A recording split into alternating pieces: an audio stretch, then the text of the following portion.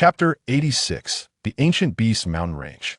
As Jian ventured forward to investigate, he discovered a conspicuous absence of low-level magical beasts and an unsettling quietude that filled him with a foreboding sense. Suddenly, fierce shouts erupted ahead, reverberating through the tranquil, beast-infested mountains, startling Jian to his core. Cautiously advancing, Jian soon spotted two colossal magical beasts locked in combat from a considerable distance. Each of their strikes bore immense power, and Jian estimated that these beasts surpassed the prowess of mere sixth-tier creatures, likely being of a much higher caliber. Previously, an elder from the academy had mentioned that magical beasts exceeding the sixth tier were exceedingly rare in the Beast Mountain range, typically residing only in the ancient mountainous regions. Each seventh-tier beast possesses a trace of ancient bloodlines, rendering them exceptionally lethal. Had Jian unwittingly entered the ancient mountain range? This realization sent a shiver down Jian's spine. Given his current abilities, he was but a trifling existence in the eyes of seventh-tier beasts, particularly those imbued with ancient bloodlines. Thus, Jian resolved to refrain from further observation and chose to retreat for the time being, planning to return once his strength had increased. Staying any longer in this perilous realm was unwise. Employing his Xianxia Babu technique, Jian cautiously made his way toward the periphery of the ancient mountains, having consumed several concealment potions to avoid detection by the beasts.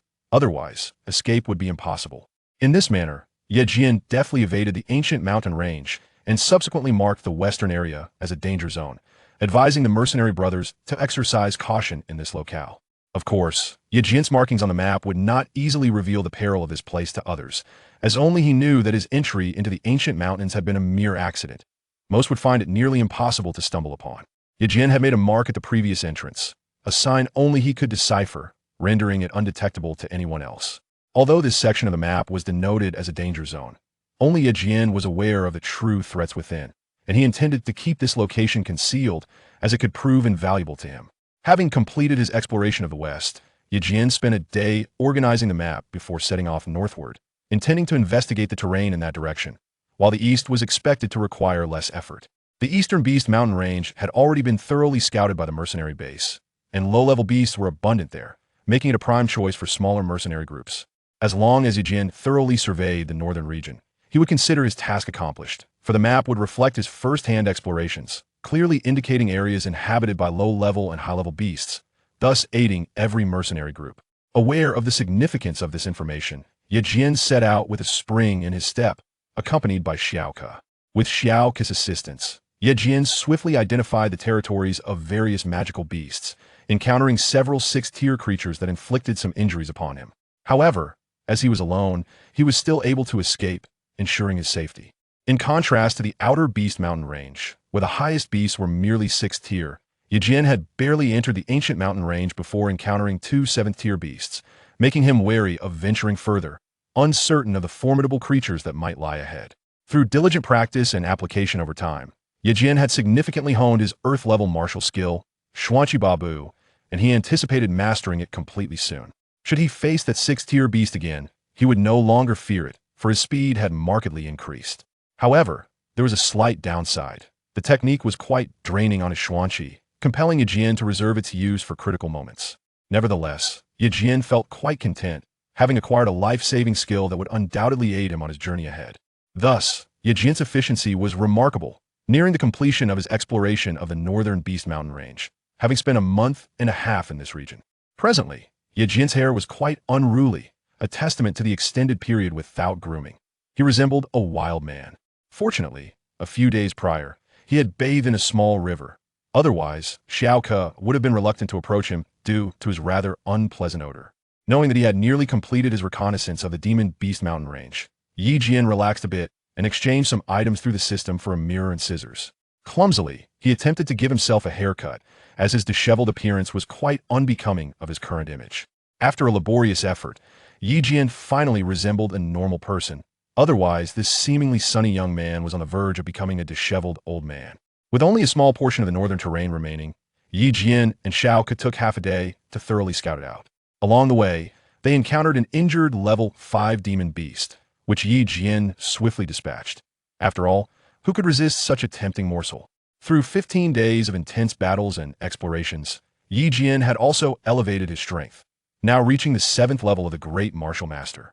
Confronting a level 5 demon beast was quite effortless for him. Furthermore, he had advanced to the third form of the Jian sword technique, the breaking sword form, specifically designed to counteract opponents' attacks. This skill was extremely useful, as it granted Jian a certain probability of neutralizing an opponent's martial technique. Though he had not yet fully mastered it and required more time, once perfected, his strength would see a significant enhancement. Jian had also gained insight into the fifth punch of the level 8 fist technique and believed that complete comprehension would soon be within his grasp. Thus, the benefits Jian reaped from the Demon Beast Mountain range were considerable. He not only amassed a substantial amount of points, but also elevated his cultivation by 3 levels and made progress in martial skills. Yet the greatest treasure he possessed was undoubtedly the map of the Demon Beast Mountain range in his hands. With this map, Jian essentially held dominion over the entire mountain range, a tremendous aid for his upcoming plans. Consequently, Jian set forth towards the eastern part of the Demon Beast Mountain range, intending to survey it over the course of 3 days and make some annotations, as this eastern region held little value.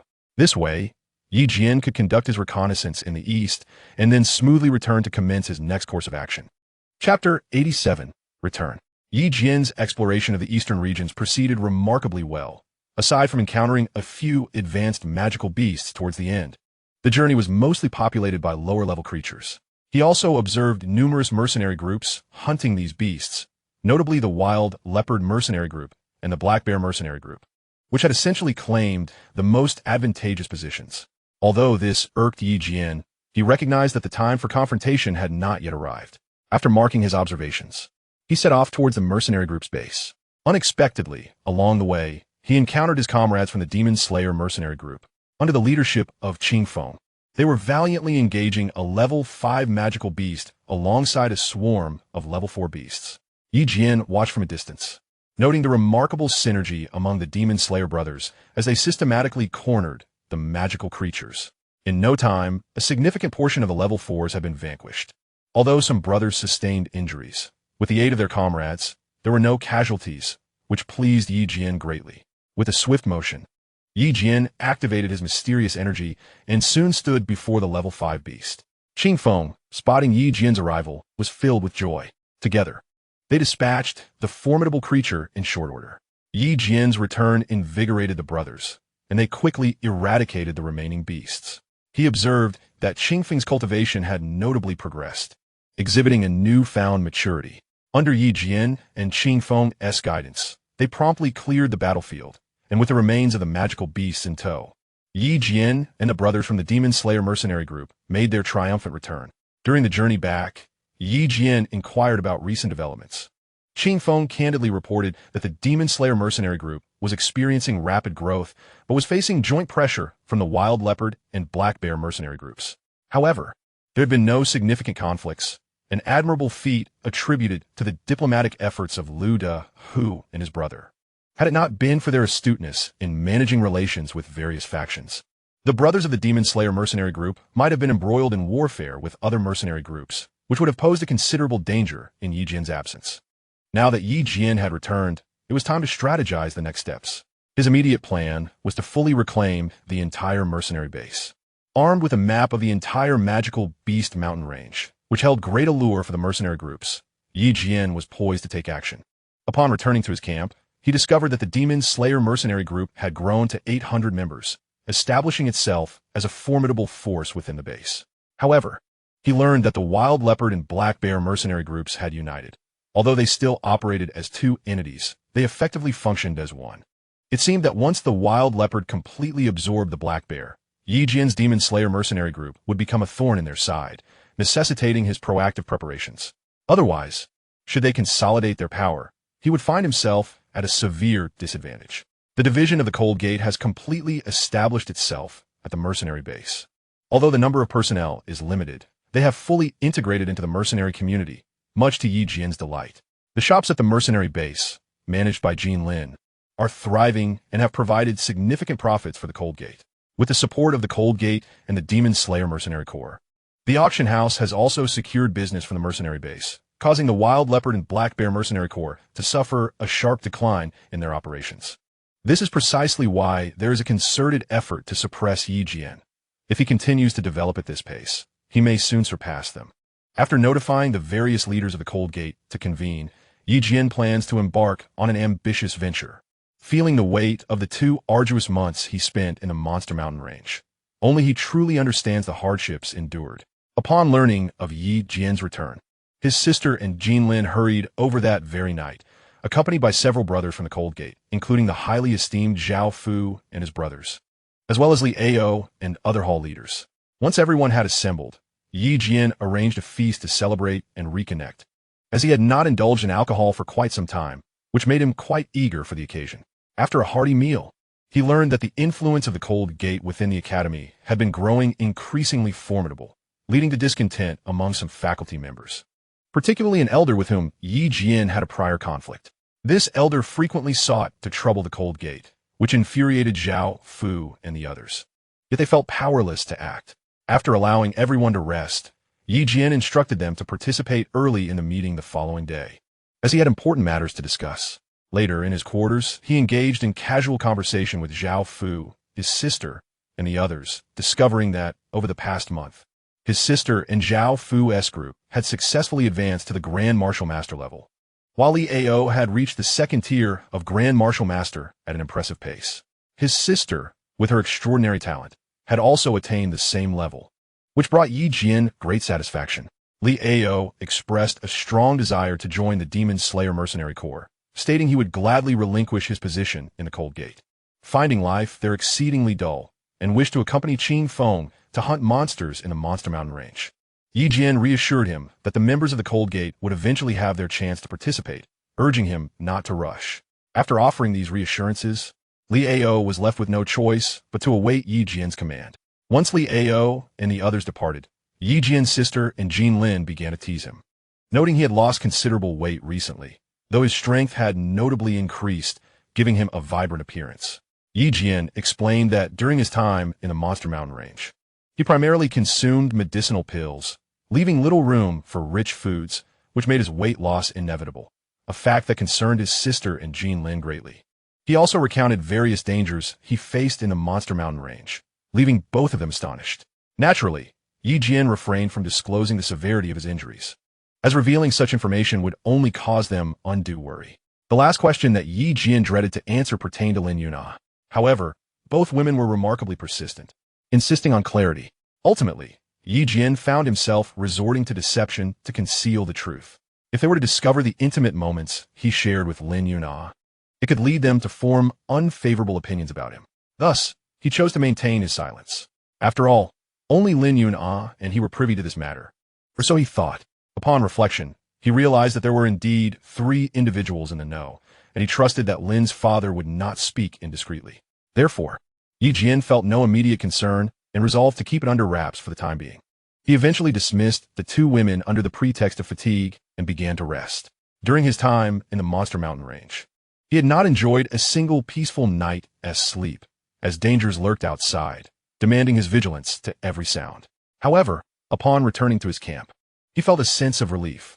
Numerous comrades were patrolling the perimeter, ensuring that any issues would be promptly addressed. Finally, Jian could indulge in a much-deserved slumber. Chapter 88. Arrangements after a deep, restorative sleep, Jian awoke slightly later than usual, yet he was delighted to find that no one had disturbed him. Upon arriving at the campus conference hall, he discovered that the members of the Cold Gate and the mercenary group had already gathered, eagerly awaiting his arrival. Typically, Jian was the first to arrive, so being late today left him feeling a touch embarrassed. After exchanging casual pleasantries with everyone, Jian transitioned to more serious matters. He stated, "I have summoned you all for a meeting today to discuss several important issues, so I ask that you all listen attentively." Before addressing the core agenda, he took a moment to commend and encourage some of the outstanding brothers from the Cold Gate and the mercenary group. He noted that the growth of the mercenary group had greatly benefited from Qing Feng's leadership and management, and he expressed his pride in the fact that the Slaying Demons mercenary group had now become the 3rd largest force at the mercenary base. In addition to recognizing Qing Feng's contributions, he also praised the Liu brothers, Liu De Hu and Liu Erhu, whose efforts have been instrumental in the group's development. He instructed them to seek out his sister to receive some medicinal pills as a reward. As for the Cold Gate, Jian acknowledged its commendable progress, attributing much of the success to the diligent efforts of several hall leaders, particularly Zhao Fu and his associates. He assured everyone that rewards would be distributed according to merit, and he would organize the details for everyone shortly. He also noted that several brothers from the Cold Gate had performed exceptionally well, and he would be keeping track of their achievements for future recognition and rewards. Upon hearing of the forthcoming rewards, the diligent brothers felt a surge of joy, as Jian rarely offered rewards, and when he did, they were of significant value. This excitement permeated the atmosphere. Jian continued, however, I am aware that during my absence, numerous unfortunate incidents have transpired within the Cold Gate and the Slaying Demons mercenary group. While Li Ao and Qing Feng have managed some of these issues, I believe more stringent measures are necessary for those who have violated our regulations. Qing Feng and Li Ao, I urge you to pay close attention to this matter. At this moment, both Qing Feng and Li Ao adopted a serious demeanor. For Jian understood that the law must not show leniency. If anyone attempted to leverage connections or contravene the guild's regulations at this juncture, the future of the Cold Gate would be jeopardized. Thus, Jian regarded this matter with utmost importance. After articulating the new rules and the associated rewards and penalties he had been contemplating, Jian commenced with the main agenda. However, he inadvertently overlooked one significant detail. Jinlin had devoted considerable effort recently to assist the various shops of the guild, which led Jian to ultimately offer her praise, bringing her great joy. Jian continued, now I must address the principal matters at hand. I would like to share some good news.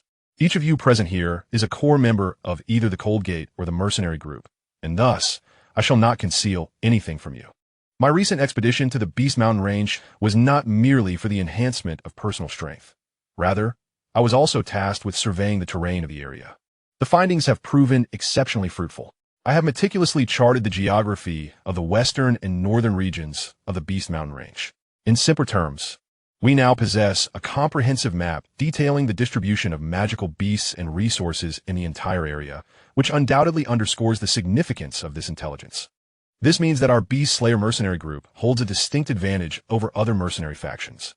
We are already privy to the locations of lesser magical beasts and the hazardous zones, thus ensuring both the safety of our personnel and the efficacy of our hunts. Our next step is to rally those brothers within the Cold Gate who seek to earn a living.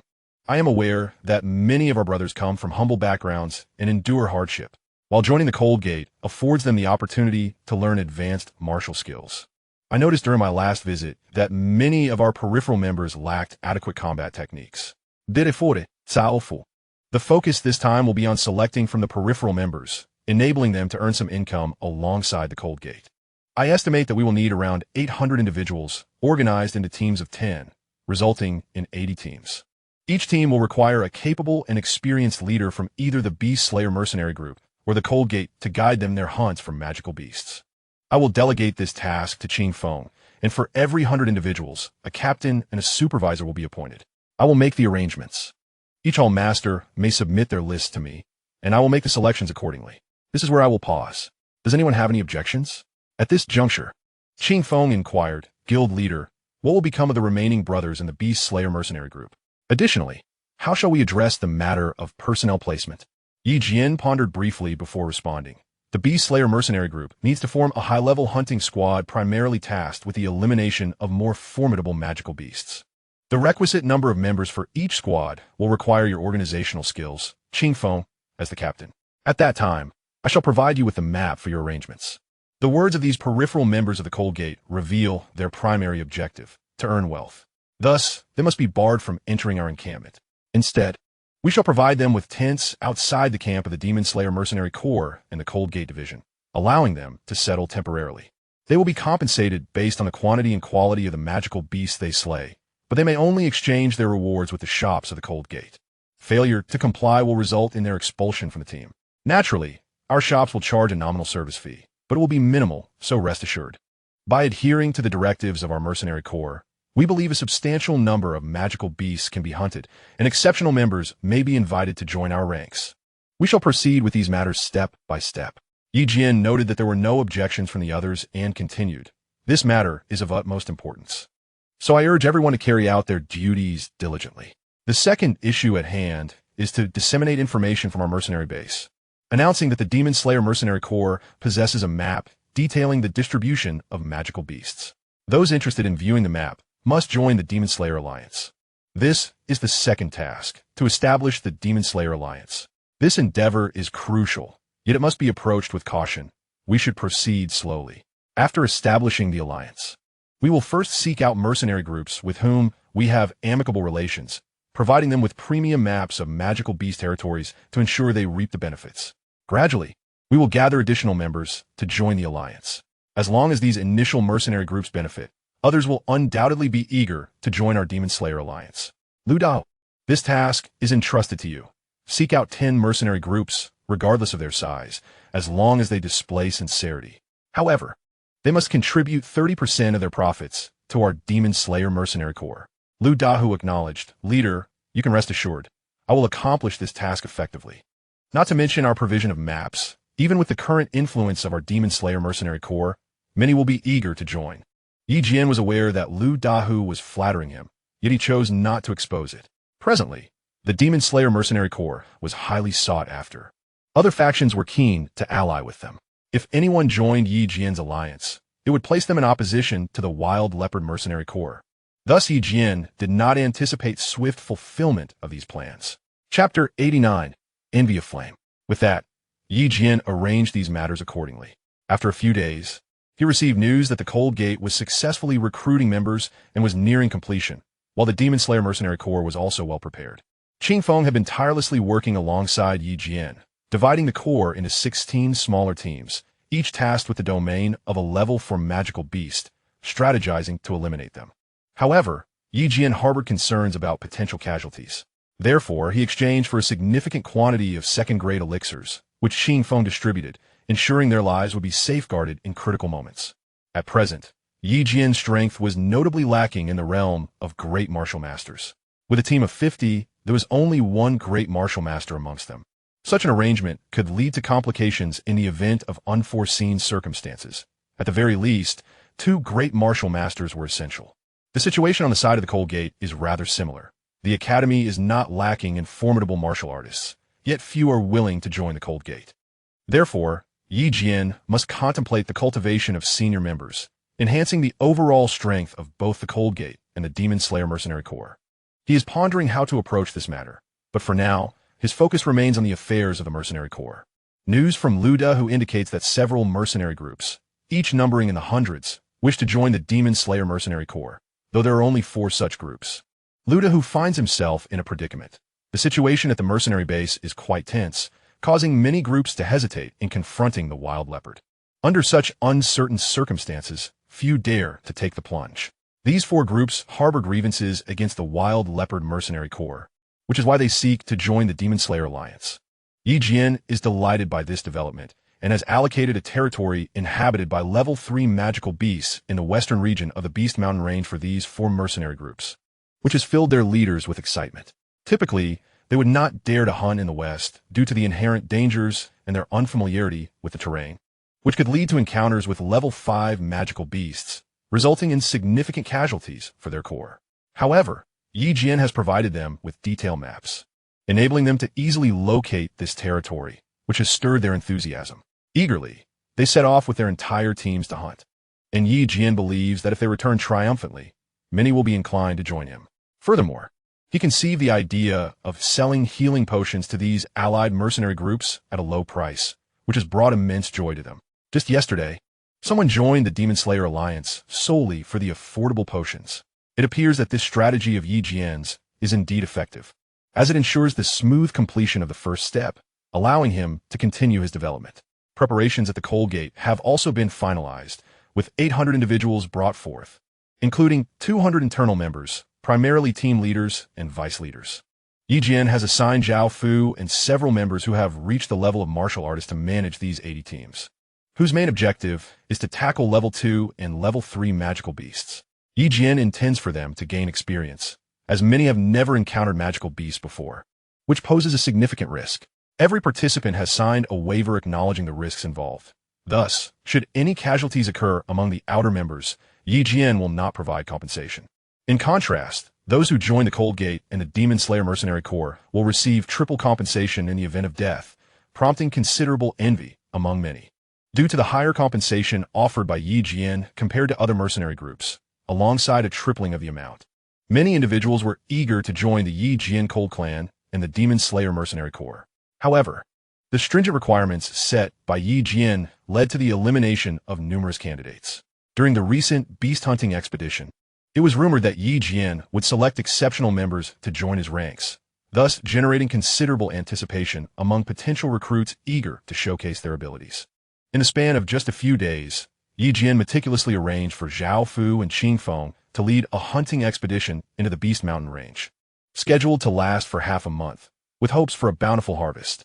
Meanwhile, his sister Yi expressed a strong desire to accompany them into the mountains.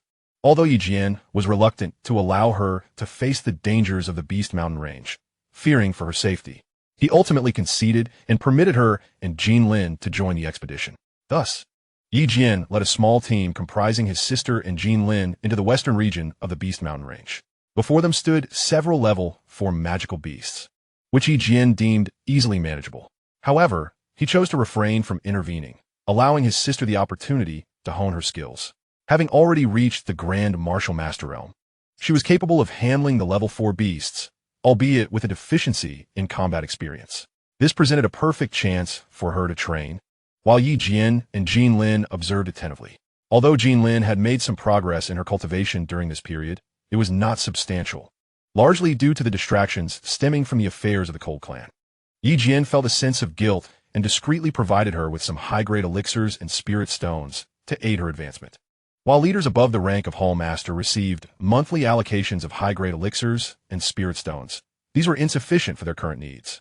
Yi Jian's clandestine gifts led Jin Lin to believe that he had placed her on the same level as Yi Shueqing, the only one in the Cold Clan entitled to freely consume such resources. Consequently, Jin Lin was both astonished and delighted by Yi Jian's generosity. After spending several days with his sister, who made considerable gains, Yi Jian began to traverse the Beast Mountain range, occasionally assisting other groups in slaying magical beasts and coordinating further arrangements with the responsible leaders like Qing Feng. Over the course of these 15 days of hunting, Yi Jian's group achieved remarkable success, far surpassing the prior yields of the Demon Slayer Mercenary Corps in the eastern part of the Beast Mountain range, with their spoils multiplying at least 5-fold. Additionally, the mercenary groups that joined Yi Jian's Demon Slayer Alliance reaped substantial rewards, at least tripling their previous hauls, leaving each member elated. The peripheral groups of the Cold Clan also enjoyed significant profits, accumulating considerable wealth. The greatest beneficiaries in this scenario are the Han men, as Yi Jian has monopolized their exchange channels. Consequently, all small teams must trade with the Han men, who offer less favorable prices than those available externally, thus ensuring substantial profits for themselves. However, Yi Jian has not been excessively harsh. He merely takes his fair share of the earnings. Furthermore, he has identified several exceptionally capable individuals and plans to invite them to join the Demon Slayer Mercenary Corps, thereby enabling them to earn even greater rewards.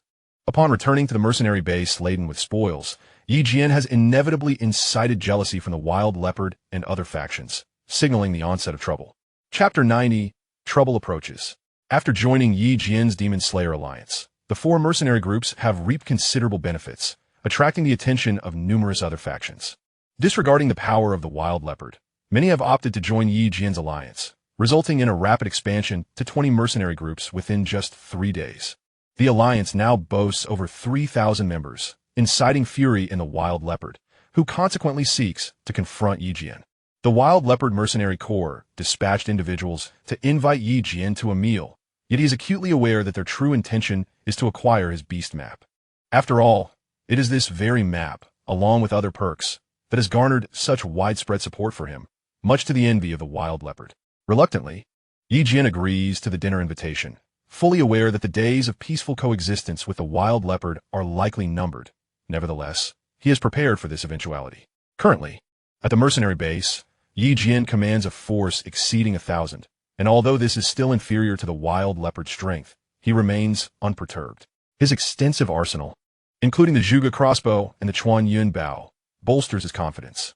During this period, Yi Jian has amassed a significant number of points, allowing him to equip his faction with numerous weapons, which is a key factor in the substantial gains of the Demon Slayer Mercenary Corps. Thus, even in the face of conflict with the Wild Leopard, Yi Jian feels no trepidation. This time, Yi Jian chooses to attend the banquet alone, without bringing any companions. His current strength is at the 7th level of the Grand Martial Master, and even if a confrontation with the wild leopard arises, he is confident that, with his Xianxia 8 steps, he can make a swift exit if necessary. Upon arriving at the wild leopard mercenary core camp, he finds himself in the same location as before. Entering alone, he discovers only a handful of individuals present, namely the wild leopard and several key leaders of the wild leopard mercenary corps, including the black bear. Each possesses formidable strength. Aside from the wild leopard, who is at the 9th level, the others are comparable to Jian. However, Jian does not falter in the face of their numbers, for his time spent in the Beast Mountain range has not been in vain. He has successfully contended with 6th-level beasts, rendering him confident against these adversaries. Upon the arrival of Jian, the wild leopard remarked, "Brother Yi, your mercenary group has been flourishing remarkably of late. Are you not soon to surpass my wild leopard mercenary group?" Jian modestly replied, "Leader Wild Leopard, such words are unwarranted. It is indeed your support as the head of this mercenary base that has enabled my progress." Having dispensed with pleasantries, Wild Leopard, after sharing a few drinks, inquired, "I have heard that you possess a detail map of the monster Beast Mountain range. Might I have the honor of viewing it?" Jian chuckled and responded, "Leader Wild Leopard, you know well that such a map is the lifeblood of any mercenary group. It cannot be easily shared, can it?"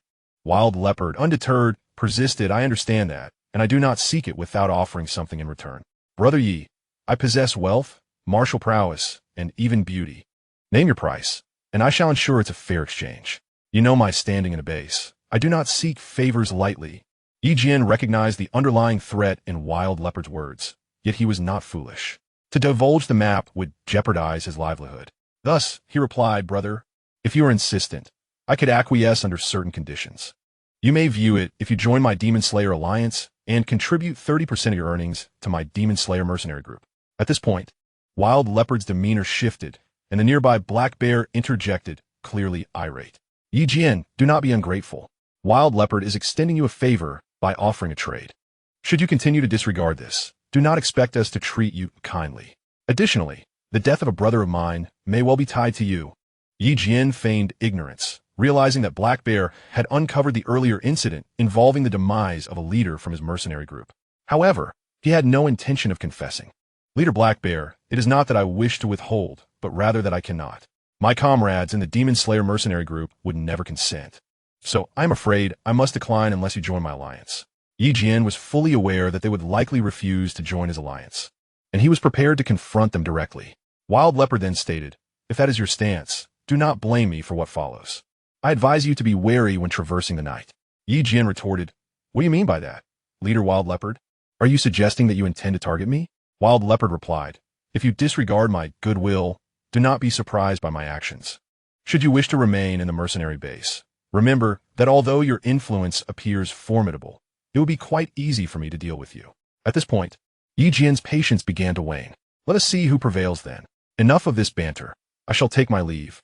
I welcome any who wish to challenge me." Black Bear scolded, "Do you think this is a place where you can enter and exit at will? Guards!" At this moment, Jian unexpectedly realized that his adversary was preparing to strike against him. The Wild Leopard proclaimed, "I shall let you go. We shall meet again another day." Jian scoffed and exited through the door. Despite the Wild Leopard's earlier intent to assassinate him, Jian was well prepared. He had already contemplated his escape route, and Qin Feng had gathered a contingent in readiness. Thus, he had no cause for concern should he linger too long.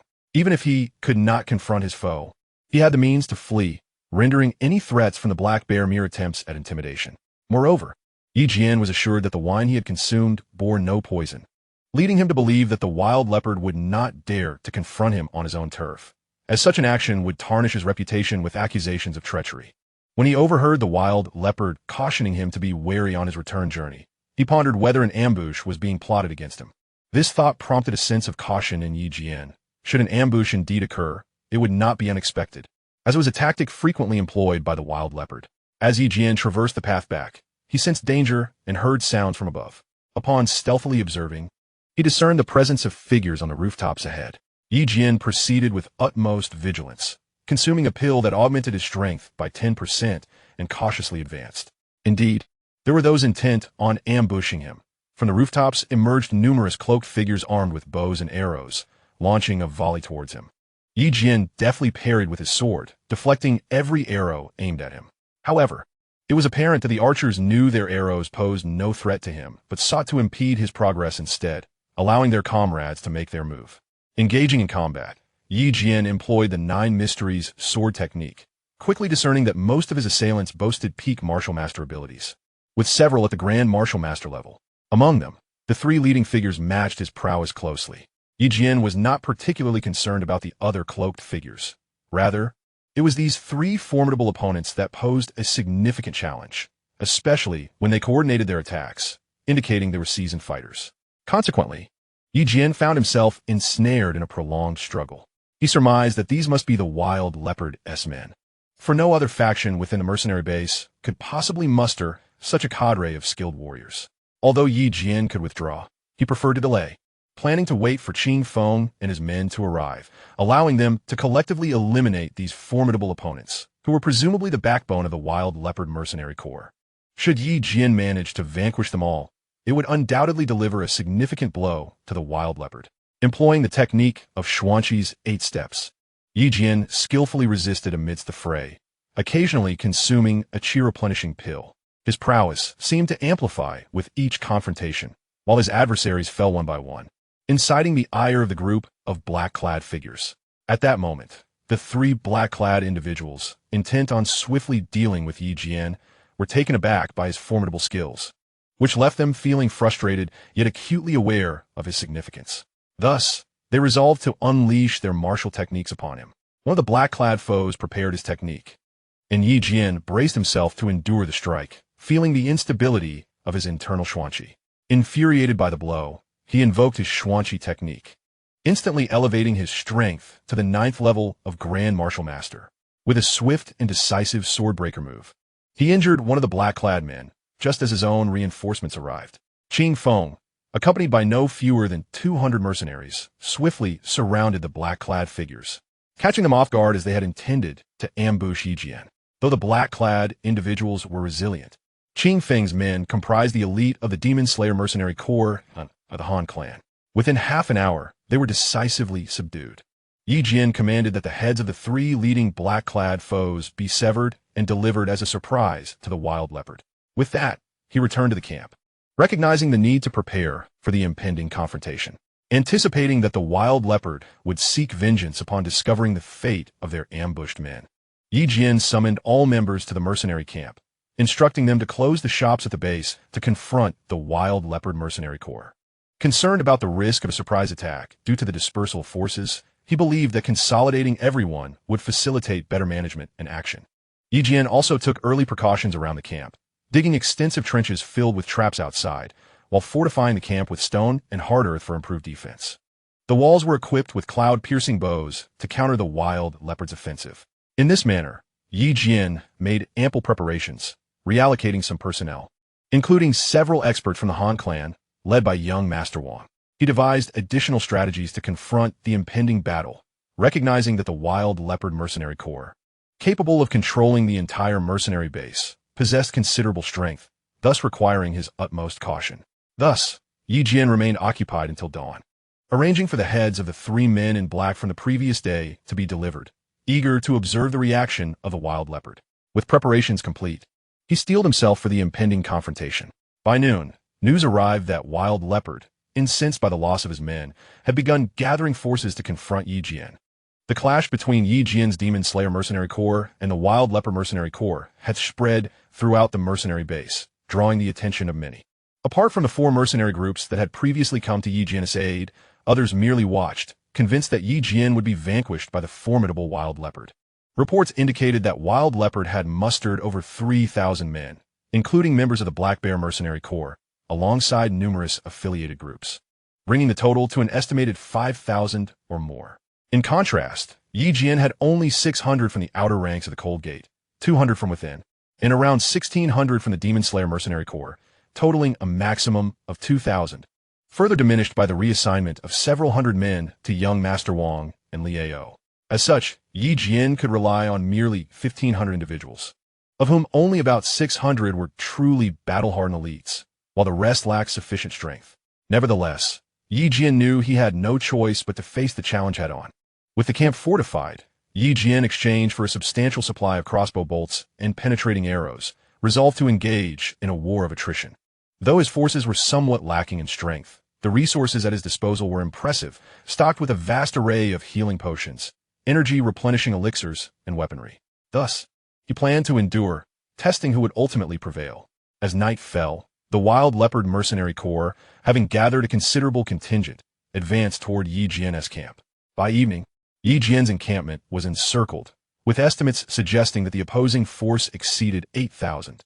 With at least 300 stationed directly at the entrance and many more at various positions surrounding the camp, Yi Jian recognized that while the enemy outnumbered him, most were merely a disorganized rabble.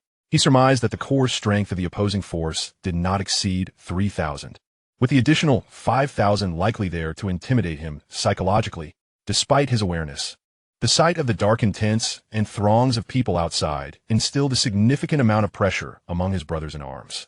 The outcome of this confrontation remained uncertain, but it promised to be a thrilling spectacle. Chapter 92. Intense Battle. Throughout the night, the atmosphere at the Demon Slayer Mercenary Corps camp was fraught with tension, as it marked the first encounter of the mercenary group with a large-scale conflict. Many among them felt a sense of trepidation, yet Yi Jian was different. He had proactively assigned security duties, allowing everyone to rest early in preparation for the impending battle. Witnessing Yi Jian's composed demeanor instilled confidence in the Corps members, and he urged them to provide psychological support to their comrades, knowing full well that the forthcoming confrontation would not be an easy one. Yi Jian was acutely aware that their current strength would make it challenging to contend with the Wild Leopard Mercenary Corps. However, he had reserved some strategies for the battle, convinced that if they could endure for 2 days, the tide of war would shift in their favor. Thus, he retired for the night with a sense of unease. Although his sister Jian and the others were deeply concerned, they refrained from expressing their worries upon seeing Yi Jian's seemingly assured countenance. In truth, Yi Jian was merely putting on a facade. The extent of his confidence was something only he truly understood, as he did not wish to burden his sister and the others with his own anxieties. Yi Jian hardly rested throughout the night, but he dismissed it, believing he could afford to recuperate properly after securing a victory. As dawn broke and the war drums sounded, the Wild Leopard Mercenary Corps commenced their preparations. Yi Jian's faction also began to stoke the fires for breakfast, with leaders and captains rising early to organize their plans. The crossbow bolts on the walls gleamed brightly, exuding a formidable aura, while healing potions were distributed among the brothers to conserve their strength. Yi Jian stood atop a wooden tower, the tallest structure in the Demon Slayer camp, alongside Qingfeng and several key leaders, observing the movements of the Wild Leopard Mercenary Corps. They noted that at the front gate, the opposing force had assembled no fewer than 5,000 troops, with impressive long shields and protective measures in place, seemingly designed to counter Yi Jian's renowned repeating crossbow. Yet, they could not guard against Yi Jian's cloud-piercing bow, leaving him with little cause for concern. The walls of the Demon Slayer camp soared 6 meters high. While formidable martial artists could easily scale them, those of lesser prowess would require ladders. Yi Jian surmised that as long as they could fend off the enemy's elite martial artists, they stood a chance. As black smoke rose, a signal was dispatched from the center of the Wild Leopard Mercenary Corps, indicating their intent to launch a 4-pronged assault on Yi Jian's camp. Aware that their primary focus lay at the front gate, Yi Jian allocated significant manpower and experts to that location, while ensuring that other gates were sufficiently defended, assigning several hall masters to oversee these areas. Yi Jian recognized the importance of all gates. Should one fall, it would spell disaster for their efforts. Consequently, he issued a military decree stipulating that as long as even one soldier remained, the gates must be held. Observing the determination in his comrades' eyes filled Yi Jian with joy, just as the forces of the Wild Leopard Mercenary Corps began their advance. Troops emerged from all directions, and upon issuing his orders, Yi Jian's men prepared to respond with utmost seriousness. Before the main gate, the dark and imposing figures of the Black Leopard Mercenary Corps advanced towards Yi Jian's camp, lacking any semblance of formation or military strategy, resembling rather the actions of bandits. At the forefront were individuals of considerable strength, while the rear was filled with ordinary thugs. Yi Jian discerned that they were merely a rudimentary force, devoid of any true military structure. Were they to encounter a legitimate army, he would find it difficult to withstand them, though the enemy appeared menacing. Yi Jian understood that if he could repel them and hold his ground, it would be deemed a victory. As the adversaries approached the Slayer's mercenary corps camp, merely 100 paces away, Jian readied his cloud-piercing bow, intending to deliver a formidable warning shot to bolster his troops' morale. He commanded, "Load the cloud-piercing bows. Prepare. Fire." In an instant, over 40 arrows from the cloud-piercing bows were unleashed, prompting the enemy to hasten their advance towards Jian's encampment. The arrows inflicted significant losses upon the foe. Each bow was capable of claiming 2 to 3 lives, resulting in nearly 50 casualties from this initial volley, which exhilarated the archers. Jian continued to direct the assault. After several rounds of fire, the enemy had indeed suffered considerable losses, yet their numbers were still in the hundreds. With the Black Leopard's oversight, the enemy's ranks remained unbroken. Some attempted to flee, but were swiftly restrained by the mercenaries. Now, the distance between the two forces had diminished to mere steps, and Jian's Zhuge crossbows began to showcase their prowess. Although the enemy had taken precautions, the skillful hands of the Slayer's mercenary corps wielded the crossbows with remarkable finesse, creating substantial resistance against the enemy's advance. At that moment, the adversary retaliated, as a dozen figures clad in black leather and wielding long blades raced towards Jian's encampment. Their strength had reached the realm of Grand Martial Masters, allowing them to manifest their energy into their attire, rendering the arrows from the Zhuge crossbows ineffective against them. Before long, the enemy reached the base of the wall, and Jian had already prepared, dispatching Qin Feng and his men to engage them below. Both sides exchanged rapid assaults, with casualties mounting on either side. Jian's forces suffered injuries, yet Qin Feng and his companions managed to dispatch several of the enemy. However, as more adversaries joined the fray, losses began to mount on Jian's side as well. He commanded a retreat, intending to engage the enemy from atop the walls. Jian had underestimated the Black Leopard mercenary corps, surprised by their ability to field so many Grand Martial Masters. Fortunately, the support of medicinal elixirs bolstered his defenses, allowing him to cope with the situation. Although the enemy's Grand Martial Masters could infiltrate his camp, their lesser subordinates would find it challenging to breach Jian's stronghold. After all, he had set numerous traps in place, which would require considerable time to navigate, compounded by Jian's disruptive tactics. Thus, on the first day, he need not worry about the enemy breaching the city. It suffices to confront these formidable masters of martial arts. Although the battle has prolonged, Jian remains resolute, bolstered by his defenses, making it arduous for the enemy to inflict significant losses. The skirmishes at the other city gates are equally intense. Jian dispatches Qin Feng several times to assert control over the situation. Conversely, the western gate is under the command of Liao, who is discontented to find the adversaries there rather lethargic, seemingly indifferent to engaging in combat. Had Jian been aware of this, he would have long since reassigned Liao to a more critical position. After receiving Jian's death order, Liao dares not make any hasty relocations and remains to defend the western gate. As the day's relentless assaults conclude, both sides have incurred considerable losses. However, Jian's defensive stance has resulted in the enemy suffering losses at least threefold. Coupled with the support of medicinal elixirs, the injured comrades on Jian's side can be effectively treated, which serves as an advantage for them. The enemy's casualties predominantly comprise lesser warriors, while those above the rank of great martial artists are astute individuals who will not recklessly expend their lives, resulting in fewer losses on their part.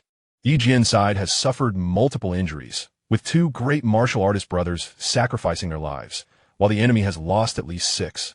Although they possess a considerably larger number of great martial artists compared to Jian's contingent. From today's observations, Jian deduces that the enemy has at least several dozen great martial artists, while his own side only counts a mere dozen, placing him at a disadvantage. Chapter 93. The Turning Point of Battle. As the day of fierce combat draws to a close, Jian finds himself on the victorious side, for the enemy has suffered significant casualties, instilling confidence within his ranks. Nonetheless, he understands that tomorrow will be pivotal, as the external defenses have been nearly dismantled by the opposing forces. Although some repairs can be made overnight, it will be challenging to effectuate a substantial change. Thus, tomorrow heralds the true commencement of their arduous struggle. Jian rewards the brothers who performed admirably today with high-grade elixirs and various accolades, much to their delight. Meanwhile, his system points are rapidly depleting, yet Jian remains confident that victory will swiftly replenish them. At this juncture, Jian and Qin Feng confer. apprehensive that the Wild Leopard faction may attempt a night raid on their encampment. Therefore, Yi Jian and Qing Feng positioned themselves atop the city walls, anticipating the enemy's stealthy approach. After a day of fierce combat, the enemy is now acutely aware of Yi Jian's prowess, making a surprise attack highly probable.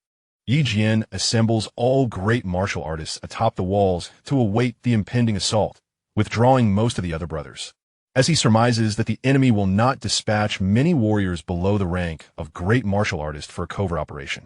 Meanwhile, Jin Lin and his sister Yi are deeply concerned and insist on joining Yi Jian in defense, given the current manpower shortage. Yi Jian concedes, but requests that his sister and Jin Lin remain close by for protection. He sends Qing Feng to the northern gate, while assigning several hall masters, including Zhao Fu, to the southern and western gates to bolster their defenses. Yi Jian was uncertain about which gate the enemy would attack, yet he deemed the northern gate to be of little likelihood, thus focusing his attention on the other city gates. He instructed his men that should any situation arise, even a signal would suffice. Yi Jian had also procured several signal flares, a treasure he discovered within the system, which would prove useful that night. As a gentle breeze wafted through, fatigue began to settle in among the men. It was already midnight, and the anticipated ambush had yet to unfold, prompting Yi Jian to adopt a more cautious demeanor. Could it be that the enemy truly had no intention of launching a surprise attack on him? While remaining in ambush, a sudden sound pierced the stillness. Yi Jian spotted several figures clad in black scaling the city wall.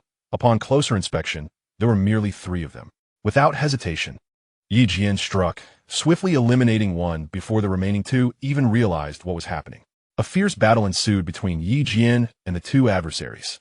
At that moment, signals were dispatched from the other 3 city gates, confirming Yi Jian's suspicion that the enemy's focus lay elsewhere. He directed Jin Lin to handle the aftermath and proceeded to the western gate, where 3 signals had been raised. Previously, they had devised a plan. If the intruders numbered over 10, 2 signals would be sounded. If their ranks exceeded 20, 3 signals would be used. It appeared that a considerable force was gathering at the western gate, causing Yi Jian great concern, as there were few formidable martial artists stationed there. The other gates had only issued a single signal, prompting Yi Jian to hastily bring 2 skilled martial artists with him to the western gate. With Jin Lin's protection, he hoped his sister Yi would remain safe, but he had no choice but to proceed. Upon arriving at the western gate, Yi Jian found Li Ao and his men valiantly resisting, yet only 5 remained by Li Ao's side. The rest had fallen victim to the enemy's ambush, filling Yi Jian with rage. Leading the opposing force was the formidable He Xiong, whose strength was considerable, rendering Li Ao and his remaining companions no match for him. Fortunately, Li Ao had not sustained severe injuries, but it was evident he could not hold out for long. With the arrival of Yi Jian and his 2 companions, the situation began to improve. After practicing his Qi cultivation technique, Yi Jian's strength surged to the 9th level of the martial artist realm, enabling him to confront He Xiong and his men without losing ground. In fact, he managed to inflict damage on He Xiong with his 9 mystical sword technique. Although Yi Jian could withstand the onslaught, his fellow brothers could not endure much longer. Should Qing Feng still be occupied, Yi Jian's resistance would falter.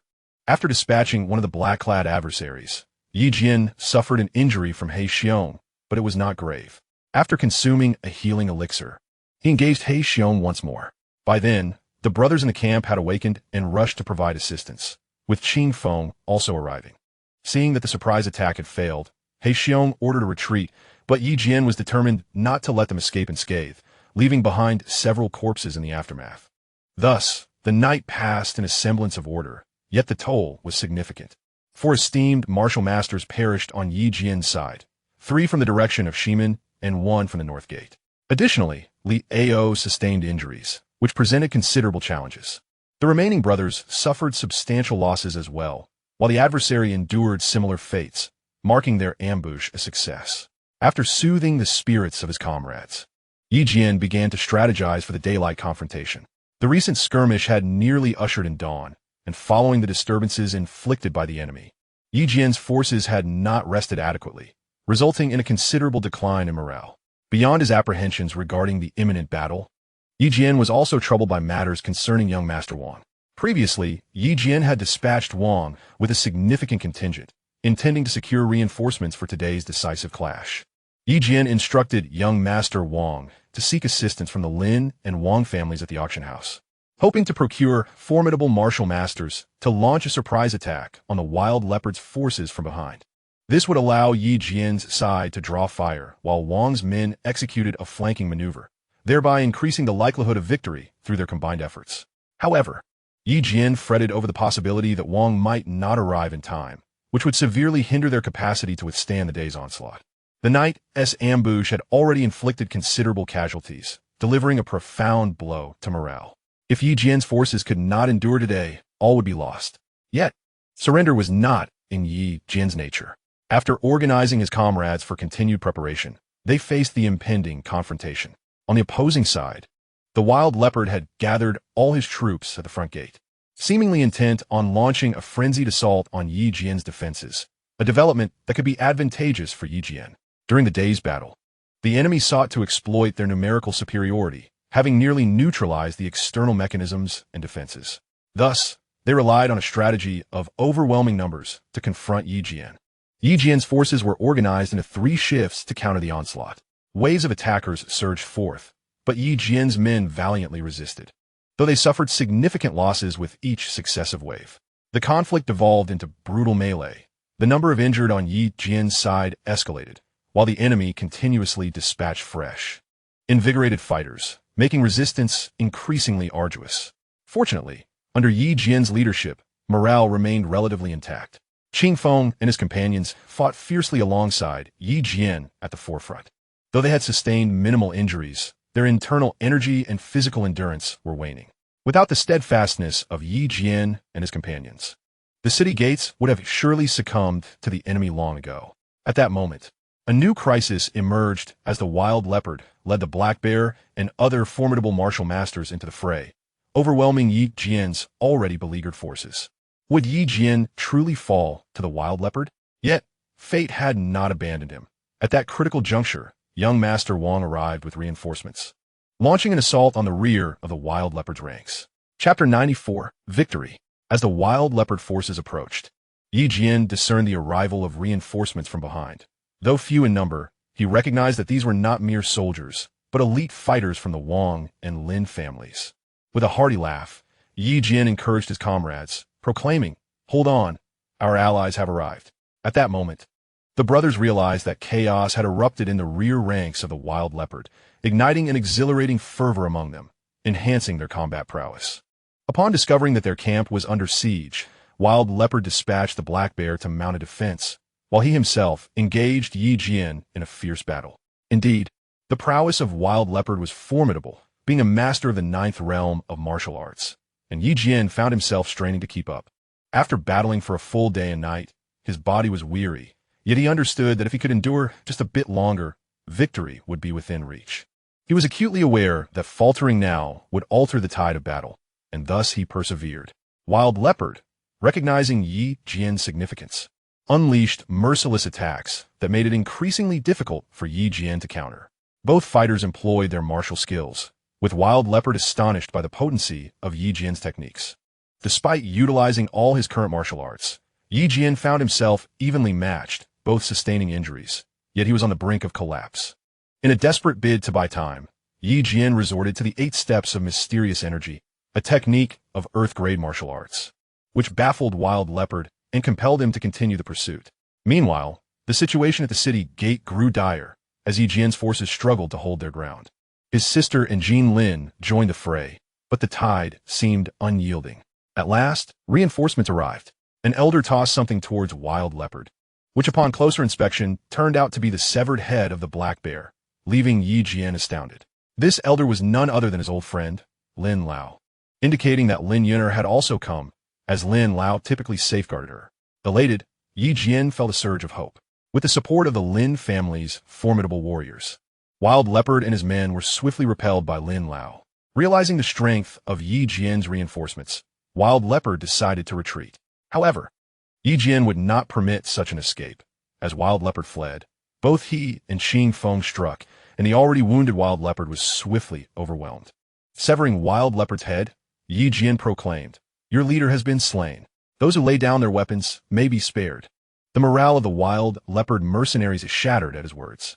With a decisive strike, Jian eliminated several of their leaders, leading to a mass surrender among the remaining fighters.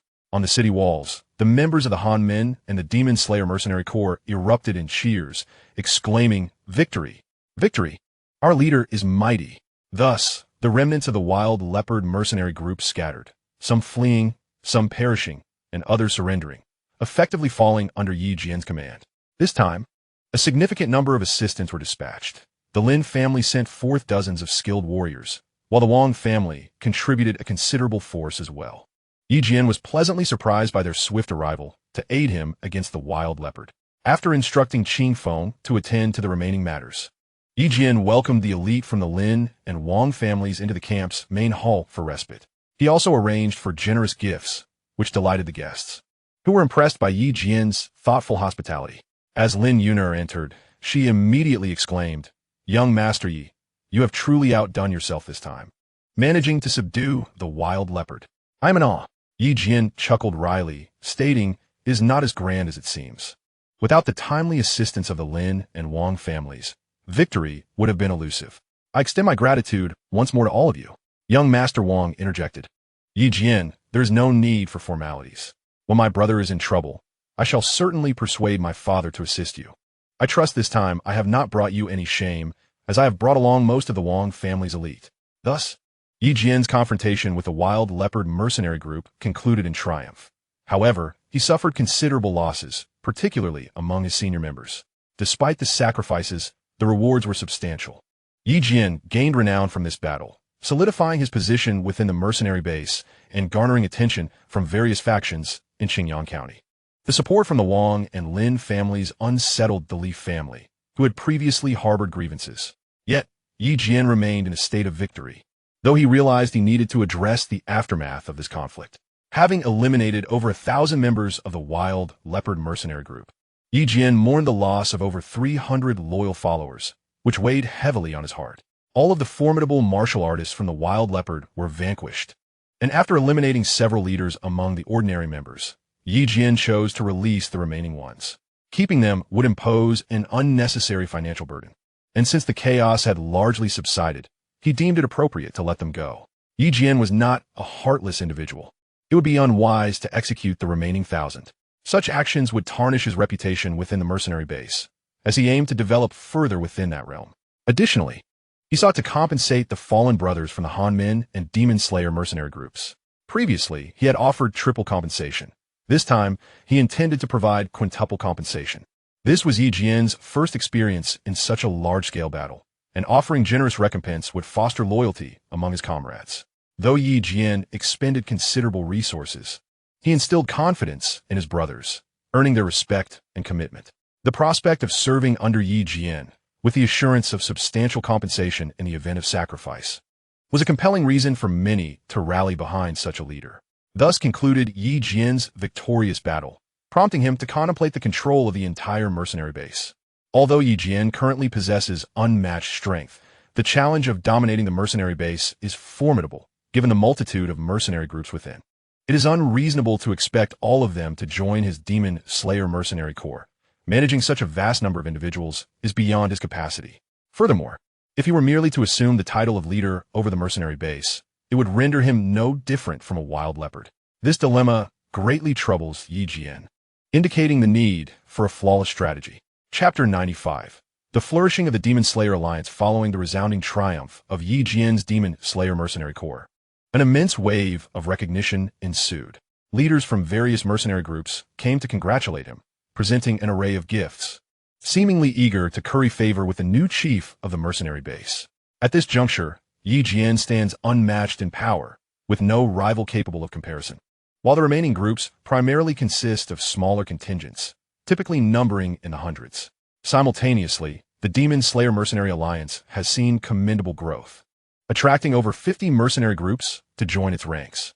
However, the entire mercenary base boasts at least 200 groups. Yi Jian initially assumed that many would be eager to join his alliance, yet he was taken aback by the considerable number of refusals.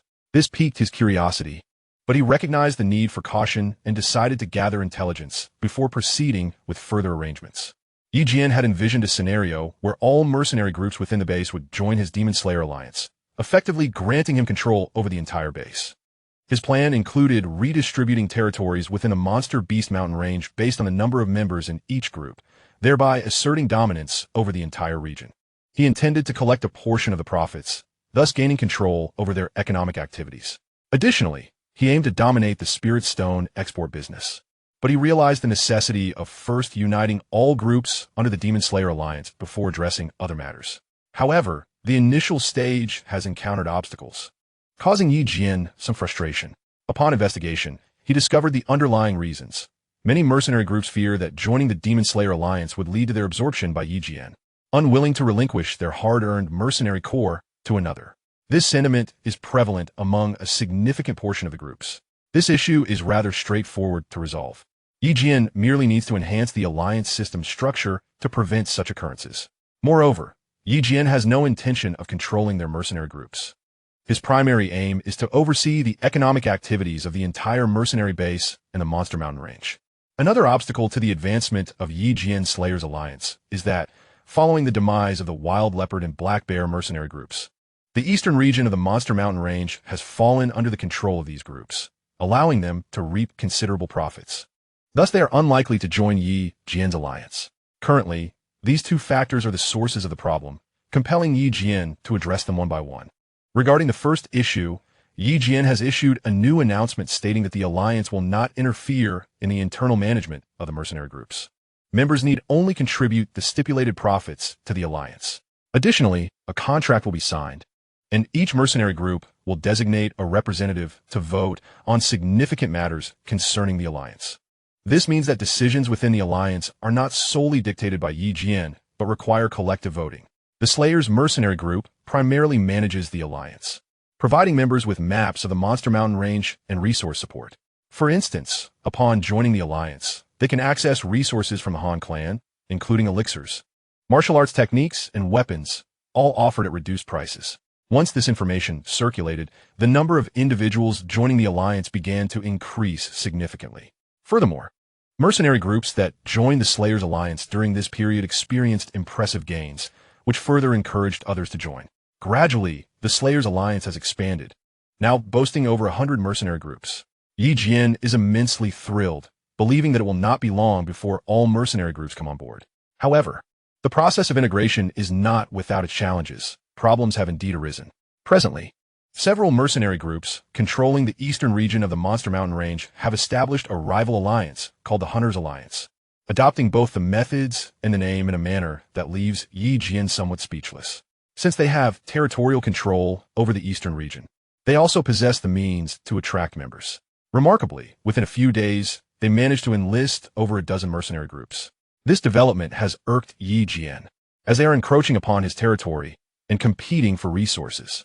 Meanwhile, the Slayer's mercenary group has grown to a scale of 1,000 members, all meticulously selected by Jian, which makes dealing with these rival groups relatively simple for him.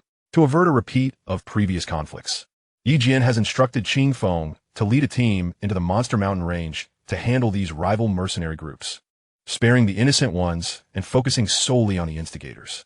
After receiving his orders, Qingfeng set out with 100 elite personnel, and Jian allotted them a mere 3 days to ensure the disappearance of these 3 mercenary groups from the Monster Mountain range. The 3 days passed swiftly, and Qingfeng returned with the heads of the leaders from the 3 rival groups, only to be reprimanded by Jian upon his arrival. Just as Jian was about to enjoy a meal with his sister, Qingfeng's entrance with the grim trophies extinguished his appetite entirely. In the end, praise was bestowed upon Qingfeng, for he had performed remarkably well this time. After vanquishing the adversaries, our side suffered almost no losses, indicating that Qingfeng had exerted considerable effort. Thus, the Demon Hunter Alliance vanished without a trace. The 3 mercenary groups that had ventured into the Beast Mountain range to hunt monsters never reappeared, igniting discussions among the mercenary base. Whispers circulated that Jian had sent someone to deal with the situation, yet Jian offered no explanations. However, the perceptive had already surmised the truth.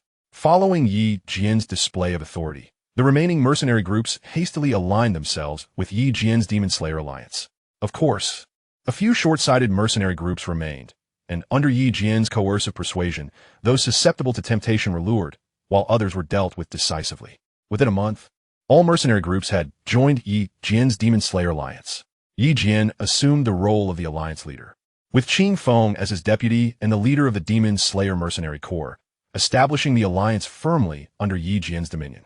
Though the over 200 mercenary leaders present held voting rights, who would dare cast a dissenting vote given Yi Jian's esteemed reputation and formidable strength? Thus, Yi Jian successfully unified the alliance. The next step for Yi Jian was to delineate territories. However, this was no trivial matter. He planned to convene a grand assembly within the alliance to garner support for the endeavor. This marked Yi Jian's second plan. Should he accomplish it, he would effectively gain complete control over the Beast Mountain range, paving the way for his third plan to dominate the export of spirit stones and spirit herbs, thereby acquiring leverage against the Leaf family. If Yi Jian could seize control of the entire export rights of spirit stones, the power to set prices would rest in his hands. Not only would the overall profits of the alliance increase, but Yi Jian would also amass considerable wealth. With wealth, he could procure advanced martial arts and exchange points, enabling him to acquire superior skills and potent elixirs. As Yi Jian's strength grew, the points required for exchanging martial arts also escalated. Moreover, Yi Jian did not merely exchange for himself, but also for his sister and the key members of the Cold Door, necessitating significant expenditures. The recent battle with the Wild Leopard had inflicted considerable financial losses on the Cold Door, and it had only begun to recover over the past month. Yet, Yi Jian was now responsible for many individuals, incurring diverse expenses, particularly in terms of points, which were in high demand. It seemed imperative for Yi Jian to expedite the allocation of maps within the Demon Slayer Alliance to enhance everyone's profits, thus allowing him to strategize further control over the export rights of spirit stones. 3 days later, the Alliance Conference was successfully convened. Yi Jian occupied the seat of honor, with Qing Feng beside him, while outside, 100 formidable experts from the Demon Slayer Mercenary Corps surrounded the gathering, leaving everyone astonished and curious about their intentions.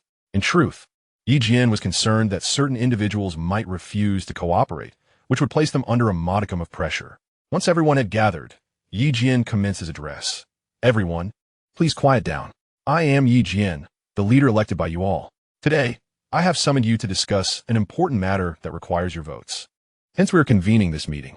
At this point, a cacophony of inquiries erupted, primarily seeking to ascertain the subject of Yi Jian's discourse. Exuding an aura of formidable power, Yi Jian's strength had evidently reached the 9th rank of the great martial master, effectively silencing the crowd. He continued, before you speak, I ask that you listen to what I have to say.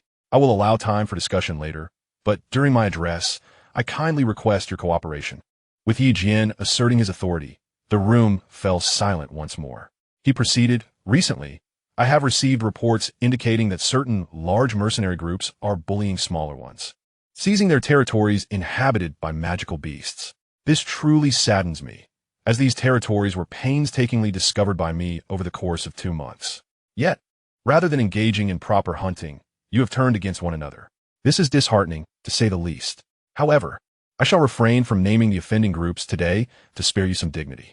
What I wish to address is the need to resolve this issue fundamentally. Curiosity sparked among the attendees, as it was indeed true that numerous smaller mercenary groups had been victimized by larger ones, and they were eager for a resolution. Yi Jian continued, in truth, addressing this matter is quite simple, but it necessitates your cooperation. Please take a look at the arrangements detailed on this paper. We will discuss it further and then proceed to a vote. The paper read, concerning the next steps for the Alliance's development, the following plan is proposed. 1. The Alliance will implement a territory allocation system. Each mercenary group will be assigned a territory based on its size, categorized into several tiers.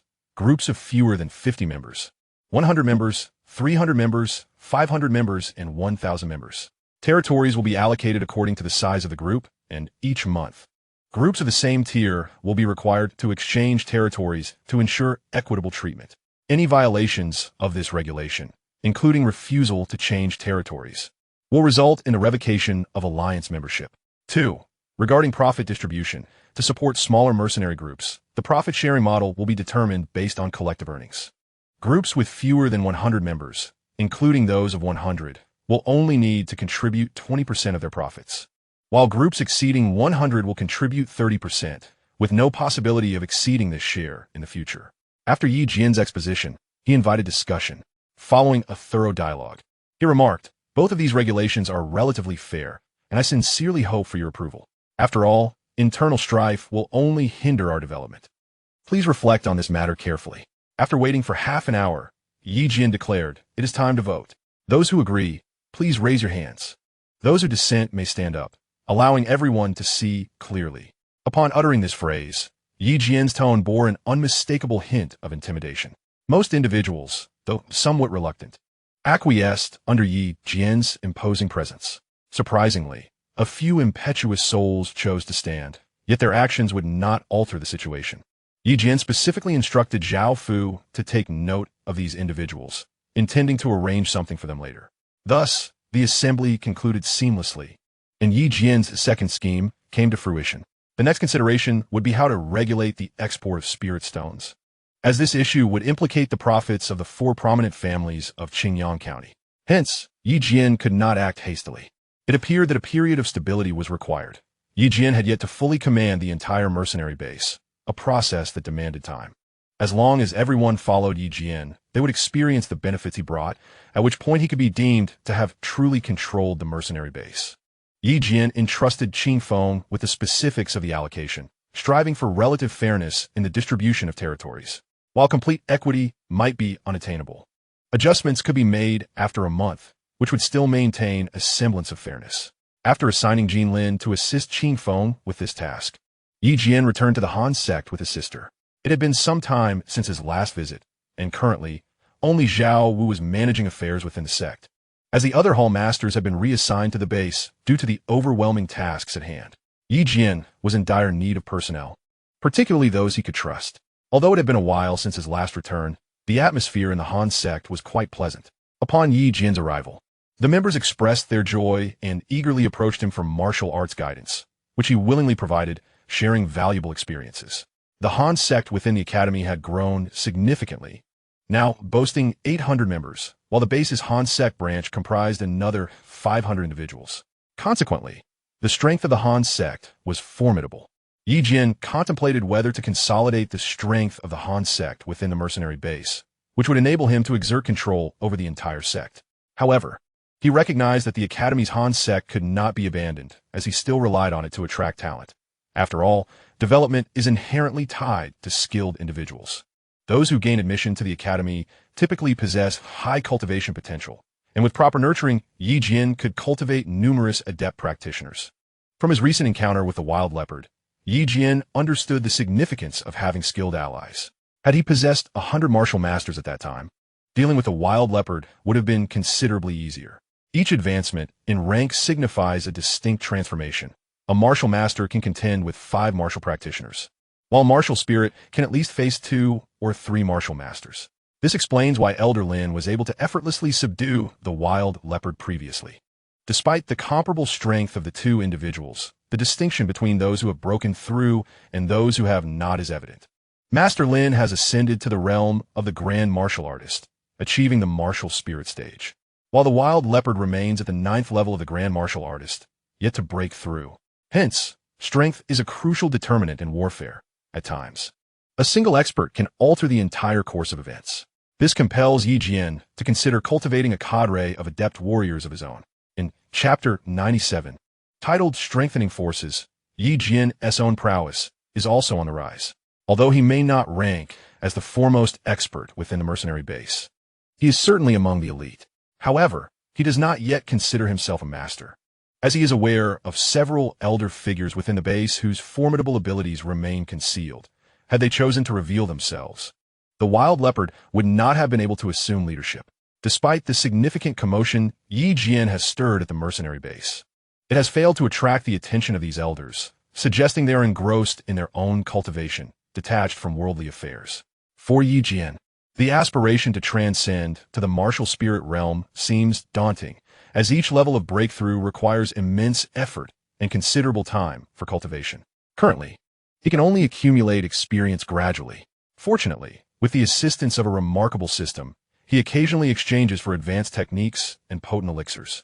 Without such aid, given his innate talent, he might have long been surpassed by others. Jian intends to recruit a select number of inner disciples from the Cold Gate, not in great numbers, but individuals who pledge unwavering loyalty to him. he plans to allocate substantial resources from the gang to aid their advancement, thereby initiating his own talent cultivation program. His previous encounter with the wild leopard has underscored this necessity, prompting Jian to embark on a year-long endeavor to cultivate a core group of members, each expected to reach the grand martial artist level. This endeavor will undoubtedly require considerable financial investment and resources. However, the selection process must be conducted with care. Jian plans to choose 20 individuals from both the Cold Gate and the Demon Slayer Mercenary Corps, with Li Ao at the helm. Liao, being fiercely loyal to Jian, inspires confidence in entrusting this task to him. The candidates must have made significant contributions to the Cold Gate and the Demon Slayer Corps and must possess a certain aptitude for cultivation. Otherwise, even with substantial investment, success may be elusive, as talent is crucial for breaking through to the grand martial artist level. Upon returning to the mercenary base, Jian set Li Ao to work on this initiative. Although Li Ao may not excel in management, his dedication to cultivation is commendable, often evoking a sense of humility in Jian. Consequently, Jian feels assured in delegating this plan to him. The individuals chosen for cultivation have been assigned to the Monster Beast Mountain Range, where they can amass experience during their training. After ensuring ample resources were arranged by Jean Lin, Jian finally deemed the matter satisfactorily addressed. Thus, the next step for Jian is to contemplate the development of the mercenary group's base. Currently, the base is thriving, with a substantial influx of magical beast resources being returned each day. According to Jian's rough estimates, the revenue has at least doubled compared to previous periods. This success can be attributed to Jian's maps and a reduction in conflicts among various mercenary groups, which has paradoxically increased profits. Recently, Jian's Cold Clan has also been quite profitable, earning a significant amount daily from commission distributions. Although these distributions are calculated based on the current market prices, which are monopolized by the 4 prominent families of Qingyang County, this situation leaves Jian feeling quite dissatisfied. However, to gain control over the spirit stone trade at the mercenary base, a substantial amount of capital is required. Unfortunately, both Jian's Cold Clan and the Demon Slayer Alliance currently lack the necessary funds.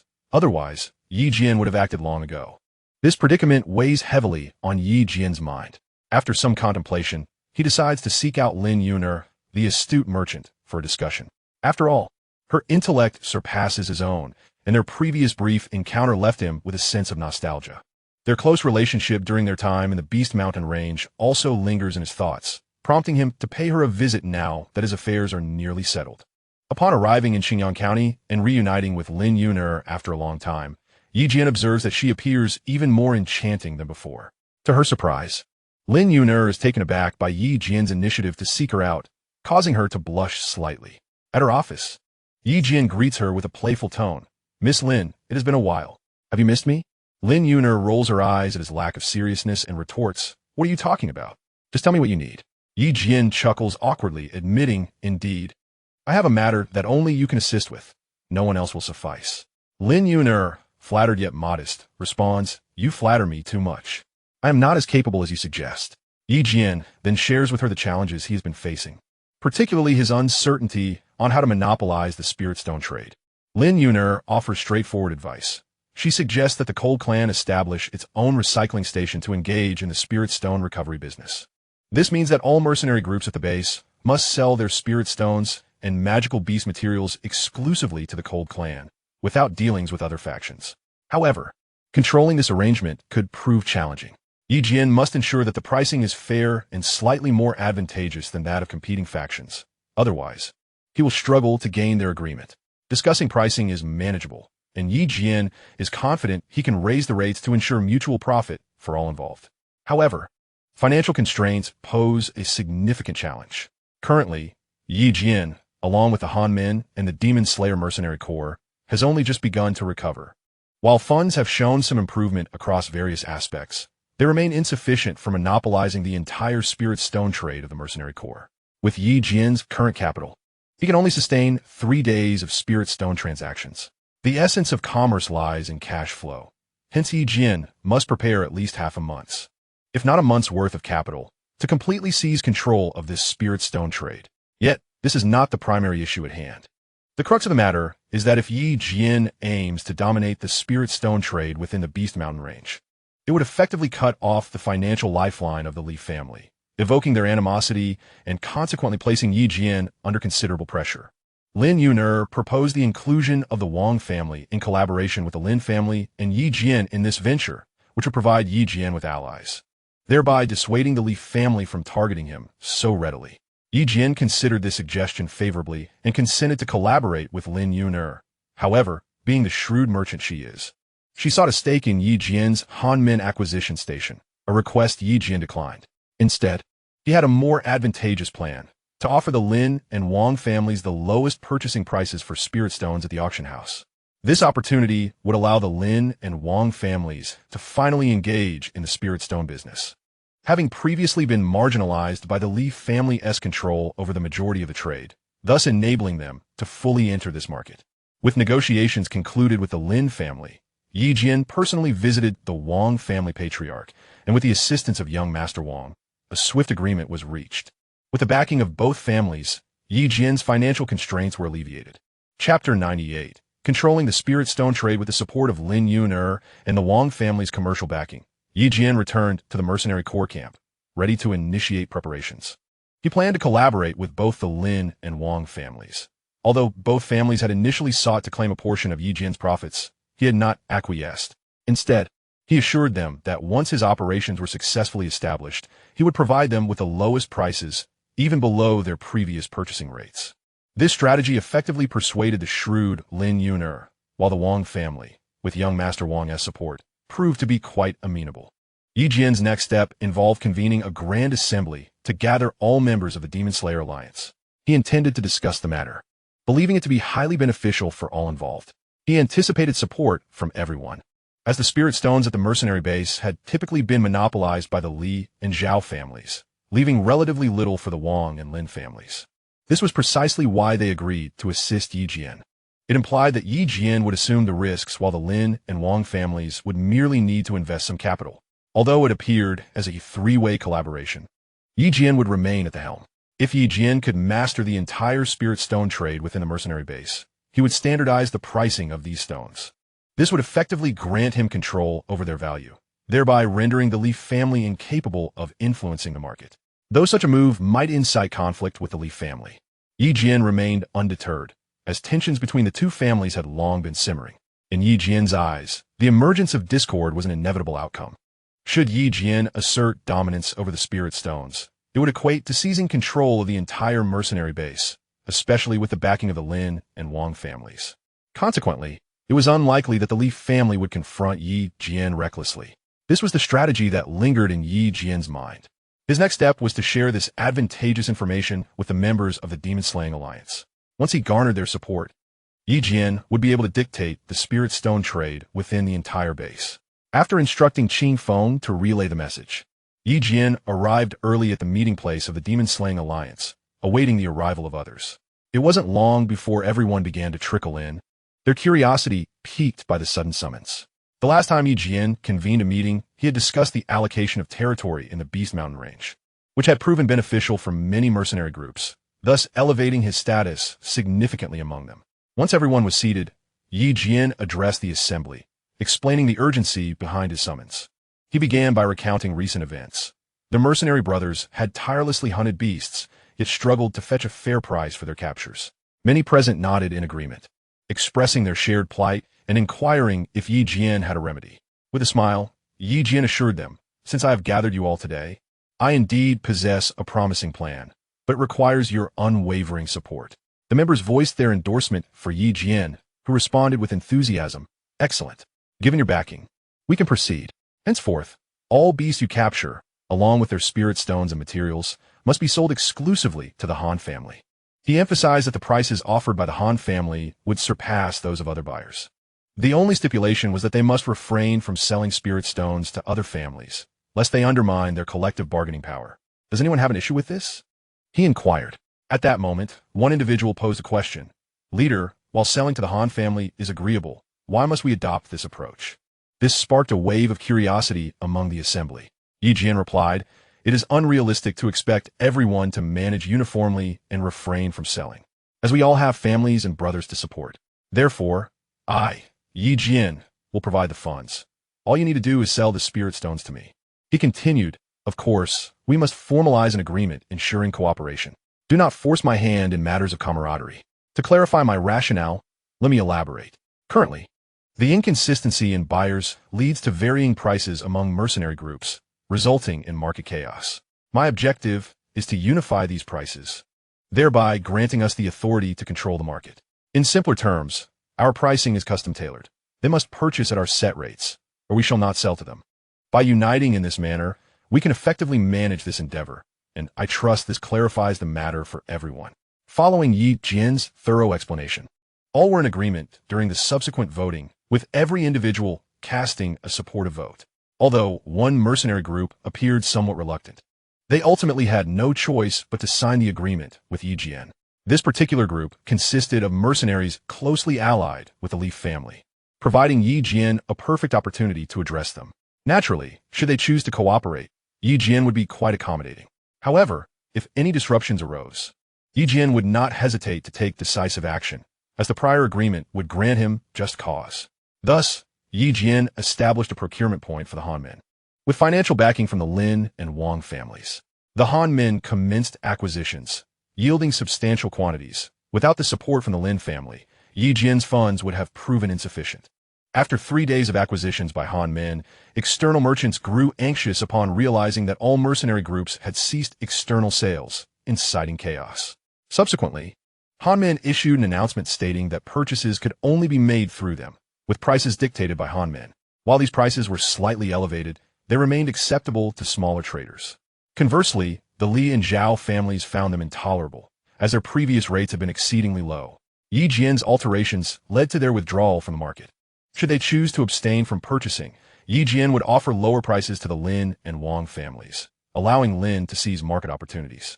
Following their profit gains, the Lin and Wang families expressed their alignment with Jian, leaving the Leaf family in a state of helplessness, reluctant to confront Jian directly.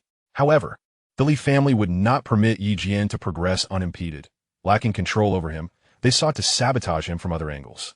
Recently, the spirit stone trade at the mercenary base had been thriving, aided by the cooperation of base members and the sales efforts of the Lin and Wang families.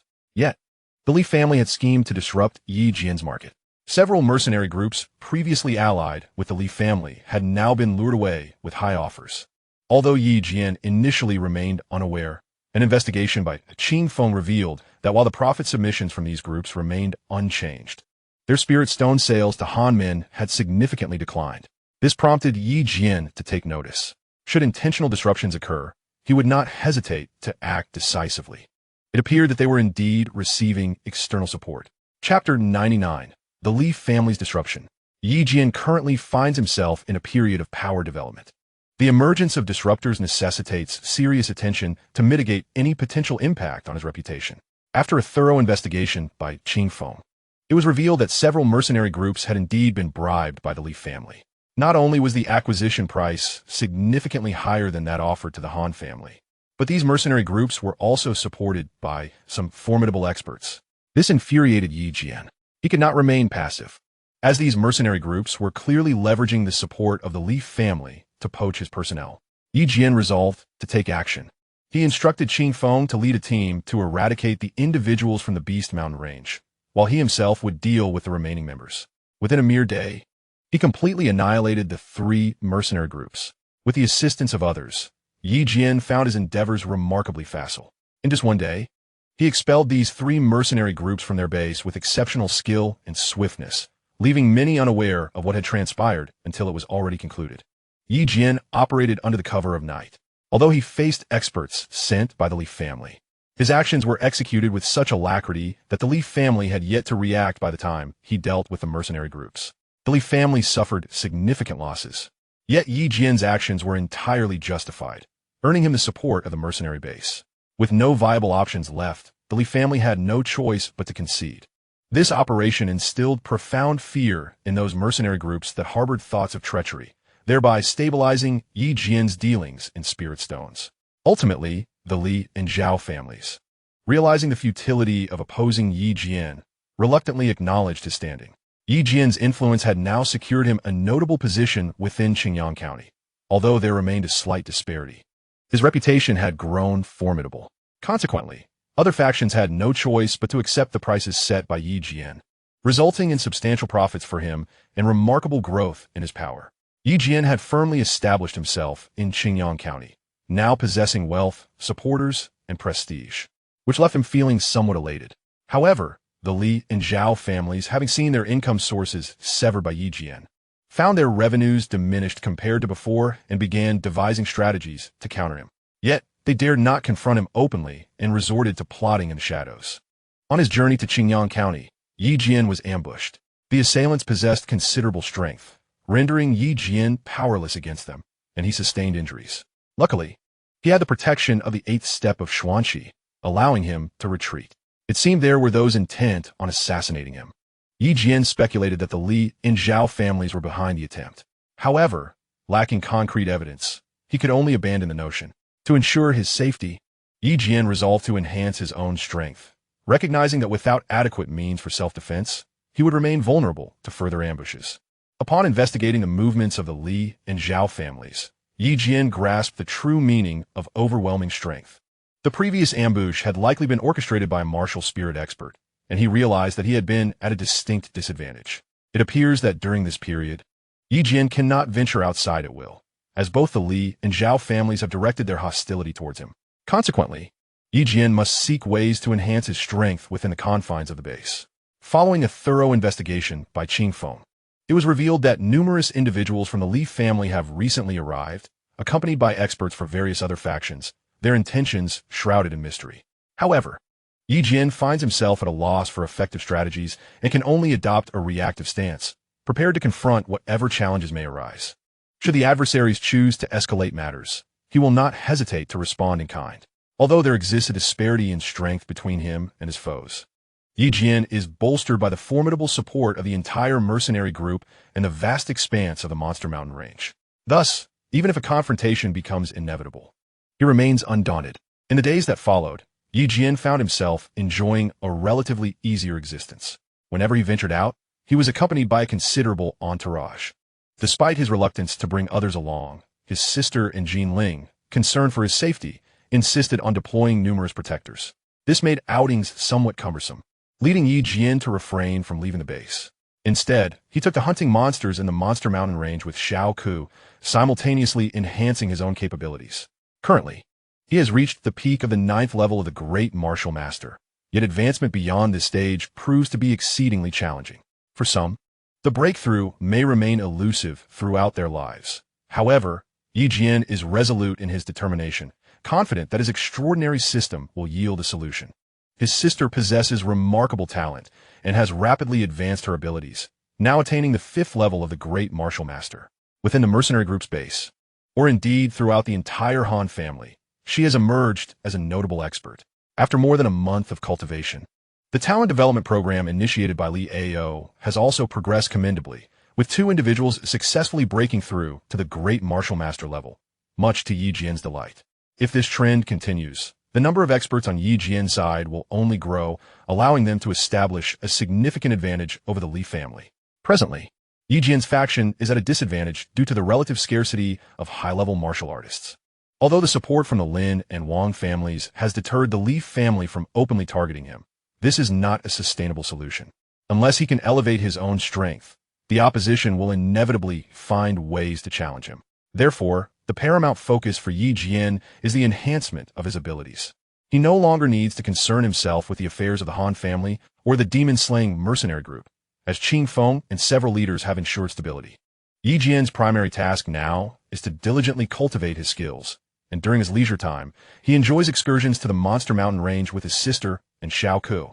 Yi Jian shared Xiao's extraordinary background with his sister and Jian, leaving both women astounded, for her origins are indeed impressive. However, an unforeseen event transpired. On that day, during a conversation with his sister and Jian, Xiao's true origins were overheard by a member of a demon-slaying mercenary group. Yi Jian initially believed that nothing significant would occur, but he was taken aback to discover that this mercenary was rather indiscreet, spreading the tale of Xiao's lineage. Unbeknownst to them, the true magnitude of Xiao's heritage was far beyond their comprehension. They merely regarded Yi Jian's beast as a descendant of an ancient sacred creature. which filled them with immense pride. Once Jian learned that Xiaoku's origins had been divulged, he became infuriated and expelled the mercenary from the group, even stripping away his mystical energy. Yet he could not contain the ripple of gossip. Thus, Jian was left with no choice but to conceal Xiaoku. Although the knowledge of Xiaoku's identity circulated solely within the mercenary base for the time being, it was only a matter of time before the Li family became aware of it. If they sought to acquire Xiaoku, it was likely they would resort to drastic measures against Jian. Initially, Jian had assumed that the adversaries would not act hastily, but he had gravely underestimated Xiaoku's worth. Chapter 100. Xiaoku's identity exposed. The revelation of Xiaoku's heritage sparked a commotion throughout Xinjiang County. Various factions, both large and small, sought an audience with Jian, eager to catch a glimpse of Xiaoku, the legendary descendant of an ancient divine beast, a rarity throughout the entire Xianling continent, let alone in Xinjiang County. Numerous factions came to visit Jian, all desiring to see the progeny of the ancient beast. However, Jian declined each request, overwhelmed by the influx of visitors. While most were merely curious, there lingered an apprehension that some might harbor ulterior motives against Jian. Given Xiaoku's extraordinary background, which could provoke confrontations, Xiaoku's current worth held the potential to incite warfare, compelling Jian to devise means of safeguarding Xiaoku before addressing the other factions. He enlisted Li Ao's assistance to care for Xiaoku, relocating her to the Monster Beast mountain range, a secluded area known for nurturing talent, where she would be well protected from prying eyes. After ensuring Xiaoku's concealment, Jian needed to strategize against the unfriendly factions approaching him. News had surfaced that the Li family, in alliance with various forces from Xinjiang County, intended to pay Jian a visit, which could bode ill. Jian had to formulate a countermeasure.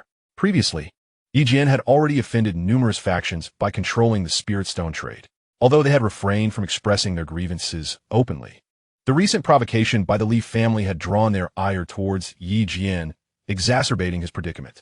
Now, Jian found himself under the scrutiny of various factions, and the Li family's pretext for troubling him posed a considerable challenge. Jian had also made preparations, gathering mercenaries from allied factions to assemble their elite fighters. He intended to unite them as a show of strength to dissuade other forces from harboring any ambitious thoughts. However, Jian underestimated the allure of Xiaoku's power. Following the fervent promotion and recruitment efforts by the Li family, they had allied with dozens of factions, all of whom came to pay a visit to Jian. Tomorrow promised to be an extraordinary day, as various factions from Xinjiang County converged upon the mercenary base, ostensibly to behold Xiaoku.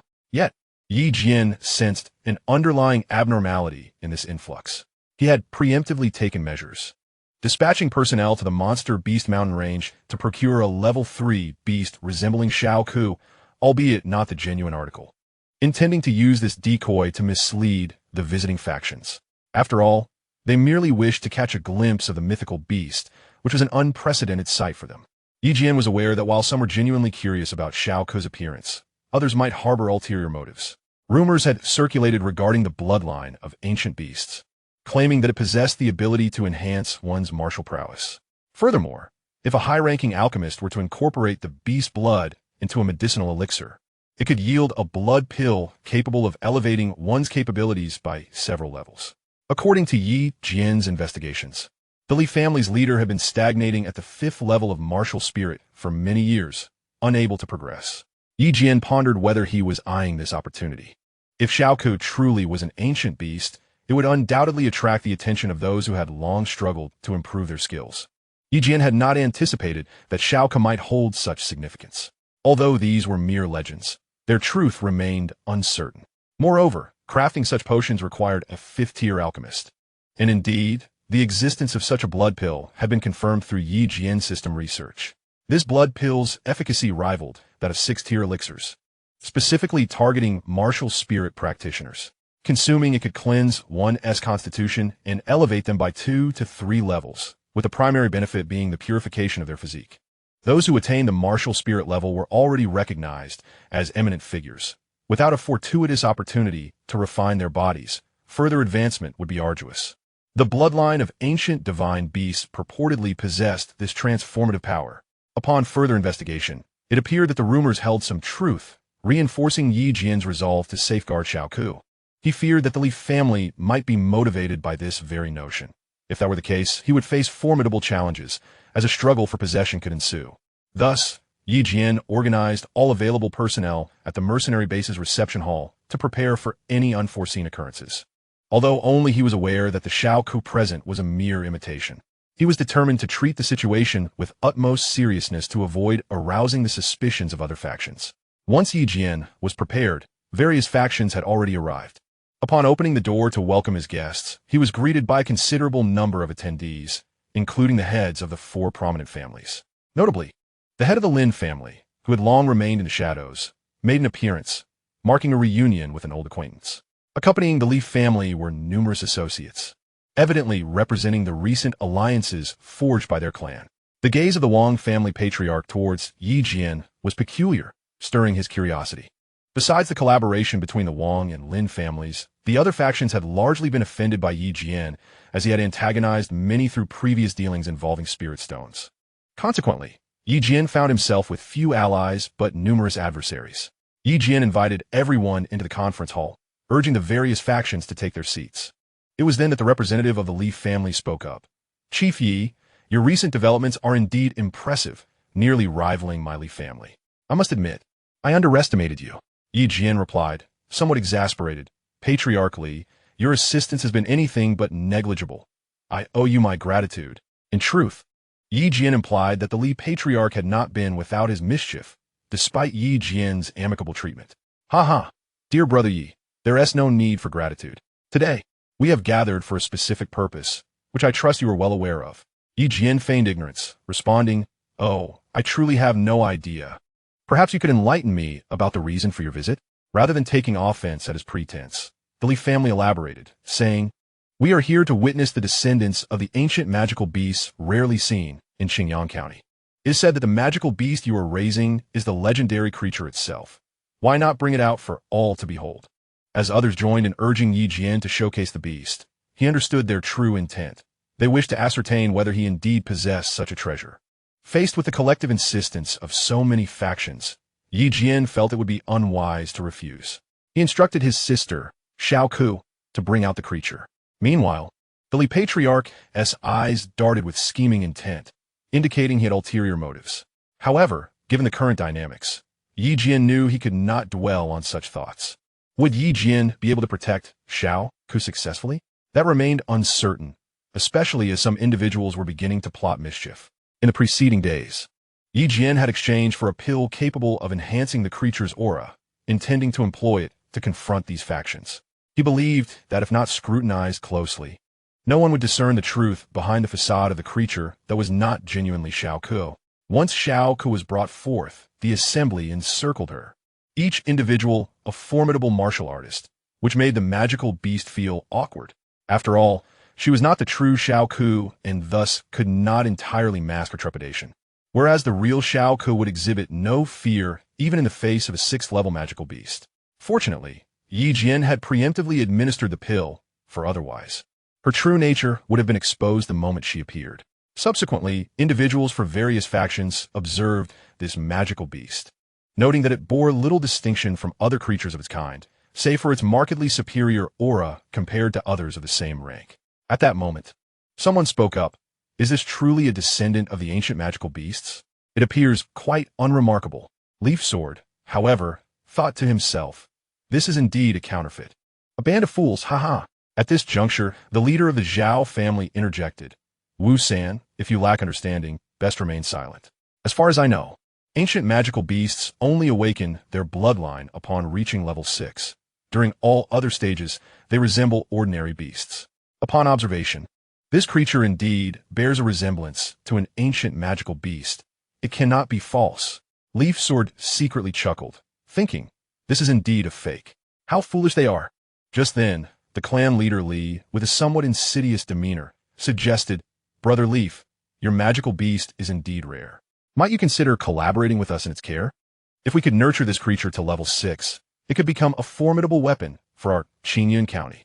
Leaf Sword promptly declined, unwilling to indulge their lofty aspirations. After all, little Ku was raised by him alone, and he would not allow others to bask in her glory. Following his refusal, clan leader Li remained uncharacteristically silent. And with the support of the Lin family, the other factions refrained from further comment.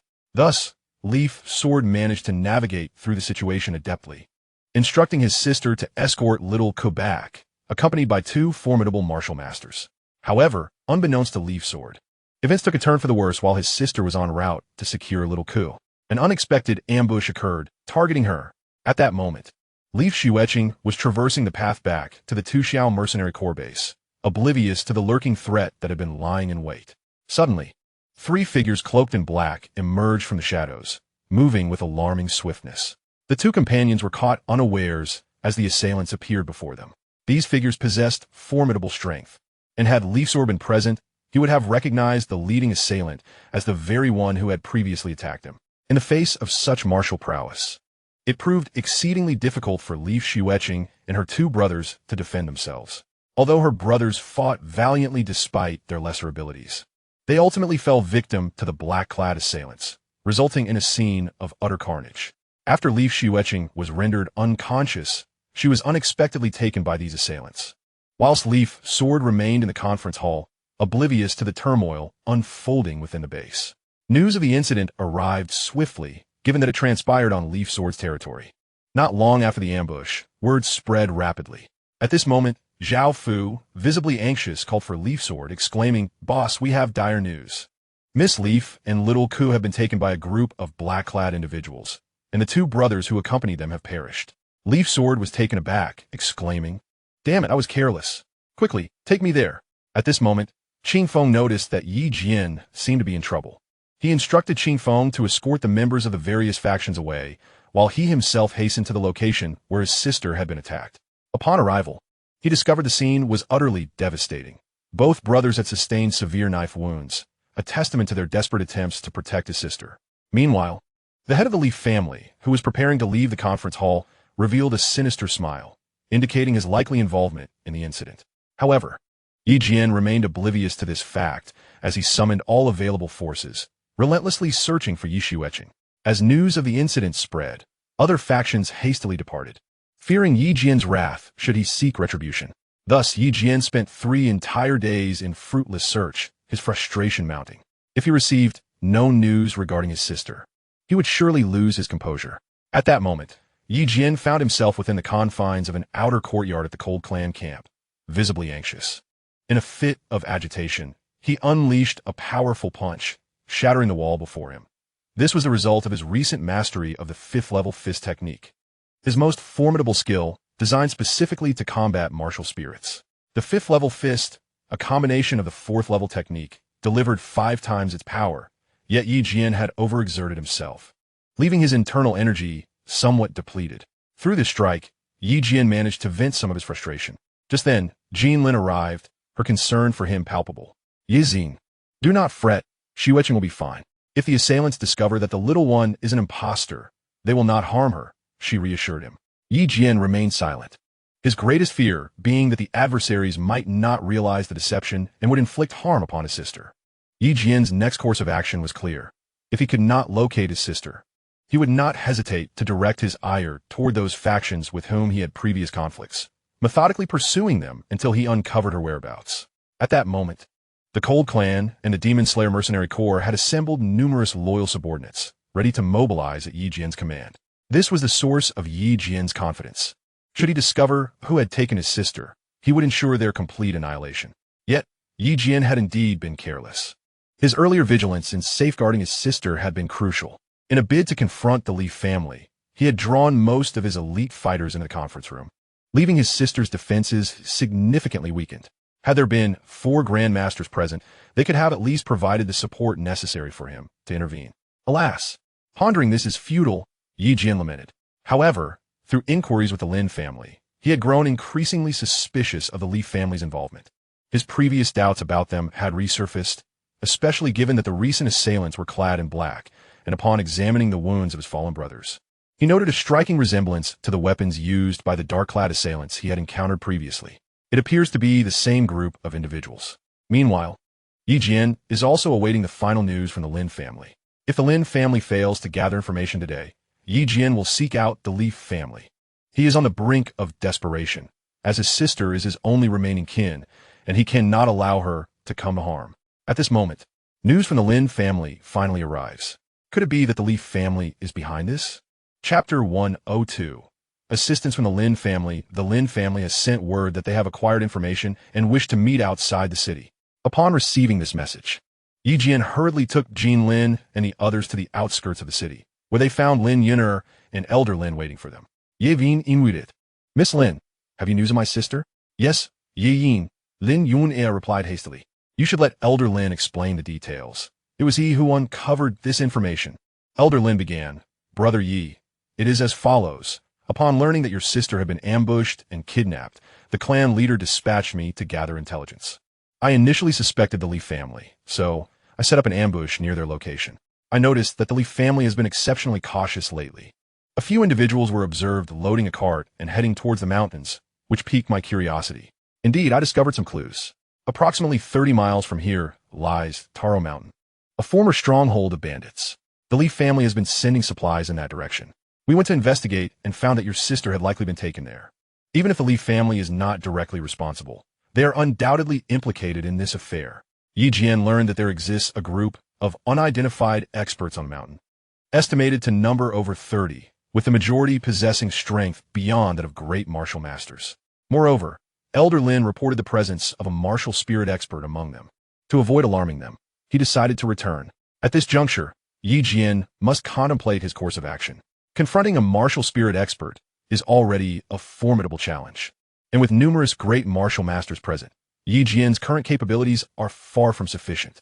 Then, Lin Yun'er spoke up, expressing the Lin family's willingness to support Yi Jian, proposing that Elder Lin lead a contingent of Lin family experts to assist in the rescue. Thus, the two families agreed to gather their forces outside the city, ensuring that only those above the rank of Great Martial Master would be summoned to facilitate swift action.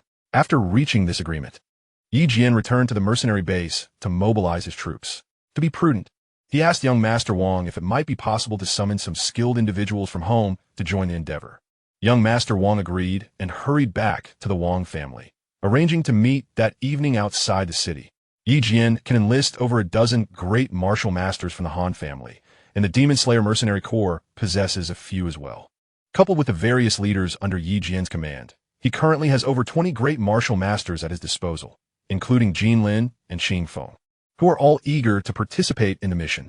The most formidable among them was Yi Jian, followed by Xing Feng, Li Ao, Jean Lin, and others.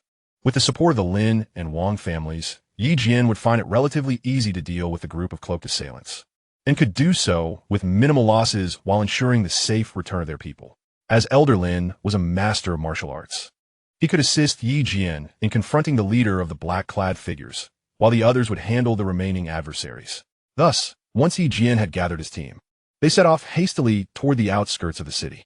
At that moment, members of the Lin family arrived, led by Elder Lin, a first-tier martial arts master, accompanied by a dozen seasoned warriors.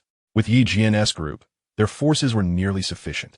However, the absence of young Master Wang was a source of frustration for Yi Jian, leading him to ultimately decide to proceed without waiting any longer. Together with Elder Lin, they embarked toward Yudo Mountain. Meanwhile, young Master Wang found himself confined within a room by the head of the Wang family, who seemingly had no intention of aiding Yi Jian this time, despite the close relationship between him and Yi Jian. Upon reaching Yudo Mountain, it was already quite late. Yi Jian and Elder Lin, possessing slightly greater strength, ascended to scout the situation. They discovered numerous black-clad guards outside the stronghold, each formidable in their own right, indicating that a confrontation would not be easy. Within the stronghold, they noted a particular building that was heavily guarded, presumably the location where his sister was held captive. After completing their reconnaissance, Yi Jian and Elder Lin descended. Yi Jian directed Xing Feng to lead the charge at the front entrance, while he and Elder Lin would take a covert route to the rear in order to rescue the captive. After safely extracting her, they planned to eliminate the remaining assailants.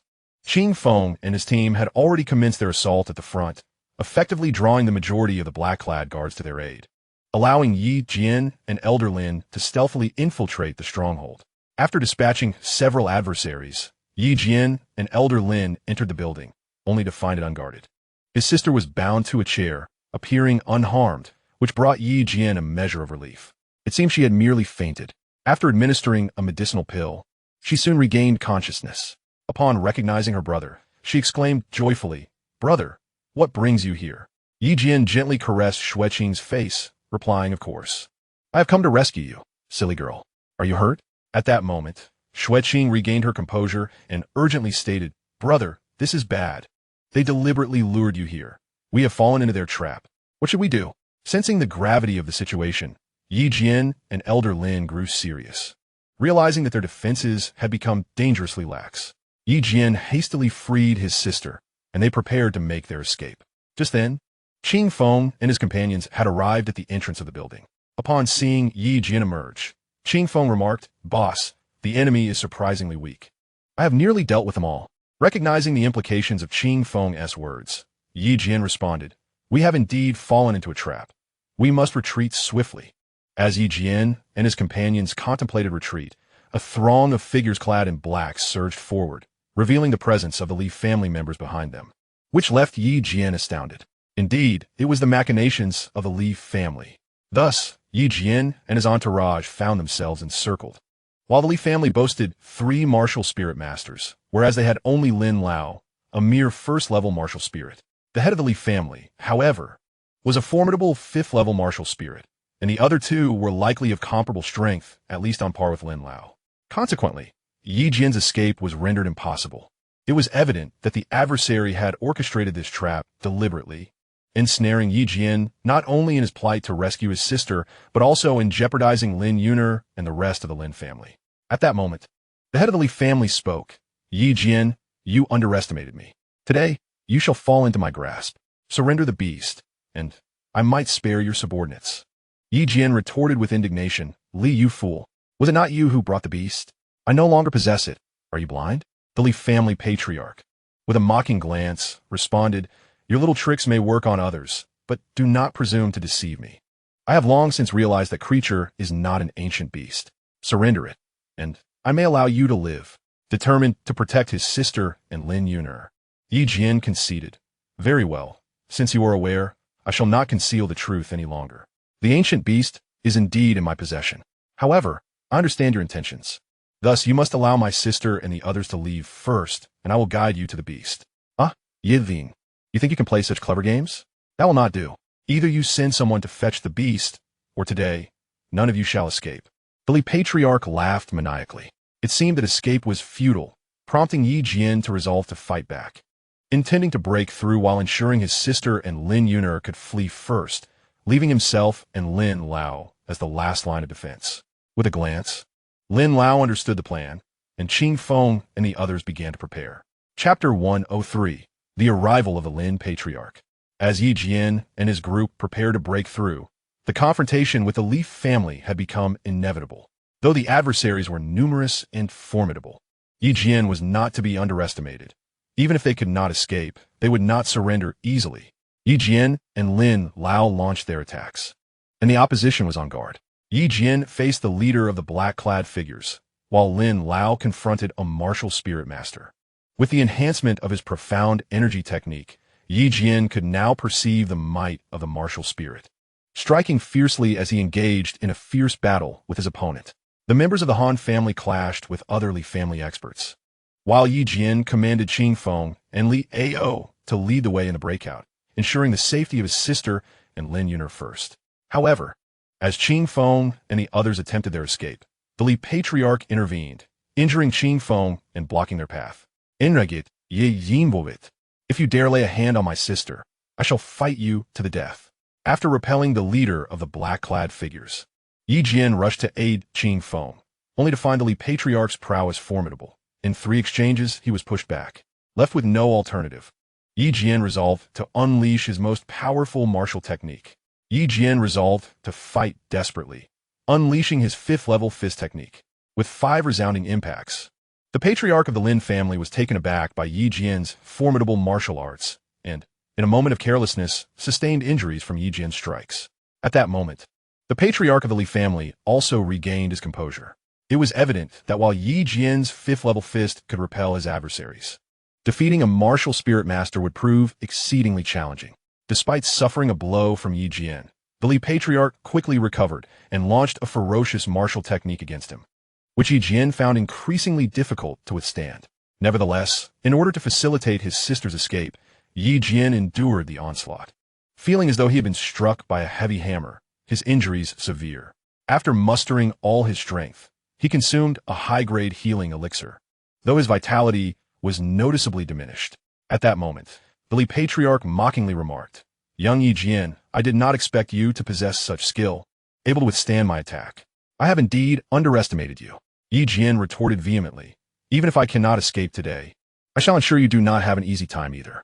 Comme fort, li scoundrel." Meanwhile, Elder Lin was nearing his limit, as he faced two martial spirit masters whose strength was comparable to his own. It was evident that he could not withstand the combined might of the two. Outside the city walls, reinforcements arrived. Just as the Li Patriarch prepared to deliver a fatal blow to Jian, a tall figure intervened.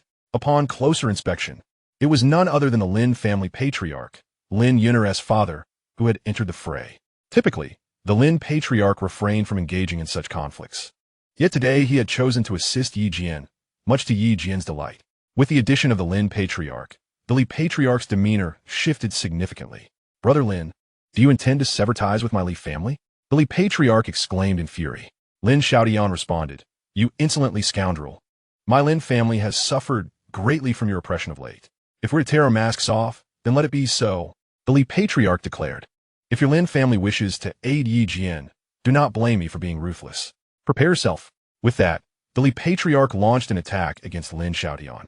However, to the astonishment of the Li family, Lin Xiaotian had broken through to the 6th level of martial spirit, surpassing the Li Patriarch by 1 rank. This elevation created a significant disparity between them, and the Li Patriarch found himself clearly overpowered. At the same time, with the addition of another martial spirit master from the Lin family to the fray, the situation began to stabilize.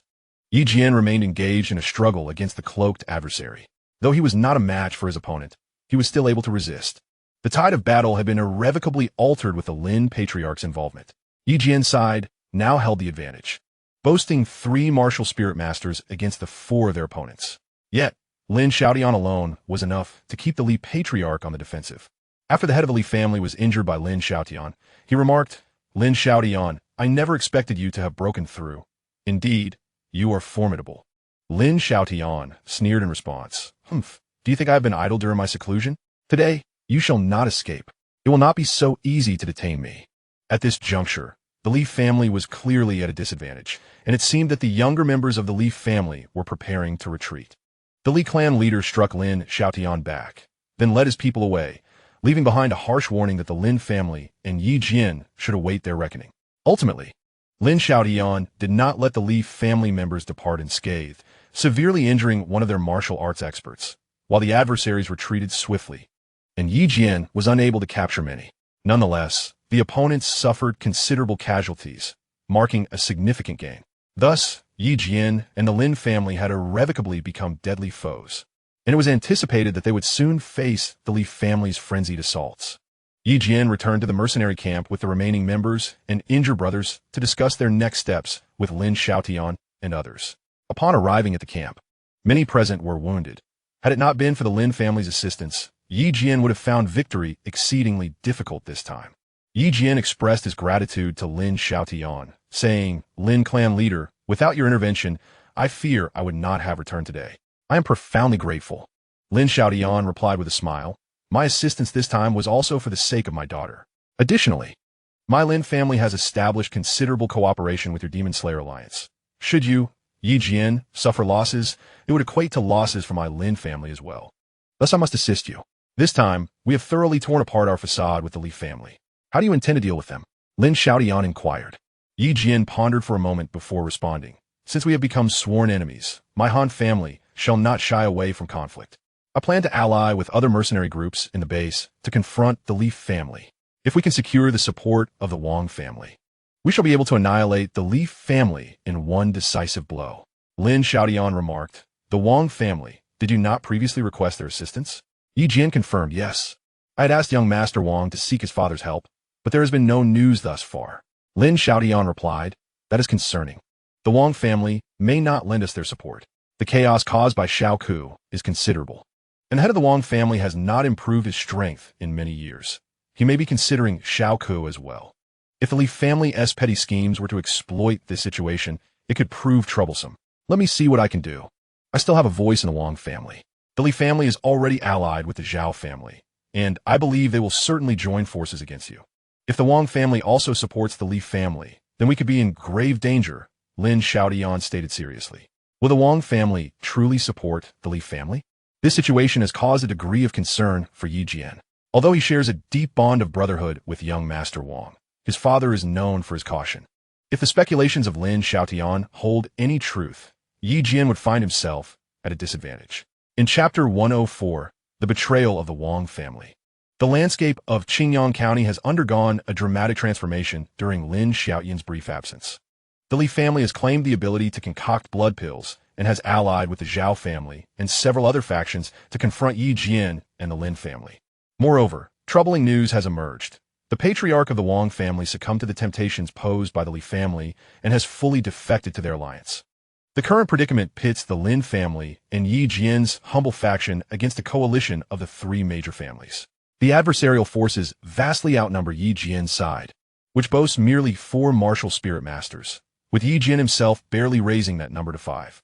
In stark contrast, the Li alliance has dispatched 4 martial spirit masters from their ranks, 3 from the Zhao family, 2 from the Wang family, and 2 newly ascended martial spirit masters from other factions, totaling 11, while the strongest among them is merely at the 5th level of martial spirit.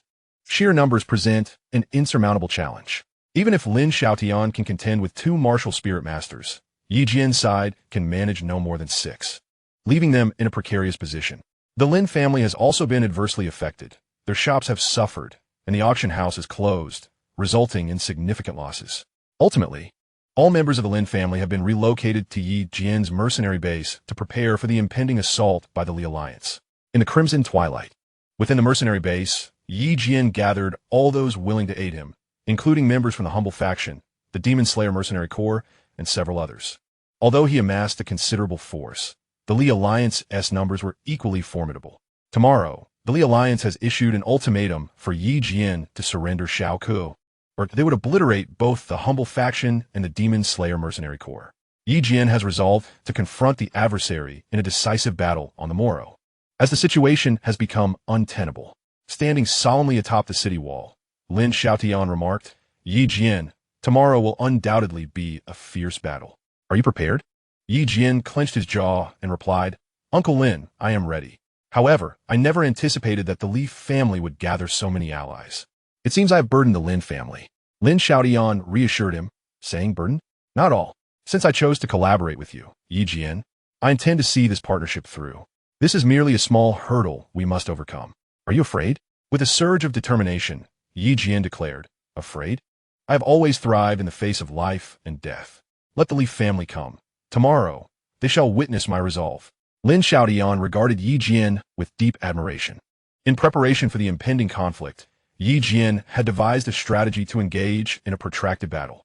As long as he draws breath, the adversaries will find no respite. Lin Xiaotian also concurred that if they were to engage in a direct confrontation with their opponents at this moment, victory would be exceedingly elusive. The only viable strategy would be to engage in a protracted battle. This conflict, characterized by high-stakes combat, predominantly involved individuals of martial master rank or above, leaving mere warriors with little impact on the outcome. Yi Jian had summoned all his forces, gathering several hundred brothers of martial master rank and above, including over 100 grand martial masters and 4 martial spirits from the Lin family. Yi Jian himself had ascended to the martial spirit level, rendering him a formidable martial spirit expert. In the Li family alliance, the martial spirit experts held the advantage, yet Yi Jian's side excelled in numbers, particularly since most of his comrades had emerged from the academy and had successfully transcended to the martial master level. As the saying goes, a multitude of ants can indeed bring down an elephant. Thus, Yi Jian exchanged for several high-level formations within the system, prompting the Grand Martial Masters to commence their training, which had yielded considerable progress. This formation allowed 5 individuals to combine their strength to confront a martial spirit expert, instilling Yi Jian with a sense of confidence. Consequently, the disparity between Yi Jian's forces and those of his opponents had diminished significantly, and now they awaited the impending battle. After a night of preparation, Yi Jian had amassed an array of weapons and elixirs for the forthcoming confrontation. The brothers from the Cold Gate were exceptionally united, all resolute in their determination to fight fiercely against the Li family. They had diligently prepared for the battle, yet as the morning unfolded, the Li family's arrival was notably absent. Meanwhile, outside the academy, the Li family alliance had gathered numerous experts at the Cold Gate headquarters. While most members of the Cold Gate had been redeployed to the mercenary base, the headquarters lay desolate, having suffered a surprise attack. Zhao Wu and over 100 brothers had either perished or were grievously injured. The scene was one of devastation. At that moment, Yi Jian remained unaware of the unfolding tragedy. By the time news reached him, it was already too late. His attempts to send aid were futile. Upon witnessing the carnage within the Cold Gate headquarters, where bodies lay strewn about and Zhao Wu had fallen, Yi Jian felt profound sorrow as the number of surviving brothers dwindled to a mere few. He was taken aback by the audacity of the Li family, who had brazenly disregarded the Academy's reputation and launched an attack on the Cold Gate headquarters, returning to the mercenary base with the fallen brothers. The members of the Cold Gate and the Slaughter Demon Mercenary Corps were engulfed in fury, seizing their weapons with the intent to wage a fierce battle against the Li family alliance. Although Yi Jian was consumed with rage, he restrained himself for the greater good. After Lin Xiaoyan's analysis, it became evident that their adversaries intended to lure Yi Jian out for a surprise attack, and he could not fall into their trap. Yi Jian set up a memorial hall at the mercenary base and proclaimed, "Until this vendetta is avenged, not a single brother from the Cold Gate shall be laid to rest. We shall remain unburied unless I and all the members of the Cold Gate meet our demise." Thus, the fury of the Cold Sect and the Demon Slayer mercenary group was thoroughly ignited. Upon investigation, it was discovered that the mischief was orchestrated by a certain elder from the Academy, who, taking advantage of the Cold Sect's current vulnerability, conspired with the Li clan alliance to obliterate the headquarters of the Cold Sect. Yi Jian contemplated that as long as he emerged victorious, he would not let this elder escape unscathed. In the ensuing days, Yi Jian and the Lin family remained holed up in the mercenary base, refraining from confronting the Li clan alliance, which piqued the curiosity of the Li clan. Unexpectedly, Yewin exhibited remarkable composure, choosing not to retaliate even after learning of the destruction of the Cold Sect headquarters. At this juncture, the Li clan alliance grew impatient, realizing that prolonging the standoff would yield no benefits. They thus united all their formidable fighters and prepared to confront Yi Jian. Meanwhile, Yi Jian had fortified the mercenary base with an impenetrable defense. The Li clan had already established a camp outside the city, evidently gearing up to launch an assault on Yi Jian come morning. Meanwhile, Yi Jian and his comrades were still seething with resentment, eagerly awaiting the forthcoming battle to avenge their fallen brothers. At dawn the next day, the sun peaked over the horizon, and the Li clan alliance had begun to muster their forces. It was evident that they had made considerable preparations to defeat Yi Jian. While their numbers were nearly equal, their overall strength surpassed that of Yi Jian. Could Yi Jian truly claim victory? Chapter 105, Forced Retreat. At this moment, the Li clan alliance was poised to commence their offensive, and Yi Jian had also made the necessary preparations for defense. The assault was led by 2 martial arts experts, followed by 100 subordinates. As the first wave of attack commenced, the members of the Cold Sect sprang into action to resist. Yi Jian faced a martial spirit expert, while the other was skillfully restrained by Lin Xiaoyan. The brothers of the Cold Sect and the Demon Slayer mercenary group fought fiercely against their adversaries, showing no mercy, driven by the anger that had been provoked by the enemy's earlier actions. The initial assault was swiftly repelled by Yi Jian and his allies, leaving dozens of corpses in its wake, though Yi Jian's side sustained minor injuries as well. This initial probing attack had indeed placed significant pressure on Yi Jian and his companions. Soon, the second wave of attack commenced. This time, all the martial spirit experts from the Li clan, accompanied by their remaining subordinates, launched an aggressive offensive. This time, aside from the martial spirit expert from the Wang family, the Zhao and Li clans were all in the fray.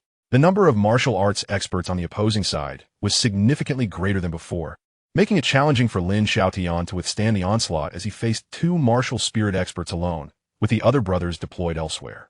At this juncture, Qing Feng and his companions began utilizing formations to contend with the other martial spirit experts. With the aid of these formations, the situation stabilized. However, the formation was time-limited and required a substantial amount of profound energy to sustain, along with the synchronized efforts of 5 individuals. If an individual fails to cooperate, The consequence is that all five will suffer backlash from the formation, leading to dire ramifications. Presently, the Li family alliance holds a distinct advantage. Although Yi Jian's side can still endure, it is unlikely to last for much longer. However, the Li family underestimated the tenacity of the Hanmin brothers. As the battle raged from dawn until dusk, resulting in significant casualties on Yi Jian's side, 5 formation teams sustained severe injuries, indicating that 20 martial masters will likely be unable to participate in tomorrow's combat. Moreover, numerous brothers from Yi Jian's side perished today, as the enemy's martial spirits proved formidable, leaving Yi Jian and his companions with no choice but to gamble their lives. Today's fierce confrontation not only showcased the spirit of Hanmin, but also the might of the Lin family, greatly diminishing the morale of the Li family alliance. With the substantial support of medicinal pills, the Hanmin warriors quickly recovered. Lin Xiaotian, who faced 2 martial arts experts today, suffered minor injuries and had nearly exhausted his inner energy. This raised concerns for Yi Jian regarding tomorrow's battle. If they cannot hold out, defeat is inevitable, leading to unfavorable outcomes. Despite the restorative effects of the pills, Lin Xiaotian would struggle to regain his peak strength. Should the Li family continue to deploy numerous experts tomorrow, the tide of battle could shift dramatically. After nocturnal discussion with Lin Xiaotian, Yi Jian resolved to withdraw his sister and Lin Yuner from the mercenary base. Considering the unpredictable nature of the impending battle, this decision would alleviate some of Yi Jian's burdens. Under the cover of night, several brothers, including Lin Yuner and his sister, as well as some injured comrades, were evacuated. Yi Jian planned to relocate all resources, materials, and any usable assets of Hanmin to the Monster Mountain Range, preparing for a protracted conflict against the Li family alliance. Following today's confrontations, Yi Jian recognized that his side was no match for the Li family alliance, and the mercenary base would inevitably fall. Thus, it was wiser to retreat and launch a counteroffensive from the Monster Mountain Range. By dawn, a significant portion of Hammond supplies, medicinal pills, and precious martial skills had been successfully relocated. Yi Jian contemplated that if the Li family aimed to seize control of his mercenary base, he would remove all valuable assets, depriving them of any rewards. He wondered how they would continue to confront him under such circumstances. If a prolonged struggle was the objective, Yi Jian felt unperturbed, equipped with a formidable system that could exchange for vast quantities of resources to engage the Li family alliance in a war of attrition. The circumstances for the Li family alliance differed greatly. Their coalition could only temporarily withstand Yi Jian's prowess. The following day dawned, and the opposing force launched a vigorous assault early in the morning, making resistance exceedingly challenging for Yi Jian's side. Nevertheless, Yi Jian did not surrender. He rallied the remaining brothers to fight with unwavering determination. Yi Jian could have devised a means of retreat the following day. However, he chose not to do so. Instead, he resolved to continue resisting and contemplated launching a surprise assault on the Li family's alliance camp that night. The fierce battle on the morrow would undoubtedly be arduous, especially since Yi Jian's side had suffered the loss of over 20 formidable warriors the previous day. Qing Feng, accompanied by the remaining brothers, continued the fight, where the casualties were even more severe that day. The Han family had lost numerous brothers, and the situation for the Demon Slayer Mercenary Corps was also dire. The Lin family had not escaped unscathed either. Nevertheless, with Lin Xiaotian's support, the morale of the Lin family remained formidable. The brutal skirmish finally drew to a close. Yi Jian took it upon himself to comfort the injured brothers and vowed to avenge those who had perished, promising that the Li family would face dire consequences. As night fell, he instructed Qing Feng to lead the team in relocating the wounded brothers, dispersing them across various locations in the Beast Mountain Range. Following this evacuation, only a little over 200 individuals remained with Yi Jian. He intended to launch a surprise attack on the Li family's camp that night, and after the assault, he planned to retreat with the remaining brothers into the depths of the Beast Mountain Range to continue their resistance against the Li family alliance. Yi Jian had prepared a substantial arsenal of Zhuge crossbows and various concealed weapons for the attack on the Li family camp. He had also arranged incendiary devices intended for use during the night raid. The Zhuge crossbows were ineffective against formidable warriors or martial spirits. Hence they were coated with black oil, ignited, and unleashed to create chaos within the Li family's camp. This was the only way to ensure the effectiveness of the surprise assault. It was imperative that the Li family face the consequences of their actions. As Yi Jian was resolute in avenging the brothers of the Han family, What the Li family likely did not anticipate was that Yi Jian and his men would dare to infiltrate their camp, especially since their defenses were lax during the night. Once Yi Jian and the mercenary group were fully organized at their base, he issued a warning. This raid was exceedingly perilous, and failure to retreat in time could cost them their lives within the Li family's camp. He sought the opinions of his comrades. To Yi Jian's surprise, not a single one of the 200 brothers withdrew. He also promised substantial compensation to the families of any brothers who might fall in battle. Thus, Yi Jian and his men commenced their operation, hoping for a successful raid. Chapter 106, Resistance in the Beast Mountain Range. Lin Xiaotian and Yi Jian led the remaining brothers, numbering over 200, towards the Li family camp. The night was particularly dark, as if the heavens themselves conspired to aid Yi Jian's endeavor. The journey unfolded smoothly, and they quickly concealed themselves around the periphery of the Li family's camp. After eliminating several sentinels, Yi Jian stealthily led the remaining brothers into the camp, managing to do so without detection. Once prepared, Yi Jian instructed all his brothers to ready their Zhuge crossbows, igniting them for a volley aimed directly at the stronghold of the Li family. Yi Jian acted with remarkable swiftness, and his comrades responded with equal alacrity, unleashing a torrent of 1,000,000 crossbow bolts towards the heart of the Li encampment. The air reverberated with anguished cries as the adept warriors of the Li family became aware of the impending assault. Though they reacted swiftly, Yi Jian's forces were quicker, ruthlessly dispatching those who emerged to confront them. Soon, several martial spirits from the Li family entered the fray, altering the dynamics of the battle. At that juncture, Yi Jian's ambush had largely achieved its objective, devastating the majority of the Li family supplies. After ensuring the safe retreat of his comrades, he instructed Qing Feng to withdraw with the remaining brothers, leaving only himself and Lin Xiaotian, accompanied by dozens of warriors, to engage fiercely with the enemy. Yi Jian's strikes were rapid. With 2 swift maneuvers, he incapacitated a formidable martial artist. He then rushed to aid Lin Xiaotian, only to discover that the Wang family had dispatched reinforcements. The Wang family patriarch, momentarily sluggish upon seeing Yi Jian, was spurred into action by the Li family patriarch's command to attack. The tide of battle shifted under the control of the adversary, prompting Lin Xiaotian to signal a retreat. Yi Jian coordinated the withdrawal, yet the enemy's quick response resulted in several of Yi Jian's brothers remaining behind. Nevertheless, the majority managed to escape, sustaining relatively minor injuries compared to the losses inflicted upon the Li family. After the retreat, Yi Jian, accompanied by the remaining members of the mercenary group, set forth towards the Beast Mountain Range, intending to engage in further conflict with the enemy there. Thus, he pressed on, tirelessly leading his comrades to the mountains, where they regrouped with their previous allies by nightfall. Seizing the opportunity while the Li family alliance remained unprepared, Yi Jian resolved to divide his remaining brothers into several large squads, establishing ambush positions within the depths of the Beast Mountain Range. This strategy served dual purposes: recuperation and aiding the wounded brothers in their recovery. The recent brutal skirmishes had left the Hanmin brothers severely injured, particularly in terms of their qi reserves, necessitating several days of rest for proper healing. Meanwhile, the Li family alliance realized Yi Jian had abandoned his mercenary base to retreat into the Beast Mountain Range, inciting their ire. For confronting Yi Jian in such terrain would prove exceedingly challenging. Moreover, equipped with a detailed map while the opposition lacked one, Yi Jian held a significant advantage within the mountains. However, he did not underestimate the Li family alliance. Thus, he organized his remaining brothers into various units, including combat and defense squads. Lin Yuna and her sister were naturally assigned to the defensive team for their protection.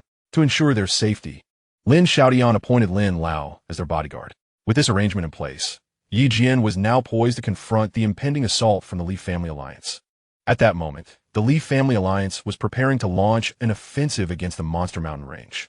Although the expanse of the Monster Mountain Range was vast, the Li family alliance, in collaboration with various factions, including those from Qingyang County, aimed to confront Yi Jian. They also requested a map of the Monster Mountain Range from the mercenary base. While not as detailed as the one in Yi Jian's possession, it would still prove significantly useful. The opposing forces were indeed numerous, as it appeared that Yi Jian's side was already faltering. Consequently, many factions sought to capitalize on this opportunity to confront Yi Jian, their ultimate goal being to capture Xiaoke. However, Xiaoke was adeptly concealed by Yi Jian, hidden deep within the Monster Mountain Range. making it improbable for the enemy to discover her presence anytime soon. Meanwhile, Jian was preparing with the assault team. The actions of the Leaf Family Alliance were swift. Members of the Leaf family had already entered the Monster Mountain range. Yevin, alongside Lin Xiaoxin, formed several groups to launch surprise attacks on the advancing forces.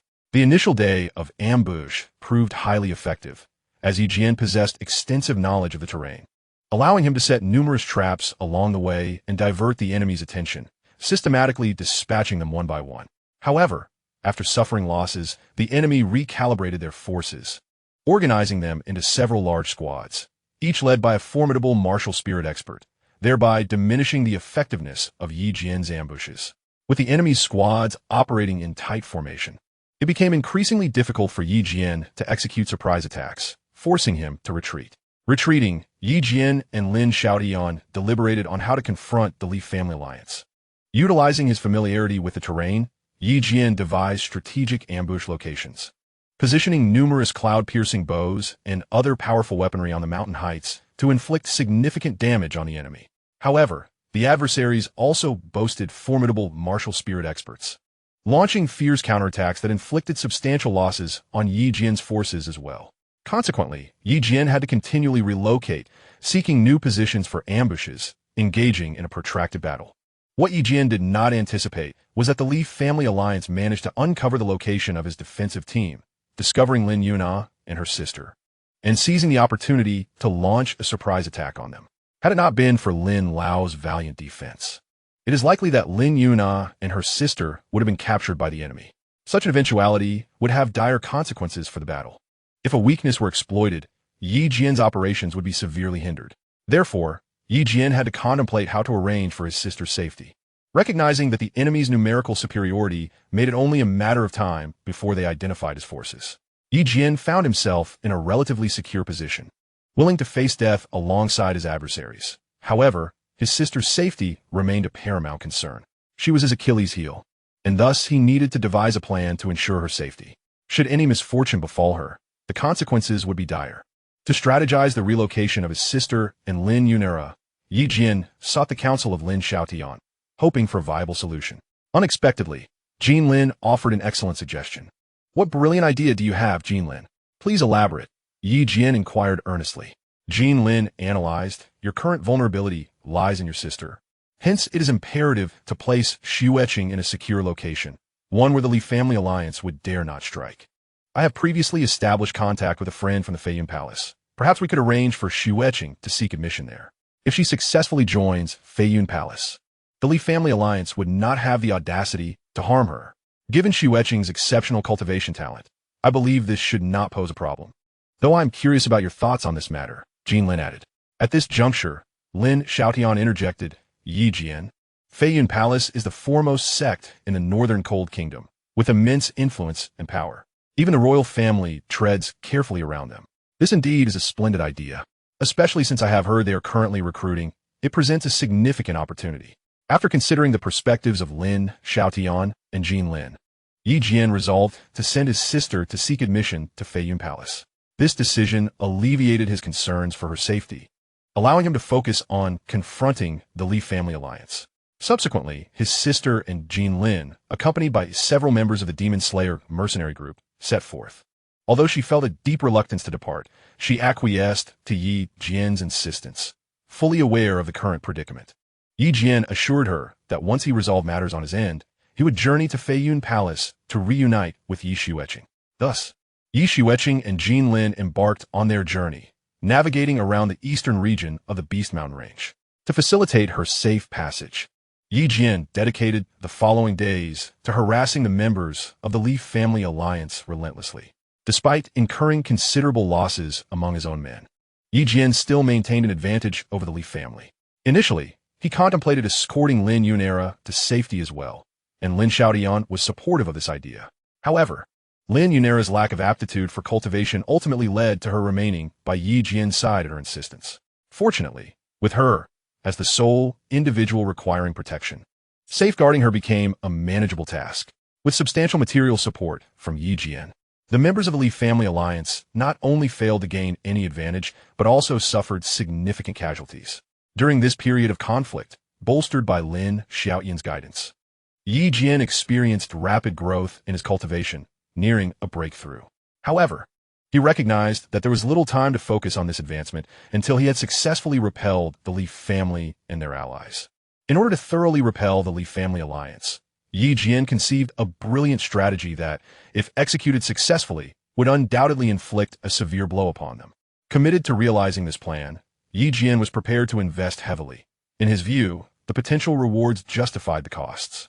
He intended to utilize the 6th-grade spiritual herb he had acquired to attract a multitude of magical beasts from the Beast Mountain range, seizing the opportunity to launch a surprise attack on the Leaf Family Alliance's encampment.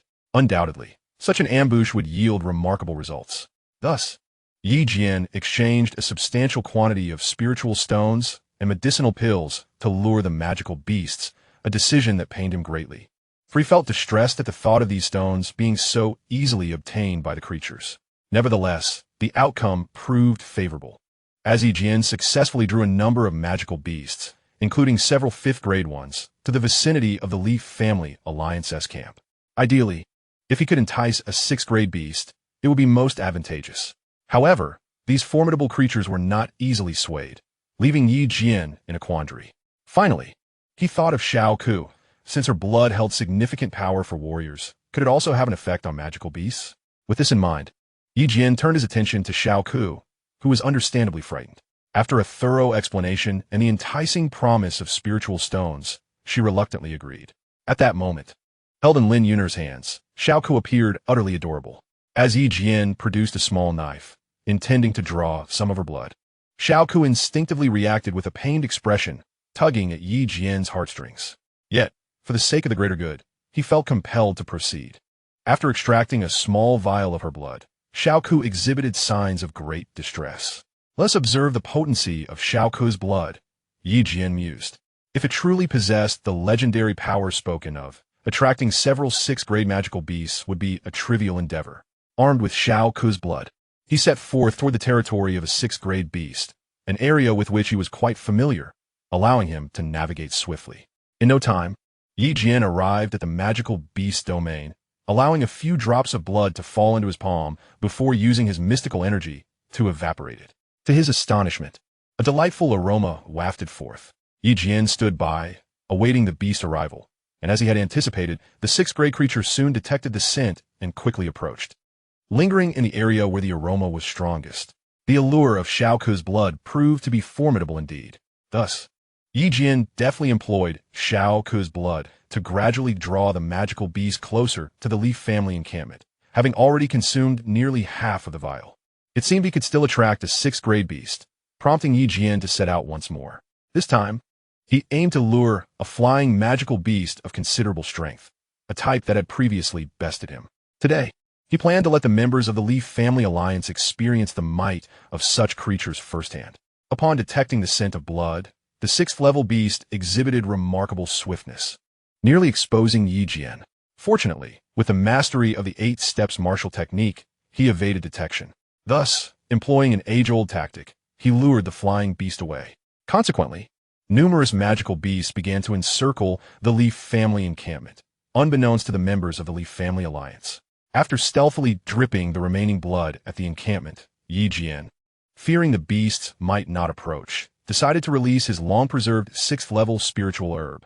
With this, he harbored no doubts about the beast falling into the trap, and promptly informed his allies to observe the situation from a vantage point. Typically, magical beasts refrain from attacking human settlements, especially one as populous as the Leaf Family Alliance. However, some lower-tier beasts could not resist the allure of the spiritual herb and blood, rushing towards the bait.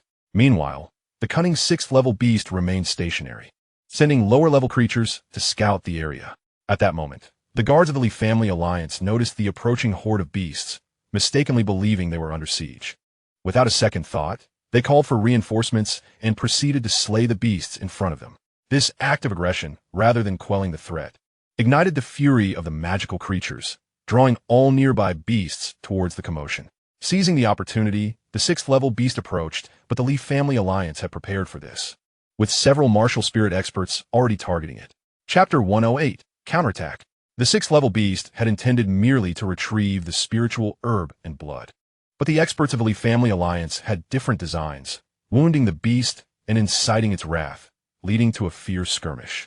Observing from a distance, Jian and his companions were elated, as the multitude of beasts inflicted tangible losses upon the Li family alliance.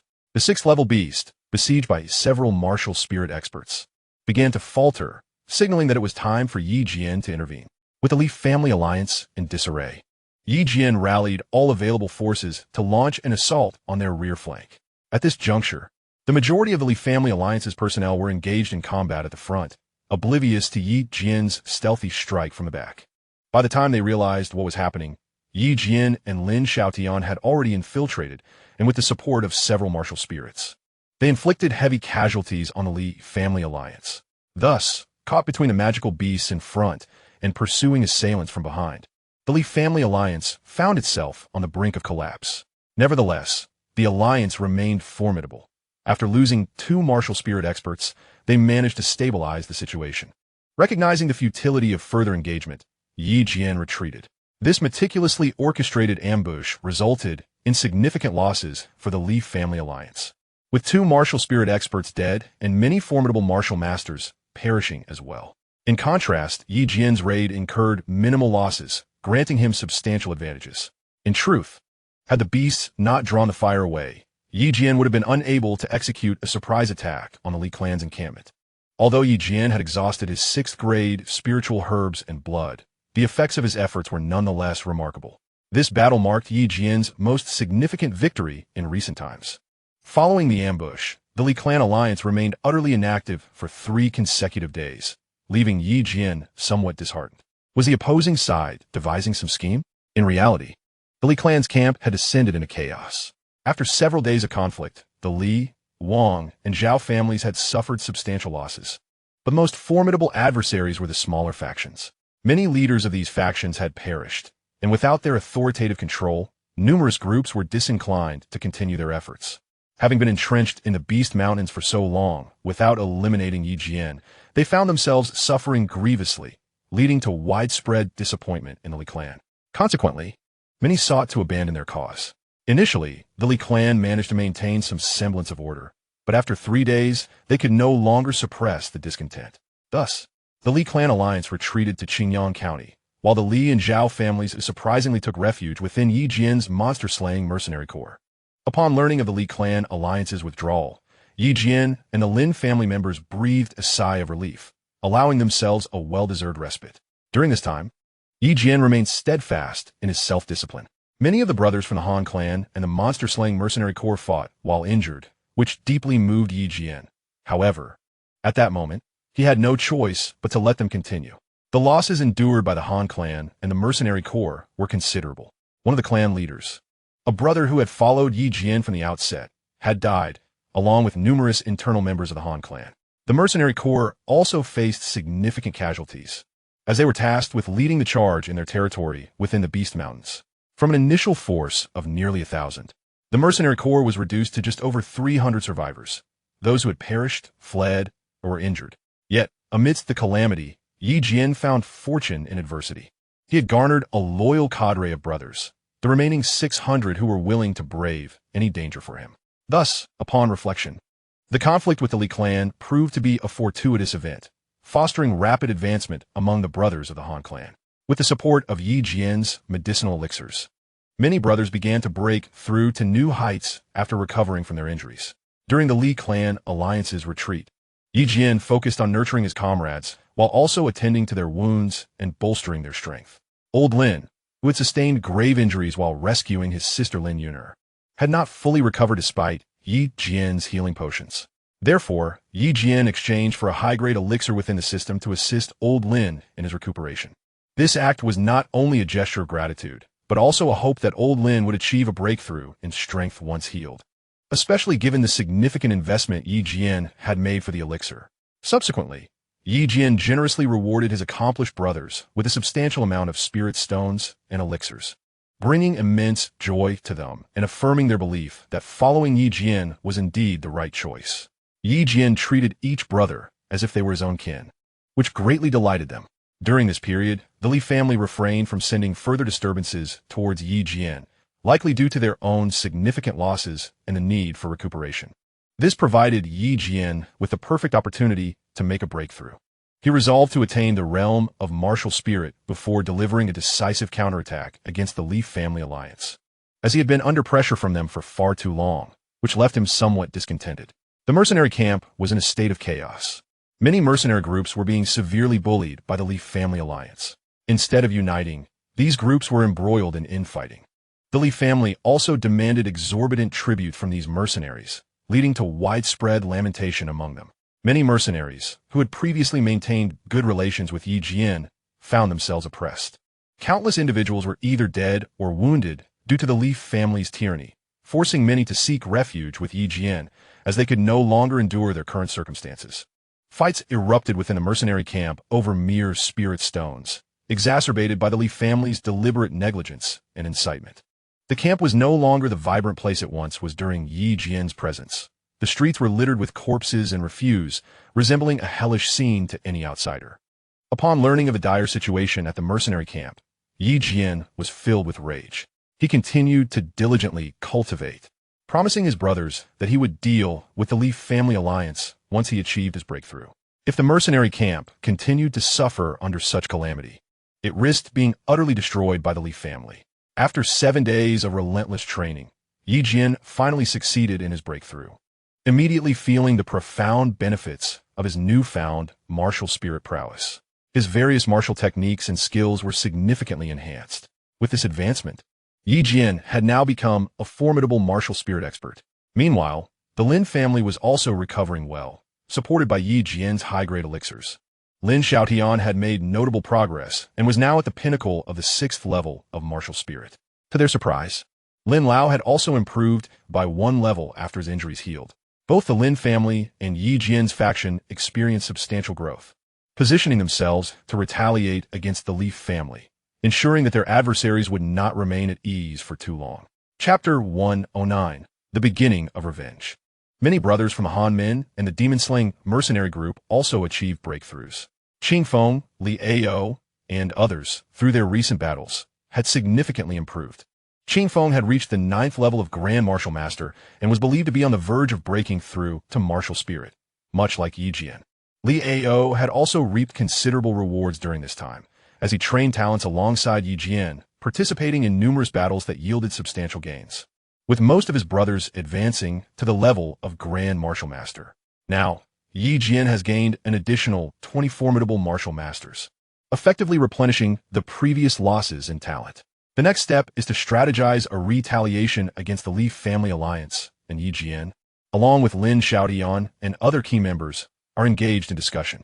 Jian inquires, "Is it not time for us to strike back? Does anyone have any insightful suggestions?" At this moment, Qing Feng, with a composed demeanor, interjects, "Although we have restored a significant portion of our strength, we must not underestimate the Leaf family alliance. Despite their considerable losses, their prowess is still comparable to ours. Indeed, while Jian's side has made a recovery, a direct confrontation would likely result in devastating casualties for both parties."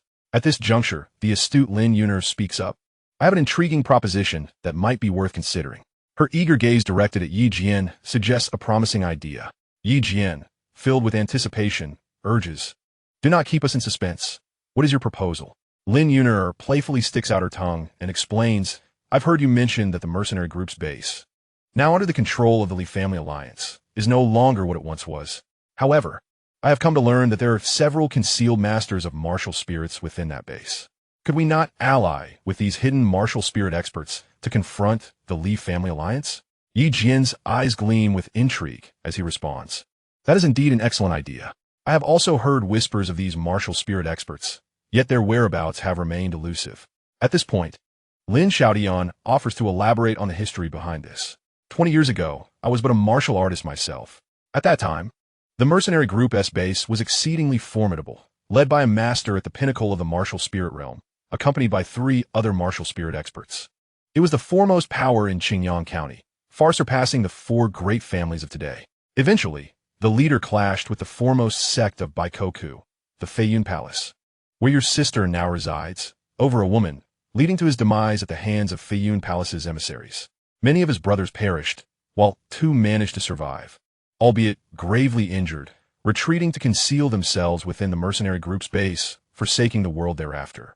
Lin Xiaotian continues thus. Persuading these old-timers to take action will be quite the challenge. Yi Jian, you must ponder this carefully. Yi Jian recognizes the difficulty in summoning these masters from seclusion, as their exact locations remain unknown. Unexpectedly, when he inquires, Lu Dahu and his companion reveal that they are aware of the precise whereabouts of these two masters. Upon consulting with Lu Dahu, it is discovered that the elder pair have indeed remained aloof from worldly affairs, residing in a secluded area, a hidden corner of the mercenary group's base, which is notoriously difficult for outsiders to uncover. Yi Jian believed that regardless of whether he could secure the assistance of the two elders, it was still worth attempting. Upon learning that Lin Xiaotian had previously met one of the elders, Yi Jian and Lin Xiaotian stealthily infiltrated the mercenary guild's base. After acquiring the precise location, they arrived at the abode of the two elders, discovering it to be an exceedingly dilapidated house that bore no sign of habitation. Yet, Lin Xiaotian asserted that there were indeed occupants, as several rows of footprints outside indicated recent activity.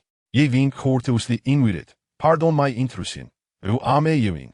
Here to pay my respects to the esteemed elders. However, there was no response. He continued, I am Yi Jian, seeking an audience with both esteemed elders. Still, silence prevailed. Undeterred, he reiterated, I am Yi Jian, wishing to pay my respects to both esteemed elders. Ultimately, after Yi Jian's persistent entreaties, the elders finally responded, Who is this young one disturbing my rest? Such a lack of decorum. At this juncture, Lin Xiaotian interjected. It was my brother's youthful exuberance that interrupted your repose, esteemed elders. I am the head of the Lin family, and we have come to seek your assistance. We humbly request an audience with you. At that moment, an elder clad in a gray robe emerged, exuding an air of superiority that indicated he was no ordinary individual. Yi Jian could not discern his power. Lin Xiaotian spoke again. Esteemed elder, you are the former second-in-command, are you not? It is an honor to finally meet you. The elder inquired, and you are? Lin Xiaotian replied, You may not remember me well, but my father previously introduced me to you. I am Lin Yan's son, and I believe you are acquainted with him. The elder, known as the formidable blade of fury, Li Tian, responded, Ah, so you are Lin Yan's progeny. I had a good rapport with your father. Pray tell, what brings you to seek the company of an old man like me who is nearing his end? At this moment, Yi Jian spoke up, Esteemed elder, as you may be aware, the mercenary guild's base has recently undergone significant upheaval. We seek your assistance in this matter. Li Tian replied, Young one, I am fully aware of your intentions in seeking me out, but I have distanced myself from worldly affairs for many years. I have grown weary of the incessant strife and conflict. Regardless of your request, I shall not involve myself. Allow me to enjoy my twilight years in peace. Yi Jian responded, It is my wish for you to enjoy a serene retirement at the mercenary guild's base as well. However, under the management of the Li family alliance, the guild is on the brink of extinction. Many mercenaries have been forced to abandon the places they fought for throughout their lives, all orchestrated by the Li family. Do you not care about this? Have you not noticed that after I established the Demon Slayer Alliance, the mercenary guild's base became bustling with activity, allowing everyone to earn a living and lead fulfilling lives? Yet, this prosperity was shattered by the Li family alliance. It is not that the younger generation has encountered difficulties. Had it not been for that, I would not have sought your assistance. I kindly ask you to consider this matter. Ye win elaboratet in detail. The formidable Li Tian appeared to waver, and soon Lin Xiaotian also discerned an issue. The second-in-command had not elevated his prowess for several years, remaining at the pinnacle of the 8th level of martial spirit.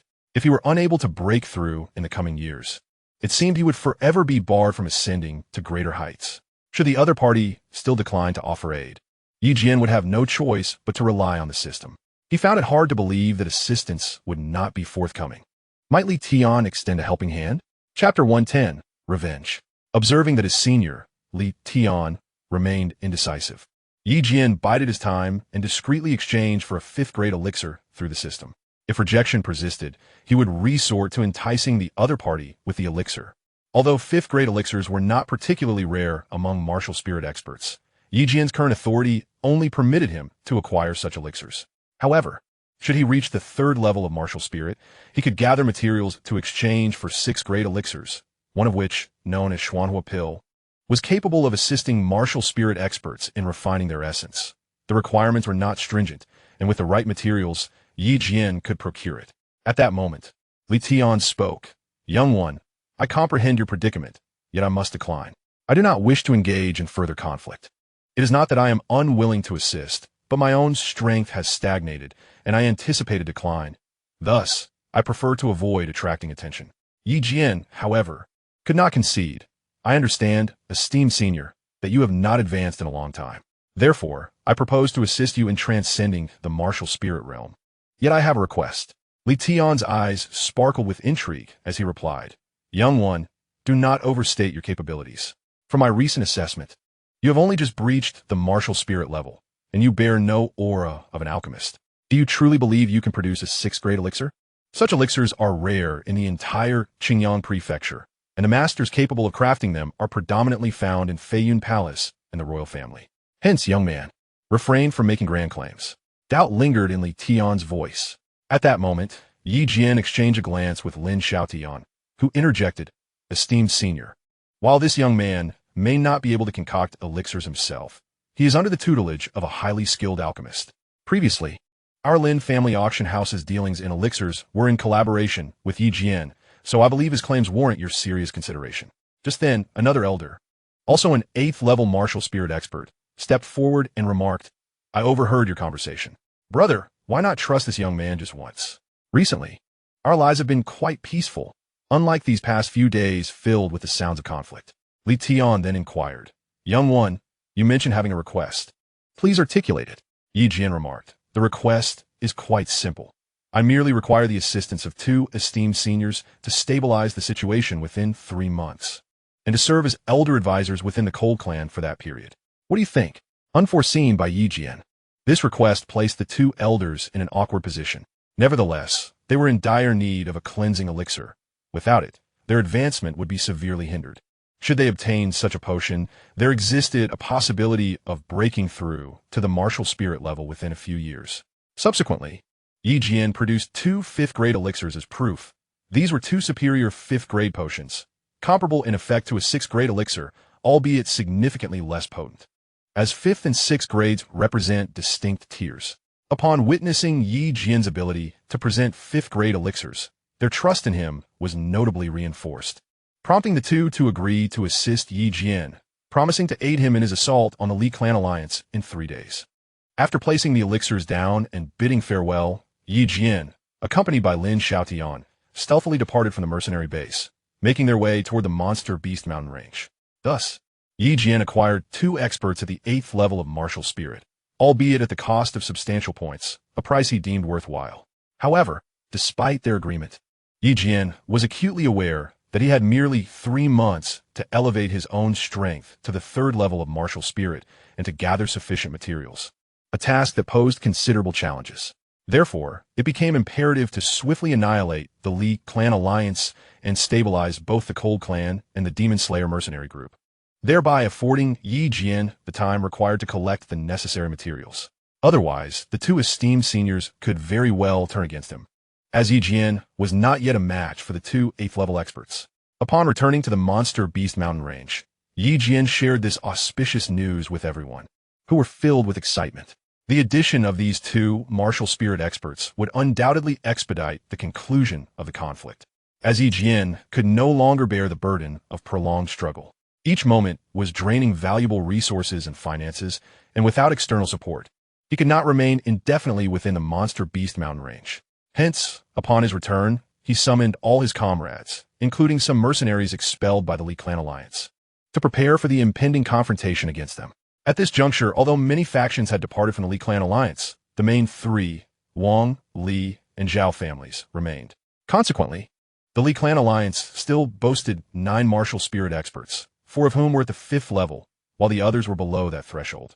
Currently, Yi Jian possessed 5 martial spirit experts, not including Li Tian and Li Wan, the 2 elders. Given the prowess of the 2 elders, at least one could contend with several of the Li Clan experts. Thus, the next phase would be the onset of retaliation. 3 days have elapsed, and today marked the time to launch an assault on the Li Clan alliance. All brothers were gathered to commence the attack. However, the mercenary base, under the stringent defenses of the Li Clan alliance, was exceptionally fortified, necessitating that Yi Jian's side endure considerable casualties to breach it. In order to minimize the casualties among his brothers, Yi Jian, alongside Lin Xiaotian, made several visits to the mercenary group base, successfully persuading one of the mercenary factions to lend their support. This was particularly crucial as the current Li family alliance had already incited the ire of most mercenary groups. Atop the city tower, the head of the Li family mockingly remarked, "Lin Xiaotian, Yi Jian, it seems you two have fully recuperated and are contemplating an assault on me." How amusingly misguided. Lin Xiaotian retorted, "Ah, today marks the moment of your demise, a reckoning for the brothers lost from the Lin family." With that, Lin Xiaotian and his comrades launched an assault against the Li family alliance, igniting a fierce battle. Yi Jian signaled the attack, leading the remaining brothers forward, while simultaneously notifying the mercenary base to prepare for coordinated support. Yi Jian faced off against an enemy of the third tier of martial spirits alone, while Lin Xiaotian contended with two adversaries. The rest of the brothers engaged their foes in pairs. Recently, everyone had made significant progress, giving Yi Jian's side a slight advantage. However, the arrival of experts from the Zhao and Wang families began to exert pressure on Yi Jian's forces. At that moment, the mercenary brothers who had infiltrated from within surged forth, allowing Yi Jian and his team to enter the mercenary base effectively. As the battle intensified, the aid from other mercenary factions resulted in considerable losses for the Li family alliance. Nonetheless, the situation at the forefront remained dire. Yi Jian's martial spirit experts were still outmatched by their opponents. Chapter 111. The Demise of the Li Family Patriarch. Lin Xiaotian found himself under immense pressure, facing off against the patriarch of the Li family and another expert from the Zhao family. Just then, one of Yi Jian's martial spirit experts sustained injuries, altering the tide of battle. Yi Jian realized that if those two old geezers did not intervene, their forces would be unable to penetrate the defenses. High above, two elderly figures observed the skirmish below, showing no inclination to engage. With keen insight, Yi Jian shouted to the two elders for assistance. "Esteemed elders, if you do not intervene soon, we will all perish." It was only then that the two elders sprang into action. With a single strike each, they dispatched several formidable foes, their prowess evident as they repelled dozens of adversaries. The patriarchs of the Li family alliance soon recognized the assistance Yi Jian had received from the two remarkably powerful elders. The Zhao family patriarch inquired, "Who dares to openly defy our Li family alliance?" The elder known as Li Tian replied with fervor, "Ah, it seems my prolonged absence has led many of the younger generation to forget my name." Suddenly, the Zhao patriarch recalled, "Could it be that you are the renowned blade master, Li Tian?" Upon the utterance of the patriarch of the Zhao family, a wave of astonishment rippled through the ranks of the Li alliance, as they could scarcely fathom that Yi Jian had managed to summon the top 10 masters from Qingyang County. The morale of the Li alliance swiftly diminished, and after Li Tian's intervention, their elite warriors were left utterly demoralized. Recognizing the shift in momentum, the Zhao family seized the opportunity to withdraw. Likewise, the Wang family, not wishing to prolong the conflict, observed that the battlefield was now dominated by a handful of Li family's martial spirits and their subordinates, who were struggling to maintain their ground. The patriarch of the Li family had not anticipated that his alliance would be so easily vanquished by Yi Jian. Contemplating a hasty retreat, he was thwarted by Yi Jian, who in concert with the esteemed Li Tian and Lin Xiaotian, unleashed a devastating assault that left the Li patriarch grievously injured. Yi Jian proclaimed, "Li thief, today marks the day of your family's annihilation. A fitting retribution for my fallen brothers of the Han family." To his astonishment, the once mighty Li patriarch knelt in abject supplication, yet Yi Jian, resolute and merciless, offered no quarter. With a swift arc of his sword, he severed the patriarch's head from his body. The remaining members of the Li family fared no better, as they met with swift demise or grievous injury, with Yi Jian leaving no survivors to recount the tale, entrusting the cleanup to Qing Feng and his men. Recently, the brothers of the Han family and the Demon Slayer Mercenary Corps had suffered significant losses, and this was a timely opportunity for vengeance. With the support of the two esteemed elders, Yi Jian had easily dismantled the Li alliance, but the aftermath posed a considerable challenge for him. The mercenary base was in disarray, and both the Han family estate and the Demon Slayer Mercenary Corps headquarters lay in ruins. Next, he needed to restore order to his camp, which had descended into chaos, causing him considerable distress. Lin Xiaotian, accompanied by the Lin family brethren, established their presence at Yi Jian's base. Although they had dispatched the Li family, the Zhao and Wang families remained as unresolved foes. Yi Jian engaged Lin Xiaotian in discussion, inquiring, "Uncle Lin, shall we proceed to eliminate the Zhao family?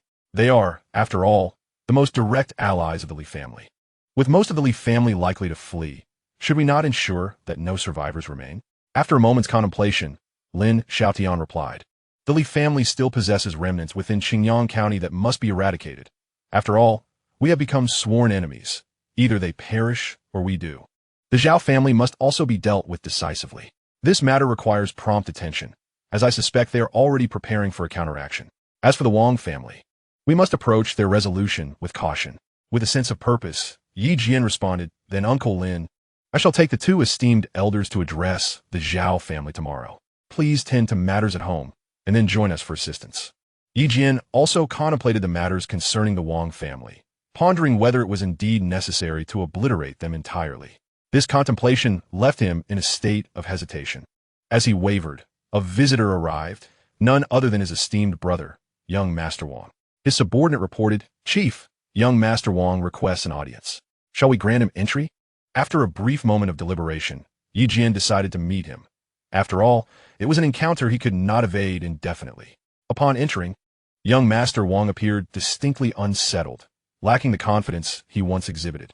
Yi Jian gestured for him to take a seat, yet he remained standing, suggesting he had pressing matters to discuss.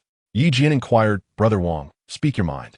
After a moment's contemplation, young Master Wang, somewhat embarrassed, replied, "Brother Yi, I have only recently learned of my father's alliance with the Li family against you. Regrettably, it is too late to rectify this. I have come to beseech you to spare my Wang family. Whatever you require, I shall endeavor to fulfill. My father's actions are truly misguided." Yi Jian responded with a cold smile. "Requests, you say? Brother Wang, considering our brotherhood, I shall be forthright. Your father has orchestrated the deaths of my Han brothers and aided the Li family in seizing my territory, leaving my Han and the demon-slaying mercenary corps in dire straits. These lives, how shall they be repaid? What do you propose?" Young Master Wang understood the gravity of the situation and felt ill at ease, ultimately stating, "Brother Yi, I sincerely wish to avoid enmity between us, but I must stand with my Wang family in these circumstances. As brothers, I shall refrain from further discourse. I shall take my leave." Yi Jian had contemplated retaining him. He harbored no desire to annihilate the Wang family entirely. However, he was compelled to consider the sentiments of his Han brothers and the members of the demon-slaying mercenary corps, especially given the heavy toll they had suffered. Failing to avenge their deaths would cost Yi Jian the loyalty of his comrades. Thus, reality dictated his course of action. Revenge was merely the beginning. Yi Jian intended to confront the Zhao family, the Wang family, and Elder Wang of the Academy. These were the adversaries he aimed to deal with next. Otherwise, he could not assuage the hatred that festered within him, particularly against Zhao and the Elder of the Academy, whom he sought to confront decisively. Nevertheless, he could not underestimate his opponents. Yi Jian needed to deliberate carefully, although he had the support of two formidable allies. The Zhao family had cultivated their influence in Qingyang County for many years and surely possessed hidden resources. Caution was paramount.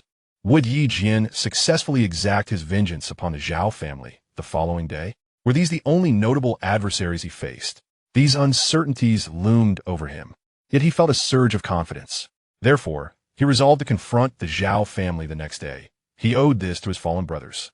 Chapter 112. The Zhao family's depths. At the break of dawn, Yi Jian sought the assistance of two elder mentors, who, exasperated, remarked, "Young brother Yi, your youthful fervor is commendable, yet we, as two old codgers, cannot match your zeal. What brings you here so early?" Yi Jian expressed, "Today, I humbly request the esteemed seniors to emerge from seclusion and teach the Zhao family a lesson. Although I have made thorough preparations on my end, I still wish for your assistance in overseeing the matter, as the Zhao family has lingered in Qingyang County for many years, and I believe they possess considerable depth."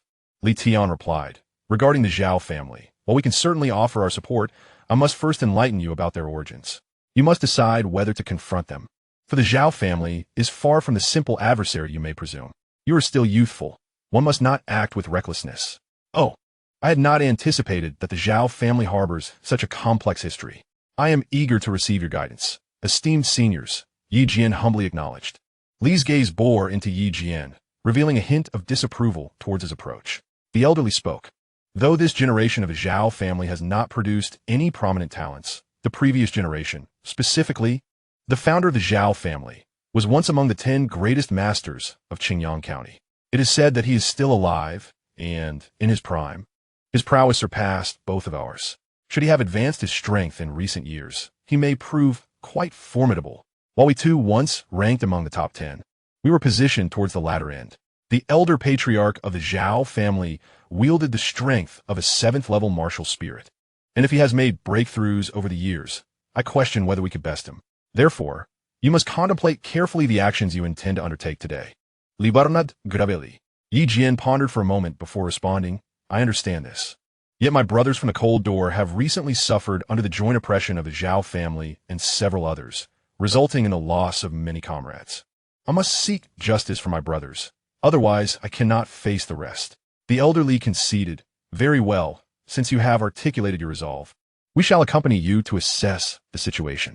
We have pledged our assistance, so prepare yourself, and simply inform us when you are ready to depart.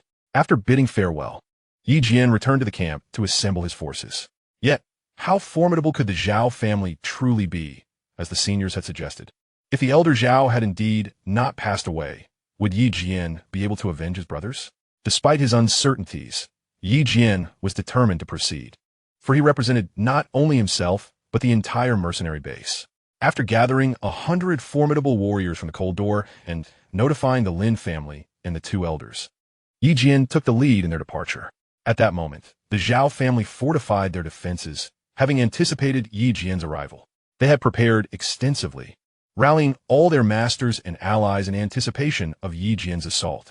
Yi Jian refrained from a reckless charge, waiting until his forces were fully assembled before initiating the attack. His current strength was now sufficient to confront the Zhao family directly. In terms of martial spirit experts, Yi Jian held a distinct advantage.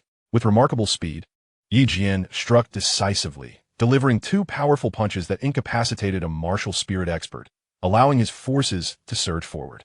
In the courtyard, the patriarch of the Zhao family and his companions faced Yi Jian, swords drawn, exchanging glances. The Zhao patriarch spoke, Yi Jian, do you truly intend to eradicate us? Indeed, our Zhao family has erred this time, but must we engage in a life-and-death struggle? Observing the Zhao patriarch's apparent concession, Yi Jian remained resolute. Aware of the purpose of his visit, he replied, Patriarch of the Zhao family, when you took the life of my brother from the Han family, you must have anticipated this day. My vengeance shall inevitably come. So today, it shall either be your Zhao family that falls, or I, Yi Jian, who perishes. The Zhao patriarch's eyes revealed a flicker of reluctance, yet he found himself cornered, stating, you young lad underestimate our Zhao family. Do you believe we can survive in Qingyang County without any strength? With a mere glance, he signaled to several subordinates, who soon returned with an elder. The entrance of this elder indicated he was indeed the esteemed patriarch of the Zhao family, as mentioned by elderly Tian, and he exuded formidable power, suggesting he would be a challenging adversary. The elder proclaimed, Elders at the back, come forth. I sensed your presence long ago. To think you would assist this young man. He must be extraordinary. The 2 elders from Li Tian emerged, exclaiming, Old Zhao, I did not expect you to still be alive. I thought you had long since passed. The Zhao patriarch chuckled, What a joke. If you 2 are alive, how could I have perished? It seems you have made significant progress over the years. Reaching the peak of the 8th realm, Li Tian remarked, I thought you would have broken through by now. To think you haven't, despite your age, haha. At this, the Zhao patriarch's expression shifted, revealing a hint of anger. Even without a breakthrough, I am still capable of dealing with you too. Do not presume that the Zhao family has fallen from grace.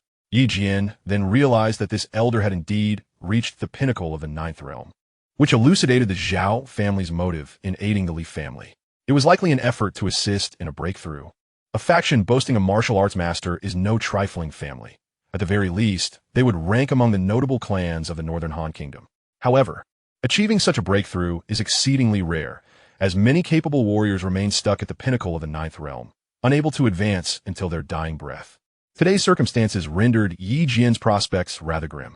Although his side held a certain advantage, they faced an opponent of the 9th realm, making total annihilation a daunting task. Yet, Yi Jian understood that the die was cast. Retreat was not an option.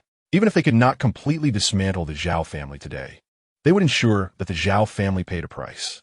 Jian exchanged a glance with the two elders, signaling them to engage the Zhao patriarch while he and Lin Xiaotian confronted the remaining adversaries. This time, Jian is determined not to return until he has utterly vanquished the Zhao family. Thus, today's confrontation represents a pivotal battle that will determine whether Jian can truly rise in Qingyang Prefecture. Jian and several martial spirit masters from the Lin family are engaged in combat against the remaining martial spirit experts of the Zhao family. The Zhao family's elder patriarch is being confronted by two seasoned veterans, and if Jian's two elders can hold off the Zhao patriarch, they will be able to defeat the remaining forces of the Zhao family. Jian is acutely aware that the opposing side possesses a formidable martial spirit master at the 9th level. Although the two elders on his side are nearly equal in strength to this adversary, a disparity still exists. Therefore, Jian must swiftly resolve the ongoing battles to assist the two elderly figures, Li Tian and his companion. Can Jian extinguish the Zhao family? Is this endeavor a misstep or a wise decision? In Chapter 113, Defeating the Zhao Family, Jian faces a martial spirit expert from the Zhao family, possessing strength around the 3rd level. This individual has previously posed a significant threat to the Brothers of the Cold Gate, employing ruthless tactics. Jian has long awaited the opportunity to settle the score. The Zhao family patriarch is engaged by Lin Xiaotian, while Jian confronts a 3rd-level martial spirit master alone. Although initially at a disadvantage, Jian's use of the Xianxia technique elevates his strength to a higher level. Coupled with his advanced martial skills, Jian is not one to be easily bested in combat. With the 5th-level fist, a series of powerful strikes ensues, bang, bang, bang, bang, bang. Upon employing this technique, Jian unleashes the unique power of the 5th-level fist, manifesting its hidden strength. His opponent, having underestimated Jian's martial prowess, is taken aback by the quintuple force of dark energy unleashed, leaving the Zhao family expert astonished. Ultimately, Jian's 5th-level fist inflicts severe injury upon this adversary, marking it as one of his most proficient techniques. However, the opponent, being a 3rd-level martial spirit expert, swiftly recovers from the blow and engages Jian in fierce combat once more. Jian employs the 9 mysterious sword technique to maneuver around his adversary, seeking another opportunity to deliver a decisive blow. In the distance, Li Tian and Li Wan, the two elders, also join the fray, facing the formidable 9th-level martial spirit master, the ancient monster of the Zhao family. Surprisingly, this elder appears less imposing than anticipated, yet when fully engaged, proves to be quite formidable, maintaining an advantageous position even against the combined efforts of Li Tian and his companion. It seems that this ancient monster is not to be trifled with, compelling Jian to find a way to eliminate his immediate foe. Conversely, Lin Xiaotian faces a much easier challenge, confronting the Zhao family patriarch, who possesses strength at the 5th level. With Lin Xiaotian being at the pinnacle of the 6th level, the disparity in their abilities is substantial, allowing him to dominate the fight. It appears that victory for Lin Xiaotian will come swiftly. Jian was determined to swiftly eliminate the adversary before him. Otherwise, being ensnared by his opponent could jeopardize the entire situation. He had nearly mastered the 4th move of the 9 profound sword technique and was ready to test its might.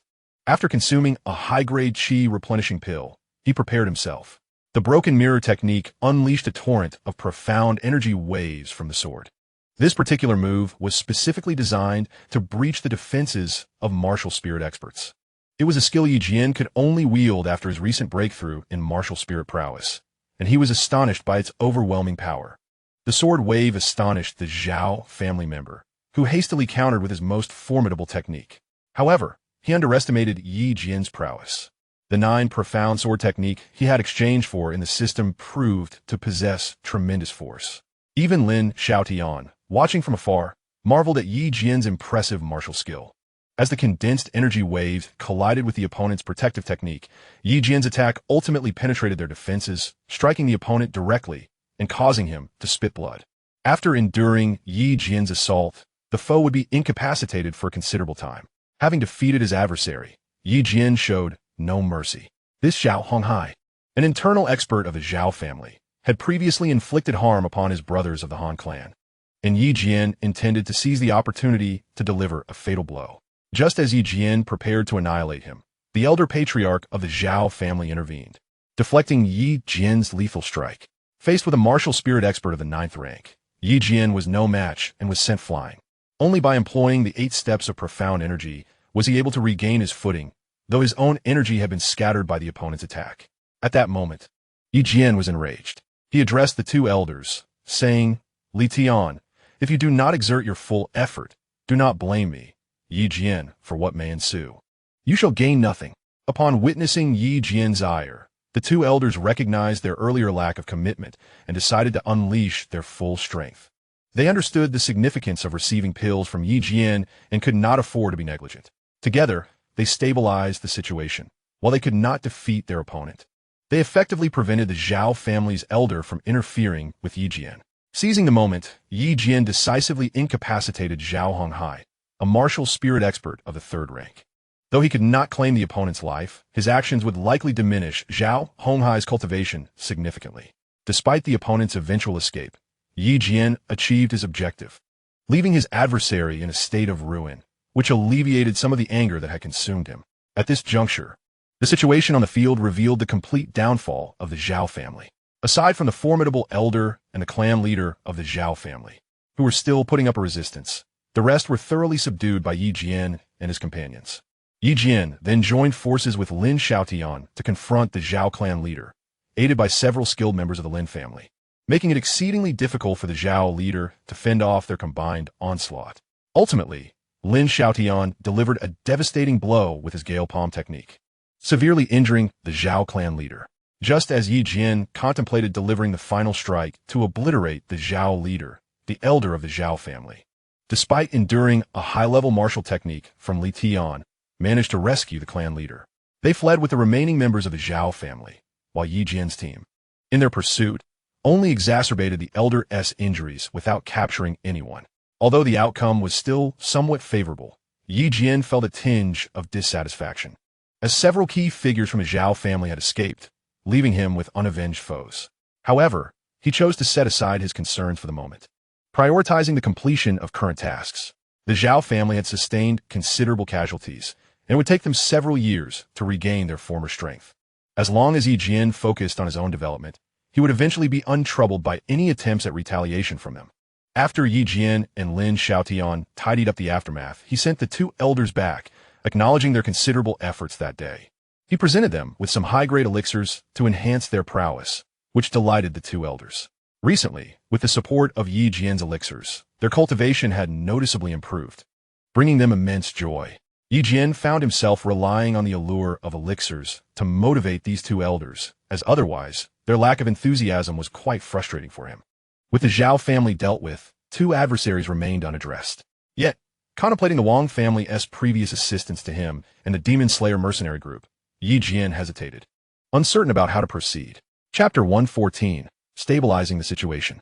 In the ensuing days, Yi Jian enlisted Qing Feng and several experts from the Lin family to consolidate the remnants of the Zhao and Li families. All the assets and businesses belonging to the Li and Zhao families were thoroughly divided between Yi Jian and the Lin family. Yi Jian allocated the majority of the shops to the Lin family for management, recognizing that their expertise surpassed his own, as most of Yi Jian's personnel were simply not suited for the intricacies of business management. Through extensive searches of the Li and Zhao family estates, Yi Jian and the Lin family amassed a substantial fortune, including elixirs, spirit stones, and more. Although some valuables have been taken by others, the bulk of the wealth and resources were secured by Yi Jian and the Lin family. The immense wealth of these 2 prominent families astonished Yi Jian, as it allowed him to recuperate his recent losses and still retain a surplus sufficient for several years of development. After eliminating the remaining forces of the Li and Zhao families, Yi Jian was poised to take action against the Wang family. However, he encountered a rather vexing issue. An abundance of recent events in Qingyun County had drawn the attention of the royal family, prompting them to send representatives for negotiations. It seemed that the Wang family had sought assistance, for the royal family would not intervene lightly. Thus, under the auspices of royal mediation, Yi Jian, out of respect for the Wang family's young master, refrained from acting against them. Ultimately, an agreement was reached. The Wang family was obliged to compensate Yi Jian and the Lin family with half of their business operations. Consequently, the Wang family's influence suffered a significant blow. rendering them no longer comparable to the four great families of Ur. Presently, the Lin family stands as the preeminent power in Qingyun County, with Yi Jian in second place, while the Wang family has slipped to third, unable to compare with the former two families. The Lin family and Yi Jian's Hanmen have now gained the royal family's recognition. Currently, Qingyun County is jointly managed by the Lin family, Hanmen, and the local government, signifying Yi Jian's firm establishment in Qingyun County. United in purpose, the Lin family and Yi Jian pose no threat to the Wang family. The next step for Yi Jian is to stabilize and develop his forces. Due to the recent upheavals, the mercenary base has been nearly destroyed, with hundreds of mercenary groups reduced to a mere few. Although many have returned following Yi Jian's victory, they are still far from their former glory. Nevertheless, Yi Jian remains optimistic that with continued development, the mercenary base will flourish once more. The Hanmen has suffered considerable losses.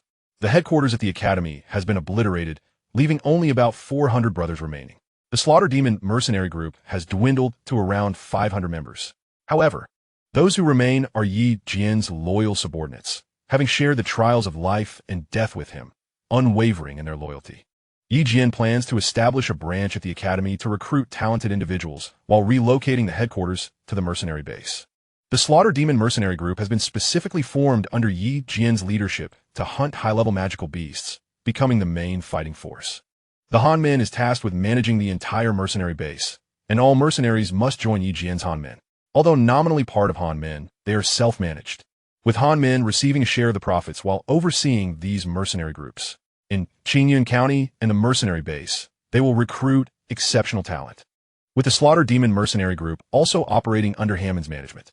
Yi Jian remains the leader of Hanmen, with Qing Feng as the vice leader, while the Slaughter Demon mercenary group is entrusted to Li Ao, a restless individual who is encouraged to lead the charge in battles. Zhao Fu and others are assigned to critical management roles within Hanmen, and Yi Jian has laid out these arrangements simply, intending to make more detailed adjustments in the future. Certainly, the mercenary base is not the only territory under Yi Jian's control. Within Qingyun County, he also holds sway. In Qingyang City, Yi Jian has established a branch of the Hanmen to oversee the local commerce. Additionally, he has erected a residence there, although he seldom visits, merely maintaining the title of Yi Mansion. Now, Yi Jian finds himself alone, preferring the company of the mercenary base. However, he has not forgotten his intent to settle accounts with Elder Wang of the academy, the one primarily responsible for the massacre at the Hanmen headquarters. Yi Jian is resolute in his pursuit of retribution. In truth, Yi Jian had long desired to confront him. Yet this cunning old fox managed to escape with his possessions upon realizing the decline of the Li family alliance. Recently, after dispatching someone to investigate, news has finally emerged. Qing Feng reported, "Leader, regarding the matter of the traitor Wang, we have received word that he has fled to Beihan County, the very heart of the royal family. Moreover, near Beihan County lies Beihan Mountain, the domain of Feiyun Palace." Yi Jian replied, "Since this old scoundrel has retreated so far, there is no rush to confront him. He is conveniently located in Beihan County, so I shall attend to matters here first before seeking him out for retribution." Qing Feng, understanding the implications, smiled knowingly before departing. He recognized that Yi Jian was also yearning for his sister, who, along with Jin Lin, had gone to Feiyun Palace, leaving Yi Jian in a state of concern about their well-being. Thus, once he resolves his current affairs, Yi Jian plans to visit Beihan County to check on his sister and simultaneously deal with the old villain. However, with the Hanmen and the Demon Slayer mercenary corps just regaining their strength, Yi Jian finds himself inundated with responsibilities that demand his direct attention. Fortunately, Lin Yuner has been quite diligent in assisting him, alleviating many troublesome matters, primarily concerning personnel arrangements and financial dealings, which have left Yi Jian feeling quite exasperated. As the Lin family and the Hanmen consolidate their position, various factions have begun to curry favor with Yi Jian, leaving him rather speechless. They are acutely aware that Qingyang County is now under the dominion of Yi Jian and the Lin family, making it imperative for them to seek his favor. Consequently, a steady stream of visitors has become the norm. Eventually, Yi Jian delegated these responsibilities to Qing Feng, who, in turn, felt overwhelmed. Ultimately, Qing Feng passed these burdens onto Lu De, Hu, and his companion, as they thrived in managing interactions with various factions, basking in the recognition that came with it. Those wishing to meet with Yi Jian and Qing Feng now must go through Lu De, who has undoubtedly been well compensated for his efforts. Yet, Yi Jian remains indifferent to these distractions, as long as his subordinates can handle their duties effectively. Under the weight of absolute power, they dare not engage in any deceitful antics, allowing Yi Jian to remain unconcerned. Despite the resolution of the Li family alliance, Yi Jian still faces two significant challenges, promises he made previously that must be fulfilled one by one. Chapter 115. What to do about the 6th rank elixirs. After Yi Jian resolved the matters concerning the Cold Clan, a month had already elapsed. At that moment, news arrived that elderly Tian sought Yi Jian's presence for a matter of importance. Initially, Yi Jian did not dwell on it. Once he finished his tasks, he hurried to meet elderly. With the addition of these two esteemed seniors, although Yi Jian held the honorary title of elder within the Cold Clan, the actual value they brought was far from trivial. Under the guardianship of these two formidable figures, the Cold Clan had become quite formidable, attracting numerous suitors from across the entirety of Xianxia County, with no one daring to voice dissent. What could be the reason for Elder Li's visit? Generally, it was uncommon for him to seek Yi Jian's counsel. Upon exiting, Yi Jian inquired, "Elder Li, what brings you here?" "Elder Li responded, "Ah, Leader, do you recall our agreement?" At that moment, Yi Jian was struck with realization. The elder was reminding him of the 6th grade elixir. Indeed, a month and a half had passed, and Yi Jian had yet to gather the necessary materials, let alone enhance his abilities. He remained at the 1st level of martial spirit. To exchange for the 6th grade elixir, not only must Yi Jian attain the 3rd level of martial spirit, but he also needed to procure several exceedingly rare materials. With less than 2 months remaining until the deadline, Yi Jian promptly replied, "Ah, you mean that matter? I was just about to discuss it with you. I plan to invite both seniors to accompany me to Beihan County to procure some materials. This way, I can consult my master on concocting the elixir.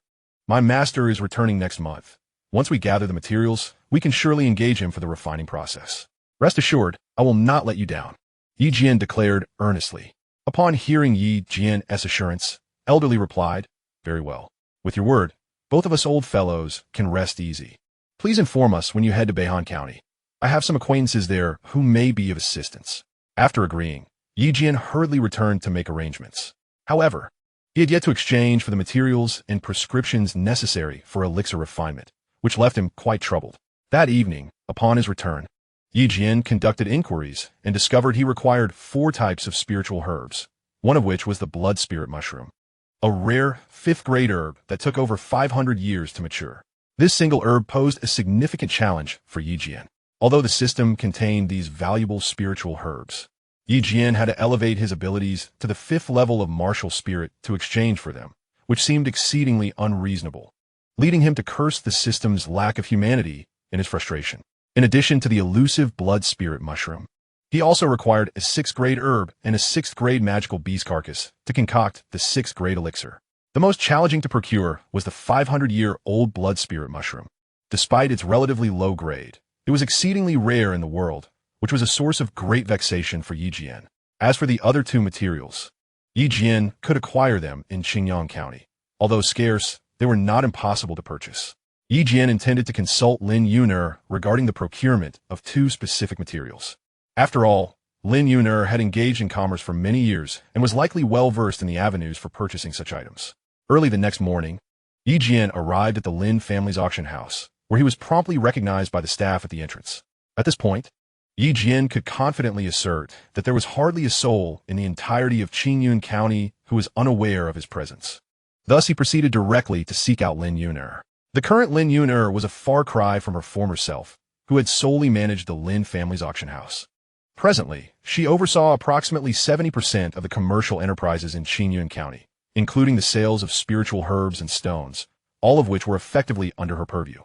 Although the Hammond's businesses were limited, they accounted for around 20% of the market in Xianxia County, primarily dealing with the sale of Hammond's goods. Initially, Yi Jian could have been allocated half of the commercial establishments, but due to insufficient capital, he entrusted the remaining 20% to the Lin family for management, retaining merely a minority stake. Though this arrangement resulted in diminished profits for Yi Jian, he preferred to place his trust in the Lin family's management rather than face the burden of overseeing the shops himself, which alleviated a considerable amount of unnecessary trouble that Yi Jian had an aversion to. Thus, he was unconcerned with the loss of minor profits. He had come to Lin Yuner for a pressing matter, so he entered without hesitation. To his surprise, Lin Yuner was in the midst of a discussion with others. Upon his abrupt entry, she shot him an exasperated glare. However, given Yi Jian's current stature, the two individuals negotiating with her swiftly excused themselves, seemingly intimidated by the prospect of disrupting Yi Jian's affairs. This left Yi Jian somewhat bemused, as he had merely intended to sit quietly nearby, unaware of the extent of his reputation outside. Rumors had circulated that Yi Jian was ruthless and left no survivors, having extinguished the Li and Zhao families, rendering him a figure of dread akin to the Grim Reaper in the eyes of lesser factions. Consequently, upon encountering Yi Jian, their trepidation was palpable. Once the other parties had departed, Lin Yuner, with a sigh of resignation, remarked, "You've interrupted what was a promising negotiation, you reckless fool. It's quite infuriating." Noticing her slight irritation, Yi Jian laughed heartily to ease the tension, responding, "You can't blame me. I came to you in urgent need, and didn't consider your visitors. Should I go out and fetch them back?" Lin Yuner, exasperated, retorted, "Fetch them back? They left precisely because you arrived. Can you truly summon them again? Now, tell me what brings you here. You usually don't seek me out without a significant reason." Returning to the matter at hand, Yi Jian explained, "As I promised the two esteemed elders, Li Tian, regarding the sixth great elixir, I require your assistance in identifying the materials necessary for its refinement." "What do you think?" Lin Yunren remarked. "Please provide me with a list of materials. I shall first peruse it. If they are exceedingly rare, I fear I may be unable to assist you. Kindly allow me to examine it." After Yi Jian handed the list to Lin Yunren, she scrutinized it for an extended period, seemingly pondering over the materials. Not wishing to intrude, Yi Jian patiently awaited her response.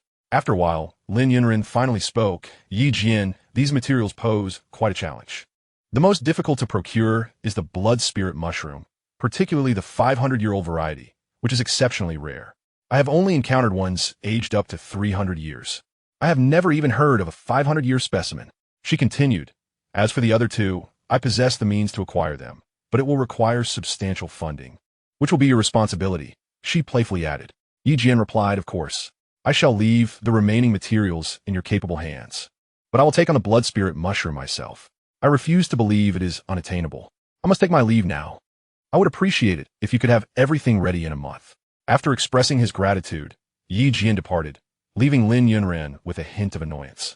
She did not expect him to leave so soon, revealing her reluctance for him to go. However, Yi Jian was preoccupied with thoughts of the blood spirit mushroom, leaving little room for contemplation about her feelings. How would he procure the blood spirit mushroom? Could Yi Jian find it? Chapter 116. The search for the blood spirit mushroom. Upon returning to the camp, Yi Jian recognized that while the other materials were indeed precious, Lin Yunren could assist in acquiring them. Yet, he was still faced with the formidable task of locating the blood spirit mushroom. It seemed prudent to consult the two senior mentors, who had been around long enough to have heard of this elusive fungus. Arriving at the mercenary base in the afternoon, Yi Jian eagerly sought out the esteemed elderly Tian, as time was of the essence. Approaching the elder's quarters, he noted that there had been no improvements. It remained in a state of disrepair. He recalled having previously arranged for some renovations for the two elders. Had his subordinates not taken his words to heart? This negligence sparked a flicker of irritation within him. He inquired of Li Tian, "Elder, I see that there have been no changes to your dwelling. Did my people fail to assist you with the renovations?" Li Tian replied, "Ah, this matter is not as it seems. Your people did indeed come, but I declined their offer. After living here for over a decade, my companion and I have grown accustomed to our surroundings and prefer not to alter them. I sent your workers away, not because they were unwilling, but because we chose to maintain the status quo." Upon hearing Li Tian's explanation, Yi Jian realized he had mistakenly blamed his subordinates and shifted the conversation to the pressing matter at hand, stating, "I have come to seek guidance from both esteemed mentors regarding the sixth great elixir I previously promised. I have encountered some difficulties and hope to inquire about certain matters." Upon the mention of the sixth great elixir, the eyes of the two elderly gentlemen sparkled with intrigue, revealing their profound reverence for this esteemed potion. They hastily urged, "Please, speak your mind, Yi Jian. Rest assured, whatever knowledge we possess, we shall share without reservation." Yi Jian replied, "It is regarding the sixth great elixir. I find myself in need of a particular spirit herb. Despite my extensive inquiries, I have yet to uncover any leads. Thus, I turn to you, esteemed seniors. Given your extraordinary experiences, have either of you ever heard of the blood spirit mushroom?" Li Tian pondered for a moment before responding, "Ah, the blood spirit mushroom. Indeed, I have heard of it. I recall that during my brother's time, we once possessed a blood spirit mushroom, but alas, it was ultimately seized by our adversaries." The blood spirit mushroom is an exceedingly rare herb. Yi Jian continued. While the blood spirit mushroom is elusive, what I seek is a specimen aged 500 years, which is even more scarce. Might you know of its whereabouts? Upon hearing Yi Jian's request for the 500-year-old blood spirit mushroom, the two elders, who had initially been somewhat dismissive, were taken aback and exclaimed, "What?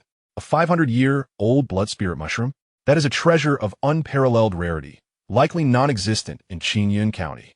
However, sensing Li Tian's reluctance to divulge further, Yi Jian, feeling slightly exasperated, urged, "Please, senior, just tell me. If there is an opportunity, I will certainly assist you in procuring it." To concoct the 6th-grade elixir, the blood spirit mushroom is essential. Even a fraction would suffice.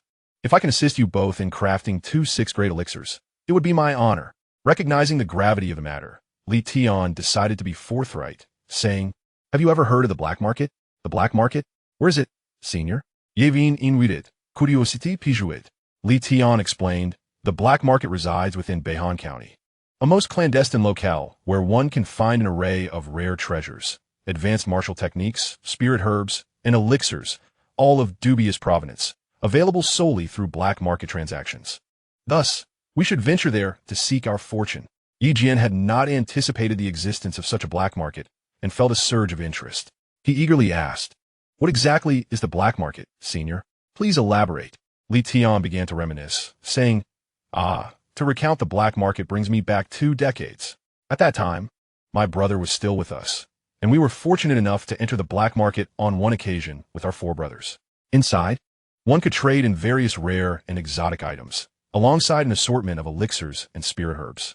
Among its most formidable features was the market's assassin's decree, which allowed not only the sale of precious treasures, but also the purchase of assassination orders to eliminate one's enemies. My last venture to the black market with my brother was a serendipitous encounter. Only those who possess martial prowess above the spirit level are deemed worthy of entry. However, aside from strength, wealth may grant one access, or being a skilled alchemist could also suffice. Furthermore, familiarity with insiders is often required for entry. Li Tian continued to reflect on these memories. Last time, it was fortunate for us that our elder brother managed to gain entry, allowing us to experience the world beyond our confines. I even possess a black market access card, which means this time we need not rely on acquaintances. We can venture into the black market ourselves, and I am confident it will not disappoint us. Yi Jian did not anticipate the black market's formidable nature and felt an immense sense of anticipation. Could it truly be as remarkable as Li Tian had described? Yi Jian was eager to witness it firsthand. He requested 3 days from his 2 esteemed seniors to settle matters concerning the Han men before embarking with them to explore the wonders of the black market. After departing from the abode of his seniors, Yi Jian returned to his own Han men camp and summoned Qing Feng, intending to assign him some tasks. Qing Feng hurried over, thinking there was an urgent matter at hand, only to find Yi Jian leisurely sipping tea. "Leader, what is the matter that requires such haste?" he inquired. Yi Jian motioned for Qing Feng to take a seat, poured him a cup of hot tea, and spoke. "I plan to visit Beihan County in 3 days to procure materials for alchemy. Consequently, I entrust the affairs of the Han men and the mercenary group to you. I also wish to see my sister and attend to some previous grievances, so I cannot determine how long my absence will be. The reason I summoned you tonight is to assign you a task, Qing Feng," Yi Jian stated solemnly, understanding that Yi Jian was about to discuss serious matters. Qing Feng braced himself for the weight of responsibility. Yi Jian continued, "You are aware that we, the Han men, have only just established ourselves in Xianxia County. While we have stabilized for now, numerous adversaries lurk outside, and many have fled. We must expedite the development of our strength. Otherwise, how shall we confront formidable foes? I cannot foresee how long I will be away, so I have left you with some celestial-level techniques and martial skills. I intend for you to gather trustworthy brothers, particularly those with exceptional talent, to commence rigorous training, aiming for you to break through to the martial spirit stage at the earliest opportunity. Additionally, we must ensure that the other brothers also achieve breakthroughs, so that the Han men can firmly establish itself here." Qing Feng was taken aback by the daunting task Yi Jian had assigned him. Indeed, aside from Yi Jian, there were no martial spirit experts within the Han men, while his good friend from the Lin family boasted 4 such experts. Thus, if Yi Jian were to depart, the Han men would lack the support of capable warriors.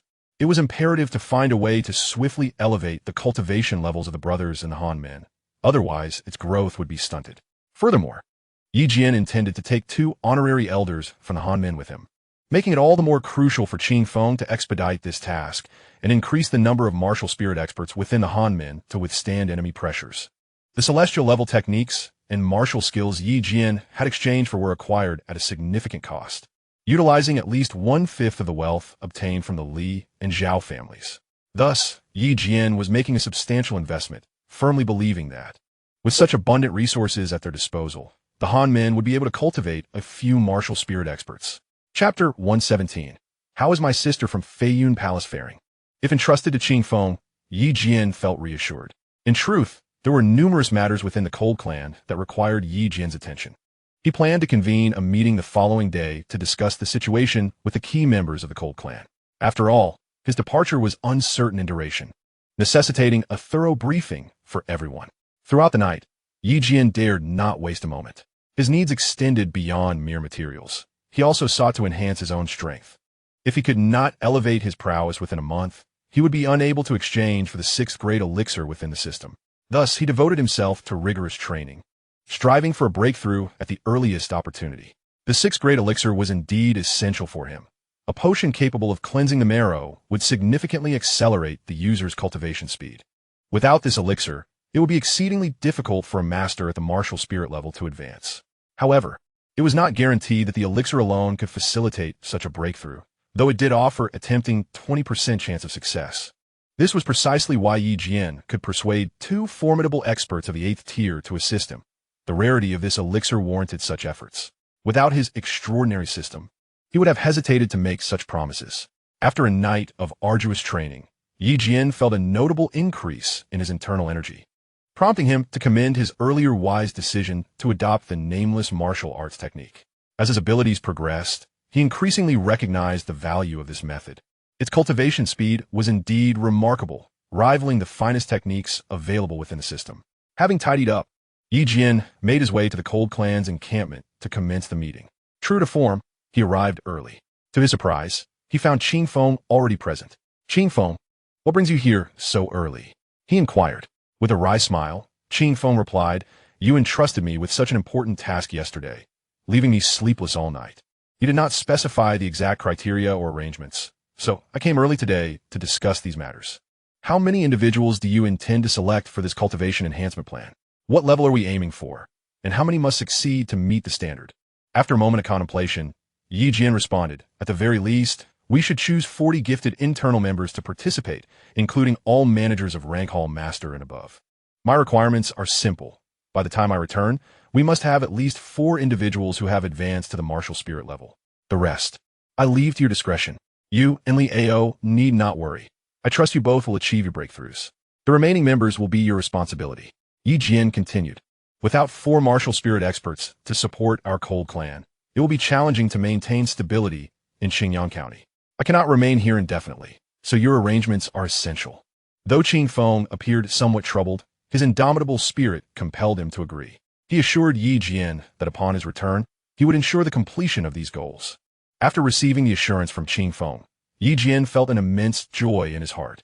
The current situation indeed necessitated the presence of 4 martial spirit experts. Otherwise, if Yi Jian were to depart, any untoward incidents within the Han men could prove exceedingly perilous.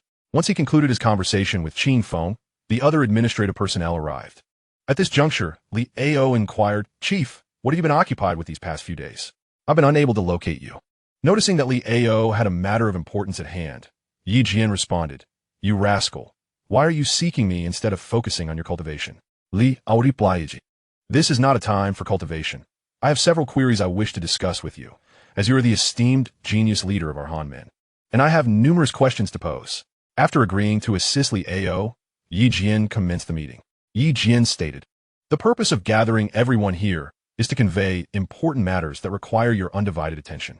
First and foremost, I have discussed a plan with Qing Feng that pertains to the strategic development of our Han men. Thus, I urge everyone to actively cooperate with Qing Feng's arrangements. He will elaborate on the specifics shortly. The second matter is that I will be journeying to Beihan County with the esteemed elders, Li Tian and Li Wan. The medicinal pills I promised have yet to be delivered, and time is of the essence. Therefore, I intend to depart the day after tomorrow. Thus, we shall hold a brief meeting to discuss our recent developments, after which I will delineate specific arrangements. Yi Jian invited Zhao Fu to speak first. Zhao Fu had been a longtime companion of Yi Jian, overseeing many significant affairs of the Han men.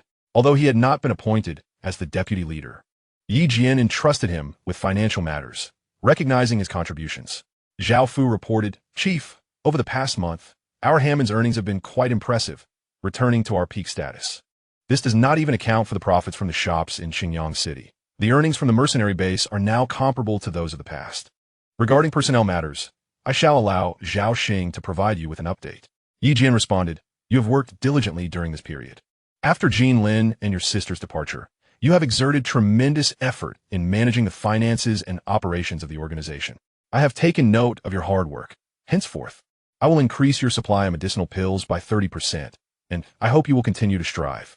As for future arrangements, you will remain responsible for financial and business affairs, and any matters you wish to discuss with Qingfeng can be addressed accordingly. In the event of significant issues, a vote will suffice." Upon receiving Yi Jian's acknowledgement, Zhao Fu was elated. Subsequently, Zhao Xing spoke up, "Chief, we have now recruited 1,000 internal brothers into our Han men, alongside 2,000 external brothers. The Tuyao Mercenary Corps has also restored its previous numbers, reaching 1,000 once more, which means our direct internal count has now reached 2,000. Among these, there are over 120 individuals who are martial masters or above." Yi Jian remarked, "It seems that our humble clan has been flourishing recently. However, what I seek is not merely an increase in numbers. As for the subsequent selection of personnel, let us proceed with patience. There is no need for hasty expansion. Everyone should take the time to integrate the newly joined brothers and focus on enhancing their strengths, as that is the true priority. You have all worked hard during this time, so like Zhao Fu, distribute the rewards accordingly." Upon receiving Yi Jian's directives, Zhao Xing felt an immense joy, eager to embark on the tasks ahead. Qingfeng also shared the internal improvement plan with everyone, and it became evident that the overall strength of the humble clan was commendable. However, the number of martial spirit masters remained lacking. Aside from Yi Jian, no one had achieved a breakthrough. Thus, the improvement plan garnered unanimous approval. Following this, Qingfeng took charge of the arrangements, allowing Yi Jian to rest easy. After the meeting concluded, Yi Jian began preparations for the upcoming journey, set to depart the day after tomorrow, uncertain of what challenges lay ahead. He missed his sister and Jean Lin at Feiyun Palace, but the prospect of reuniting with his sister in Beihan County filled him with joy. Chapter 118. The departure with the affairs of the humble clan well in hand. Yi Jian spent the following day there before visiting the Lin family in the afternoon to inform Lin Xiaotian of his impending journey to Beihan County. Given the uncertainty of his absence, it was only right to inform Lin Xiaotian, especially considering Lin Yun'er's involvement. Upon arriving at the Lin residence, Yi Jian was welcomed as an esteemed guest, awaiting Lin Xiaotian's arrival.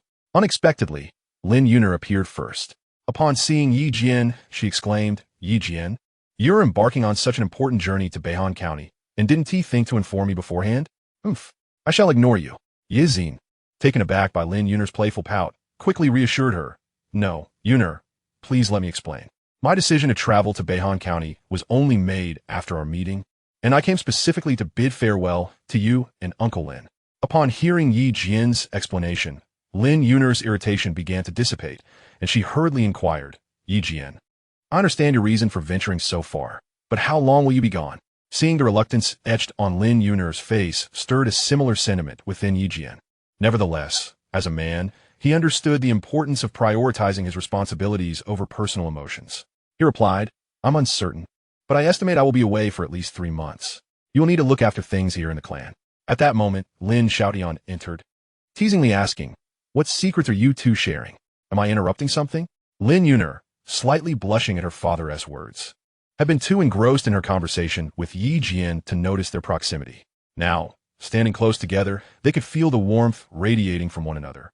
To an outsider, their closeness might seem overly intimate, yet Lin Xiaotian appeared to support this bond rather than oppose it. Previously, Lin Xiaotian had conversed with Yi Jian regarding their affairs. Although Yi Jian had ultimately clarified the pretenses surrounding his romantic interests and urged Lin Xiaotian not to fret over Lin Yun'er's marriage. Lin Xiaotian harbored a genuine desire to unite Yi Jian and Lin Yun'er. However, recent events had impeded his efforts to bring them together. With Yi Jian's imminent departure, it appeared that the opportunity had slipped away. Nevertheless, being a person of considerable ambition, Lin Xiaotian refrained from exhibiting excessive reluctance. Yi Jian addressed Lin Xiaotian, saying, "Uncle Lin, I have come to bid farewell to you and Yun'er. I shall be departing for Beihan County tomorrow, hence my visit today. I also have some matters for which I hope the Lin family can extend their assistance." Lin Xiaotian responded, "A man should aspire to distant horizons. Venturing forth is commendable. I am aware of your intentions for Beihan County. Regrettably, the Lin family may not be of much assistance, but I have arranged for the remaining materials for your elixir. Once they are prepared, I shall have someone contact you. By the way, you mentioned needing help. What is it that you require?" I am sincerely grateful for the Lin family's support regarding the elixir's materials. My stay will last at least 3 months. Thus, I would appreciate your continued support for the Han men. After my departure, the Han men's strength will be somewhat diminished, and in times of crisis, I hope the Lin family can lend a hand. Lin Xiaotian waved dismissively, saying, "You need not feel distant. The Han men and the Lin family are now united in purpose. Rest assured, the matters of the Han men are as dear to the Lin family as our own. Go forth without concern. You know my character well. As for the rest, there are no forces in Qingyang County capable of opposing our two families." With Lin Xiaotian's assurance, Yi Jian felt a sense of confidence. That evening, they indulged in spirits together, a fitting celebration for his impending journey. The following morning, after bidding farewell to Lin Xiaotian, Yi Jian set off for the Han men base. Upon arrival, he discovered that both the Han men brothers and the Demon Slayer Mercenary Corps had gathered to see him off, stirring a twinge of reluctance within him. After notifying the two esteemed elders, he returned home to collect his travel belongings. At the entrance of the Han men, he engaged in conversation with his brothers, urging them to diligently cultivate their skills. He warned that upon his return, he would expect to see their progress. Seeing his brothers so spirited, yet visibly reluctant to part with him, Yi Jian felt a mix of emotions. This would be his first journey into the world beyond, and he was uncertain of what awaited him. Nonetheless, he yearned to explore, for a man's aspirations should extend far and wide. He could not remain confined to the small confines of Qingyang County. At that moment, the two elder mentors arrived. After saying his goodbyes to his brothers, Yi Jian departed with the elders. Each of the three mounted a 4th-level magical beast, known as the Zebra Beast, a creature regarded as a companion and a reliable means of transport for their journey. On short journeys, Yi Jian could swiftly reach his destination with his agile footwork. However, this time, he was headed to Beihan County, a considerable distance from Qingyang County, necessitating the use of a transport tool. Even with ample replenishing pills, it would likely not suffice for Yi Jian. The Zebra Beast, a formidable 4th-level magical creature, could travel 100 miles a day and was an ideal choice for such a journey. Yet, its considerable value made it inaccessible to the average person, as it also consumed spirit stones, rendering those of modest means incapable of affording it. In contrast, Yi Jian was well prepared for this expedition, having amassed a significant amount of points, exchanging at least half of his family's financial resources for them, along with a supply of spirit stones and elixirs. Thus, he resembled a genuine affluent heir, believing it prudent to carry extra funds on his inaugural journey. As he gazed at the mercenary base diminishing in size, a bittersweet sentiment enveloped him, having spent many years in that place. Yet, the excitement overshadowed any melancholy as he eagerly anticipated his adventure to Beihan County, particularly the Black Market and Feiyun Palace. Yi Jian yearned to witness the nature of the Black Market and to understand what made Feiyun Palace so alluring to countless young aspirants seeking to join its ranks. All these prospects captivated Yi Jian, prompting him to urge his steed onward with greater vigor. After offering the Zebra Beast several low-grade spirit stones, it galloped swiftly. Shortly after sunset, Yi Jian and his senior companion Li Tian had already traversed 100 miles. Thanks in no small part to Yi Jian's generous supply of spirit stones that had motivated the Zebra Beast to cover such distance in half a day. Upon landing for a rest, Yi Jian engaged in conversation with his two seniors. Despite having purchased a map of Beihan country, he still harbored curiosity about certain areas and thus initiated a discussion with them. Would Yi Jian's journey proceed smoothly? Would intriguing events unfold along the way? Chapter 119. Entering the Desert. Jian unfurled the map and inquired of his senior, esteemed elder. Could you please guide me on our current location and the route we should take next? The trio examined the map, and Li Tian remarked, Brother Yi, we have just covered 100 miles and are still over 200 miles from Fenyang County. If we maintain our pace like today, we should arrive by tomorrow evening. He continued, once we reach Fenyang County, there remains over 1,000 miles to Beihan County. Following the map's suggested route, we will need to pass through 3 counties, which will likely take about 10 days to reach our destination. Upon reflecting, Jian realized this was not feasible. It would waste too much time, and he could not afford such delays. He then asked his elder, is there no alternative route aside from this one? For instance, routes that could save time are acceptable. Li Tian hesitated for a moment and said, there is indeed one, but it is rather perilous. Do you see this desert? Jian scrutinized the map and replied, What is this place called the Red Desert? Li Tian responded solemnly, the Red Desert is an ancient desert steeped in legend, inhabited by terrifying high-level magical beasts. Yet, the beasts themselves are not the most daunting aspect. Rather, it is the bandits lurking within who specialize in ambushing passing caravans. It is said that 3 bandit factions operate in this area, one of which is led by a formidable martial arts master. For us, the other 2 factions do not pose a significant threat. They would not dare to confront us easily. Moreover, united as we are, they would not stand a chance against us. However, encountering the faction led by this martial arts master would indeed spell trouble. Thus, there is a degree of danger involved. Nonetheless, it could save us half the time, and the decision ultimately rests with you. Li Tian glanced at Jian as he spoke. After contemplating, Jian said, given our pressing time constraints, we might as well take this risk. After all, it could save us considerable time, and we remain uncertain about the situation in Beihan County. Therefore, I believe we should opt for the shortcut. As it stands, I am currently a master of 3 martial spirits, so my concerns are somewhat alleviated. Typical adversaries are unlikely to challenge us easily. Consequently, the trio resolved to set out towards the Red Desert after reaching Fenyang County, opting for the shorter route. Once the decision was made, the 3 rested, yet none chose to sleep. Instead, they engaged in cultivation. A night of continuous training yielded substantial rewards for all 3. The next day, after consuming some rations, the trio embarked towards Fenyang County, striving to arrive by nightfall. Along the way, they generously fed the spirit steeds with ample spirit stones, which propelled the steeds to gallop swiftly towards Fenyang County. As dusk fell, the 3 could already glimpse the towering city walls of Fenyang County. To their surprise, the city walls of Fenyang County appeared far more imposing than those of Qingyang County, primarily due to its geographical proximity to the heart of Beihan Nation. Bustling with merchants and traders, an entirely different realm from Qingyang County, the trio quickened their pace and soon reached the base of the towering walls, where a multitude of merchants were bustling about, creating a lively atmosphere that inexplicably lifted Jian's spirits. It seemed that humans are inherently social creatures. After 2 days without interaction, Jian and his companions began to feel a tinge of loneliness. Thus, upon entering Fenyang County after 3 days, they hardly had time to explore before heading straight to an inn. It appeared that Li Tian was quite fond of drinking, as he immediately sought out an inn upon entering the city, leading Jian and the others to indulge in libations. He had previously instructed Jian to alter his manner of address, advising that he should refer to the 2 older men as Uncle Tian and Uncle One instead of seniors. This made Jian feel somewhat uncomfortable, considering these 2 gentlemen were nearing 60 years of age, while he himself was merely in his 20s, old enough to address them as elders.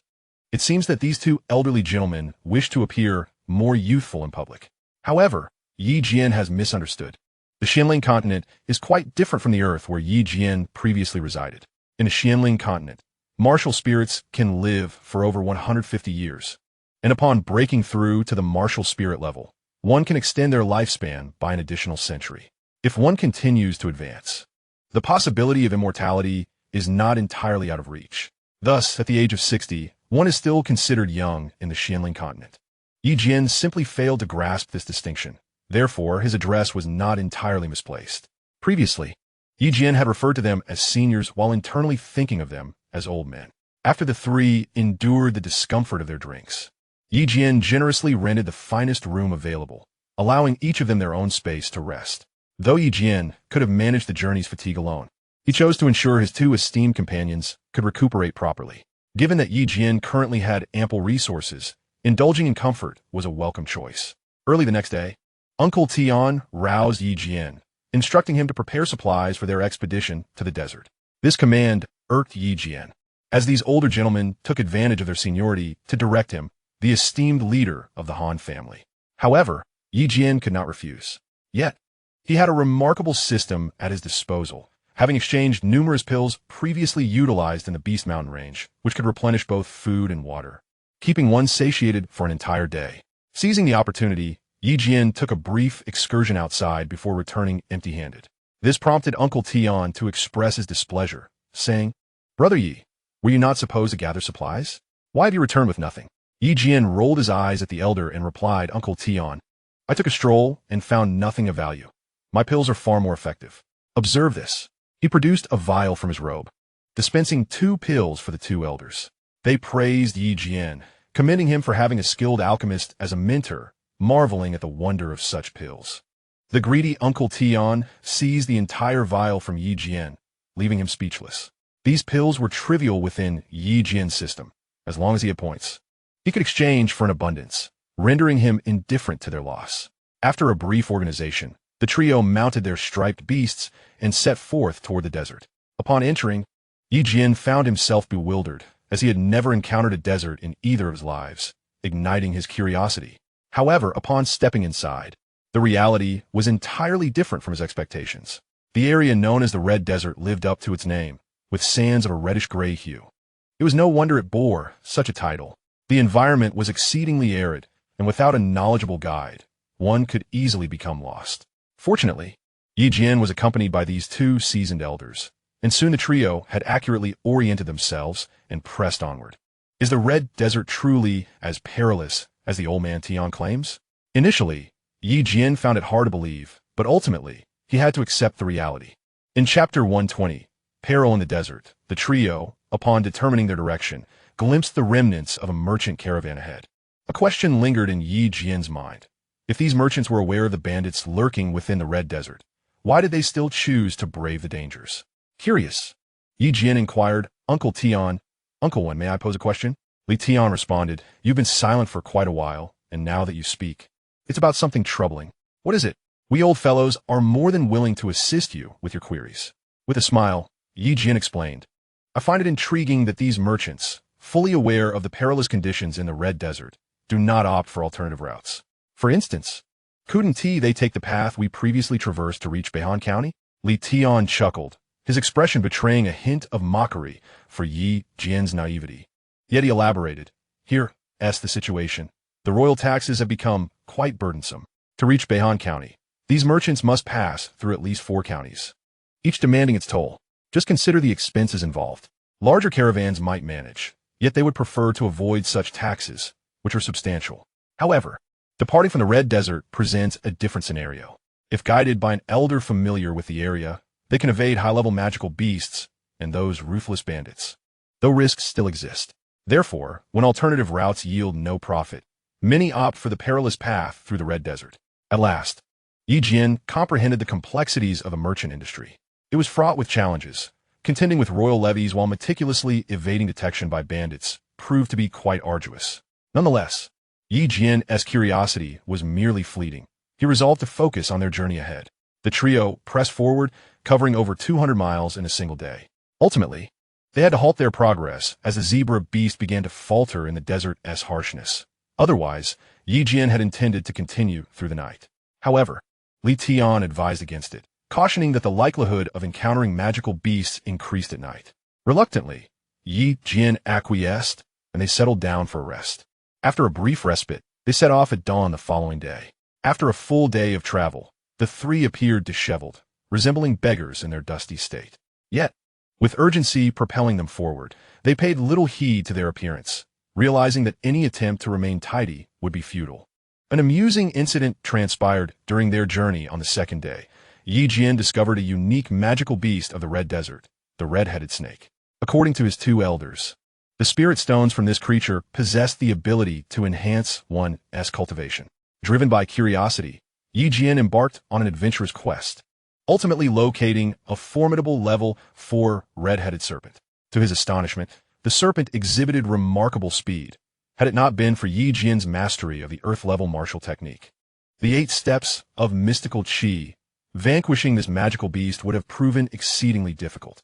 Indeed, he had underestimated the swiftness of this level 4 creature, which could rival that of a level 6 beast.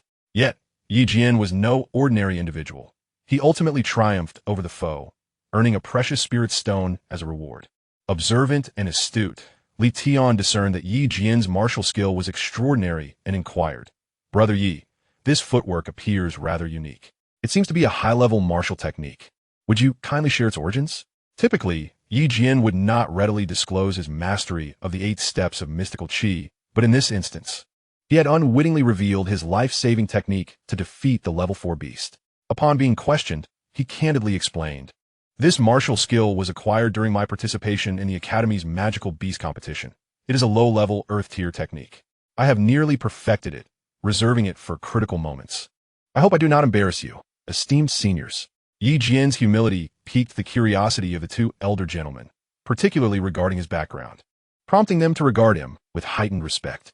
Not only did Yi Jian possess a mentor capable of refining 6 great elixirs, but he also wielded such advanced martial skills. Although they had yet to uncover all of his secrets, these revelations were sufficiently astounding.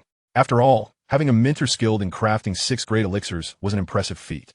A 6th-grade alchemist equated to a master of martial arts, and far more than that, as such an alchemist could summon at least 3 martial experts to assist. Considering that 6 great elixirs were exceedingly rare among those below the martial master level, they were highly coveted by such formidable individuals. Consequently, Yi Jian held significant importance in their eyes. Upon obtaining the spirit stone, he wasted no time. The trio set forth, only to be unexpectedly confronted by a merchant convoy. Li Tian, drawn by a desire for drink, struck up a conversation with the merchants. To their surprise, the trio engaged in lively discourse, and upon discovering Yi Jian's impressive capabilities, the merchants accorded them considerable respect. As Yi Jian further scrutinized the situation, he realized the convoy was no ordinary group. They were transporting valuable goods, guarded by a martial spirit expert whose prowess was approximately at the 7th level. The merchants noted that aside from Yi Jian, who was slightly weaker, the other 2 individuals possessed superior strength, leaving them both astonished. However, upon learning that Yi Jian and his companions were merely seeking a drink, they relaxed their vigilance. As they enjoyed their beverages, the atmosphere grew convivial. Yi Jian inquired, "Might I ask where your merchant convoy is headed? It would be a pleasure to accompany you for companionship, for traversing this desolate desert can be quite lonely." At that moment, a young woman descended from an opulent carriage. Although her face was obscured, her figure and the allure emanating from her hinted at an exquisite beauty that even the aloof Yi Jian couldn't help but glance at more than once. As she entered, he caught a whiff of a captivating fragrance that momentarily enchanted him. However, he swiftly regained his composure, for in his past life, he had suffered greatly at the hands of women, and thus had developed a commendable self-control in their presence. Before Yi Jian could exchange words with the enchanting maiden, an unforeseen event transpired. He heard the thunderous sound of galloping hooves approaching from the distance, indicating that they were about to encounter a band of brigands. And the number of foes was significant, which jolted Yi Jian back to reality. It became evident that the Red Desert was indeed a perilous place. At this juncture, a martial adept of the 7th realm urged the young lady to swiftly return to the carriage, instructing the others to prepare for defense, emphasizing the paramount importance of safeguarding her. The merchants, in response, brandished their weapons, readying themselves to confront the advancing adversaries. Yet, Yi Jian appeared unfazed, as he contemplated whether to intervene. Chapter 121, A Heroic Rescue. The enemy approached rapidly, a formidable force of at least 100, led by a bandit chief of the 8th realm, accompanied by several other martial experts. Yi Jian surmised that should he choose to assist, they could likely overcome their foes. However, given that his association with the merchants was merely that of a shared meal, he hesitated to commit. As the confrontation commenced, the merchants clashed with the bandits, who held the advantage in numbers. In a brief span, the 7th realm martial expert was injured, yet he valiantly fought to protect his charge, the young lady he had just escorted. Despite his bravery, he was but one man, and ultimately, he was no match for the attackers. In the end, the brigands managed to abduct the maiden, tearing away her veil in the process. From a distance, Jian beheld her true visage and was struck by her undeniable beauty, though she still bore a hint of youthful innocence, appearing to be scarcely of age, perhaps akin to his own younger sister. At that moment, Jian resolved to take action, unwilling to witness such a young woman suffer indignity before his eyes. The young lady, threatened by her captors, remained remarkably composed as she declared, "You audacious ruffians! Do you not know who I am? Should you lay a finger on me today, my grandfather will come to purge you from this earth." The bandit leader laughed, responding, "Huh, a mere child dares to challenge us. Even if you are the daughter of the venerable Huang Tian, it matters not. I intend to take you back to my lair and make you my wife. Fortune smiles upon me today, for I will enjoy you first, and then you shall become my bride." Ha ha ha. Upon witnessing the audacity of the bandit, completely disregarding the origins of his victim, the newly adult girl was filled with indignation. As she was being mounted onto a horse, she cast a glance at Jian, which prompted him to act without hesitation. After exchanging a knowing look with his two senior companions, Jian struck first, unleashing a fifth-level punch that sent the black-clad kidnapper staggering back, thus rescuing the girl from peril. Li Tian remarked, "Ah, still too youthful. Come, old fellow, it is time for us to intervene." With that, both Li Tian and Li Wen sprang into action, repelling several martial spirit experts from the opposing side and stabilizing the situation. Jian retreated with the girl, administering a high-grade healing pill to the valiant subordinate who had fought fiercely to protect her, before turning his attention towards the remaining bandits. The ringleader sneered, "We initially thought you gentlemen would mind your own business, but since you've chosen to interfere, do not blame us thereafter. Do you even know who we are?" Curiosity piqued, Jian responded, "I am unaware of your identities, but your bullying of a defenseless girl has disdained me. Thus, I must take action."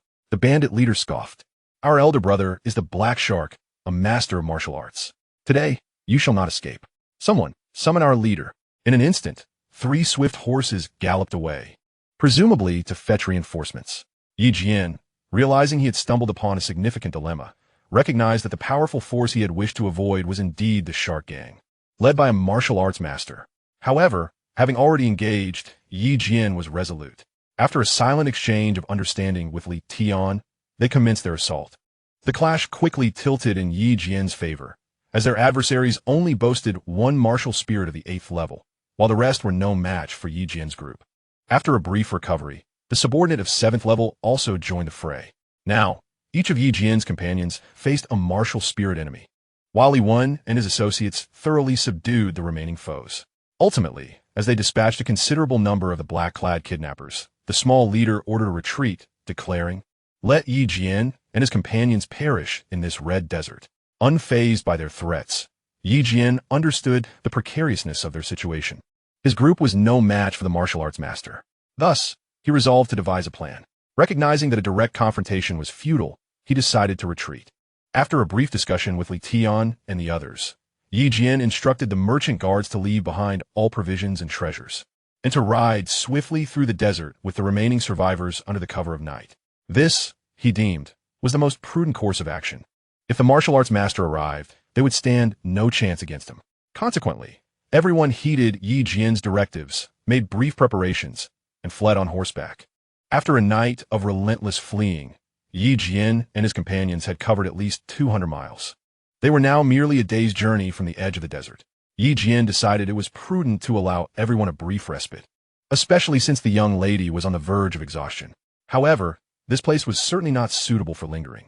At that moment, the girl spoke up, introducing herself as Mo Xiaobei from the Mo family.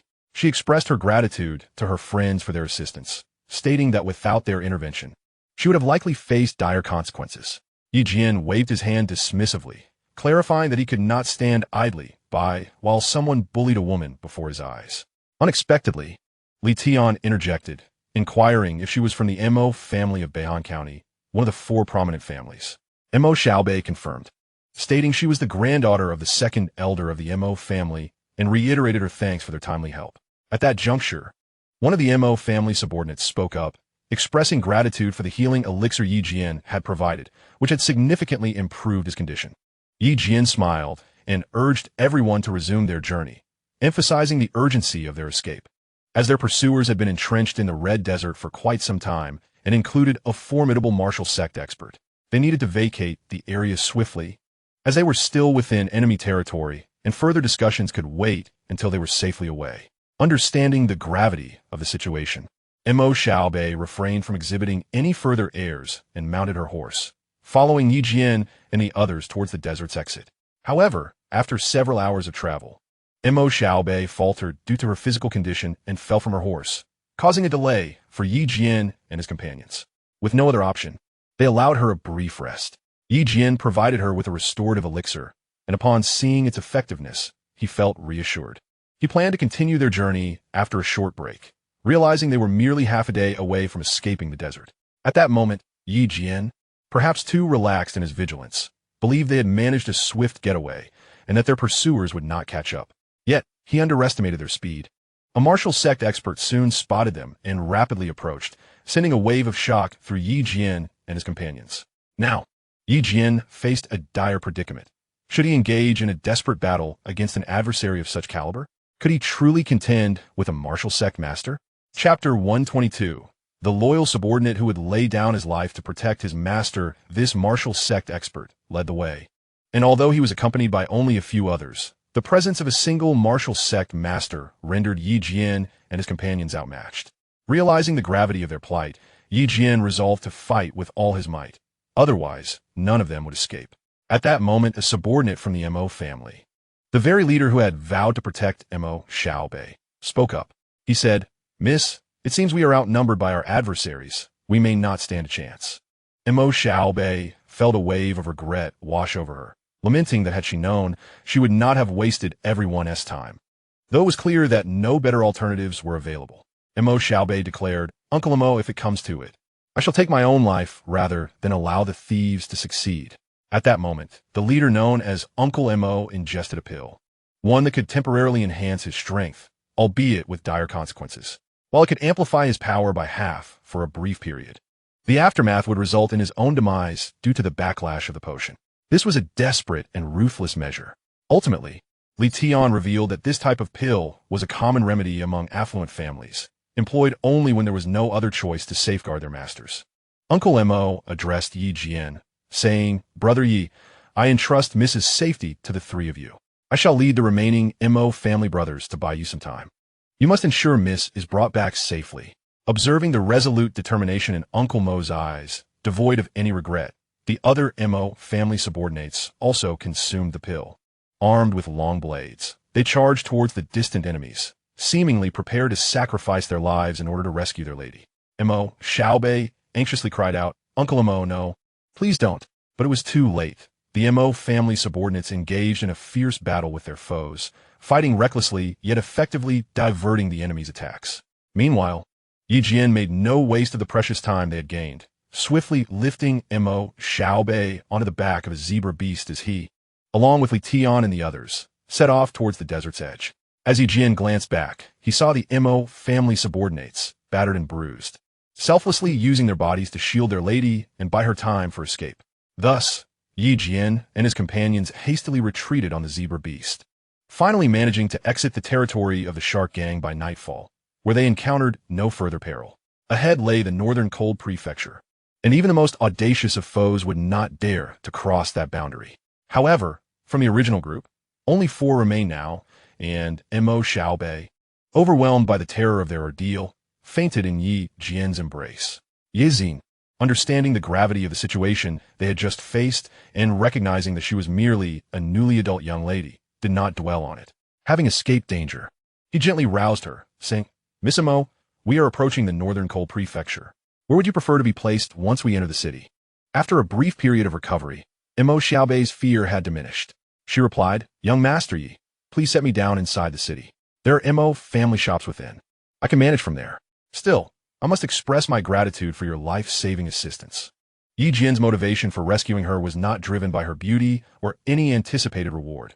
Rather, he held great admiration for the Mo family subordinates. He responded, "Miss Mo, aiding you was but a trifling effort on our part. No need for thanks. You should make haste to find your family shop, and perhaps fate will allow us to meet again."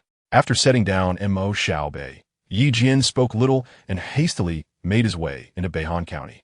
Mo Xiaobei harbored a profound desire to express her gratitude towards Yi Jian, yet he had already departed, leaving her with no opportunity to do so.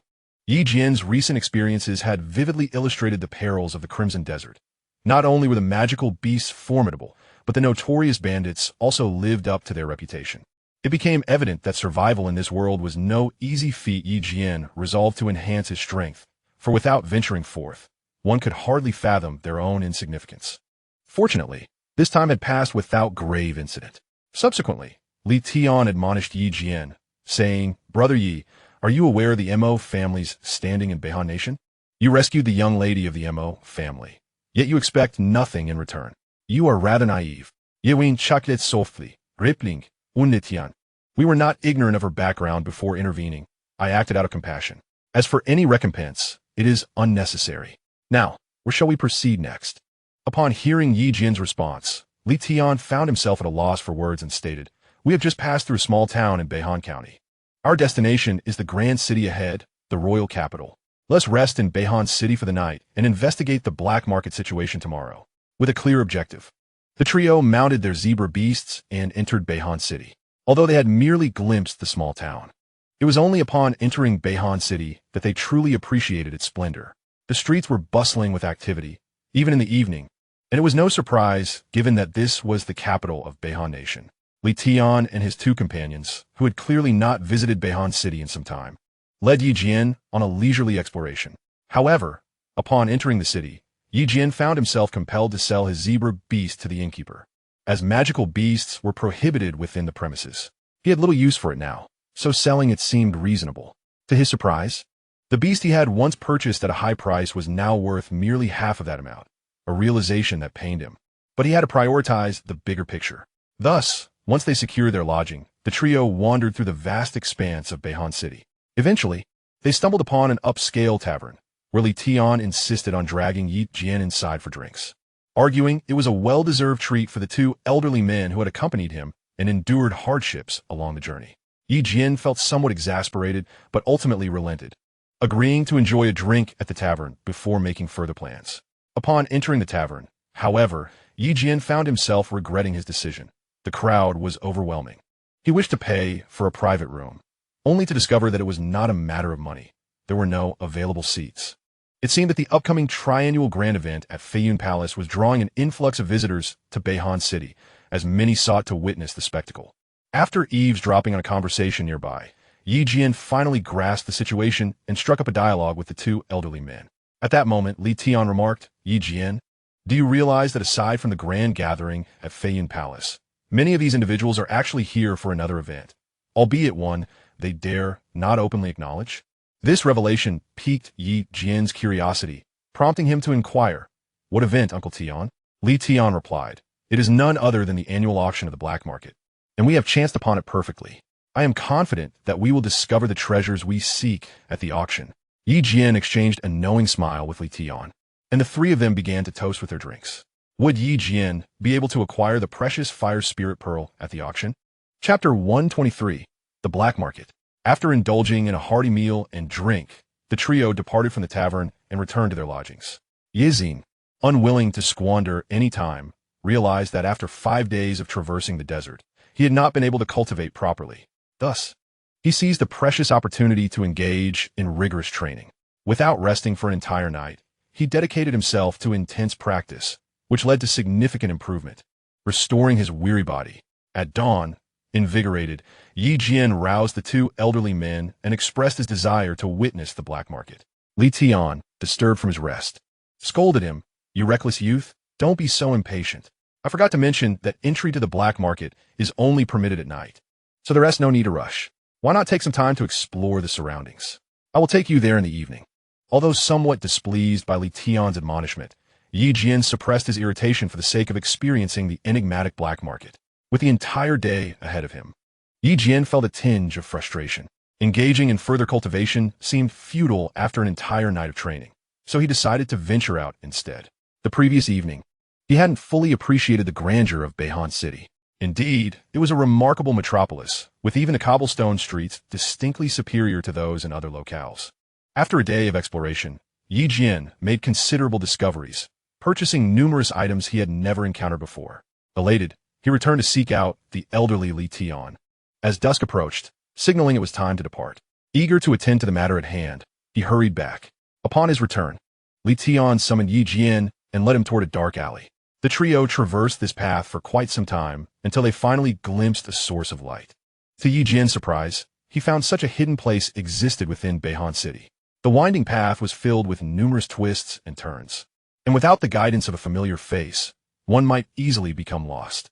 Eventually, they arrived at a wider thoroughfare, flanked by vendors peddling martial arts techniques, cultivation methods, and elixirs. Curious, Yi Jian inquired, "Elder, is this the black market?" Li Tian waved his hand dismissively, stating, "This is not the black market. This is merely its exterior. Do you see that grand entrance ahead?" Before them stood a grand entrance, at least as imposing as a city gate, flanked by mysterious black walls. A throng of individuals gathered at the entrance, presumably all eager to enter the black market. At that moment, Li Tian produced his black market token from his pocket and, accompanied by Yi Jian, slipped through a less crowded entry point into the market. Prior to entering, each person was required to purchase a mask to conceal their identity, which piqued Yi Jian's curiosity. "Senior, why the need for masks? They seem rather inconvenient," he inquired. Li Tian Shuklat Sufli, explaining. Those who visit the black market fall into two categories, those seeking to sell illicit goods and those wishing to acquire them. Thus, it is essential to mask one's identity. Otherwise, discovery by the wrong individuals can be perilous. Once the trio was prepared, they stepped into the black market, only to find it vastly different from Yi Jian's expectations. The market was divided into 9 distinct streets, each specializing in a particular type of wares. The first street offered premium elixirs, the second was dedicated to rare spiritual herbs, and the third showcased advanced martial techniques. The fourth street dealt in precious cultivation methods, the fifth in invaluable artifacts, and the sixth was reserved for weaponry. The last 3 streets were shrouded in mystery and were generally inaccessible to the average person. Li Tian elaborated that the latter 3 streets represented the primary revenue of the black market, primarily engaged in the business of assassination. The subsequent black market auction, held in a grand auction hall located within those streets, was not open to just anyone. One required the assistance of acquaintances to gain entry. Yi Jian contemplated exploring the first 6 streets in search of blood spirit grass. Should he procure this coveted item, he could forego participation in the auction, which was imminent in 3 days, leaving him little time to find assistance if necessary. Upon entering the second street, the spiritual herb street, they were greeted by the alluring scent of high-grade herbs wafting through the air. Each masked figure in black stood before a small table adorned with precious herbs, while black market enforcers patrolled the area, vigilant against any disturbances. Yet, none were foolish enough to cause trouble, for the black market was fortified by formidable power. As they strolled along, they passed a vendor specializing in various types of spiritual mushrooms and discovered that the blood spirit grass they sought was not available. Yi Jian then inquired, "Do you have any fire spirit grass?" To which the vendor, eyes closed, replied, "Blood spirit grass? Young man, you have a discerning eye. Indeed, I possess some." The individual behind him produced a box and, upon opening it, revealed a blood spirit mushroom, only to discover it was merely a 200-year-old specimen. Leaf Sword, finding it not to his liking, decided against the purchase. The seller, caught off guard by Leaf Sword's assertiveness, had initially mocked him for seeking a 500-year-old blood spirit mushroom, and thus fell silent. Leaf Sword, uninterested in further conflict, continued his inquiries along the street, ultimately realizing that none of the desired items were available. He did come across a 300-year-old blood spirit mushroom, but the asking price was rather steep. Frustrated by his fruitless search, Leaf Sword concluded that he would need to attend an auction. Otherwise, he might find it nearly impossible to locate what he sought. After asking around, the trio learned that entry to the auction required a black market purple card, while Li Tian only possessed the lowest tier black market black card, which posed a challenge for them. Lacking acquaintances in Beihan City exacerbated their predicament. Eventually, Li Tian suggested, in that case, "I shall seek out an old friend to see if I can procure a purple card, although I worry that they may no longer be in Beihan City." Leaf Sword responded, "Regardless, we must make the attempt." Upon entering, they quickly realized the high barrier to entry for the black market auction. They had hoped to gain entry with a modest sum, but it turned out to be quite costly, causing them considerable distress. As they pondered their situation, a group passed by, led by a girl whose femininity was unmistakable. Leaf Sword glanced at her, but paid little heed. Unexpectedly, she kept her gaze fixed on him, even returning to observe him and his companions closely, before inquiring, "Are you young Master Leaf?" Who could it be that called out to Leaf Sword? Chapter 124. The assistance of M.O. Xiaobei. Curiosity piqued at the mention of his name. Leaf Sword asked, "And who might you be? What brings you to seek me?" To his surprise, the elegantly dressed girl replied, "Young Master Leaf, I am M.O. Xiaobei. I cannot believe we would meet again so soon after only a day's separation." She greeted Uncle Tian and Uncle One, leaving Leaf Sword astonished at the serendipity of encountering M.O. Xiaobei in the black market. Accompanying her were two formidable warriors, evidently there to protect her, as she was indeed a lady of the M.O. family. Leaf Sword remarked, "Indeed, quite the coincidence. Who could have imagined running into you here?" M.O. Xiaobei then led the trio to a nearby tea house, where they engaged in conversation. She inquired, "Young Master Leaf, I did not expect you three to venture into the black market. Are you here to make purchases?" Leaf Sword affirmed, "Yes, we are indeed here to acquire certain items. But we have encountered a bit of trouble, and it has been quite vexing." At that moment, Jian was contemplating that since he had already encountered M.O. Xiaobei, it would be more sensible to seek her assistance rather than anyone else. Given the M.O. family's prowess, procuring a purple card from the black market should be relatively effortless. Just then, M.O. Xiaobei inquired, "Have you encountered any troubles? If there is anything I can assist with, I will certainly do my utmost to help. As you are our saviors, please do not hesitate to ask." Encouraged by M.O. Xiaobei's words, Jian felt at ease and decided to share his predicament. After all, he had been grappling with a headache and unexpectedly found someone willing to lend a hand. The two elderly men nearby likely felt elated at this turn of events. Jian candidly explained, "We searched the black market but could not find what we were looking for. Therefore, we intend to participate in this year's black market auction. But we need a purple card or higher to do so. Unfortunately, we only possess black cards." With that, he produced their black card for her to see. To Jian's surprise, M.O. Xiaobei responded with a cheerful smile, "This is easily resolved. Here, take my card to participate. My grandfather entrusted this to me. Please, use it, but do return it afterward, as my grandfather treasures it." To Jian's astonishment, M.O. Xiaobei was holding a gold card, which typically required an individual to be at least of martial sovereign rank, along with substantial backing to obtain. It was likely that only a handful of individuals in the entire Beihan kingdom possessed such a card. At this point, one of the M.O. Xiaobei's guards spoke up, "Miss, this black market permit is intended solely for personal use, and this card is marked for M.O. family members. If it is discovered that someone outside the M.O. family is using it, it could lead to undesirable repercussions, so I urge you to reconsider." This unexpected revelation left M.O. Xiaobei slightly displeased, as she retorted, "What a ridiculous rule. Is Yi Gongzi not considered someone? He is my savior. I do not care. You must find a way to make this work." Feeling somewhat embarrassed by M.O. Xiaobei's admonition, the guard clarified, "Actually, if you possess a gold card, you can take Yi Gongzi and his companions to the auction. You have that authority, so there is no need for concern." Jian was intrigued to learn that the gold card could be utilized in this manner, mirroring his earlier desire for assistance. With someone offering such an opportunity, he would indeed be able to attend the auction without issue. Encouraged by her guardess affirmation, M.O. Xiaobei swiftly arranged for Jian to acquire a purple card, and with the gold card in hand, the process was expedited. Before long, Jian found himself in possession of a purple card, granting him entry to the auction. Moreover, M.O. Xiaobei effortlessly obtained the list of auction items for 3 days hence. Upon reviewing it, Jian's heart lifted as he discovered that it contained the very items he sought. Finally, he had found what he had been searching for. It had certainly not been an easy endeavor. Having arranged all matters, Jian initially intended to bid farewell to M.O. Xiaobei. However, to his surprise, M.O. Xiaobei insisted that he accompany her on a stroll through the black market. Ultimately, with no choice but to acquiesce, Jian yielded. Meanwhile, the two elderly men, Li Tian and his companion, opted not to wander further and chose to rest alongside M.O. Xiaobei's subordinates. Now that they had ventured into the black market, there was no need to worry about M.O. Xiaobei's safety, as this was the domain of the underworld, where no one dared to cause a ruckus. Thus, M.O. Xiaobei dismissed her subordinates and began to explore the black market with Jian. Initially, Jian assumed that M.O. Xiaobei would be intrigued by various spiritual herbs and elixirs. However, she remarked, My family already possesses these herbs and elixirs. They hold no allure for me. I wish to peruse the weaponry and treasures instead. In this manner, Yi Jian accompanied Mo Xiaobei down Weapon Street, where she, embodying the spirit of a wealthy heiress, purchased whatever caught her eye without a second thought for the consequences, her sole criterion being her own delight. Yizin, on the other hand, felt a twinge of envy at her carefree spending.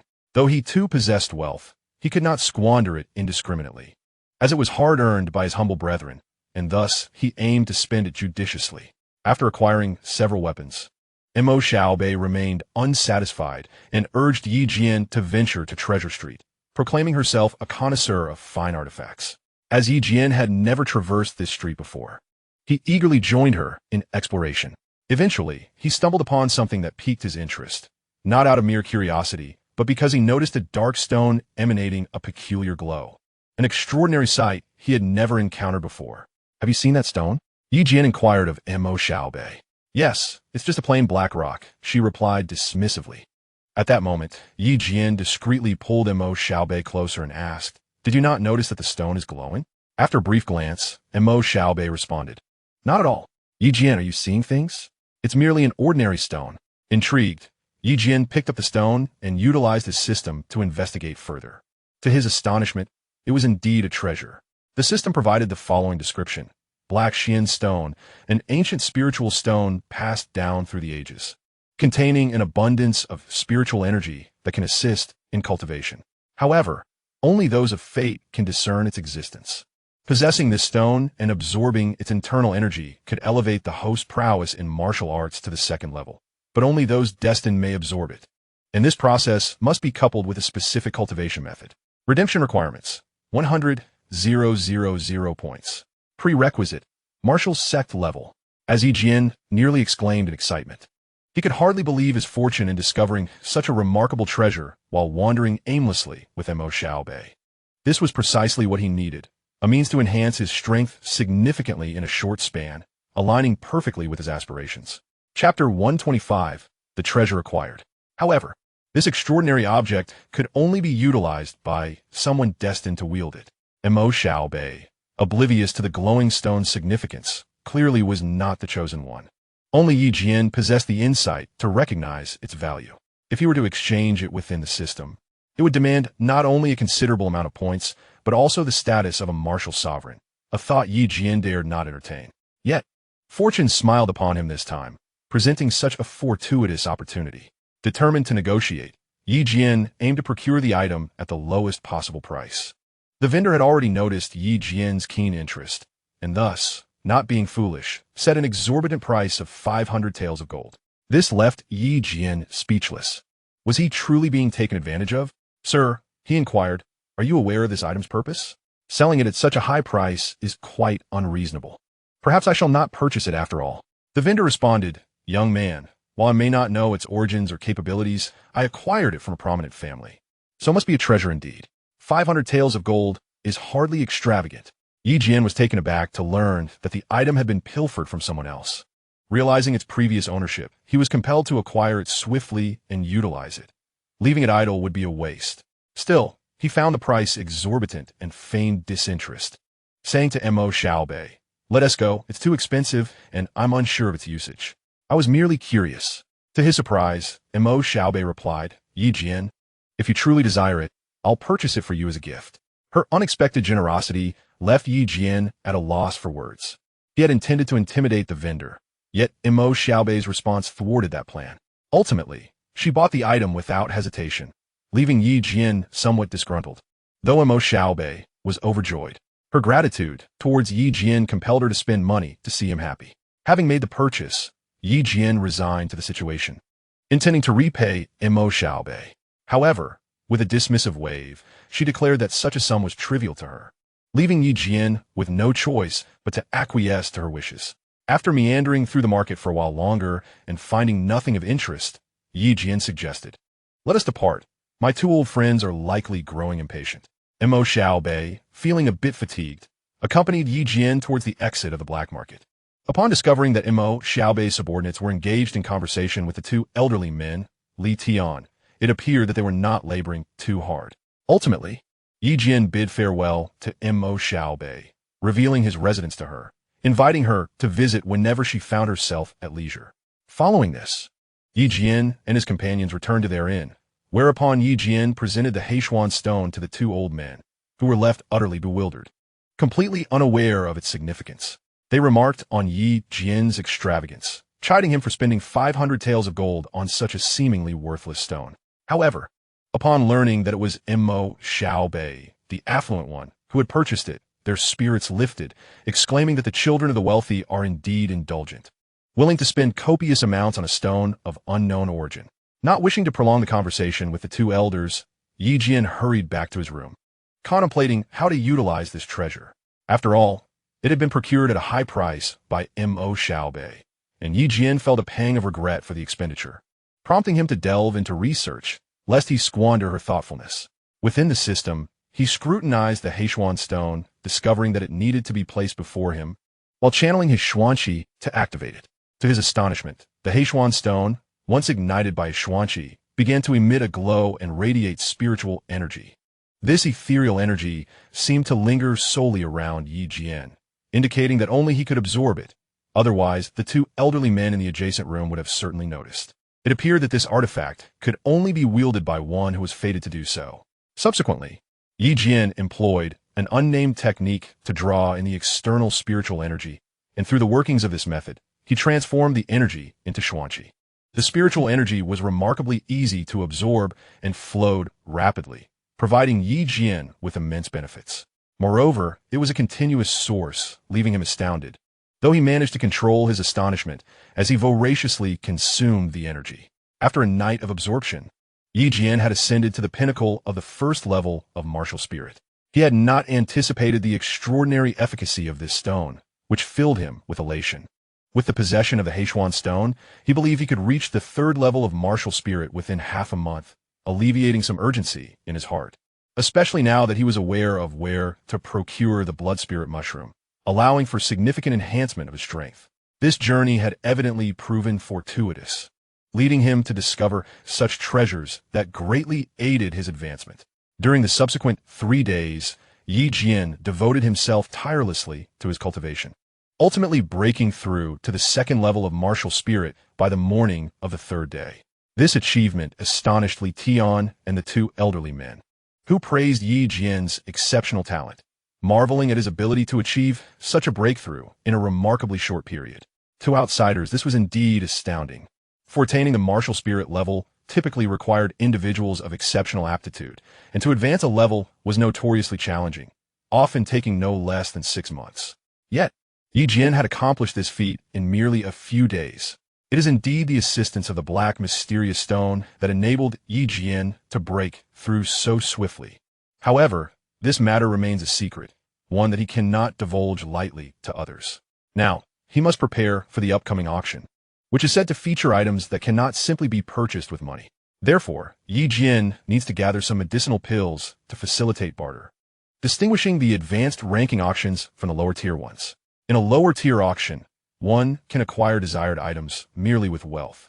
Yet the advanced auction does not adhere to such simplicity. Consequently, Yi Jian has invested significantly for this blood spirit mushroom. He exchanged for 5 high-grade 5th-tier medicinal pills through the system, each costing tens of thousands of points, causing him considerable distress, fearing that these pills might not suffice.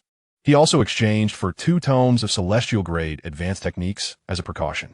Given the rarity of the 500-year-old blood spirit mushroom, which is indeed more valuable compared to techniques and pills, Yi Jian made ample preparations, confident that he could acquire the mushroom. Furthermore, regarding the 6th-tier pills, Yi Jian had promised to prepare them, but he was also doing it for himself. 1 blood spirit mushroom could be exchanged for at least 10 6th-tier pills, indicating that Yi Jian could potentially obtain 10 such pills. This was also a strategic investment, ensuring that he would not incur a loss. Would Yi Jian be able to secure the blood spirit mushroom? Would any unforeseen events arise? Chapter 126, The Auction Competition. With all preparations complete, only a few hours remained until the evening auction. Yi Jian and his 2 esteemed seniors, Li Tian and another, set off early, believing it best to arrive ahead of time. Upon reaching the venue, they discovered that many attendees had yet to arrive.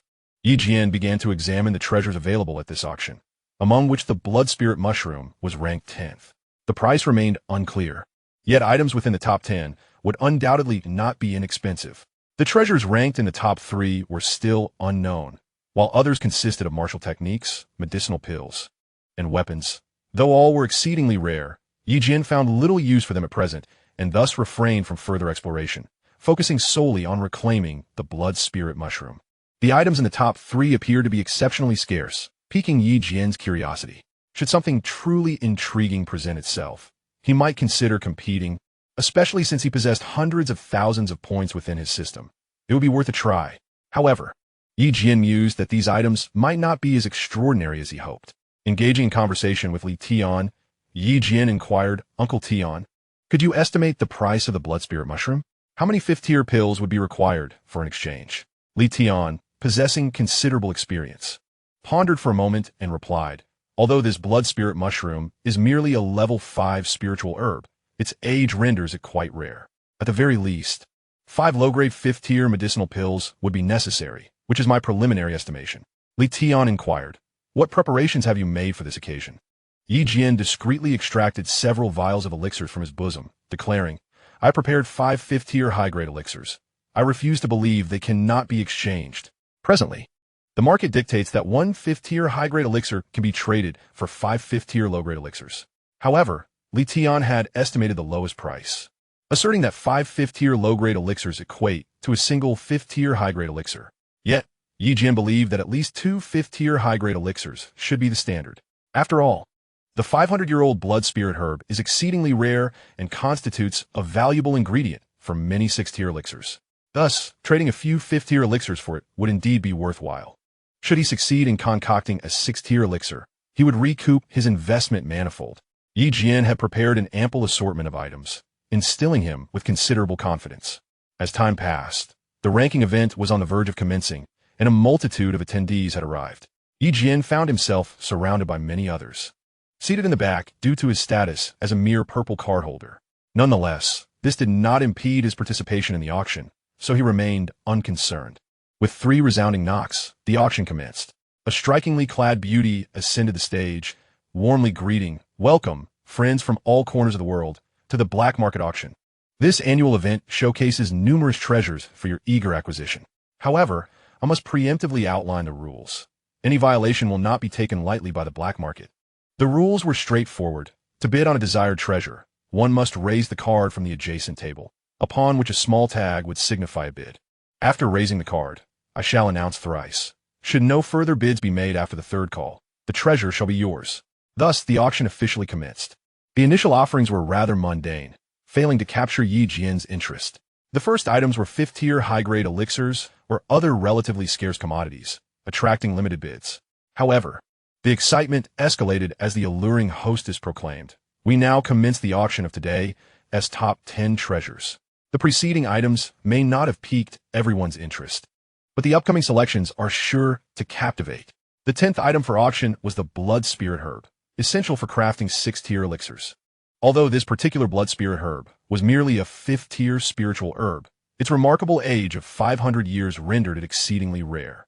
The starting bid was a single 5th-tier low-grade elixir, with each subsequent bid increasing by 1 elixir. "We welcome your bids." The beauty intoned slowly. At this moment, Yi Jian's gaze was fixed upon the blood spirit herb, the very reason for his attendance. However, he resolved to remain patient, allowing others to bid first before making his move. At this moment, the individuals behind grew increasingly intrigued, especially since the starting bid was merely a low-grade 5th-tier elixir. Bids began to emerge. "We welcome bid number 55, offering 2 low-grade 5th-tier elixirs. We welcome bid number 104, offering 3 5th-tier elixirs. Is there anyone else wishing to bid?" At this juncture, an elderly man placed consecutive bids, abruptly elevating the price to 5 low-grade 5th-tier elixirs. Upon observation, Li Tian deduced that the individual was likely an alchemist. However, Yi Jian remained unperturbed, intending to allow the opponent to continue bidding. At this time, an individual in the front row captured Yi Jian's attention, as he audaciously placed 3 consecutive bids, causing the price to soar. The alchemist appeared to withdraw from further competition. It was now Yi Jian's turn to make a move. Raising his paddle, We welcome bid number 166, offering 9 low-grade, 5th-tier elixirs. Is there anyone willing to counter? Jian was indeed number 166. While the individual who had just placed 3 consecutive bids was number 33, he seemed quite formidable. The opponent persisted, pushing the price to 10 low-grade, 5th-tier elixirs. And Jian, undaunted, continued to engage. Thus, the two relentlessly raised the stakes, escalating the price to 15 low-grade, 5th-tier elixirs, equivalent to 3 high-grade 5th-tier elixirs, a sum that far exceeded the value of the blood spirit mushroom.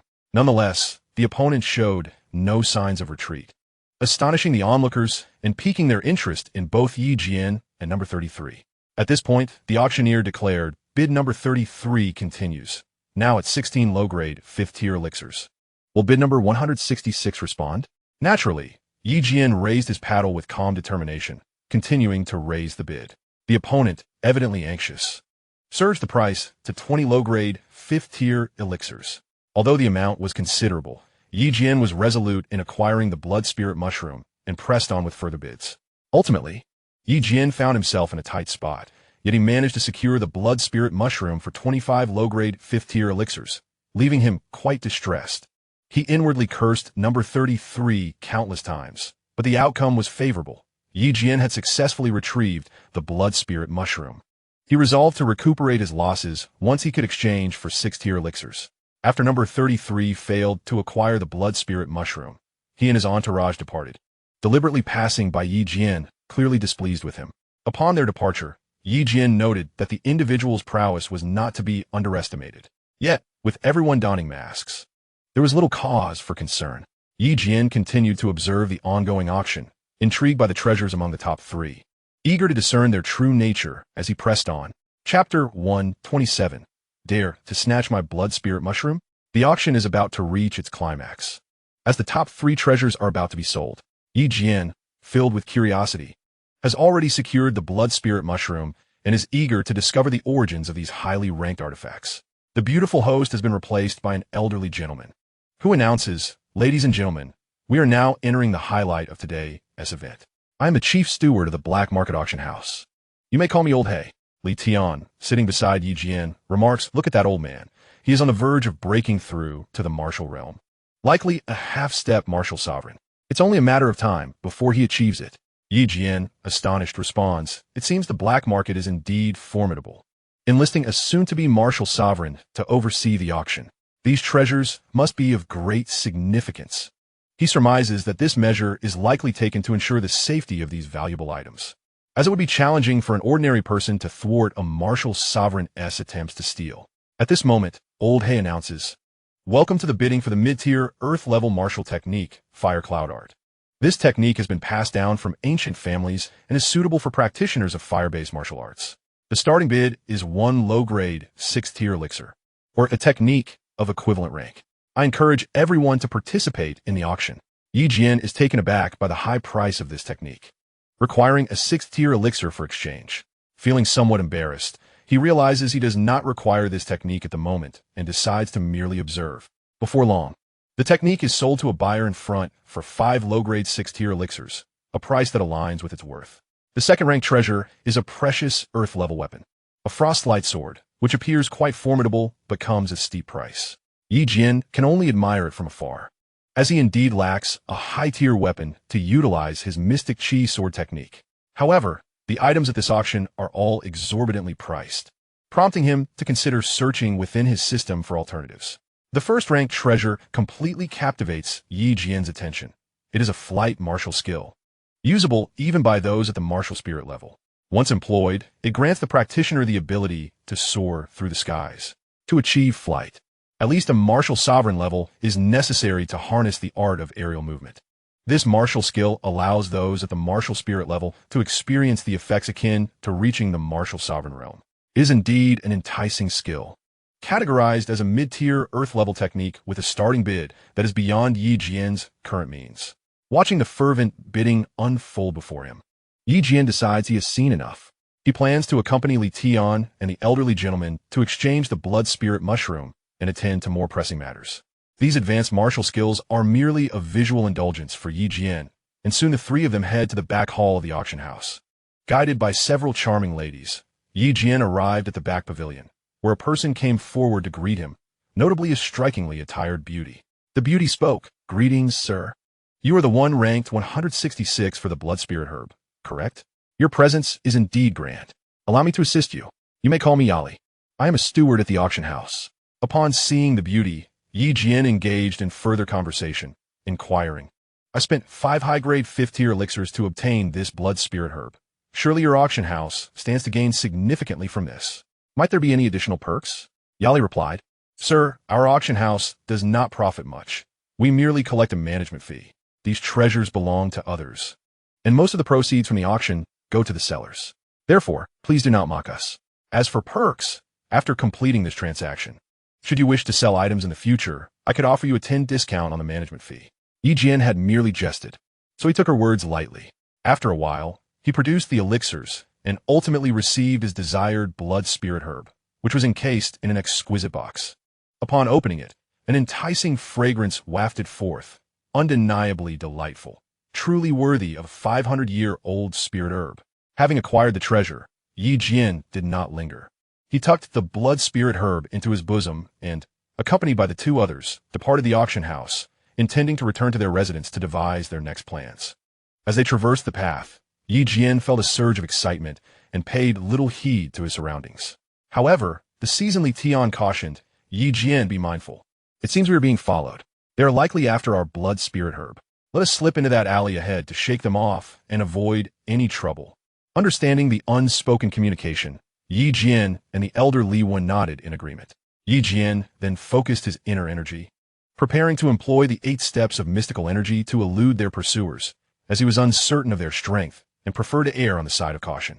After turning the corner, the trio surged forward, utilizing their mystical energy. The reactions of the 2 elders were nearly as swift as Yi Jian's. With the 8 steps of mystical energy, Yi Jian could nearly match their pace. The disparity in their power levels was indeed a stark reality. Yet the fact that Yi Jian could keep up was impressive in itself, though he remained somewhat dissatisfied. Upon surveying the rear, he noted that their pursuers had seemingly vanished, leading him to believe he had successfully shaken them off. It appeared they were not as formidable as he had feared. However, unbeknownst to the trio, they had not truly evaded their followers. The pursuers, numerous in number, had merely shifted their location and continued to track Yi Jian and his companions. At this moment, believing they had successfully eluded their adversaries, the trio began to slow their pace. An unforeseen incident transpired. A multitude of figures clad in black emerged from the ceiling. These individuals did not exude the traditional aura of martial artists, instead emanating a formidable presence that suggested considerable power. Apart from their vividly red eyes, the rest of their features were meticulously obscured. Surrounded, Yi Jian and his companions found themselves confronted by several of these black-clad figures. One of them, evidently the leader, advanced towards them, intent on making a move against Yi Jian and his companions, seemingly in pursuit of the blood spirit mushroom. With keen observation, Yi Jian recognized that the leader was none other than the individual who had previously contended with him for the blood spirit mushroom at the auction house.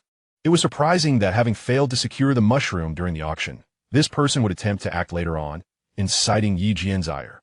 Would Yi Jian's blood spirit mushroom be seized by them? What was the true origin of these assailants? Chapter 128, The Blood Sect. At this juncture, the leader of the black-clad figures spoke. "You 3 blind fools dared to vie with me for this treasure. Today, you shall perish at my hands. Come, experience my blood chi technique." His arrogance suggested a formidable background, yet his words inadvertently revealed his true identity. At this moment, Li Tian inquired, "Are you from the blood sect?" The leader, taken aback that Yi Jian's group was aware of his origins, chose not to conceal it further, believing that Yi Jian and his companions were already ensnared in their trap. However, he underestimated their strength, arrogantly declaring, "Since you are aware of my background, surrender the blood spirit mushroom, and I might spare your lives. Otherwise, do not blame us for our ruthlessness." Li Tian replied, "While we respect the blood sect, your actions seem rather excessive. The blood spirit mushroom was rightfully acquired at auction. Your conduct contravenes the unwritten rules of the black market." The leader retorted with bravado, "I am the young master of the blood sect. Were it not for the black market's reputation, I would have dealt with you long ago. You have lingered far too long. Hand over the blood spirit mushroom, or I shall show you the might of the blood sect." At this moment, Li Tian shot Yi Jian a glance, indicating that he should be prepared to act. In truth, Yi Jian had two peak 8th level martial spirit experts at his side, while the young master was merely at the 8th level of martial spirit, and the other black-clad figures held even lesser ranks. The young master of the blood sect was undeniably overconfident, underestimating Yi Jian and his companions despite knowing he was outmatched. Yi Jian mistakenly believed that the blood sect was merely a minor faction. However, it housed a martial sect master and numerous adept practitioners, which indeed bolstered their arrogance. The leader had not anticipated that Yi Jian and his companions would retaliate, as the blood sect's formidable reputation deterred most from opposing them. Yi Jian and his companions were not inclined to stir up trouble, yet they could not stand idly by while others sought to seize the treasures they had painstakingly auctioned for. Thus, Yi Jian was compelled to take action. As they struck, the adversaries cloaked in black swiftly surrounded them. To their astonishment, these figures resembled the dead, displaying no vitality whatsoever. Even after being pierced by Yi Jian's sword, they continued to engage in combat, as if unharmed. In that moment, Yi Jian comprehended the source of their audacity. They were supported by these fearless minions. These minions were nothing more than soulless warriors, trained through some nefarious secret technique of the blood sect, rendering them akin to the undead, with no pain or breath. They fought like zombies. Under the control of the young master of the blood sect, they fought fiercely against Yi Jian and his companions. Ultimately, it was Li Tian who, employing his martial skill, obliterated the head of one black-clad foe, finally annihilating that adversary. Li Tian advised, Yi Jian, aim for their heads. Understanding dawned upon Yi Jian. The only way to truly vanquish these black-clad figures was to shatter their heads with his energy. Otherwise, even if he broke their legs, they would still rise and attack him. This method of combat was unfamiliar to Yi Jian. If his martial techniques missed, they bore little consequence. Eventually, Yi Jian sheathed his long sword and unleashed the 8 Extremities Fist, which proved remarkably effective against these foes. The dark energy within his punches could thoroughly crush the opponent's heads. Indeed, after utilizing the 8 Extremities Fist, he found the task significantly easier. With a resounding thud, he dispatched one black-clad adversary and proceeded to confront the others. At that juncture, the young master of the blood sect recognized the formidable prowess of Yi Jian and his companions and summoned additional allies to join the fray. The techniques employed by this young master were unique to the blood sect and possessed considerable power. However, despite his recent ascension to the 8th level of martial spirit, Li Tian had long surpassed that threshold and was on the verge of further advancement, allowing him to handle the situation effectively. The remaining adversary of the martial spirit was entrusted to the elderly one, while Yi Jian focused on the black-clad warriors. With the assistance of his energy-enhanced steps, Yi Jian found that these soulless warriors could not land a blow on him, making their defeat merely a matter of time. However, the exertion drained his energy significantly, prompting Yi Jian to swiftly consume an energy-replenishing pill to stabilize the situation. As he resumed his assault, he swiftly dispatched the last 3 undead warriors with a series of powerful punches. By the time he turned to assist his companions, the tide of battle had already shifted in their favor. Now, only the blood sect's young leader and his subordinate in black remain, the latter possessing a strength of the 5th tier of martial spirit. However, after sustaining severe injuries from Li Wen's assault, the adversary was taken aback by the formidable prowess displayed by Yi Jian's group. Consequently, after employing a blood sect martial technique, he made a hasty retreat, leaving behind a chilling proclamation. I've taken note of you few. I shall surely present your severed heads upon the altar of my blood sect. Yet, Yi Jian and his companions had adeptly concealed their identities, ensuring that the enemy could not discern their true forms. Although it was possible for the foe to investigate through sound, it would be akin to searching for a needle in a haystack. Thus Yi Jian felt little need for concern. As they noticed onlookers gathering, one of the trio leaped into action, facilitating their swift departure.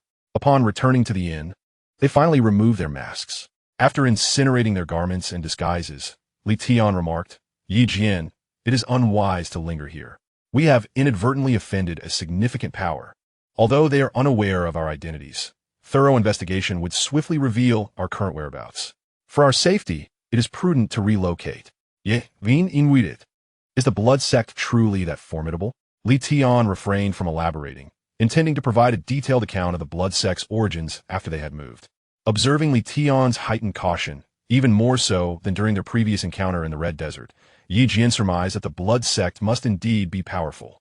Thus, he did not procrastinate and promptly gathered their belongings. The trio stealthily exited without approaching the innkeeper for a refund, indicating that Yi Jian had encountered a significant predicament. Otherwise, the typically composed Li Tian would not have acted in such a manner. Just how formidable is the blood sect? Could they track down Yi Jian and his companions? Would danger ensue? Chapter 129, Concealed Identities. Yi Jian and his companions departed from Beihan City, seeking refuge in a nearby town. This decision served a dual purpose, evading the blood sect's scrutiny and remaining in close proximity to Feiyun Palace, thus allowing them to hide within the small town. While Yi Jian had successfully procured the blood spirit mushroom, he was yet to acquire the other materials.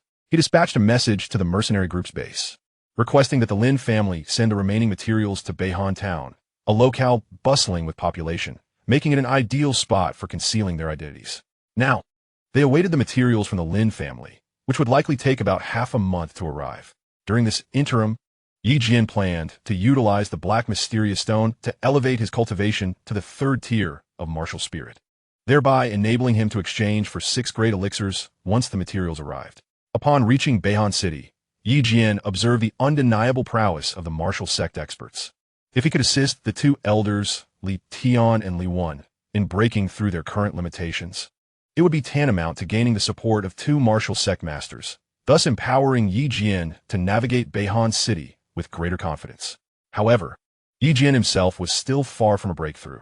While Li Tian had ascended to the 9th tier of martial spirit just yesterday, now awaiting Yi Jian's 6 great elixirs. Once the marrow is cleansed, a path to transcend into the martial sovereign realm will be unveiled. Hence we await Yi Jian's 6 great elixir. To evade detection by the blood sect, Yi Jian and his companions have rented a modest courtyard, preparing supplies for a month, intending to reside there until Yi Jian ascends to the 3rd level of martial spirit. Additionally, Yi Jian yearns to visit Feiyun Palace to reunite with his sister, as it has been quite some time since their last meeting, and he holds her dearly in his thoughts. However, Yi Jian finds himself unable to leave at present. The vicinity is rife with blood sect members actively searching for him and his companions. After all, they had previously injured the blood sect's young master and eliminated numerous subordinates, inciting a deep-seated animosity from the blood sect towards them. Thus, venturing outside poses great risk for the trio. Their identities must remain concealed within this cramped courtyard, lest they be discovered, for they would stand no chance against their foes. After a few days, Li Tian remarked, "Yi Jian, we are merely awaiting your 6th great elixir. If I can break through, we shall no longer fear the blood sect's power. Do you comprehend the impact a martial sovereign expert has on a faction?" Yi Jian reassured him, "Do not worry, elderly. I have ensured that the elixirs will not be lacking. I have already informed my master, and the blood spirit herb has been delivered. Once my master refines the 6th great elixir, it will be sent over promptly, so rest assured." With Yi Jian's affirmative response, elderly departed with a smile. However, Yi Jian was acutely aware that even with the materials, they could not be exchanged at present. Therefore, he urgently needed to enhance his strength. Although he had made some progress in the past few days, it was insufficient, as he had only just broken through to the 2nd level of martial spirit and was still a considerable distance from the 3rd. Yet, with the assistance of the Black Xian Stone, Yi Jian should be able to elevate himself to the 3rd level by the time the materials arrive, alleviating his concerns. As Yi Jian immersed himself in his training, a commotion erupted within the courtyard. Li Tian and the 2 elders engaged in a fierce battle against several cloaked assailants. The duo swiftly gained the upper hand, dispatching their adversaries with remarkable efficiency. Upon discovering that these were subordinates of the blood sect, Yi Jian felt a sense of exasperation. The prowess of the blood sect was indeed formidable, as they had managed to ascertain the location of Yi Jian and his companions. This revelation left Yi Jian and his companions in a state of unease.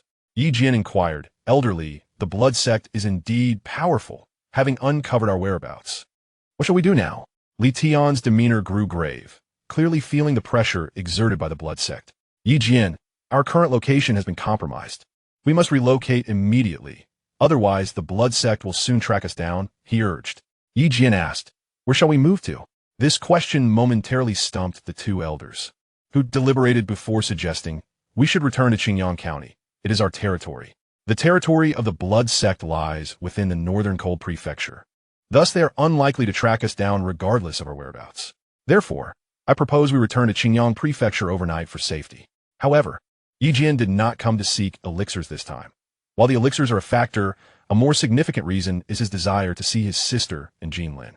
Consequently, Yi Jian is reluctant to return. Given the pressing situation with the blood sect, what should Yi Jian do? Yi Jian said, "Oldly, I understand your concerns. But we have not been in Bei'an City for long, and I wish to visit Feiyun Palace once more. Thus, I do not recommend that we return just yet." At that moment, Liwen spoke up, Yi Jian, the Feiyun Palace you mentioned is indeed a splendid place. It is the foremost sect in the Northern Cold Kingdom. Therefore, we should consider going to Feiyun Palace. Not only would you be able to see your sister, but it would also help us conceal our identities. Even the blood sect, formidable as they are, would hesitate to confront us within Feiyun Palace. Upon reflection, Yi Jian found this plan agreeable. By venturing into the domain of Feiyun Palace, he would not only draw closer to his sister, but also maintain their anonymity. This would safeguard the trio's well-being while allowing Yi Jian to reunite with his sister, a truly fortuitous situation. Thus, they resolved to head towards Feiyun Palace. However, gaining entry to Feiyun Palace was not so straightforward. Upon arriving at the palace's grounds, Yi Jian and his companions discovered they were not permitted to enter, which left them in an awkward position. However, upon observing their considerable strength, they were directed to a nearby inn outside the palace, where they were informed that entry required an audience with a disciple of Feiyun Palace. After a notification was sent, Yi Jian and his companions awaited their turn outside the palace. The exterior of Feiyun Palace, nestled among the mountains, was indeed impressive. The towering columns at the entrance seemed to pierce the sky, exuding an air of grandeur. In the distance, rows of buildings could be seen, albeit too far for Yi Jian to discern clearly. With entry currently impossible, they could only admire the vicinity. If the entrance was so magnificent, surely the interior would not disappoint either. Indeed, as the foremost sect of the Northern Cold Kingdom, its imposing presence was unmistakable. Individuals of notable rank and prowess came and went, each displaying formidable strength, which confirmed the might of Feiyun Palace. Yet, Yi Jian's primary purpose was to see his sister, and he had no intention of lingering within the palace. As long as his sister was thriving in this environment, he would be content, knowing that joining Feiyun Palace would deter most forces from troubling her. Thus, he felt reassured regarding her safety within the confines of Feiyun Palace. Chapter 130, A Meeting with Jinlin. While waiting outside, Yi Jian and his companions had yet to receive any notice. Perhaps the vastness of Feiyun Palace caused delays, so they decided to rest at the inn. The following day, I continued to await news outside Feiyun Palace and observed that many individuals flocked to the entrance daily, inquiring about various people. Upon investigation, I discovered that numerous individuals were searching for my sister, including several wealthy second-generation heirs and influential figures, which left Yi Jian somewhat speechless. Little did I know that upon delving deeper, I would uncover a startling revelation. Feiyun Palace is governed by 4 lords, one of whom has taken Yi Xueqing as a closed-door disciple. Consequently, this has garnered her a significant following, with many admirers visiting the palace daily. In reflecting on it now, it is no wonder that the young men at the entrance regarded me with such peculiar expressions. This revelation surprised Yi Jian immensely. He had not anticipated that his sister would be afforded such an opportunity to earn the favor of a lord of Feiyun Palace, filling his heart with joy. After spending a few days outside Feiyun Palace, I observed that there were no signs of the blood sect, confirming the old man Li Wen's assertion that the sect's members would not dare to cause trouble on Feiyun Palace's territory, which granted Yi Jian and his companions a sense of tranquility. Eager to spend a bit of money in hopes of reuniting with my sister, I returned to the entrance of Feiyun Palace on the 3rd day. Upon arrival, I noticed a change in personnel and approached one of them, saying, "Brother, could you do me a favor? I am Yi Xueqing's brother. Could you kindly relay a message?" I discreetly offered the individual a bag of gold, and upon receiving it, his demeanor towards me shifted. However, he appeared somewhat hesitant and replied, "Brother, your generosity is commendable. I must be honest with you. Our qualifications are insufficient to relay your message to the palace where Yi Xueqing resides. Many claim to be her relatives or friends, and while there were initial attempts to check on them, in recent days, no one has come down. I am sharing this with you because of your kindness. Here's the deal. While we cannot inform Yi Xueqing directly, we can relay a message to Jinlin, the enchanting beauty who accompanies her. It would be a pity to spend your money without any return." Upon reflection, I realized that if I could not see my sister, meeting Jinlin would suffice. as she had been in close company with my sister. How could I have overlooked this? Grateful to the young man, I decided to wait at the entrance. After a while, I noticed a stunningly dressed beauty approaching from a distance. Over the past few days, I had learned a bit about Feiyun Palace's structure. It consists of 4 main gates, 2 of which are designated for male disciples, while the other 2 cater to female disciples, namely Fei Qing Palace, Fei Long Palace, Fei Huang Palace, and Fei Xing Palace. My sister resides within Fei Xing Palace, which boasts the fewest disciples, resulting in exquisite attire that earns the envy of other sections. I had also heard that Feiyun Palace is filled with beautiful women, yet the sect maintains strict regulations prohibiting any harassment of the female disciples by other sect members. However, Jian has received information indicating that some elders in the Feiyun Palace have been abusing their power to bully other female disciples, which is rather shameless. Yet, since this is merely hearsay, Jian does not dwell on its validity. Soon after, Jian spotted Jian and was overjoyed, embracing him warmly, which evoked envy among those around them. The ardent gazes directed at Jian were so intense that one might imagine they could consume him whole. The embrace lingered, and Jian found it extraordinarily delightful, intoxicated by the fragrance emanating from Jian. Perhaps it had been quite some time since they last met, and the reunion filled Jian's heart with joy. Subsequently, he led Jian to the inn where he was staying, as conversing in public would draw too much attention, a risk he preferred to avoid.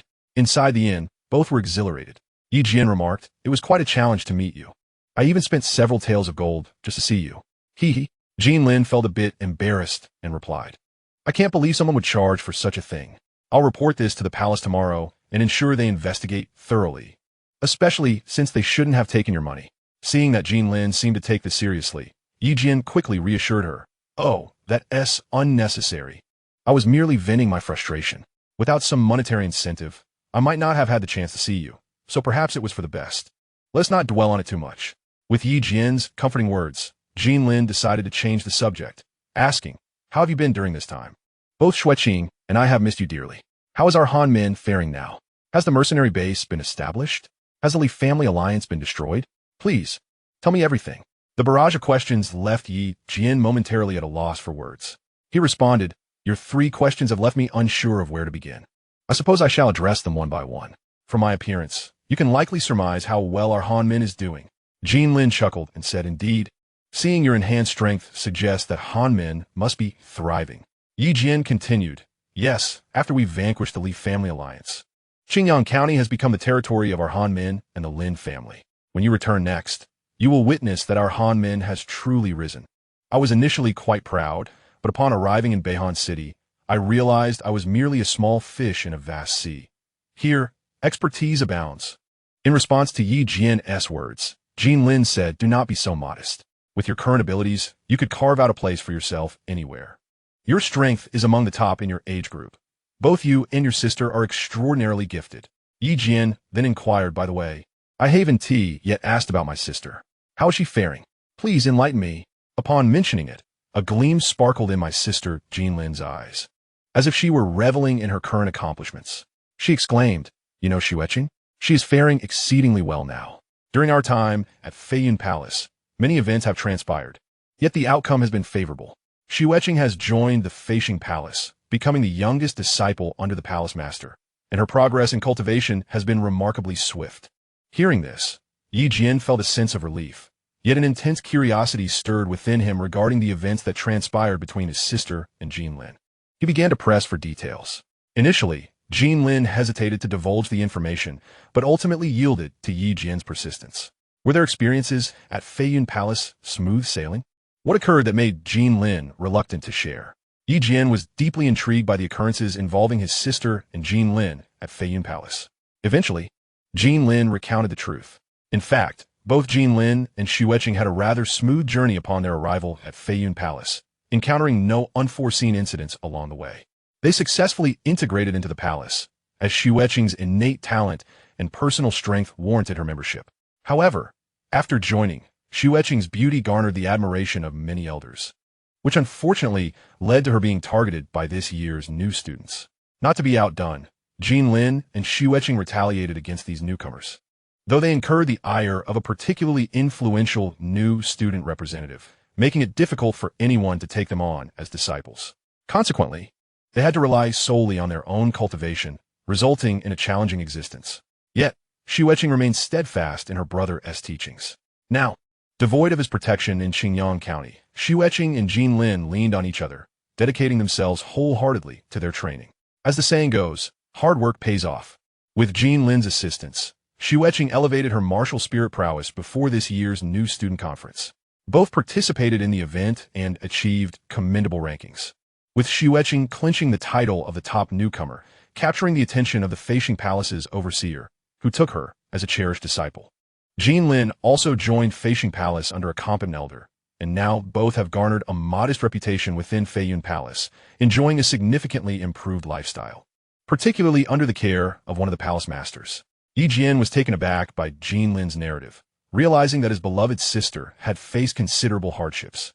This revelation filled him, as her brother, with a sense of guilt, yet the favorable outcome brought him solace and joy for her. Ultimately, he learned that his sister was currently in seclusion, seemingly preparing to break through to the first level of martial spirit.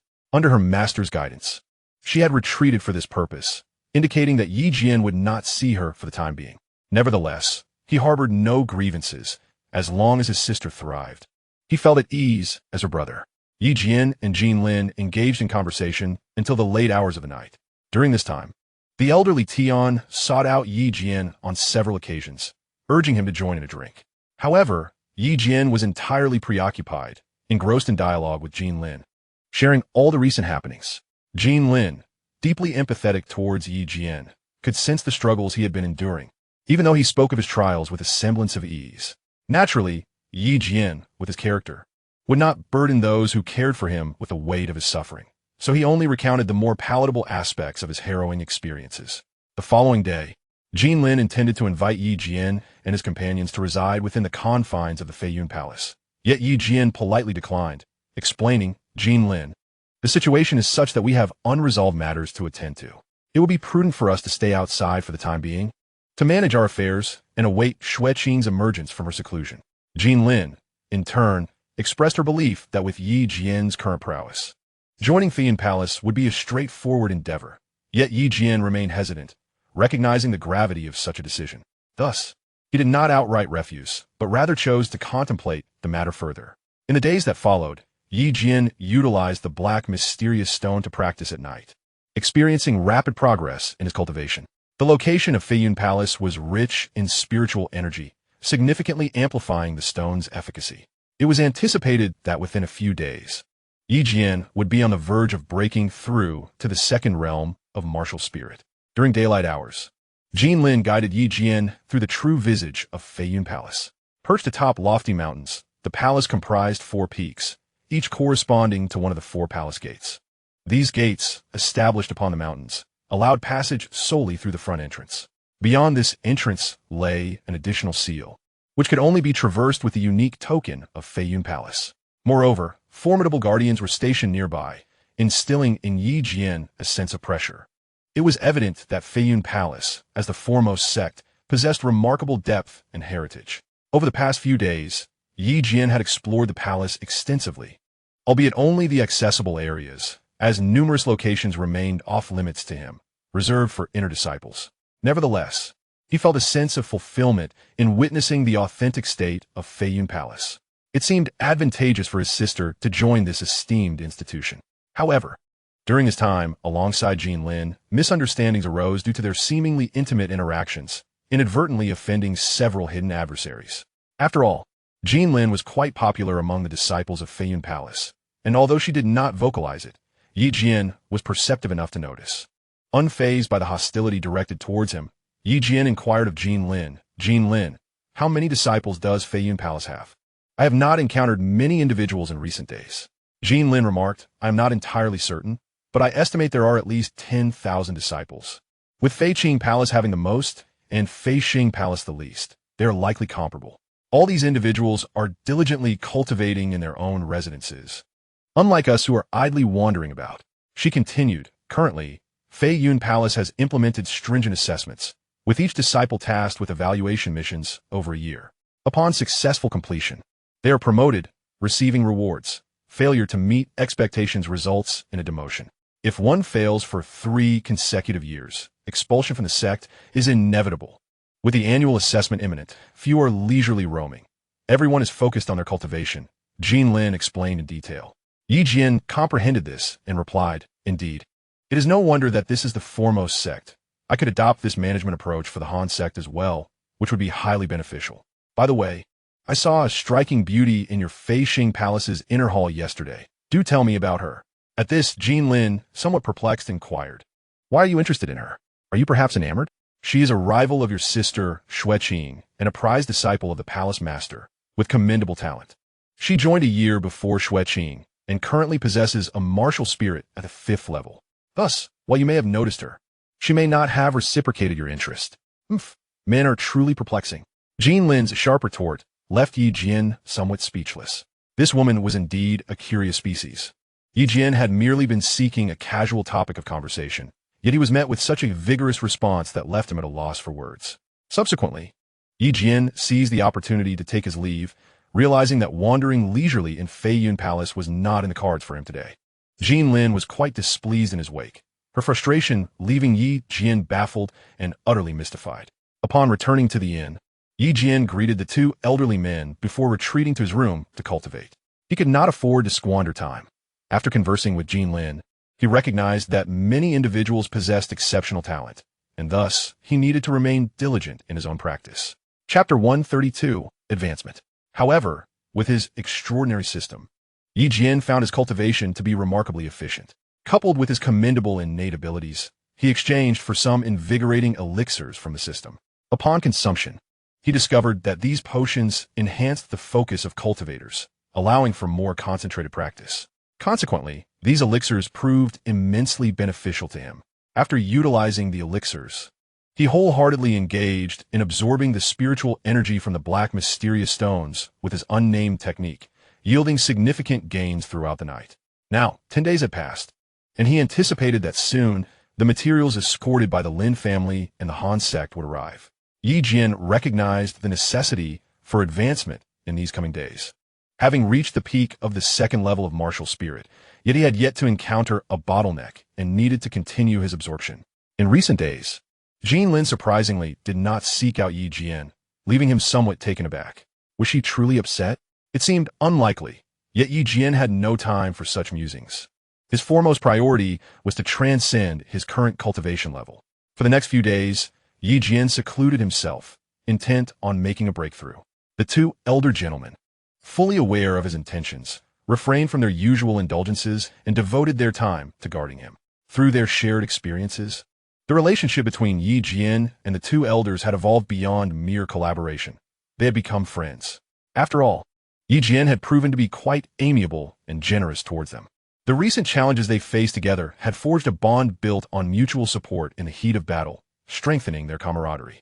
Regarding the matter of elixirs, they harbored hopes of acquiring some. Yet even if Jian failed to procure them, they would not hold it against him. The essence of their connection with Jian was far more significant. While Jian immersed himself in his training, he remained oblivious to the fact that these 2 seemingly carefree elders regarded him with such esteem. Had he been aware, he might have been elated, for winning their loyalty would greatly facilitate his future endeavors. After all, the 2 seniors, Li Tian and his companion, possessed far greater experience and insight than Jian. Should Jian manage to exchange for 6 great elixirs, it was conceivable that he could recruit 2 martial masters, thereby bolstering his standing in Beihan City. The presence of a martial master could substantially enhance the strength of a sect. In the entire Beihan kingdom, there were only a handful of factions with martial masters. Jian had to be cautious, as his adversary, the Blood Sect, was anchored by a formidable 3rd-tier martial master. If he were to have a martial master on his side, the Blood Sect would likely think twice before troubling him. After all, the initial conflict was trivial, merely revolving around the Blood Spirit herb. The Blood Sect would not offend a martial master over such a matter. However, for Jian, bridging the gap to attain a martial master was no simple feat, especially considering Li Tian's own challenges in breaking through. On the 3rd day of his arduous training, Jian finally sensed the threshold of his progress. He quickly ingested several elixirs and activated his energy formation to facilitate his breakthrough. With everything in place, Jian devoted himself entirely to his cultivation. At this moment, the black Xian stone continued to radiate brilliance, emanating an abundance of spiritual energy. The amount of energy required for Yi Jian's breakthrough was considerable, yet the black Xian stone incessantly provided a steady flow, allowing him to absorb it with remarkable ease. Truly, the black Xian stone proved indispensable, significantly aiding Yi Jian during his breakthrough. Previously, his cultivation efforts required him to divert his focus to absorb the energy from spirit stones, but now, with the black Xian stone, he could wholly concentrate on utilizing his techniques to absorb the energy. Continuously honing his skills, Li Tian sensed that Yi Jian was on the verge of a breakthrough. Consequently, he lavishly reserved the entire third floor of their three-story inn to prevent any disturbances during Yi Jian's critical transformation. After all, a breakthrough is an exceedingly significant event. Any interruption could result in severe injuries or even fatalities.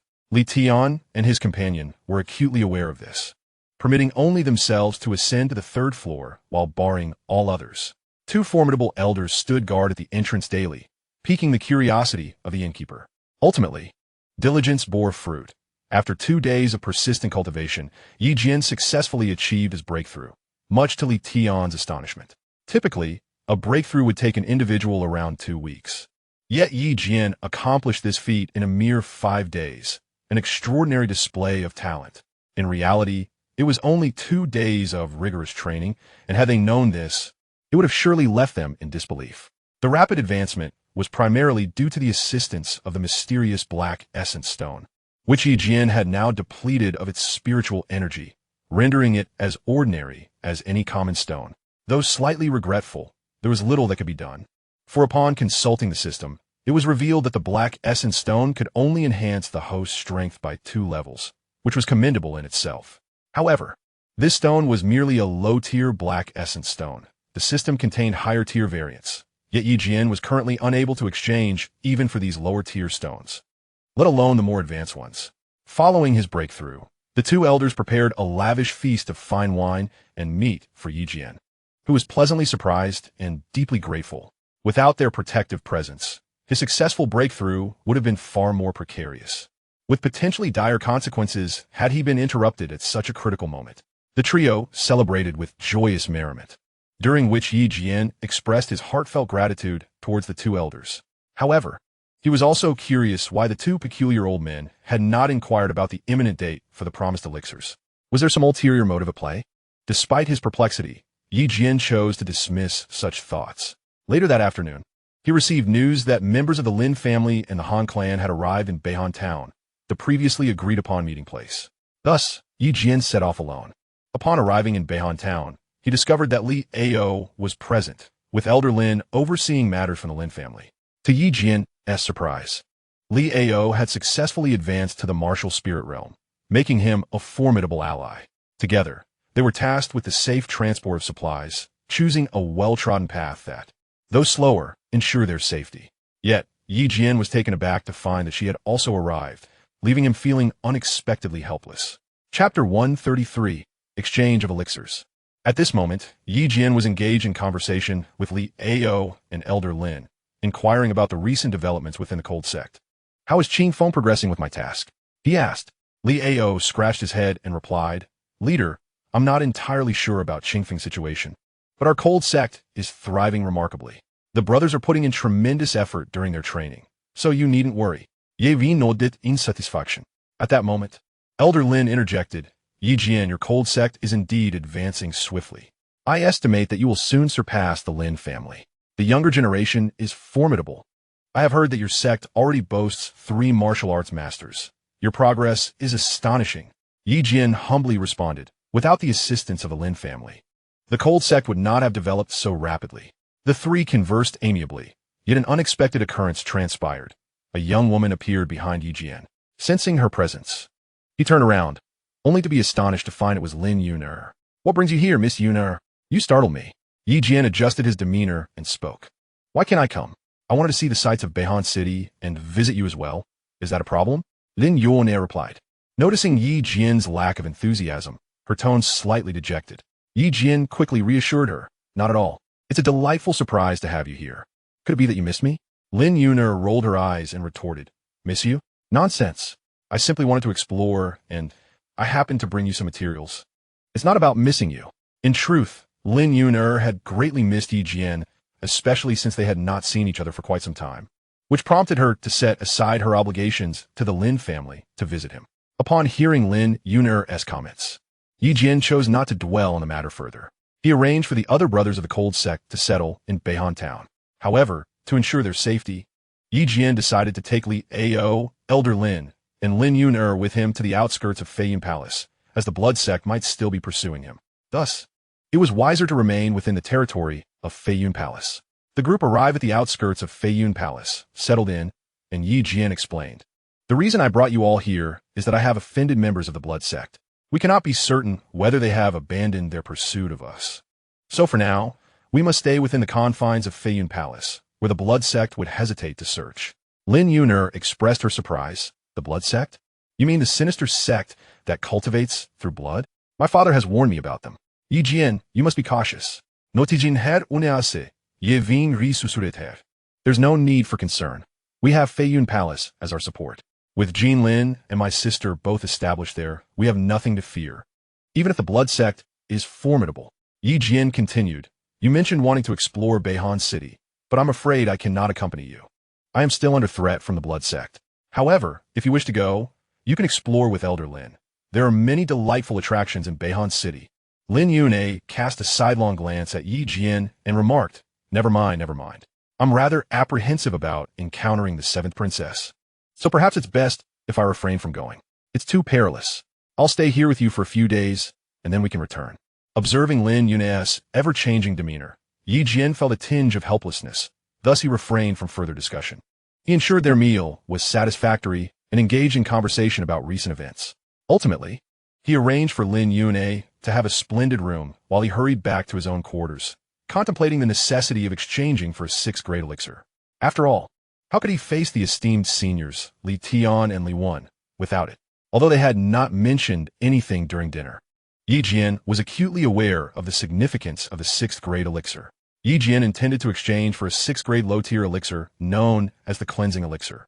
Its effects, as he had previously noted in the system, could assist martial artists at the martial spirit level in purging their marrow, thereby providing an opportunity to break through their bottlenecks in strength. This elixir was of paramount importance for those at the martial spirit stage. Over time, particularly for those who had cultivated for decades, their internal energy became somewhat impure. If they were to utilize this elixir to thoroughly cleanse their marrow, they could absorb all the accumulated essence and energy within, which would significantly aid in their future cultivation. This was especially beneficial for individuals like Li Tian and Li Wan, who had not seen a breakthrough in quite some time.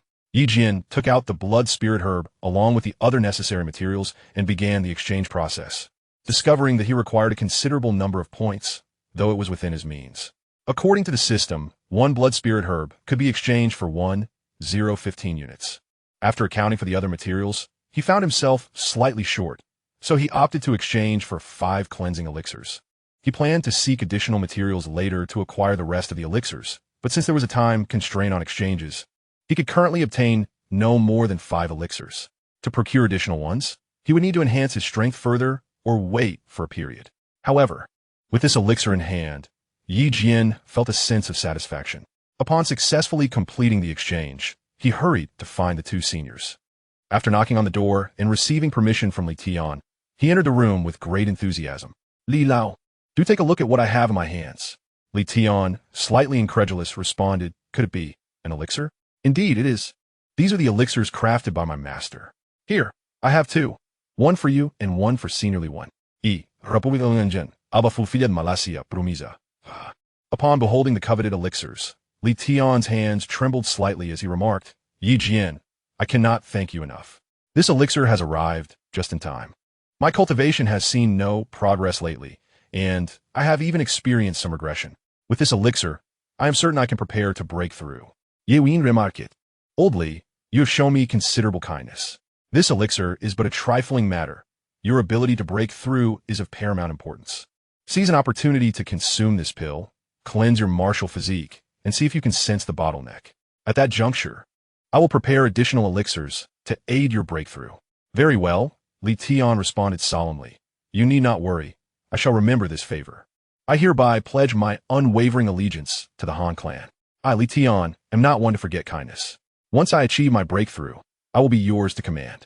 Li Tian's unexpected declaration left Yi Jian astounded. He refrained from delaying Li Tian's cultivation further, while Li Tian rushed to share this delightful news with his old comrades. For the 6th grade cleansing elixir was indeed exceedingly rare, unattainable by the average individual. Were it not for Yi Jian's extraordinary system, such aspirations would remain mere fantasies. If external forces were to discover that Yi Jian could exchange for such elixirs, they would surely go mad with desire. The next step was to assist Li Tian in his breakthrough. Should he truly succeed, Yi Jian would gain a formidable ally in the form of a martial sovereign. This would undoubtedly bolster Yi Jian's confidence. Yet, the question lingered, could a breakthrough truly be achieved? Attaining the rank of martial sovereign was no simple feat, reliant solely on elixirs. It required a myriad of components, rendering the process extraordinarily challenging. After bidding farewell to Li Tian, Yi Jian proceeded to Lin Yun'er's quarters. The Lin family had indeed shown him great favor, even going so far as to sever ties with the Li family to assist him. Thus, Yi Jian resolved to present a cleansing elixir to Lin Yun'er's father. Although both Lin Xiaotian and Yi Jian currently had no need for the elixir, Yi Jian felt it necessary to express his gratitude. Presently, Yi Jian possessed 5 cleansing elixirs, planning to reserve one for himself, offer one to his sister, one to Lin Xiaotian, and one each to Li Tian and Li Wan, leaving him with none. As for Jian Lin and others, Yi Jian would have to wait, as the system could not exchange more at this moment. Otherwise, he would have redeemed them all. With a plan in place, Yi Jian called out from outside, "Miss Yun'er, may I enter?" Receiving no response, he called again, "Yun'er, are you resting?" Still, there was silence. Assuming Lin Yun'er was simply fatigued, he decided to return the following day. In truth, his eagerness stemmed from the recent success of his exchange, and he wished to share the joyous news with Lin Yun'er and others. As Yi Jian turned to leave, Lin Yun'er emerged, clad in a delicate garment that accentuated her stunning figure, causing Yi Jian to momentarily lose his composure. However, she scolded him, "Yi Jian, you scoundrel, I have already retired for the night, and yet you dare to knock. Chaklingo guardli, Jian replied. No. I ventured here to share something of great importance with you. If it is inconvenient, I shall take my leave." Lin Yun'er remarked, "Wait a moment. Let me put on some clothes, and I shall come to your room shortly. You have already disrupted my slumber. For now, let us hear your important matters." Yi Jian felt a tinge of embarrassment and hastily retreated to his own room, anticipating Lin Yun'er's arrival. Before long, Lin Yun'er entered without knocking, perhaps as a sign of her displeasure at being disturbed. However, Yi Jian paid no heed to such sentiments. Upon her arrival, he eagerly beckoned her over, exclaiming, "I have something marvelous to show you." He then produced a vial containing elixirs, and upon opening it, the room was suffused with a fragrant aroma. Even an ordinary person would recognize it as a high-grade potion. For someone as knowledgeable as Lin Yun'er, her eyes sparkled with excitement as she exclaimed, "Is this, perchance, the 6th-grade elixir you mentioned earlier?" Seeing her expression, Yi Jian nodded with satisfaction, affirming, "Correct. This is your reward." Lin Yun'er giggled, quickly examining the elixir, then exclaimed, "No way. Yi Jian, you are so generous. This is a 6th-grade elixir. I can hardly believe it." Yi Jian, slightly exasperated, replied, "I am quite serious. This is not for you, but for your father. This elixir is known as the Shisui Dan, and I am certain your father will find it invaluable." Why the long face? Understanding the significance of the elixir, Lin Yun'er realized that it was likely unique in the entirety of Qingyang County. She felt a surge of admiration for Yi Jian, who had managed to procure such a rare item. No longer jesting, she said earnestly, "Yi Jian, I truly thank you. I understand the importance of this 6th-grade elixir and cannot believe you would part with it. Please accept my gratitude on behalf of my father." Yi Xin, taken aback by her sincerity, felt a hint of bashfulness. While such elixirs were precious and rare to others, he regarded them as readily exchangeable commodities as long as the system was at his disposal. Hence he did not place much significance on them. He then said, "All right, enough of these formalities. You are well aware of my relationship with the Lin family.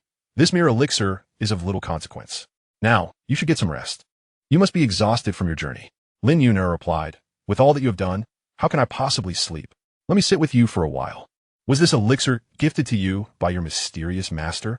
Yi Jian could only maintain the facade and responded, "You are not mistaken. My master visited just earlier. I gave him other materials, and he bestowed upon me several finished elixirs. That is why I called you up. Not wanting to prolong the conversation for fear of being ensnared by Lin Yun'er's sharp wit and inadvertently saying something amiss, Yi Jian gently urged her to leave, turning his attention to his own cultivation. However, without the elusive black mysterious stone, Yi Jian's cultivation speed had significantly slowed, yet there was little recourse. Cultivation must persist.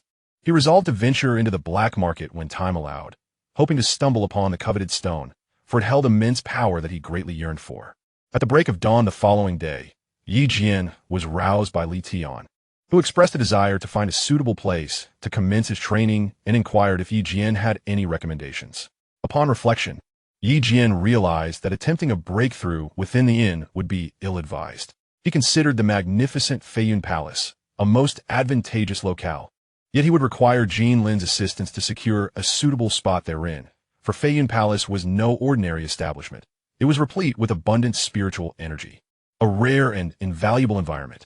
Thus, Yi Jian mustered the courage to seek Jin Lin's help, and eventually, she arranged for him and his companions to reside in a small courtyard within the Feiyun Palace, which was also Jin Lin's and her sister's abode. Consequently, Yi Jian and his companions entered Feiyun Palace, and Jin Lin sought assistance from her master, allowing them to stay for an extended period. With no better options available, Yi Jian had no choice but to remain in Feiyun Palace. He invested considerable effort in preparing for the breakthrough, understanding its significance. Li Tian had also gathered numerous supplies, including pills essential for the breakthrough. Yi Jian redeemed a substantial amount of spirit stones and pills from the system to aid Li Tian in this endeavor. Given the gravity of the situation, the resources required were considerable, and the process would take time, which prompted Yi Jian to devote himself wholeheartedly to the task, earning Li Tian's deep gratitude. Although Yi Jian expended a significant number of points, the prospect of aiding Li Tian's breakthrough was of paramount importance, as a master martial arts would be instrumental for both the Han family and Yi Jian. Thus, he was unconcerned about the expenditure of points. All that mattered was Li Tian's success. With Yi Jian's support and resources, Li Tian's preparation for the breakthrough were thorough. After 3 days of diligent preparation, Yi Jian and Li Wen stood guard outside the courtyard, allowing only themselves to enter while barring others, for the breakthrough was indeed a momentous occasion. Could Li Tian succeed in his breakthrough? Chapter 135. Joining Feiyun Palace.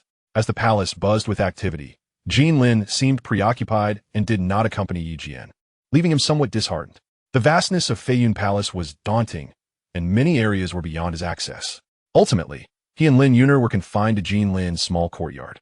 The past few days had unfolded with a certain ease, surrounded by companions, which lifted Yi Jian's spirits.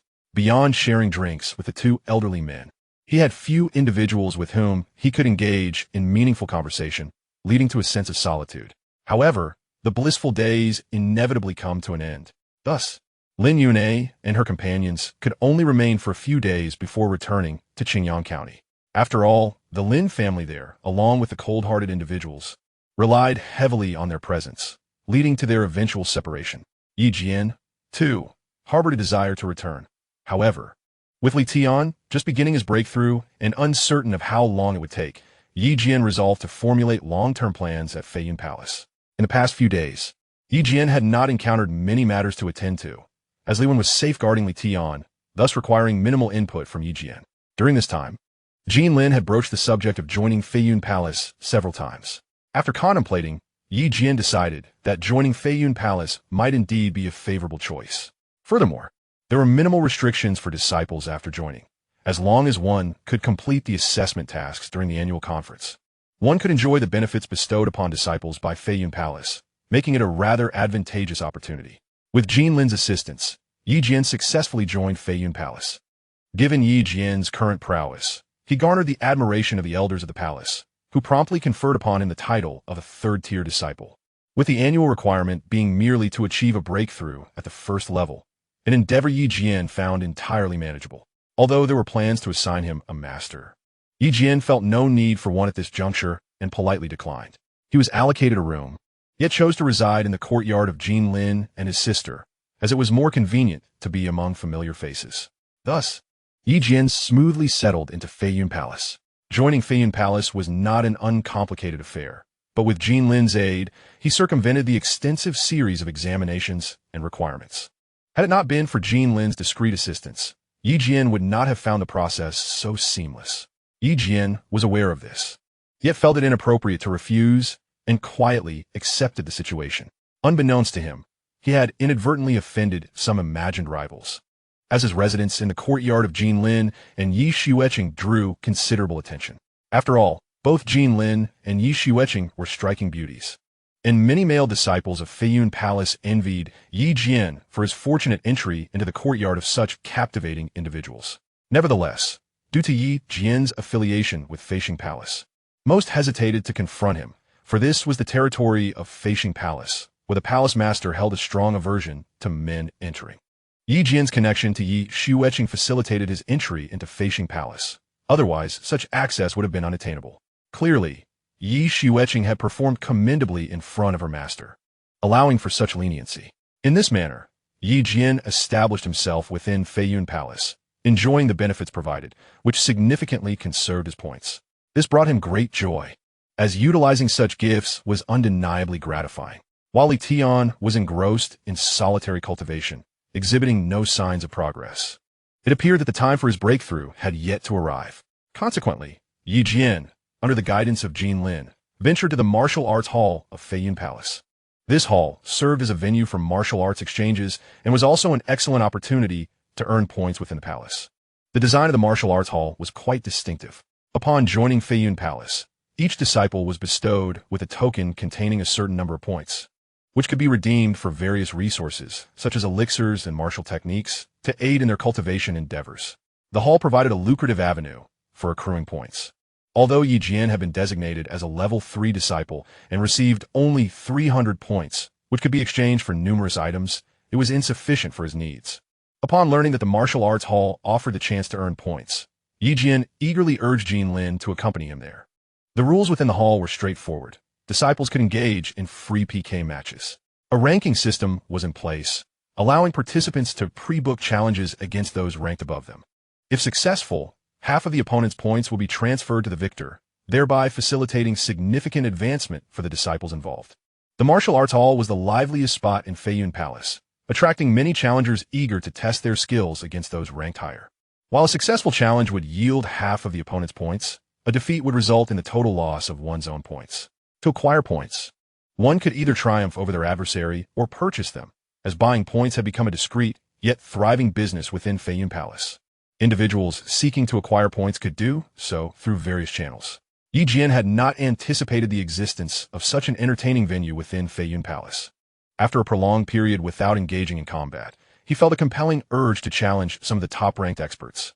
Currently, the top 10 rankings were dominated by peak 9th level martial spirits, with little fluctuation in their positions. As for the subsequent ranks, they showed more variability. Yi Jian had yet to secure a ranking, while Jian Lin had already achieved a position over 100, despite being only at the first level of martial spirit, suggesting a notable abundance of skilled practitioners within Feiyun Palace. The rankings only updated the information for the top 300 disciples, with those beyond the top 100 open to challenges at will. However, once within the top 100, challengers were required to face their immediate predecessor in rank. Analyzing Jian Lin's ranking, Yi Jian decided to challenge a disciple named Wang Hu, who was positioned at number 150, believing their abilities to be comparable. Still, he remained cautious. Mindful of his limited points, losing them all would be a source of great embarrassment. Resolving to challenge one opponent at a time, Yi Jian registered at the martial arts hall and awaited notification. Through his observations, he noted that the hall organized 20 matches daily, necessitating advance reservations for those wishing to compete. Upon a successful appointment, Yi Jian and Jian Lin observed the ongoing matches outside the arena. Among the day's contests, the most captivating was undoubtedly the duel among the top 100 participants. The combat was exceptionally thrilling, particularly a match between a 6th-tier martial artist ranked 77th and a disciple ranked 78th, both possessing comparable skills. The battle showcased an array of martial techniques, revealing the formidable cultivation and combat experience of the disciples from Feiyun Palace, especially for those within the top 100. Achieving victory over a higher-ranked opponent proved to be a formidable challenge. As Chapter 136 unfolds, the two fighters exchange blows, evoking admiration from many onlookers. Although the lower-ranked disciple exhibited a fierce offensive, it was evident that his opponent was holding back. Initially, he was pressured, but as the duel progressed, and influenced by the opponent's internal energy, it became apparent that the former would likely emerge victorious. Jian had already surmised the outcome of the match, and despite Jian Lin's skepticism, she insisted on watching the conclusion alongside him. Ultimately, Jian's prediction proved accurate. The lower-ranked disciple was ultimately defeated due to insufficient internal energy, resulting in his elimination from the arena and the forfeiture of all his points to his opponent.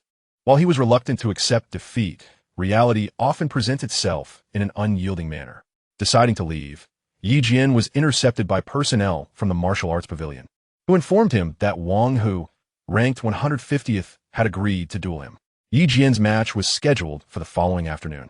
With straightforward rules, there would be no time limit, and the first to leave the stage would lose, or a duel would conclude upon one party surrender. The loser would have to surrender all their points to the victor. Currently, Jian had over 200 points, yet he remained unconcerned, knowing that the outcome of tomorrow's contest was uncertain. However, he held a strong confidence, having amassed considerable experience from various skirmishes. Later, Jian and Jian Lin returned to their small courtyard, where Jian began to review his martial techniques, with the most significant being the 9 mysterious sword technique. Presently, he was at the 4th form stage. Although he could have advanced to the 5th form, his busy schedule had hindered his practice. Coupled with his training in the 8 extremes fist and the 9 mysterious sword technique, he felt adequately prepared for the upcoming duel. Thus, he diligently reviewed his skills in preparation for the next day's competition. In the eastern room of the courtyard, Li Tian was still in seclusion for training, guarded outside by Li Wan. After exchanging brief greetings with Li Wan, Jian proceeded to Jian Lin's room. Over the past few days, Jian had relished a fortunate existence, enjoying the delightful meals prepared by Jian Lin, which left him exceedingly content. In truth, the days spent at the Feiyun Palace were quite splendid. Each day was filled with rigorous training and martial arts practice. Whenever there was leisure, Jian would engage in playful banter with Jian Lin, making life exceedingly fulfilling. After enjoying a sumptuous dinner, Jian returned to his quarters to continue his cultivation. Haunted by the threats from the blood sect, he remained deeply unsettled. The reason for such intimidation stemmed from his own insufficient strength, which compelled Jian to forego even a single day of relaxation in his training. He harbored aspirations of reclaiming his pride from the blood sect, for Jian held a certain arrogance within himself, and thus sought to restore his honor. Upon joining the Feiyun Palace, Jian discovered that it was brimming with formidable experts. A glance at the rankings in the martial arts hall revealed that most of the top 10 were at the 9th level of martial spirit, and although they were not as youthful as Jian, they were undeniably impressive. Now, Jian had set his sights on breaking into the top 10, yet he understood that achieving such a feat would be exceedingly challenging, as his current strength fell short of the mark. Therefore, the utmost priority was to enhance his abilities. With these thoughts in mind, Jian dedicated himself to a night of arduous training, which significantly aided his improvement. At the break of dawn, Jian emerged. While Jian Lin had gone to Seeker Master, with nothing else to occupy his time, Jian opted to practice his martial skills outside the courtyard, mindful of not disturbing Li Tian's cultivation. The early morning at Feiyun Palace was remarkably tranquil, providing an ideal atmosphere for martial arts practice. Suddenly, Jian sensed something amiss. He noticed a woman on a distant mountain peak, seemingly observing him. Although the distance was considerable, given Jian's current strength, he should have been able to discern her. However, all he could make out was her silhouette, the features of her face obscured. This piqued Jian's curiosity. From her figure and attire, Jian could deduce that she was a person of significant prowess, as her clothing indicated a high status within the Feiyun Palace. Yet, he could not ascertain her identity. Jian felt as though she was watching him, though he could not be certain. He sensed no trace of her presence, suggesting her strength was likely far superior to his own. When Jian turned to look again, the figure had vanished, intensifying his intrigue. It had only been a matter of seconds, and despite the broad expanse of the mountain, one would not simply disappear instantaneously. This left Jian feeling the weight of a formidable presence. Could she be a master of the martial sect? How else could she have disappeared so effortlessly? This thought lingered in Jian's mind, casting a shadow of gloom over his otherwise bright morning. Driven by an insatiable curiosity regarding the mysterious woman in the distance, Jian found it difficult to shake off the intrigue. Though the time for contemplation had passed, The afternoon's competition loomed. After a brief respite at noon, he and Jian Lin set forth towards the martial arts arena. Yet, the enigmatic figure atop the mountain lingered in Yi Jian's thoughts. Her aura so mystifying that it seemed almost surreal, igniting a desire within him to seek her out should fate allow their paths to cross again. Lost in thought, Yi Jian arrived at the martial arts hall with Jian Lin, who noticed his distracted demeanor and inquired, "Yi Jian, you seem somewhat off since your return this morning. Has something occurred?"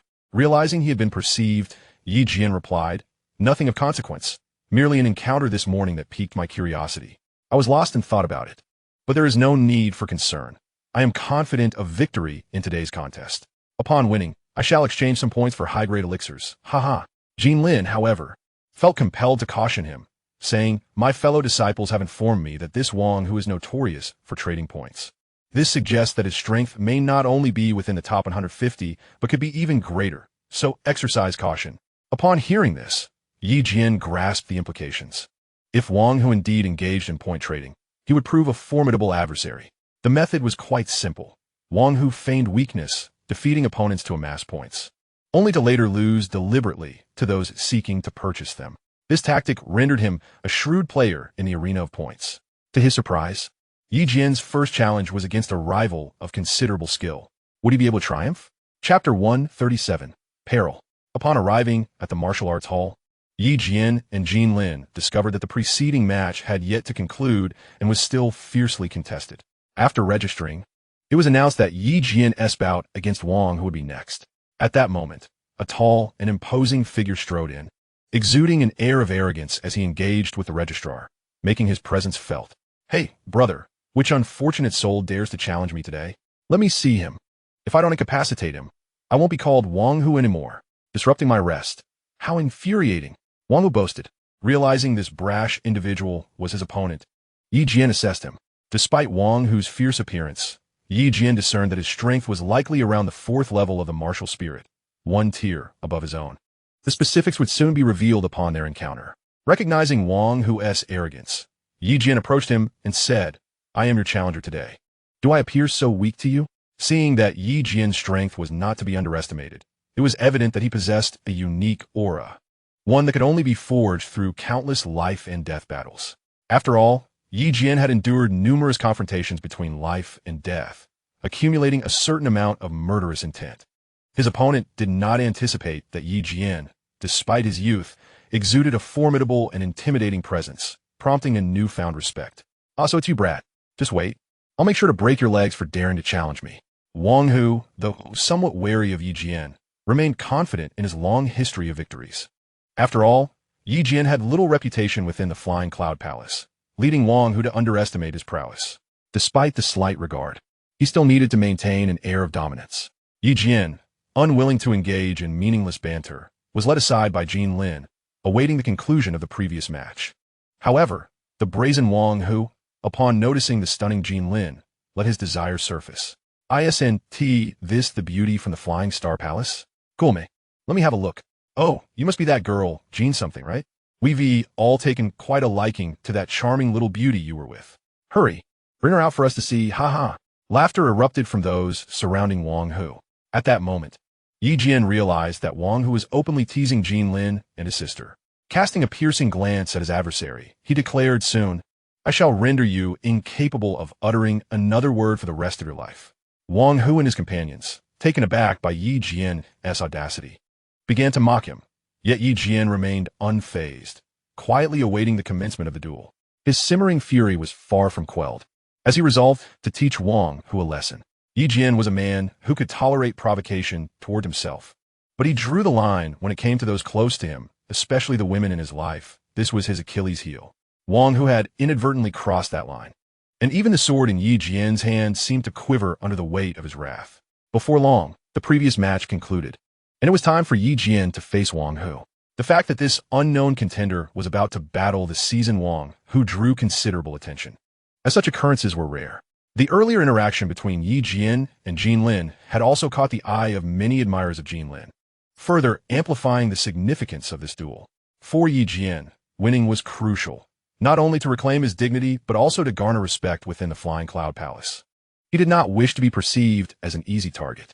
As the signal for the duel rang out, Yi Jian and Wang Hu stood facing each other, scrutinizing one another. Wang Hu, brimming with arrogance, taunted, "You're about to experience my might, kid. I wonder just how many points you've accumulated. I expect you to hand them all over." Yi Jian retorted, declaring that although his points were limited, the opponent would never be able to acquire them in this lifetime. With that, he initiated his attack. At first, Yi Jian refrained from wielding a weapon, opting instead to engage in hand-to-hand combat utilizing Baji Quan. Observing Yi Jian's choice, the opponent, Wang Hu, also chose to forego weapons and entered into a brawl with him. Wang Hu was not a mere novice. After several skirmishes, Yi Jian discerned that although Wang Hu's strength exceeded his own by a slight margin, their combat experience was comparable. However, Yi Jian, having faced life-and-death situations, maintained a slight advantage in this melee. Yi Jian launched a series of strikes using his 4th-level punches. The force of 4 hidden energies caught his opponent off guard. Yet, Wang Hu, being an experienced fighter, quickly recalibrated his approach. Realizing that he was at a disadvantage in close combat, Wang Hu seized his hefty axe, a formidable weapon that appeared to be of the profound grade, heavy and imposing. Nevertheless, Yi Jian had no intention of resorting to weapons just yet. Instead, he employed his Xianxia Babu and Baji Quan to stealthily ambush his adversary. Yi Jian aimed to deliver a powerful blow with his 5th-level punch, spurred by the anger provoked by Wang Hu's earlier taunts towards his sister. With a resounding impact, Yi Jian's punch collided with Wang Hu's black profound axe. However, this 5th-level punch was not merely a singular assault. It was accompanied by 5 hidden energies. Wang Hu had underestimated Yi Jian's martial prowess, resulting in him being forced back several steps, nearly toppling off the stage, which incited cheers from the audience, astonished by Yi Jian's capabilities. Enraged, Wang Hu retaliated with his own martial technique, launching a fierce attack towards Yi Jian. In response, Yi Jian drew his long sword and employed the 9 profound sword technique to counter this onslaught. However, he was unprepared for the sheer ferocity of Wang Hu's weaponized assault, which compelled him to retreat a few steps. Wang Hu's companions cheered him on from the sidelines, but Yi Jian had now fully grasped his opponent's true strength. Although Wang Hu's techniques were formidable, they were also cumbersome. Yi Jian recognized that continuously absorbing such powerful strikes would be detrimental, considering the weight and power of Wang Hu's weapon. Hence, Yi Jian devised a new strategy. Indeed, Wang Hu's prowess was significant. Yi Jian had previously battled martial artists of the 4th level and could typically handle opponents slightly stronger than himself. Yet, Wang Hu was exceptional. Consequently, Yi Jian resolved to employ a more evasive tactic, recognizing that he could not confront Wang Hu head-on. Instead, he would evade his attacks, seizing the opportunity to exploit any weaknesses. Could Yi Jian ultimately defeat Wang Hu? Chapter 138, Victory. Yi Jian adeptly evaded several of his opponent's formidable attacks. After unleashing a plethora of martial techniques, it became evident that Wang Hu's internal energy was beginning to falter. Yi Jian had patiently awaited this moment. With a decisive strike, he executed the most formidable move of the 9 mysterious sword technique, the 4th form, channeling the vast reservoir of energy within him. Previously, he had successfully repelled the 5th level of martial spirit, the patriarch of the Li family, with this very technique, despite having only just achieved a breakthrough in martial spirit at that time. Now, as a 3rd-level martial spirit, the potency of his move was markedly enhanced. The sword, radiating with the brilliance of his energy, surged towards Wang Hu, producing a powerful shockwave that astonished the onlookers. They were taken aback by Yi Jian's remarkable martial prowess. Although the 9 mysterious sword technique was classified as a high-level martial art, Yi Jian's refinement had elevated it to a mid-level earthly technique. The impact of this strike dealt a heavy blow to Wang Hu, who was currently in a vulnerable state. Desperately, he gathered his internal energy to withstand Yi Jian's onslaught. But to Yi Jian's astonishment, Wang Hu managed to withstand the blow with apparent ease, displaying no signs of distress. This left Yi Jian feeling perplexed. Could it be that his 9 mysterious sword technique had diminished in effectiveness? Wang Hu's unscathed demeanor caught Yi Jian's attention. Surely, he could not possess less than 4th-level martial spirit prowess. Otherwise, it would be impossible for him to so effortlessly endure Yi Jian's most potent attack. Unbeknownst to Yi Jian, Wang Hu had consumed a pill immediately after Yi Jian unleashed his ultimate technique, a substance that depleted his own cultivation to temporarily augment his strength. While it provided a temporary boost, It would render him incapable of further enhancement for an extended period and pose significant risks to his future cultivation. Yizin, mistakenly believing Wang Hu to be extraordinarily powerful, was taken aback. After consuming several energy-restoring pills, he adopted a more cautious approach, particularly after witnessing Wang Hu's resilience. A seasoned warrior, Yi Jian had encountered numerous surprises in battle, so he was not entirely shocked by Wang Hu's ability to endure. However, he sensed that Wang Hu's strength had seemingly increased, likely through some other means. Nevertheless, Yi Jian was not without his own means of enhancement. He too possessed techniques to elevate his power, and thus he employed the energy manipulation technique, boosting his strength by 1 level. Although Wang Hu still held a higher rank than Yi Jian, the sudden elevation of Yi Jian's power intensified Wang Hu's wariness. Time was of the essence, and both understood that such external enhancements required significant energy to sustain. Aware that he could not prolong the confrontation, Wang Hu resolved to conclude the battle with Yi Jian as swiftly as possible. In a fierce clash, Yi Jian engaged in a relentless battle with Wang Hu. Sensing the urgency of the situation, withstood several formidable martial techniques from his opponent. However, Yi Jian, feeling the sting of the blows, decided to retaliate.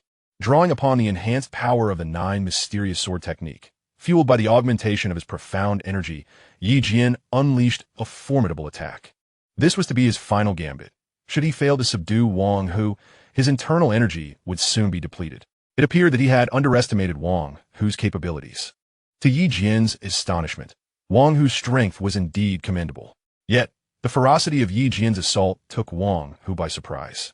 He had not anticipated such a potent display of martial prowess from Yi Jian. Ultimately, Wang Hu was left severely wounded, succumbing to defeat. Yi Jian achieved a narrow victory. Had Wang Hu managed to withstand his final strike, it would have been Yi Jian facing defeat instead. Despite his triumph, Yi Jian still harbored lingering resentment. In a bid to exact a fitting reprisal for Wang Hu's earlier slander against his sister, he procured a potion from the system that rendered its recipient mute for a month. Presenting it to Wang Hu, he declared, "Wang Hu, consider this a punishment for your recent slander against my sister. This potion will silence you for a month. Let this serve as a warning. Should I hear such distasteful words again, I shall take your life." Confronted with Yi Jian's menacing threat, Wang Hu's eyes widened in shock. The murderous aura emanating from Yi Jian was not to be trifled with. It utterly subdued Wang Hu and astonished the onlookers, who had not anticipated Yi Jian's victory. Following the duel, Yi Jian was awarded half of Wang Hu's points, amounting to a substantial 500 points. He was pleasantly surprised to discover the wealth Wang Hu possessed. This battle proved fruitful, not only in terms of points, but also in garnering respect. Even those who had previously viewed Yi Jian with hostility now regarded him with newfound respect, while those of lesser skill no longer dared to underestimate him. Meanwhile, on the second floor of the martial arts pavilion, a few men conversed with several young women. "Feng, who is this Yi Jian? His martial techniques were indeed impressive. Perhaps we should invite him to join our faction," suggested a leading man to a nearby young woman. "This individual possesses remarkable talent and extensive combat experience." "I shall extend the invitation," she replied, taking on the task. Unbeknownst to Yi Jian, this seemingly simple duel had attracted the attention of certain factions. Afterward, he and Jin Lin visited the benefits exchange at Feiyun Palace, where Yi Jian spent a total of 300 points to acquire numerous valuable items for Jin Lin, who was overjoyed. He also procured a few gifts for his sister, having learned that she was soon to emerge from her secluded training. Yi Jian eagerly anticipated her return. Having exchanged so many items for Jin Lin, she was immensely delighted. Upon returning with Yi Jian, she prepared a plethora of delicious dishes to reward him. Yi Jian also summoned the elderly one to share the events of the day, and the three enjoyed several drinks together. As the day's occurrences certainly warranted a celebration, for Yi Jian, this martial art competition was not merely about accruing points. It proved to be significantly beneficial for his cultivation. Indeed, the enhancement gained through combat was remarkably swift, leading Yi Jian to realize that the greatest reward from this experience was the elevation of his own prowess. By the end of the night, Yi Jian had ascended to the pinnacle of the 3rd level of martial spirit. This rapid advancement was largely due to the fact that he had depleted all the profound energy within him during the day's events, allowing him to draw forth the energy he had previously accumulated. Thus, his evening practice was extraordinarily fruitful. As his unnamed technique progressed, Yi Jian discovered that exhausting his internal energy before continuing his training yielded remarkable results, showcasing the allure of this mysterious method. Consequently, he resolved to visit the martial arts hall daily, believing it would greatly assist in his development. Having found a swift method to enhance his cultivation, Yi Jian awoke with great enthusiasm early the next morning. Another reason for his early rise was his desire to see if the enchanting maiden he had glimpsed on the distant mountain was present once more. If fortune favored him again, he would certainly seize the opportunity to approach her. Would Yi Jian encounter this enigmatic woman again? Chapter 139. The Mysterious Woman. Rising at dawn, Yi Jian gazed towards the mountain peak where he had seen the mysterious woman the previous day. Yet to his disappointment, she was nowhere in sight. Nevertheless, his curiosity compelled him to venture forth toward the distance. Although it appeared to be a short distance, the unique terrain of Feiyun Palace made it deceptively far. One would need to traverse several mountains to reach the peak where the enigmatic woman had been. Driven by his inquisitiveness, Yi Jian moved swiftly, aided by the 8th step of profound energy, and soon arrived at the mountainous summit. Upon entering, he sensed a distinct aura. This peak was markedly different from his previous locale. The most notable difference lay in the abundant spiritual energy, which allowed Yi Jian to perceive the true essence of Feiyun Palace. He had not anticipated such a splendid place, and it made him reluctant to depart. Thus, at this mountain peak, Yi Jian commenced his practice of the 9 profound sword technique, fully engrossed in his training. Unbeknownst to him, the mysterious woman from the previous day had appeared not far away, but he remained completely unaware of her presence. This fact left Yi Jian feeling quite vexed. After finishing a complete set of sword techniques, he suddenly sensed someone behind him. It was indeed the mysterious woman, yet he could not detect any trace of her energy. Had she been an enemy, he might have met with dire consequences, but it seemed she bore no ill intent. Upon closer observation, Yi Jian discovered that the woman before him exuded an aura of profound energy. This confirmed Yi Jian's suspicions, though her face was partially obscured by a veil, rendering her features indistinguishable. However, judging by the contours of her visage, it was evident that she was a beauty. The manifestation of external energy was a distinctive trait of a martial arts master, thus validating Yi Jian's previous conjecture that she was indeed a formidable practitioner. Otherwise, he would have sensed her presence. At that moment, the enigmatic woman realized that Yi Jian had noticed her. She inquired, "Do you know where you are?" Yi Jian sensed the gravity of the situation. It appeared he had trespassed into the domain of a martial arts master, which stirred a sense of apprehension within him. He hastily apologized, saying, "I am but a junior, Yi Jian. I was unaware that this is your territory. I beg your forgiveness for any offense caused." After bowing his head in deference, he felt that she had accepted his apology. She then addressed him, "So you are Yi Jian. I shall not hold this against you this time, but should there be a next, I will not be so lenient." Relieved that the martial arts master would not pursue the matter further, Yi Jian felt a wave of relief wash over him. After all, standing before a martial arts expert was indeed daunting. At that moment, Yi Jian intended to excuse himself, feeling it wise not to indulge his curiosity about the mysterious woman any further. He expressed his gratitude, saying, "Thank you, esteemed one, for your understanding. I shall take my leave now." Just as he prepared to depart, the woman called out, "Wait, I have something to ask you. Please hold on." Yi Jian sensed that she might possess knowledge of him, which filled him with curiosity and trepidation. Was it possible she still harbored intentions against him? He responded cautiously, "Please, esteemed one, ask away. I shall answer truthfully." The mysterious woman inquired, "I noticed you practicing a sword technique just now. Is it the 9 mysterious sword art?" Yi Jian was taken aback that she recognized the origin of his swordplay. However, given her level of prowess, it was not entirely surprising. He replied, "You possess remarkable insight. Esteemed one, indeed, it is called the 9 mysterious sword art. Are you familiar with its origins?" Yi Jian, however, was unaware of the sword art's history. He only knew it was exceptional, as the system had indicated that mastering all 9 forms of the 9 mysterious sword art and achieving their unification could rival celestial tier martial techniques. Yet, he had only managed to master the 4th form thus far, leaving him with much to learn. He answered honestly, "I am afraid I do not know its origins. Esteemed one, I stumbled upon it by chance, and it appears to consist of 5 forms. Currently, I have mastered 4, but I have heard there are indeed 9 forms in total." After Yi Jian's statement, the mysterious woman was piqued with curiosity. She requested to see 5 of the 9 Xian sword techniques, which she observed from the sidelines. In truth, Jian could only exchange for these 5 techniques within the system. The remaining moves required him to enhance his strength before they could be unlocked. Therefore, he was not being dishonest. He indeed could not access the other techniques at this moment. However, Jian was surprised that the 9 Xian sword techniques had intrigued her. When she expressed a desire to observe, he felt unable to decline. On one hand, he lacked the courage to refuse. On the other, he had begun to speculate further about the mysterious woman's origins. Jian knew that within the entire Feiyun Palace, there were only a handful of individuals with the strength of a martial sovereign, primarily the leaders of the 4 major palaces. This woman, clad in resplendent attire, appeared to be one of those leaders, or at the very least, held a significant position within the Feiyun Palace. Thus, when she requested to see the 9 Xian sword techniques, Jian could hardly refuse and patiently awaited her assessment. The mysterious woman did not observe for long before commenting. "You must cherish this sword technique. If you're fortunate enough to acquire the remaining styles, it will greatly benefit you in the future. I wish you good fortune." Intrigued by her words, Jian ventured to ask, "Might you know the origins of this sword technique, esteemed senior?" Upon his inquiry, he sensed a slight movement from her, indicating that she indeed possessed knowledge of its origins. However, she chose not to elaborate, allowing Jian to depart. This piqued Jian's curiosity further regarding the 9 Xian sword techniques.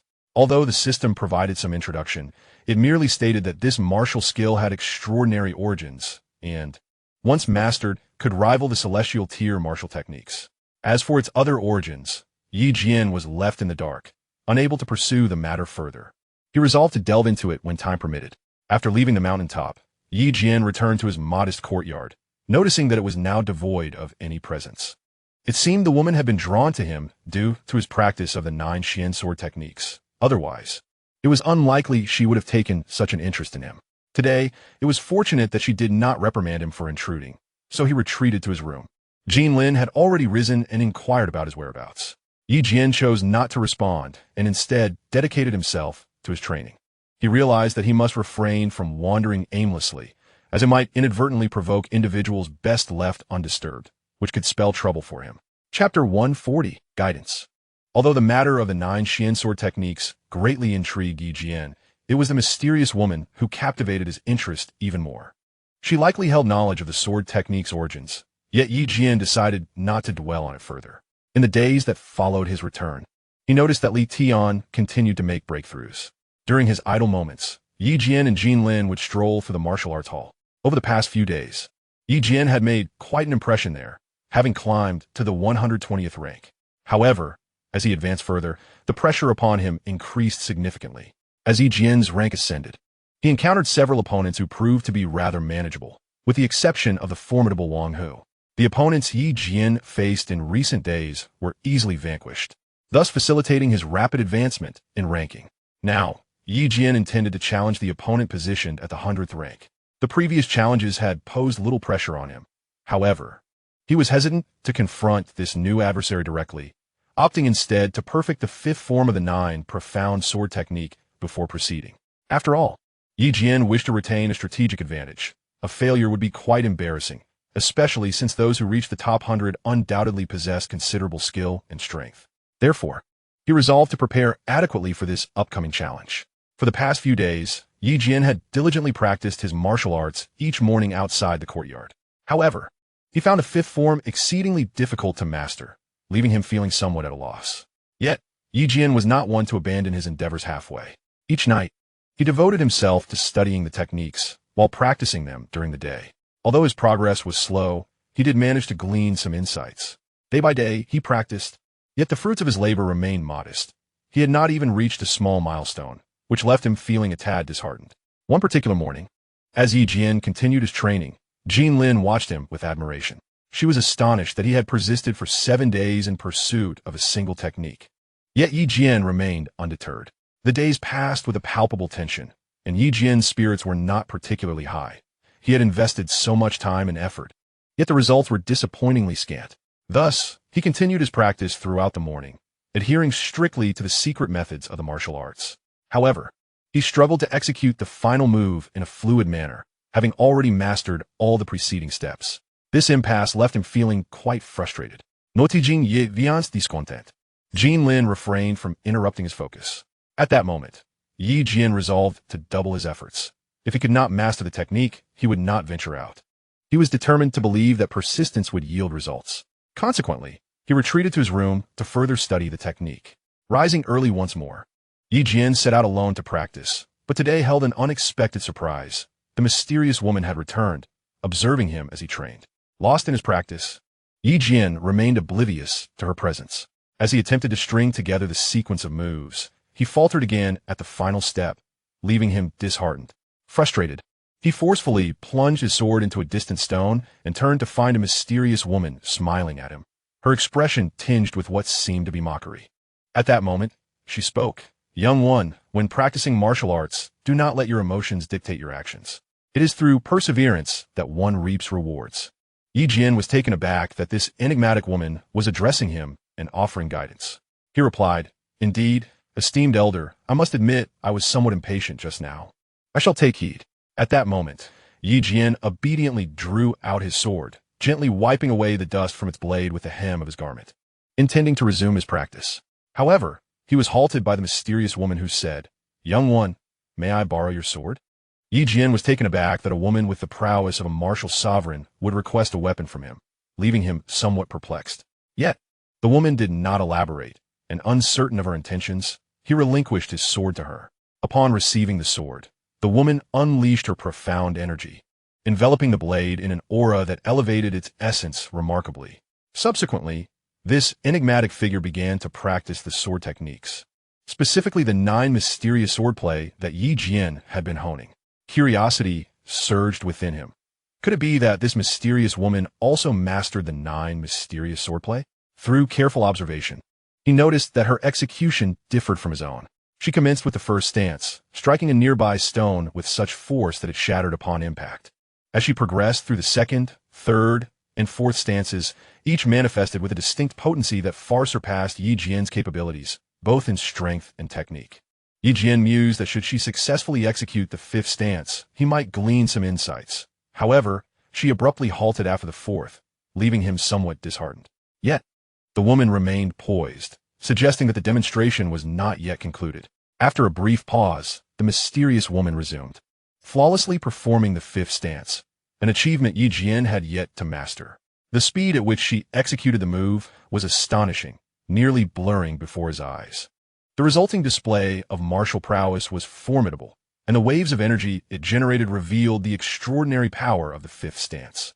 Though Yi Jian grasped only a fragment of its essence, he began to reflect on her movements, realizing that her speed was not merely swift, but remarkably so. He pondered how one could attain such alacrity in their strikes through relentless practice. If one were trained 1,000 times, surely they could reach that level of mastery. This led Yi Jian to question whether his own practice was insufficient. At that moment, the mysterious woman returned the sword to him and inquired, Have you gleaned something from this? Yi Jian nodded, responding, Yes, esteemed one, I believe I have come to understand something. The woman continued, Do not let my demonstration be in vain. Remember, when practicing the 9 mysterious swordplay, patience and perseverance are paramount, as well as maintaining a balanced mindset. Upon hearing her words, Yi Jian comprehended the root of his struggles. His efforts had not yet reached the requisite depth. He needed to continue his diligence. This realization illuminated the path forward for Yi Jian. Grateful for the guidance from my esteemed predecessor, I bowed deeply in respect. After casting a profound glance at Yi Jian, the mysterious woman stepped away, seemingly walking through the air. Although her movements appeared languid, she quickly distanced herself from Yi Jian, leaving him astonished. He had not anticipated that this enigmatic lady would impart such valuable insights, which filled him with joy.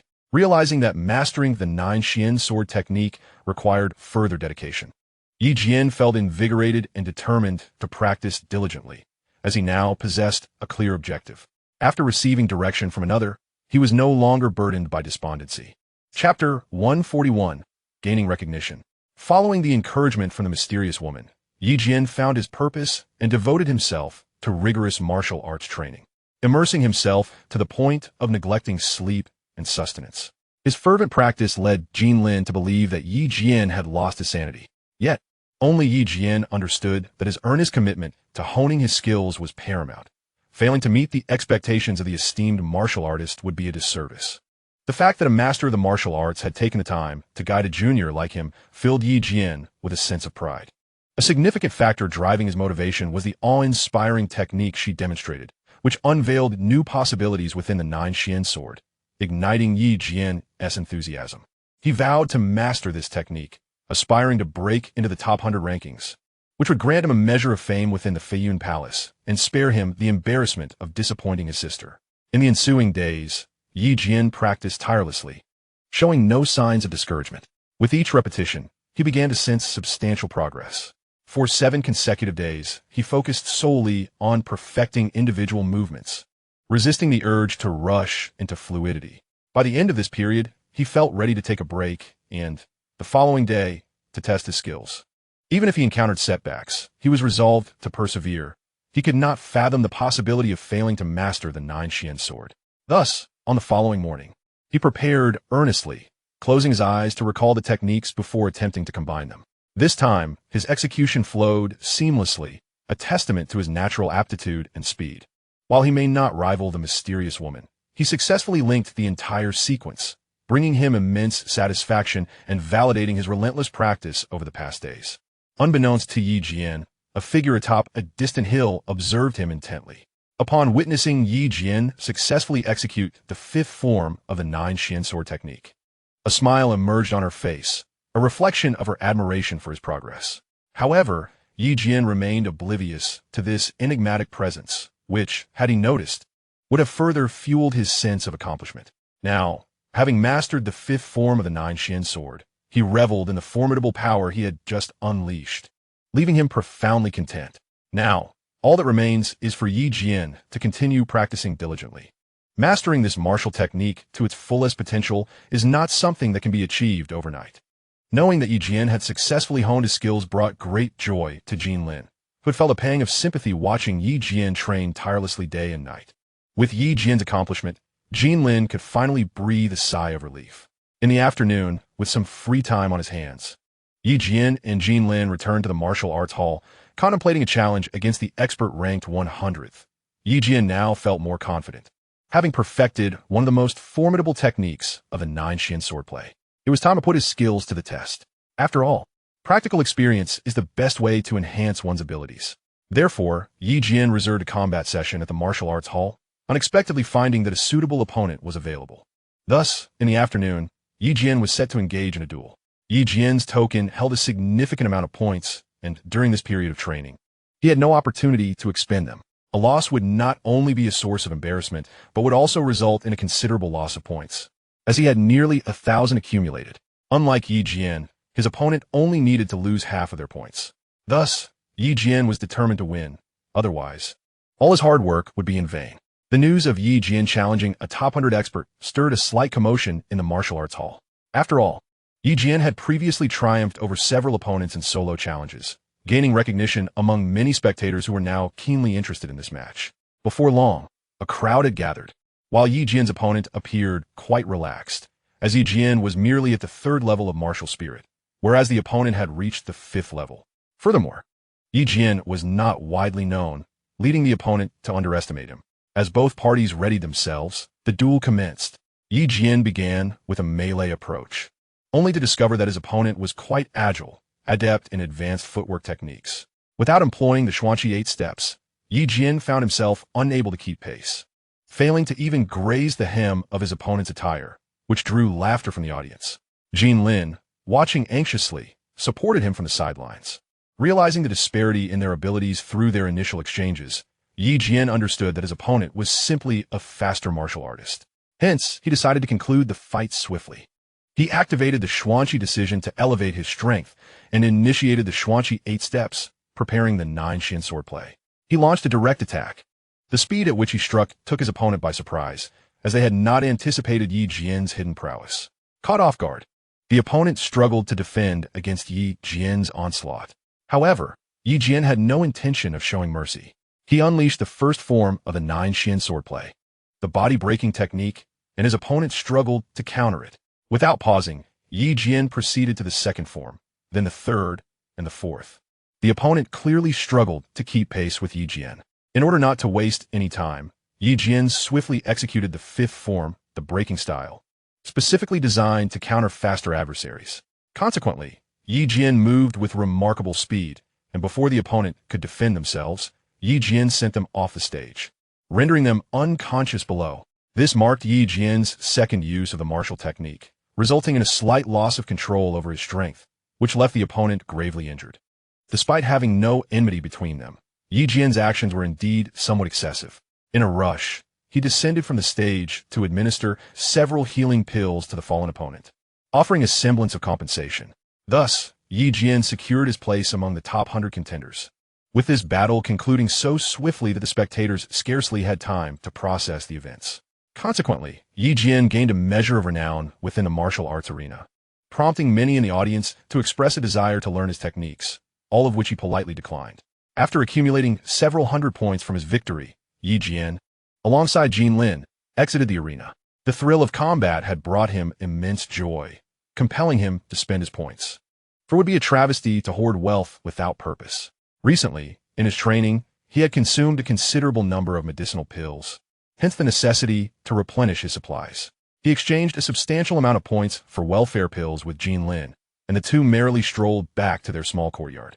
At that moment, a tall and strikingly beautiful woman appeared, dressed in a rather revealing manner. The sight of her long, fair legs stirred Yi Jian's blood, prompting him to quickly avert his gaze. Although she might not have been as stunning as Jin Lin, her curvaceous figure certainly made her a captivating presence.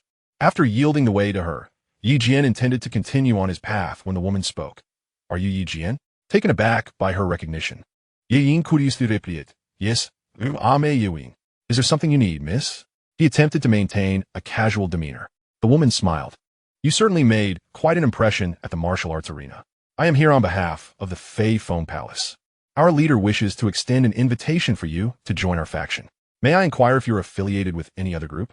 Her sudden proposition piqued Yi Jian's interest. He had heard of the Fei Yun Palace and its stringent requirements for establishing factions, which numbered only a handful. The palace was known to restrict the growth of these smaller groups to prevent factionalism, limiting their size to merely a few hundred members. Joining such factions typically offered mutual guidance in martial arts and training, as well as assistance in matters of conflict. However, Yi Jian was not particularly inclined, and thus replied, "I see. At this moment, I am not considering any affiliations, so I must respectfully decline." Upon hearing his response, the woman bid farewell and departed. Before Yi Jian had the chance to inquire about his interlocutor's affiliation, he firmly declined any further conversation. It was evident that his counterpart was not someone lacking discernment. Thus he chose to refrain from engaging with Yi Jian further. This display of assertiveness was a reflection of the authoritative demeanor Yi Jian had cultivated during his management of the Han men. His response was decidedly straightforward. Presently, Yi Jian's sole focus was on enhancing his strength within the Fei Yun Palace, dismissing all other considerations, including the notion of joining or establishing a faction. Such endeavors were time-consuming, and while he could indeed establish a branch of the Han men within the Fei Yun Palace, it was clear that the disciples here were of a markedly higher caliber than those from his previous academy. Hence, the potential growth of the Han men in this new environment would undoubtedly benefit the organization. However, Yi Jian opted to set aside these thoughts for the time being, prioritizing the enhancement of his own abilities. Even if it meant waiting until he reached the martial sovereign level to further his influence, he deemed it acceptable, particularly since, at his current level, he was hardly a prominent figure within the Fei Yun Palace. Upon returning to the courtyard, Yi Jian sensed a shift in the atmosphere surrounding Li Tian. He quietly inquired of Li Wen, "Senior, has Senior Li Tian commenced his breakthrough?" Li Wen confirmed, "Indeed, your Uncle Tian has finally begun his breakthrough. The outcome will be revealed in 10 days. Yi Jian expressed his confidence, assuring he will surely succeed. "I have faith in Uncle Tian." Li Wen smiled at Yi Jian's optimistic outlook, but sensing the conversation had reached its natural conclusion, Yi Jian retreated to his chamber. Left alone in the courtyard, Li Wen remained vigilantly by Li Tian's side. In his heart, Yi Jian silently wished for Li Tian's successful breakthrough, recognizing the perilous nature of this endeavor. Failure could mean a lifetime without another opportunity. Once back in his room, Yi Jian dedicated himself to his training.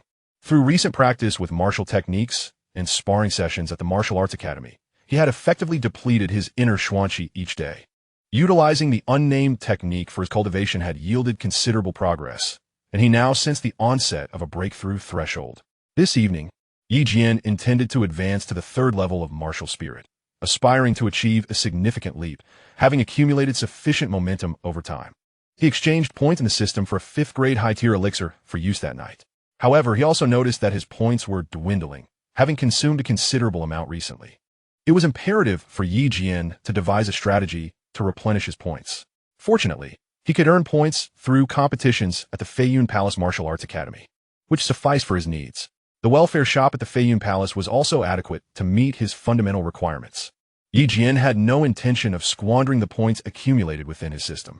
He planned to have Jinlin inform the brothers of the Han clan tomorrow to escort him some spirit stones, thereby replenishing his points. After breaking through to the 8th level of the 8 Extremes Fist, Jian will be able to exchange for the 6th Fist technique in the system, which required a considerable amount of points. Hence, he decided to focus on his breakthrough first before making any exchanges, as practicing martial arts was a rather arduous endeavor, necessitating opportunities for training. At that moment, Jian commenced his cultivation, preparing for the breakthrough. With an entire night dedicated to concentrated practice, he sought the opportune moment to transcend. However, as his strength increased, he encountered a dilemma. The higher the level, the more elusive the bottleneck became. Thus, after consuming a medicinal pill, he diligently sought a solution. During this period, thanks to the nameless technique he had cultivated, his progress was notably smooth. Just as dawn broke, he gathered his energy and successfully broke through. This breakthrough was relatively effortless, merely a minor 3rd-level bottleneck, quite unlike the formidable challenges faced by others like Li Tian. Jian, having gained experience, achieved this advancement in just one night. To outsiders, this was nothing short of astonishing. Yet it was the nameless technique that facilitated his rapid progression. Elated by his breakthrough, Jian's greatest joy stemmed not from this achievement, but rather from the anticipation of his sister's imminent emergence from seclusion in just 3 days. Soon, he would be reunited with his beloved sister. This was truly the source of Jian's happiness. That morning, he accompanied Jinlin as she enthusiastically explored the back mountains of Feiyun Palace. Though puzzled by her insistence on visiting the rear slopes, Jian complied with her fervent request.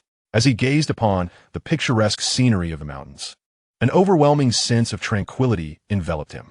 He mused that a life devoid of conflict and strife was indeed quite pleasant. Living serenely in this extraordinary realm was rather delightful. However, troubles were not far behind.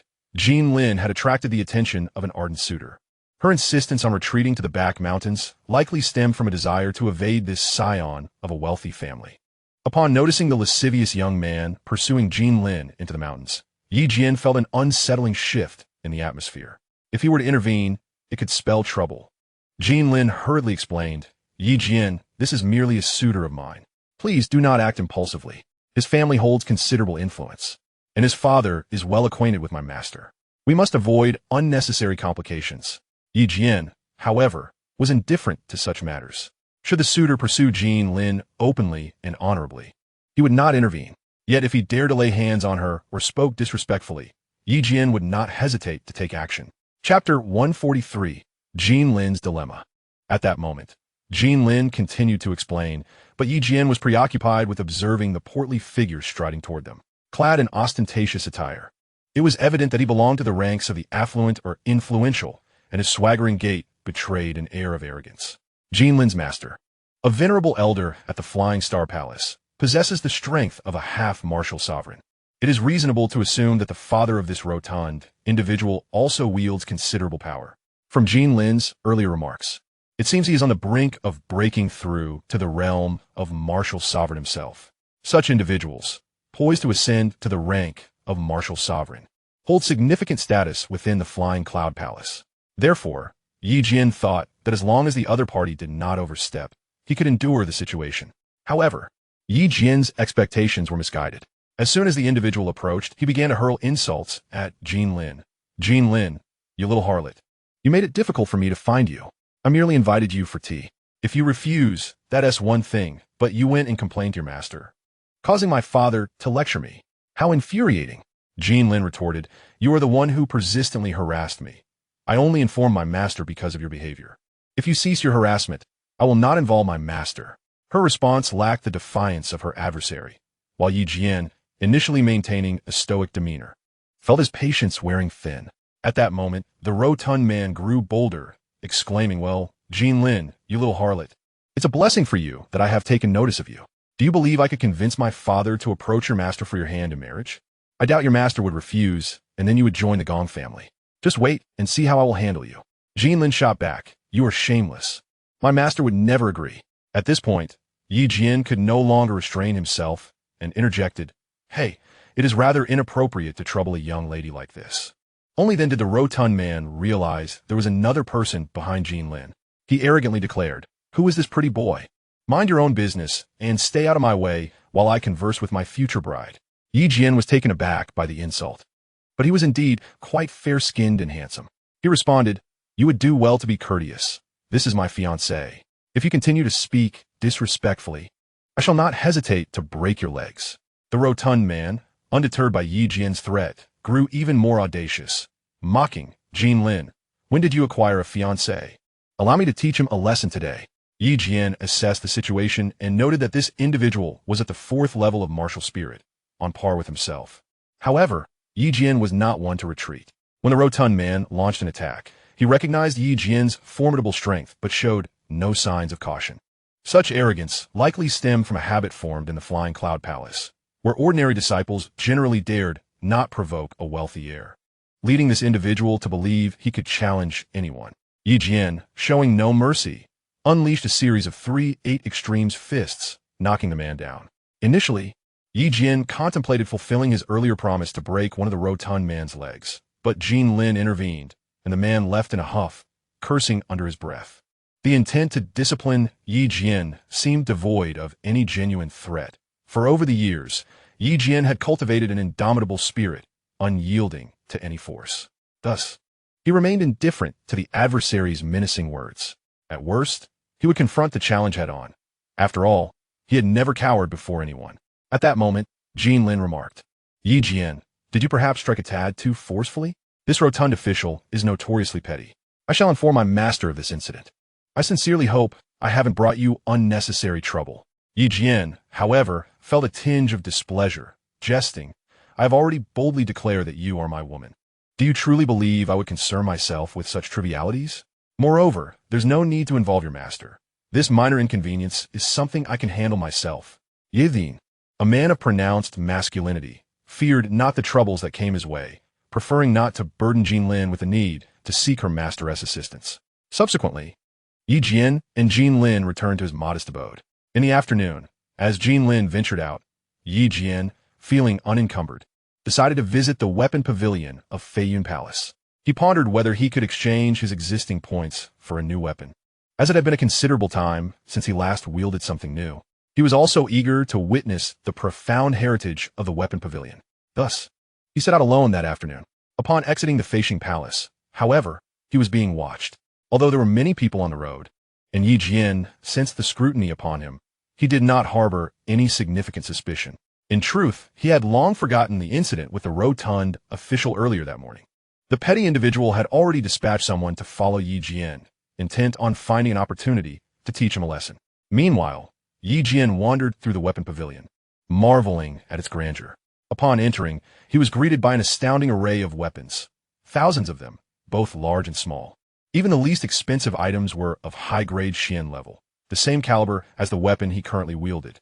Yi Jian was taken aback by the impressive collection. The majority were long swords, accompanied by spears, sabers, daggers, and short swords, an overwhelming variety, with each type boasting hundreds of options, leaving him in a state of wonderment. At that moment, an elderly gentleman appeared beside him, inquiring, "Young man, what type of weapon are you looking to exchange?" Yi Jian was startled by the sudden presence of the old man. Upon closer observation, he discerned that the man exuded no visible aura of Xian energy, suggesting an unfathomable depth of power, which filled Yi Jian with astonishment. This elder was certainly not of ordinary origin. With courtesy, Yi Jian replied, "Greetings, esteemed elder. I seek a long sword. Do you have any available?" The old man responded, "Indeed, I do. I am the head of the weapon pavilion, and fortuitously, I have some time today to converse with you." You, young man, possess a distinctly different aura from others. Look up. Jian lifted his gaze and discovered several exquisite swords displayed upon a high platform, all appearing remarkably formidable, igniting his curiosity even further. At this moment, the master of the weaponry addressed the young man, saying, "The 5 swords above are the finest treasures in my possession. Yet only those with fortune and strength may claim them." Jian, intrigued, inquired, "What do you mean by that? I would appreciate your elucidation, esteemed elder." The master glanced at Jian and replied, "Firstly, only those destined may retrieve these swords. Moreover, they come at a considerable price. Do you understand?" Upon hearing this, Jian comprehended that one must indeed possess fortune to draw forth a sword, likely requiring significant points or wealth. Could Jian be among those fortunate enough to acquire one of these swords? This revelation piqued Jian's curiosity further, prompting him to ask, "Elder, how can one discern if they are fated to possess one of these swords?" The master responded, "Ascend and see for yourself if you can draw one out. It signifies that the sword is meant for you." Encouraged by this assertion, Jian declared, "Then I shall take the risk and give a try." The master granted him a knowing nod, and Jian approached the stone pillar from which the 5 swords protruded. The pillar not only boasted 5 openings, but also contained numerous others, suggesting that many had been claimed by those deemed worthy. The surface of the pillar was smooth and stood at least 10 meters tall, leaving Jian uncertain about how to proceed. After all, he was not a master of martial arts capable of leaping through the air. However, the astute Jian devised a plan to ascend. Nearby stood a cabinet approximately 3 meters high, which he could easily scale. Utilizing the 8 steps of mystical energy, he leaped towards one of the openings above. With the right footwork, he believed he could reach the top. Without further hesitation, Jian sprang into action, swiftly climbing upward to attempt the swords one by one. The first sword was crimson, emanating a somewhat ominous aura, hinting that its previous owner may have wielded it in bloodshed. Jian, disinterested, merely glanced at it before continuing his ascent. The second sword was blue, and upon seeing it, Jian felt a fondness towards it. He exerted considerable effort to draw it out, but to his disbelief, it resisted his pull. Gathering his mystical energy into his hand, he applied greater force, only to be met with a rebound that caused him to tumble down, leaving him rather embarrassed. At this juncture, the master approached Jian and remarked, "My young friend, I neglected to mention that these swords can only be drawn by those who are truly fated to possess them. Hence, refrain from using mystical energy, lest you experience a backlash. You may certainly try again." Jian was astonished by the enchantment surrounding these swords and continued his climb. It seemed that the blue sword was not meant for him, so he proceeded to the 3rd sword, only to find it equally unyielding. Reaching the 4th sword, disappointment enveloped him once more. Was Jian destined to remain unconnected to these swords? However, there remains one final attempt. Should this endeavor prove unsuccessful, Jian shall truly part ways with fortune. This particular sword is unlike any other. It occupies the highest position and captivates Jian with its exquisite appearance. It resembles a surface of ice, adorned in splendid hues, emanating a chilling aura that suggests a remarkable origin. To the discerning eye, it is evident that this sword is a treasure of great worth. At this moment, Jian hesitated, having faced numerous failures in his previous attempts. Fearing that if this sword too eluded him, it would mar his otherwise splendid day. Nevertheless, he decided to cast aside his doubts, inhaled deeply, and effortlessly drew the sword from its pedestal. To his astonishment, it felt remarkably light in his grasp. Once unsheathed, the hilt fit comfortably in his hand, and the blade glimmered with an icy brilliance, exuding formidable prowess that made Jian reluctant to part with it. Meanwhile, the master of the pavilion, observing Jian's success, stroked his beard and murmured, "After a century, I have finally found a worthy successor for the Cold Sky Sword. You may rest assured, it has found its rightful heir."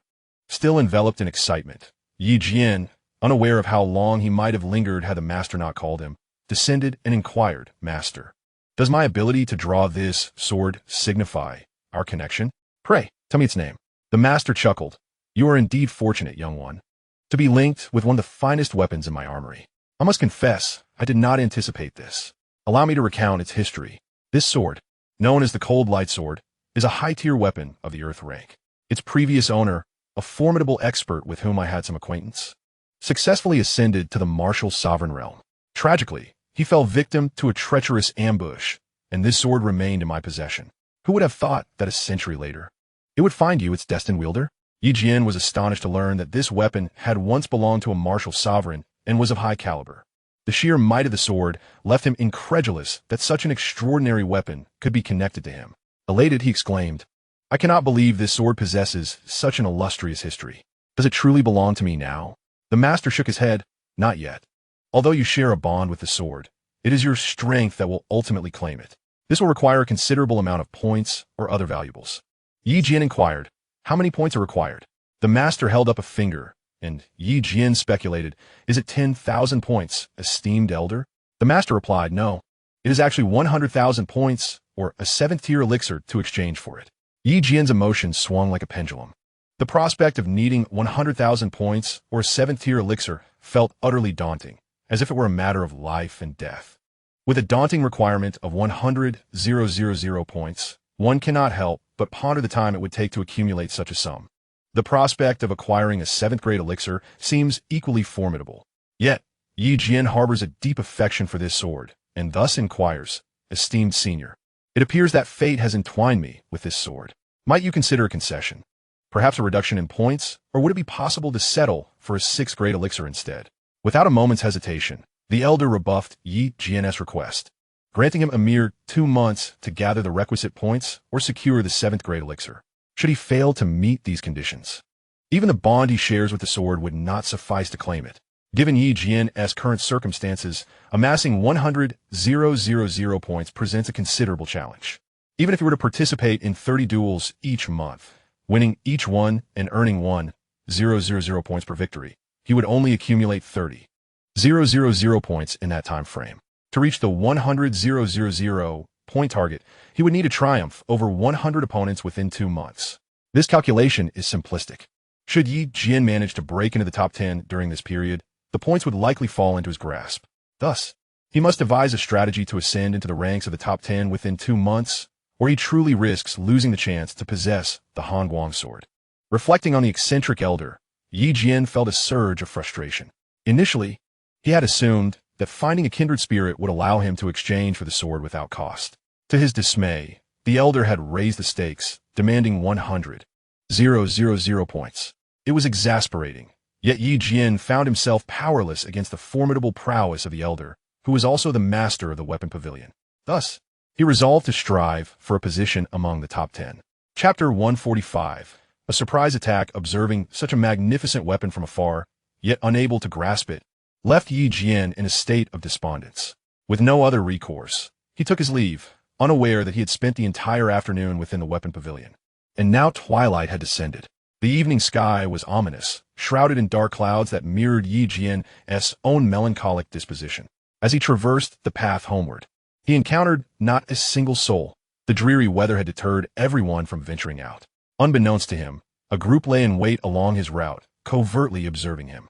Leading this group was none other than the corpulent Gong, who, still seething from his earlier humiliation, sought retribution against Jian that very night. Little did they anticipate that they would endure a long wait for their opportunity. Jian, preoccupied with his own thoughts, quickened his pace. However, he soon sensed something amiss. A glimmer of cold light flashed, and indeed, an ambush was underway. Reacting swiftly, he brandished his sword to engage with the assailants, only to discover that the leader was none other than Gong, whom he had recently bested. Jian felt a wave of incredulity wash over him. Nonetheless, the present moment was not one for idle contemplation. Facing 3 adversaries, each of whom matched his own strength, posed a significant challenge for Jian. After all, Jian was pitted against 3 formidable opponents, each at the 4th level of martial prowess. Thus he exercised utmost caution. As the battle ensued, Jian discovered an amusing aspect. These 3 individuals were evidently akin to the corpulent Gong. Their strength relied solely on medicinal pills, rendering their practical combat experience virtually non-existent. After a brief exchange, they began to falter under the pressure. Jian, employing the peculiar techniques of the 9 mysterious swordplay, executed his moves with such cunning that the trio struggled to counter. Seizing the opportunity, he identified a weakness in his adversaries and decisively felled one of them to the ground. Jian, showing no mercy, dispatched the first opponent, leaving the remaining 2 utterly outmatched. His strikes were direct and unyielding, injuring another foe until only Gong remained on the battlefield. Realizing the tide had turned and sensing the lethal intent in Yi Jian's gaze, Gong was gripped by fear as the rain began to fall from the sky. Yi Jian's mood had soured further. The audacity of these foolish individuals to provoke him ignited a murderous fury within him, tempting him towards a final resolution. However, a moment's reflection reminded him that he was no longer in Qingyun County. Should he eliminate Gong, he would find escape. But such an act would only embroil his sister and Jian Lin in unnecessary turmoil. Thus, when the time came to deliver a decisive blow, Yi Jian chose to show restraint.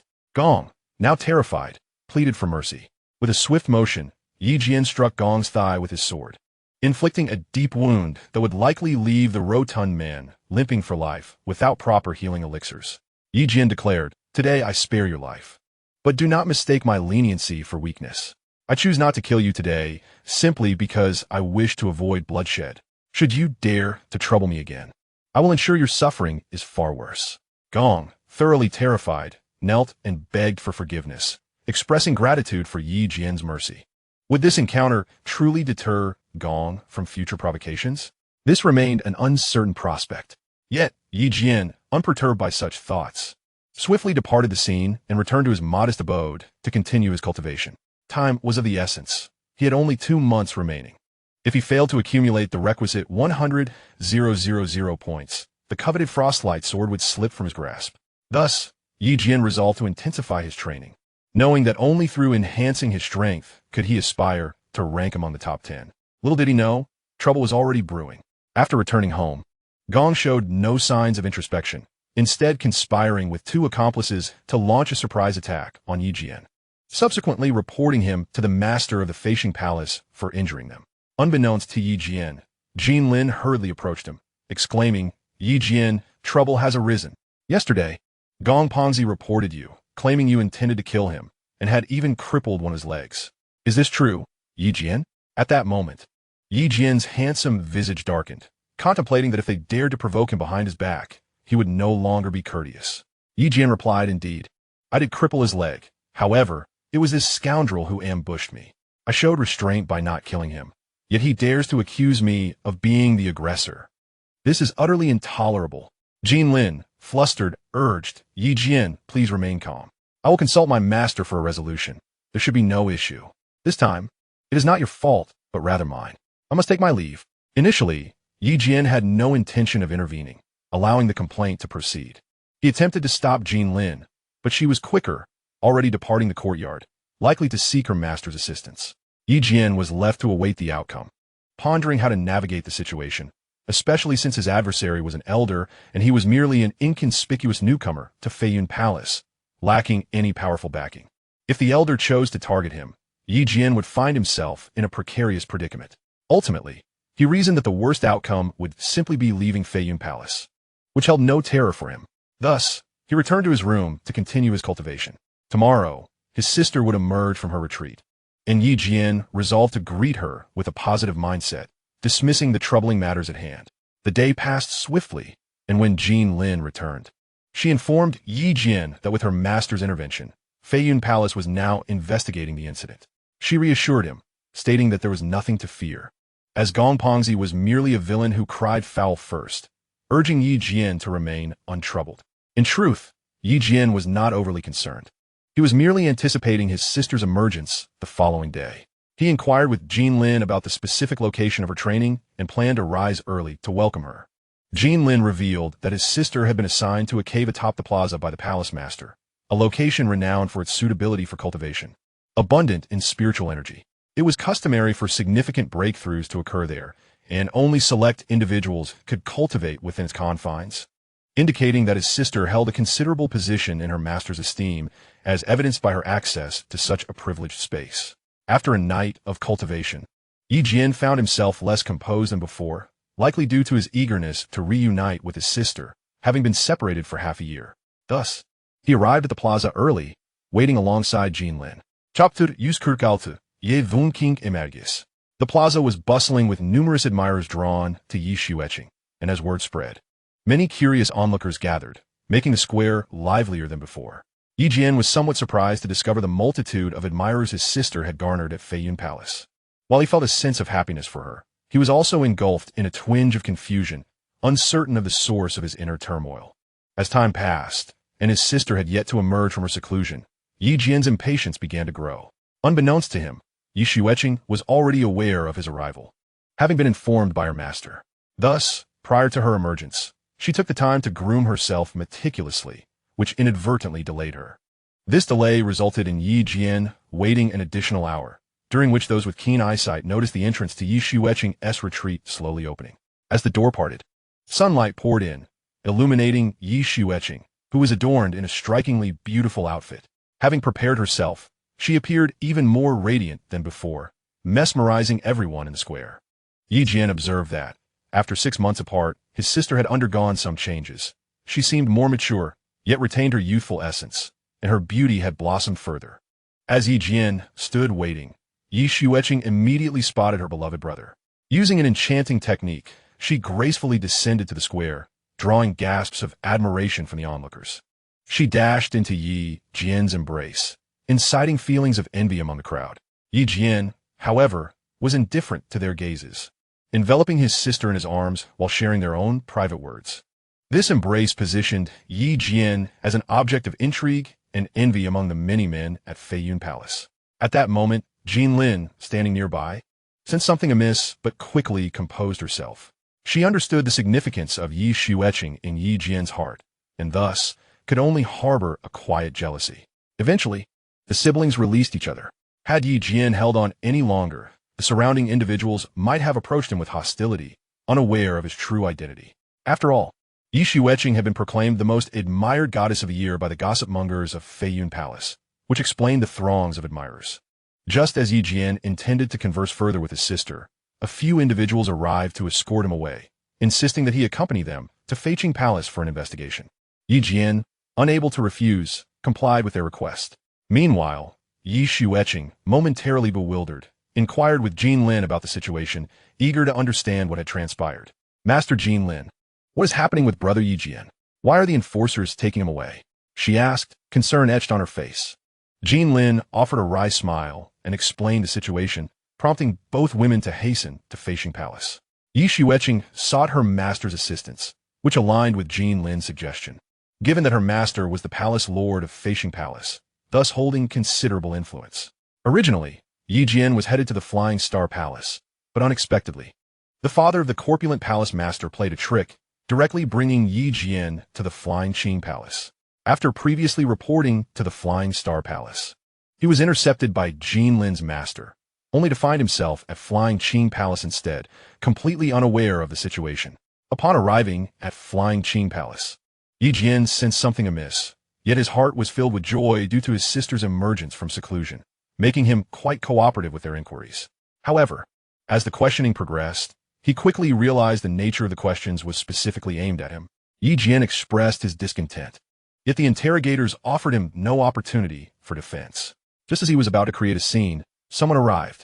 Yi Jian recognized several individuals, among them Jin Lin and Yi Xueqing. The leading woman was the mysterious figure he had encountered atop the mountain. Could she be Yi Xueqing's master? This piqued Yi Jian's curiosity. At that moment, Yi Xueqing's master spoke, addressing Elder Gong. When did the law enforcement hall of Flying Qing Palace become under your jurisdiction? What has become of the hall master? Elder Gong was taken aback by the presence of the palace master from Flying Star Palace and quickly approached, whispering, Palace master, you flatter me. I merely came to inquire about a few matters with the hall master. What brings you here? The palace master, visibly displeased, retorted, why shouldn't I come? Am I not entitled to observe how your law enforcement hall handles matters? At that juncture, Elder Wong from the law enforcement hall arrived, stating, you flatter us, palace master. Our law enforcement hall has always approached disputes with fairness and rigor. Your presence is timely. Let us review the case concerning Yi Jian's alleged attempt on Gong Wei's life. Thus, with the unexpected support, Yi Jian found himself assisted. The elders of the law enforcement hall treated him with great courtesy. Ultimately, under the palace master's firm insistence, Yi Jian was cleared of any wrongdoing, as there was no evidence to substantiate the claim of his intent to murder the corpulent Gong. Consequently, he was allowed to leave without further incident. Thanks to the palace master's intervention, Yi Jian's predicament was resolved with surprising ease, although there remained dissatisfaction from others. The backing he received made a significant difference. Gratefully, Yi Jian expressed his appreciation to Yi Xueqing's master, saying, "So you are the palace master. I, a junior, failed to recognize your esteemed presence. I'm truly grateful for your efforts in this matter." He soon learned that Yi Xueqing's master, the palace master of Flying Star Palace, possessed a melodious name, Shangwan Yuning, of which Yi Jian had only been made aware through Yi Xueqing. Shangwan Yuning, without further ado, instructed Yi Jian and his sister to return and rest before departing on her own. Yi Jian, along with Jin Lin, returned to their small courtyard. Unexpectedly, Yi Xueqing's timely emergence from seclusion not only resolved Yi Jian's troubles, but, despite lingering grievances from others, it was unlikely they would dare to openly target Yi Jian, especially with Yi Xueqing's master providing such strong support. Beside him, Jin Lin spoke to Yi Xueqing, expressing her delight at Xueqing's presence. "You have no idea how much your brother and I have missed you while you were away. Your arrival has helped me resolve a significant dilemma. Otherwise, your brother would likely have acted impulsively." Yi Jian chuckled. "Am I really that reckless?" To which both Yi Xueqing and Jin Lin replied in unison, "Indeed." This left Yi Jian at a loss for words, though he refrained from further comment. He recognized that he had a tendency to act without thinking in critical situations. Had it not been for Yi Xueqing bringing her master along, he might have found himself in a confrontation, even though he was aware he might not be a match for the opponent. Consequently, he had unwittingly offended a rather influential elder, who would likely seek to trouble him in the future. However, such concerns were beyond Yi Jian's immediate contemplation, and he chose instead to engage in pleasant conversation with his sister. The three of them chatted for quite some time, reminiscing about their experiences in Qingyang County and their adventures at Feiyun Palace, filling the atmosphere with joy. It had been a long time since Yi Jian felt such happiness. That evening, all three indulged in copious amounts of wine, and Yi Jian even invited Li Wen to join them for a drink. However, given that these days were crucial for Li Tian's breakthrough, he abstained from excessive drinking. Thus, the trio spent the entire night sharing intricate details of recent events, leaving Yi Xueqing in awe of Yi Jian's prowess. The reason for Yi Xueqing's prolonged seclusion was her intention to practice and achieve a breakthrough. To her surprise, she had managed to advance 3 levels consecutively, now reaching the 3rd level of martial spirit. It seemed she was on the verge of catching up to Yi Jian. In Chapter 147, an unusual task, Yi Jian inquired about the martial technique Yi Xueqing had utilized to descend so effortlessly during the day. She explained that it was a ground-level martial technique, a footwork style taught by her master, which was remarkably powerful. She mentioned that those who mastered it could momentarily hover in the air. This technique was evidently a notch above Yi Jian's profound energy 8 steps. However, Yi Jian's curiosity was merely casual, and he was genuinely pleased to see how rapidly Yi Xueqing had progressed. In the subsequent days, Yi Jian's life was filled with fulfillment, as the companionship of his sister brought him immense joy. Meanwhile, Li Tian had been in seclusion for 7 days, with a formidable energy emanating from within the room, suggesting he was likely at a critical juncture. Yi Jian felt a sense of concern for Li Tian's situation, hoping for a successful breakthrough. Simultaneously, a new matter arose, as Feiyun Palace had a task for Yi Jian to undertake, promising substantial points in return. Thus, he and his sister made their way to the task hall at Feiyun Palace. Upon arrival, they were greeted by an elderly man who informed Yi Jian of a task that required his attention. "Brother Yi," he began, "your reputation at Feiyun Palace has soared recently. There is a particular task that has been entrusted to me for your consideration. Would you care to take a shot at it?" At this moment, Yi Jian curiously inquired, "May I ask who assigned me this task?" The elder, with an air of mystery, replied, "It's not something I can easily disclose. You understand. Could it be the master of Yi Xueqing? That doesn't seem quite right." Eventually, Yi Jian learned that this task was worth an astonishing 5,000 points, prompting him to accept it without a second thought. However, once he received the details of the assignment, he began to regret his decision. Task description: journey to the northern region of the North Cold Kingdom, in the land of extreme cold, to retrieve the millennia-old ice silkworm. Time requirement: 5 days. Points reward: 5,000 points. Upon reading this, Yi Jian felt a wave of confusion wash over him. Wasn't this a rather arduous task? While obtaining the millennia-old ice silkworm might not pose a significant challenge, the time constraint was rather pressing. The round trip would at least take 4 days, and he still needed to search for the ice silkworm. This assignment seemed to be a trap, and Yi Jian expressed deep regret. Yet, having already committed, he steeled himself to fulfill the task. Thus, Yi Jian accepted the assignment. Despite the daunting nature of the task, the generous reward of 5,000 points motivated him to set off immediately.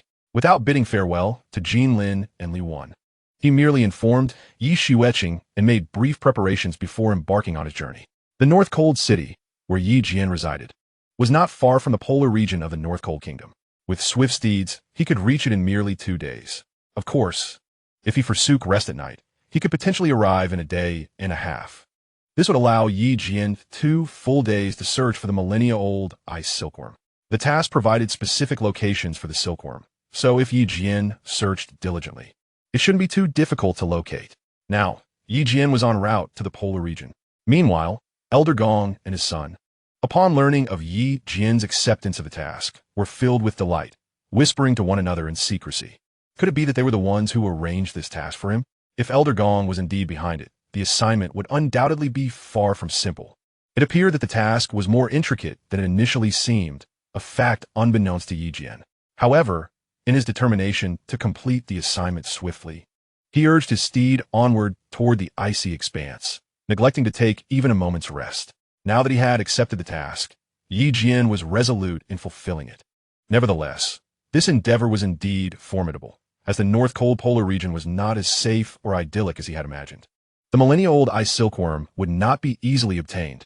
As he journeyed tirelessly, Yi Jian had little time to ponder his circumstances.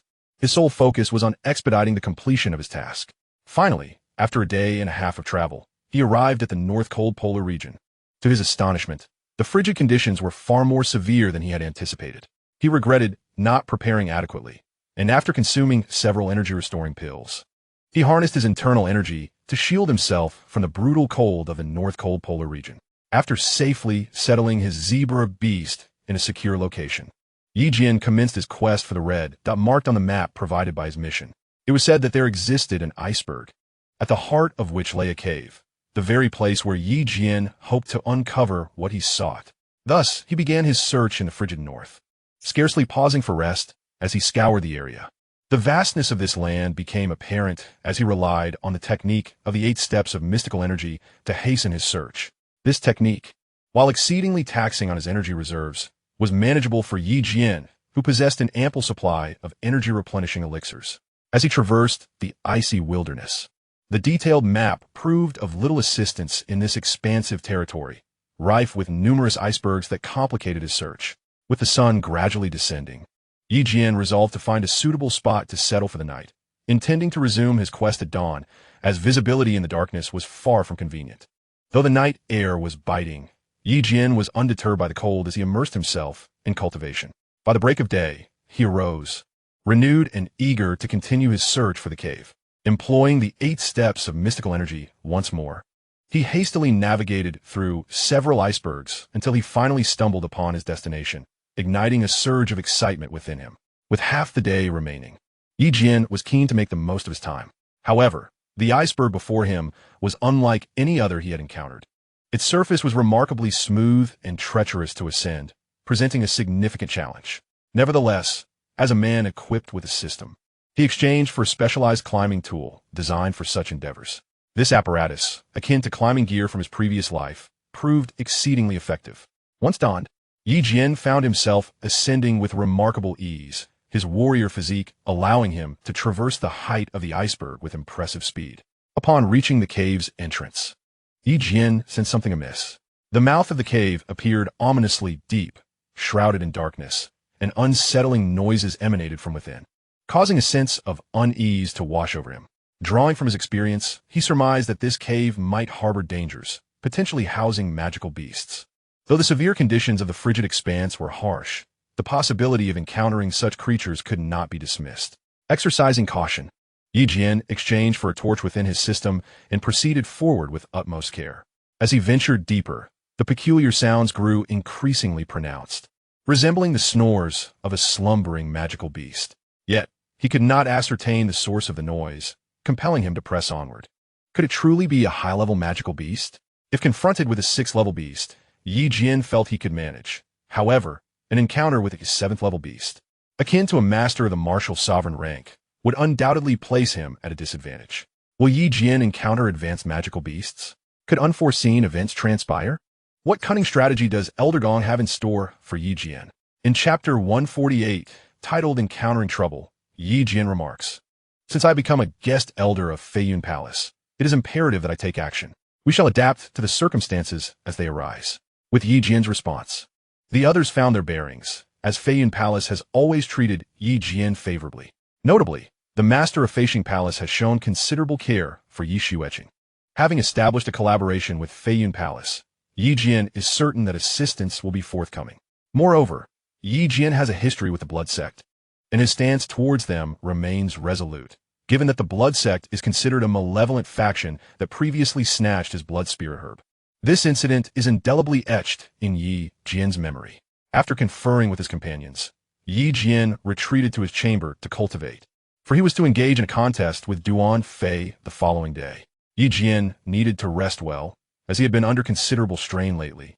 Unable to afford a moment's respite, his mind and body taut with tension. Now that he had acquired the cold light sword, Yi Jian felt a sense of relief.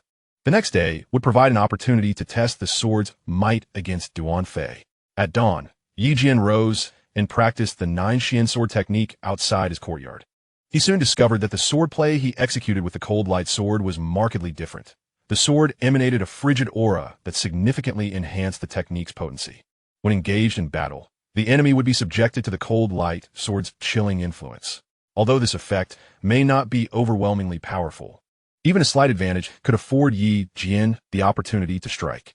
A quality weapon greatly aids a martial artist.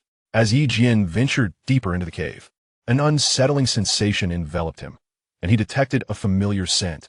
He was certain that magical beasts lurked within. However, the precise level of these beasts remained uncertain. Thus, Yi Jian exchanged for a pill that could conceal his presence, cautiously advancing forward. As he proceeded, the air grew increasingly frigid, an unnatural chill that set him on edge.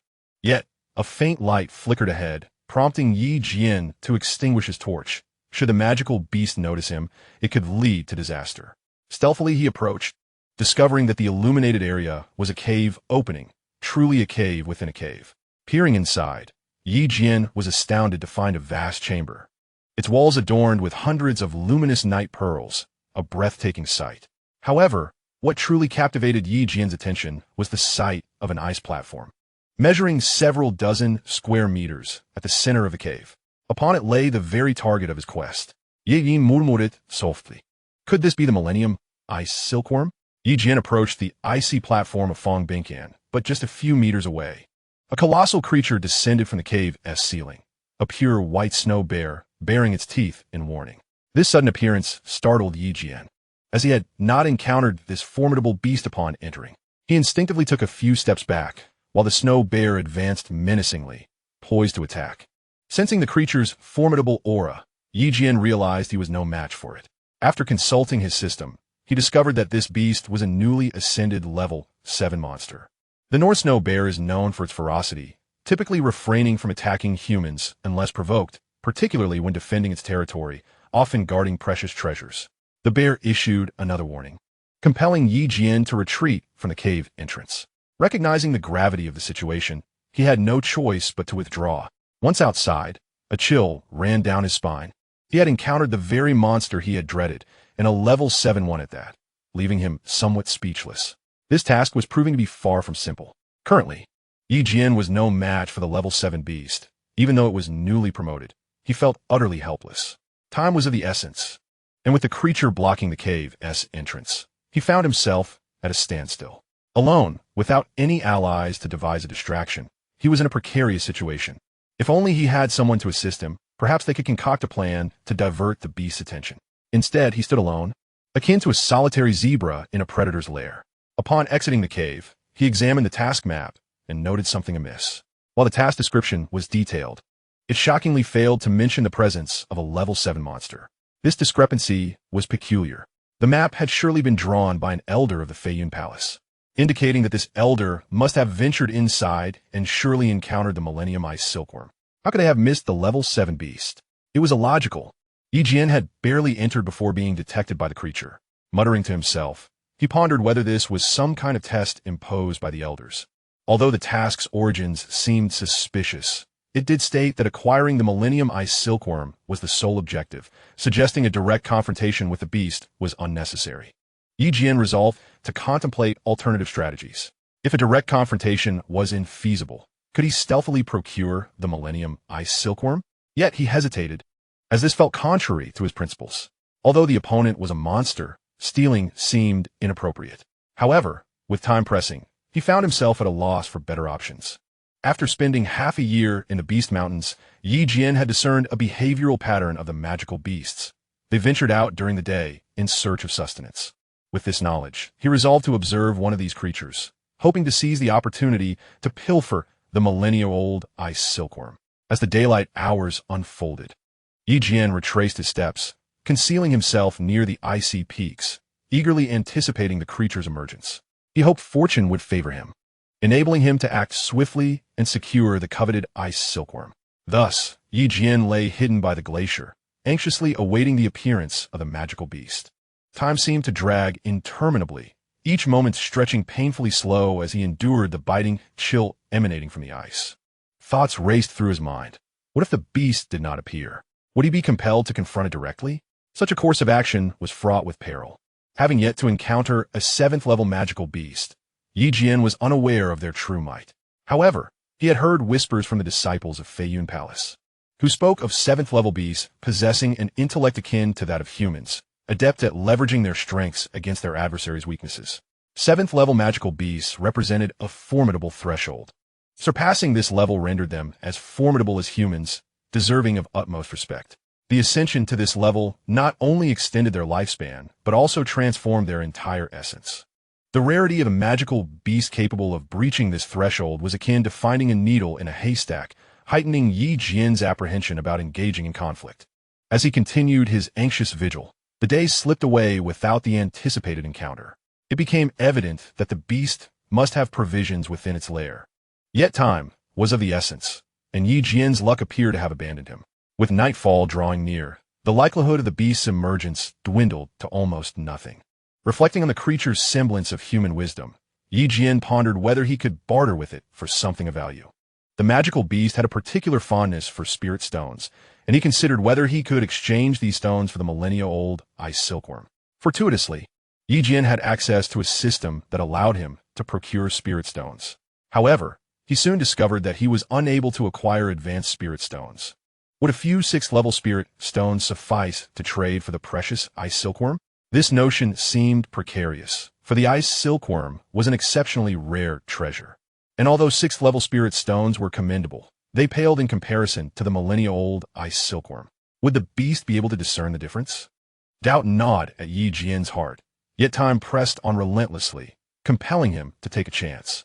With no alternatives left, he resolved to approach the situation with a gentle touch. Chapter 149, Martial Sovereign. Jian pondered that if the 7th-level magical beast was unwilling to exchange with him, he would have to take a risk. Otherwise, he would be humiliated by failing this task. After all, this was Jian's first mission, and failure would render him unable to show his face at Feiyun Palace. Therefore, he was determined to complete the task. Another reason for his resolve was his desire to obtain the Han Guang sword, a weapon he felt a profound connection with, and thus he could not forsake it. The points awarded for this mission were considerable, so Jian was resolute in his commitment to see it through. 3 days prior, within the confines of Feiyun Palace, in Jian's small courtyard, an unusual aura emanated from Li Tian's room, signaling an impending breakthrough. This energy captured the attention of the experts throughout Feiyun Palace, as the ascension of a martial sovereign would inevitably alter the celestial phenomena. The masters within the palace began to notice the subtle changes surrounding Jian's courtyard. But since such breakthroughs occurred annually, it did not yet warrant their immediate investigation. As time progressed, the fluctuations within Li Tian's room intensified, oscillating between low and high frequencies, indicative of a challenging breakthrough. Outside the courtyard, Li Wen, Jin Lin, and Yi Xueqing anxiously awaited the outcome, for this was the final day of Li Tian's endeavor. Whether he would succeed rested solely upon today, filling them with trepidation. Uncertain of Li Tian's condition within, They could do no more than wait anxiously outside. While at that moment, Jian was tirelessly making his way toward the northern cold extremities. As time swiftly passed and night fell, those waiting outside grew increasingly concerned, unaware of the precise circumstances within. However, the energy emanating from inside had grown significantly stronger, suggesting that Li Tian was nearing the critical juncture of his breakthrough. His complexion flushed and blood trickling from his mouth. It was evident that the process was arduous. Enduring 10 days of intense effort was no small feat. Li Tian had shown remarkable perseverance. This breakthrough was of utmost importance to him, and it was unlikely he would surrender. Suddenly, a slight relaxation appeared on Li Tian's brow, indicating that he had finally located the bottleneck and was on the verge of succeeding. An hour later, the energy within the room shifted dramatically, radiating outward in all directions. In a burst of excitement, Li Wen exclaimed, "Look, he has broken through. This old man has finally succeeded." Tears of joy welled in his eyes. Jin Lin and Yi Xueqing shared in the elation, as Li Tian was a member of the Han clan and someone whom Yi Jian deeply respected. At that moment, the heavens shifted dramatically, a manifestation of the powerful breakthrough. While the impact was not overwhelmingly significant, it was enough to invoke celestial changes, a remarkable feat in itself. Although a martial sovereign was not the most formidable warrior on the Xianlin continent, they occupied a position of considerable standing, earning deep respect from all factions. Thus, a martial sovereign represented a pivotal threshold in the realm of martial prowess. As Li Tian's breath dissipated, he emerged from the roof of the house, standing in midair, a testament to his successful breakthrough. At that moment, several powerful presences materialized within the Flying Cloud Palace, 5 in total, all hastening towards Yi Jian. Eager to witness who had achieved such a feat after all, the breakthrough of a martial sect expert is of great significance to a force like the Flying Cloud Palace. It is best if they can become allies. If they are foes, it is imperative to identify them. Upon Li Tian's emergence, he was momentarily taken aback by the arrival of 5 martial sect masters. Yi Xueqing, noticing the newcomers, exclaimed, "Master, what brings you here?" Shangguan Yuning replied, "Someone from our Flying Cloud Palace has broken through to the martial sect, so I naturally had to see who it was. I did not expect it to be you." Yi Xueqing proceeded to introduce Li Tian to several key figures of the Flying Cloud Palace, and it was evident that they all regarded Li Tian's breakthrough with great esteem. At that moment, the master of the Flying Cloud Palace inquired, "Brother, what connection do you have with Yi Jian?" Without hesitation, Li Tian responded, "Yi Jian is my very dear young brother, and I am also one of his subordinates, currently following him, which is why I have come to the Flying Cloud Palace." Everyone was taken aback by Li Tian's declaration, as it firmly aligned him with Yi Jian, a revelation that surprised them all. The master of the Flying Cloud Palace remarked, "Oh, I did not realize that Yi Jian had such a formidable friend. We certainly underestimated him. We shall not intrude further, as you have just broken through and need to rest properly." After exchanging farewells, the various leaders of the Flying Cloud Palace departed, leaving Li Tian to return to his quarters with Jin Lin and the others, only to discover that Yi Jian was absent. He inquired about Yi Jian's whereabouts, expressing his disappointment that he could not express his gratitude in person. Yi Xueqing explained, "Senior, my brother has gone to complete a mission assigned by the Flying Cloud Palace, which is why he could not witness your breakthrough. I apologize on his behalf." Li Tian quickly clarified, "That is not my intention. I merely wish to thank Yi Jian sincerely, as his elixirs were instrumental in my breakthrough. I would like to know where he has gone on this mission." Ye Vun King replied, "It seems my brother has traveled to the northern cold region to retrieve the millenniumized silkworm. The mission details are quite comprehensive, so he should return in a few days." Li Tian suddenly grew alarmed. "You mentioned the northern cold region and the millenniumized silkworm?" Ye Vun King nodded affirmatively. "Yes. Is there something amiss?" Li Tian's expression turned grave as he cautioned, "This is dire. Yi Jian may be in peril. I have encountered the millenniumized silkworm once before and have heard that it is guarded by high-level magical beasts, making it exceedingly dangerous." As Yi Xueqing pondered the absence of any mention of danger or magical beasts in the task description, a troubling thought crossed her mind. Had her brother been ensnared in a trap? Li Tian, seeking clarity, inquired about recent events and ultimately concluded that Yi Jian's mission was indeed perilous. Aware of the dangers lurking in the northern cold lands, and after hearing the latest developments, his concern deepened. Consequently, after consulting with the others, the The four of them resolved to venture into the northern cold lands to locate Yi Jian. At this juncture, the gravity of the situation dawned on everyone, especially when Li Tian warned of the potential presence of a 7th-level magical beast, intensifying their anxiety for Yi Jian's safety. Thus, the four set off under the cover of night towards the northern cold lands. Meanwhile, Yi Jian found himself in considerable trouble. He was confronted by a 7th-level magical beast. Would Li Tian and the others be able to find him? Would Yi Jian face imminent danger? Could Li Tian contend with a 7th-level magical beast? These questions loomed large and remained unanswered. Upon Li Tian's confirmation, it became evident that this mission was far from straightforward. Who could be orchestrating Yi Jian's perilous assignment? Chapter 150. Yi Jian in peril at that moment. Li Tian and his companions hurriedly made their way to the northern cold lands, while Yi Jian prepared himself, contemplating a daring gamble to see if he could exchange a 6th-level spirit stone for the Millennium Ice Silkworm. He hoped that the recently ascended 7th-level magical beast could be deceived. Yi Jian initiated his plan, cautiously exchanging for items that magical beasts favored, specifically high-quality blood chunks, which were the most delectable delicacies for them. In the Arctic region, where magical beasts were scarce, the mere act of locating such items was a daunting challenge. The North Snow Bear, surprisingly, had managed to break through its limitations. Without the fortuitous presence of rare materials, such a breakthrough would have been nearly impossible. With utmost caution, Yi Jian approached the North Snow Bear's cave. Upon entering, he startled the beast, which immediately rose to its feet, causing Yi Jian to jump back in surprise.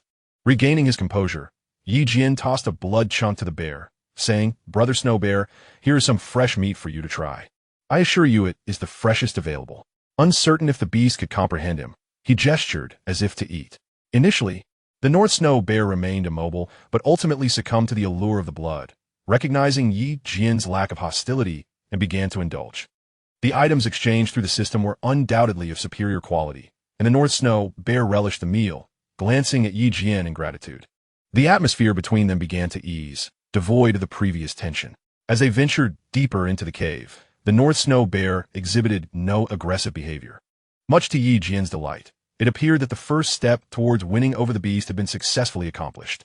Yi Jian engaged in simple communication with the North Snow Bear, who, although unable to speak, seemed to understand human speech. Sensing the positive atmosphere, Yi Jian decided to express the purpose of his visit.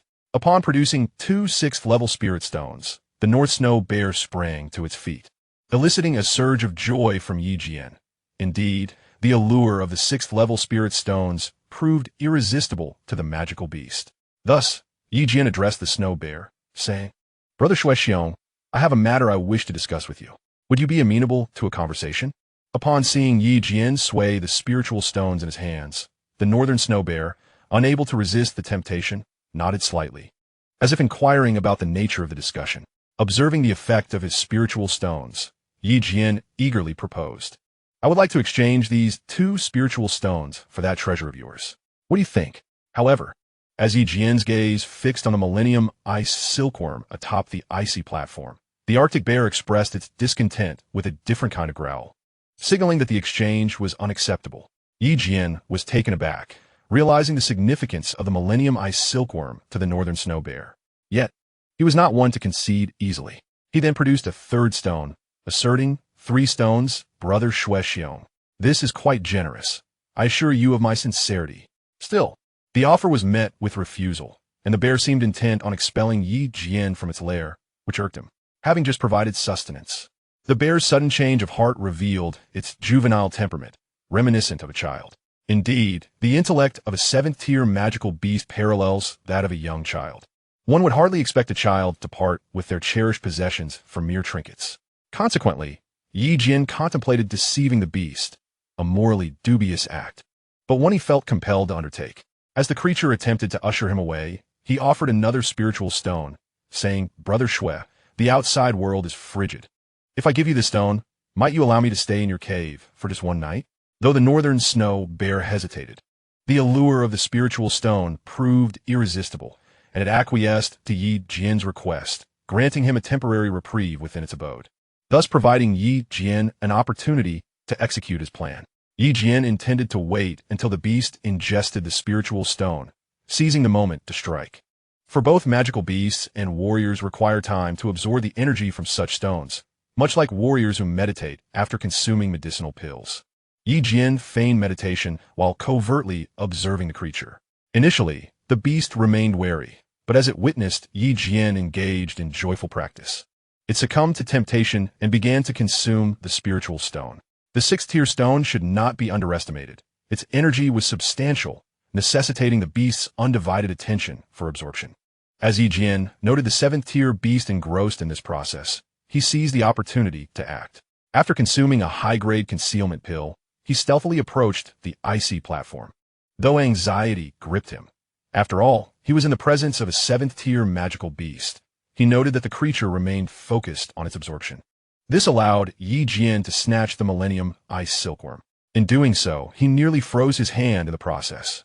The Millennium Ice Silkworm, indeed a rare treasure of nature, harbors an intense chill within, posing a significant threat to Jian. At this moment, Jian could not afford to ponder too much. He swiftly retrieved a prepared box from his possession and placed the ice silkworm inside. Observing the level 7 magical beast across from him, it appeared not to have detected his presence, allowing Jian to stealthily retreat. As he exited the cave, he refrained from making a sound, for the pressure exerted by the level 7 beast was considerable. Nevertheless, now that the ice silkworm was secured, he acted with remarkable agility, employing his Xianxia to hasten his escape towards the cave's entrance. Only upon emerging into the open did he finally exhale in relief. Pleasantly surprised by the ease of capturing the ice silkworm, a glance at the surroundings revealed that it was already deep into the night, rendering the external environment indistinct. Trusting his instincts, he navigated towards his destination, though the nocturnal terrain proved treacherous. By dawn, he finally located the spot where his zebra beast awaited. Though much time had been lost, Jian's greatest concern was that the level 7 beast might discover him, spurring him to hasten towards the zebra beast position. Upon finding the zebra beast, Jian felt a surge of confidence and mounted it, directing their course towards the exit leading to the North Pole. However, a furious roar erupted from the ice mountain behind them, the unmistakable growl of the level 7 beast, the North Snow Bear. Turning to glance back, Jian was dismayed to see that the North Snow Bear had indeed tracked him down. The formidable beast appeared enraged, instilling a sense of dread within Jian as he questioned whether he could evade its relentless pursuit. The true extent of the North Snow Bear's power remained unknown to him, but it was undoubtedly formidable, being a level 7 magical creature. Chapter 151, The Might of the Level 7 Beast. Jian had not anticipated that the North Snow Bear would detect him so swiftly, prompting him to urgently flee on his zebra beast. The creature seemed to sense the oppressive force of the level 7 beast, galloping with all its might as Jian dashed away. Yet, the North Snow Bear, as a level 7 beast, exhibited astonishing speed, rapidly closing the distance. Suddenly, Jian felt a chilling sensation on his back. Turning to look, he beheld the North Snow Bear unleashing its signature magical technique, a surge of icy energy directed at him. Instinctively, Jian leapt from the zebra beast, narrowly evading the attack. Unfortunately, the zebra beast was not as fortunate. It was struck and instantly encased in ice, immobilized. This harrowing experience left Jian acutely aware of the ferocity of the level 7 beast. Had he failed to evade the attack, he would have met the same fate as his companion. Realizing that the zebra beast had perished, Jian found himself with no choice but to confront the situation head-on. The North Snow Bear, now exceedingly furious, roared as if questioning Jian's deceit, its anger palpable in the air. In truth, Yi did not wish to deceive the beast. However, Jian found himself in a predicament with no time for contemplation, as the 7th level beast had already launched an assault. Jian immediately employed the 9 mysterious sword technique to defend himself. After a few exchanges, he realized that this beast was not only swift but also possessed a ferocious attack power. If it weren't for Jian's extensive experience in battling beasts, he would have likely succumbed to the initial strikes. At this critical juncture, retreat was not an option. He could only fight with all his might. After channeling his internal energy through the Xianxia decision, Jian's power surged to the 5th level of martial spirit, allowing him to execute his most formidable maneuver. The 5th form of the 9 mysterious sword technique, which could restrain the beast's speed. Consequently, he unleashed his strongest attack, inflicting some damage upon the Northern Snow Bear. Enraged by the hit, The beast launched a frenzied counterattack against Yi Jian. Yi Jian struggled to hold on, but his internal energy was depleting rapidly.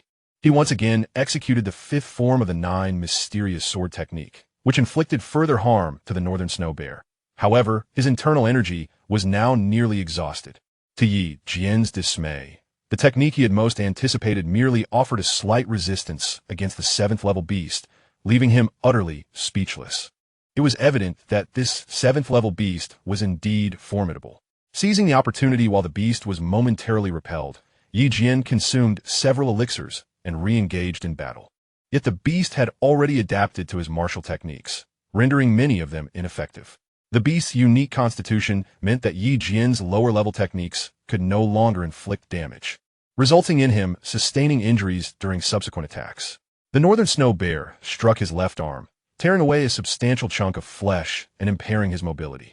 As time passed, the elixirs Yi Jian had ingested could no longer keep pace with the consumption of his internal energy.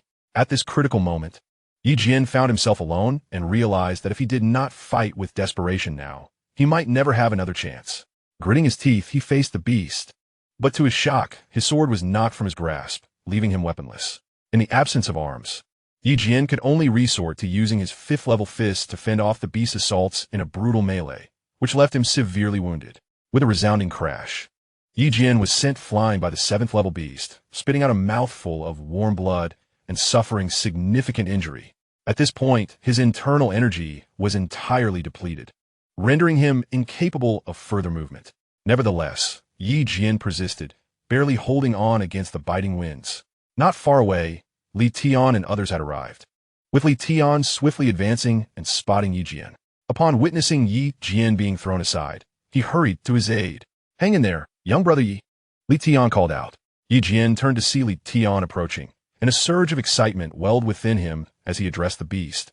"Northern Snow Bear, I apologize, but my ally has arrived." At that moment, the 7th-level magical beast became aware of Li Tian's presence and recognized the formidable strength of its opponent. However, the beast did not contemplate the implications and launched a fierce attack on Yi Jian. Yi Jian, with all his might, managed to block the assault but was ultimately sent flying. By then, Li Tian had arrived, assisted Yi Jian to his feet, and set him aside as he prepared to confront the 7th-level beast alone. The magical beast, now distracted by Li Tian, lost the opportunity to strike at Yi Jian, who had already exhausted his strength and collapsed on the ground. Meanwhile, Yi Jian's sister and others had hastened to the scene.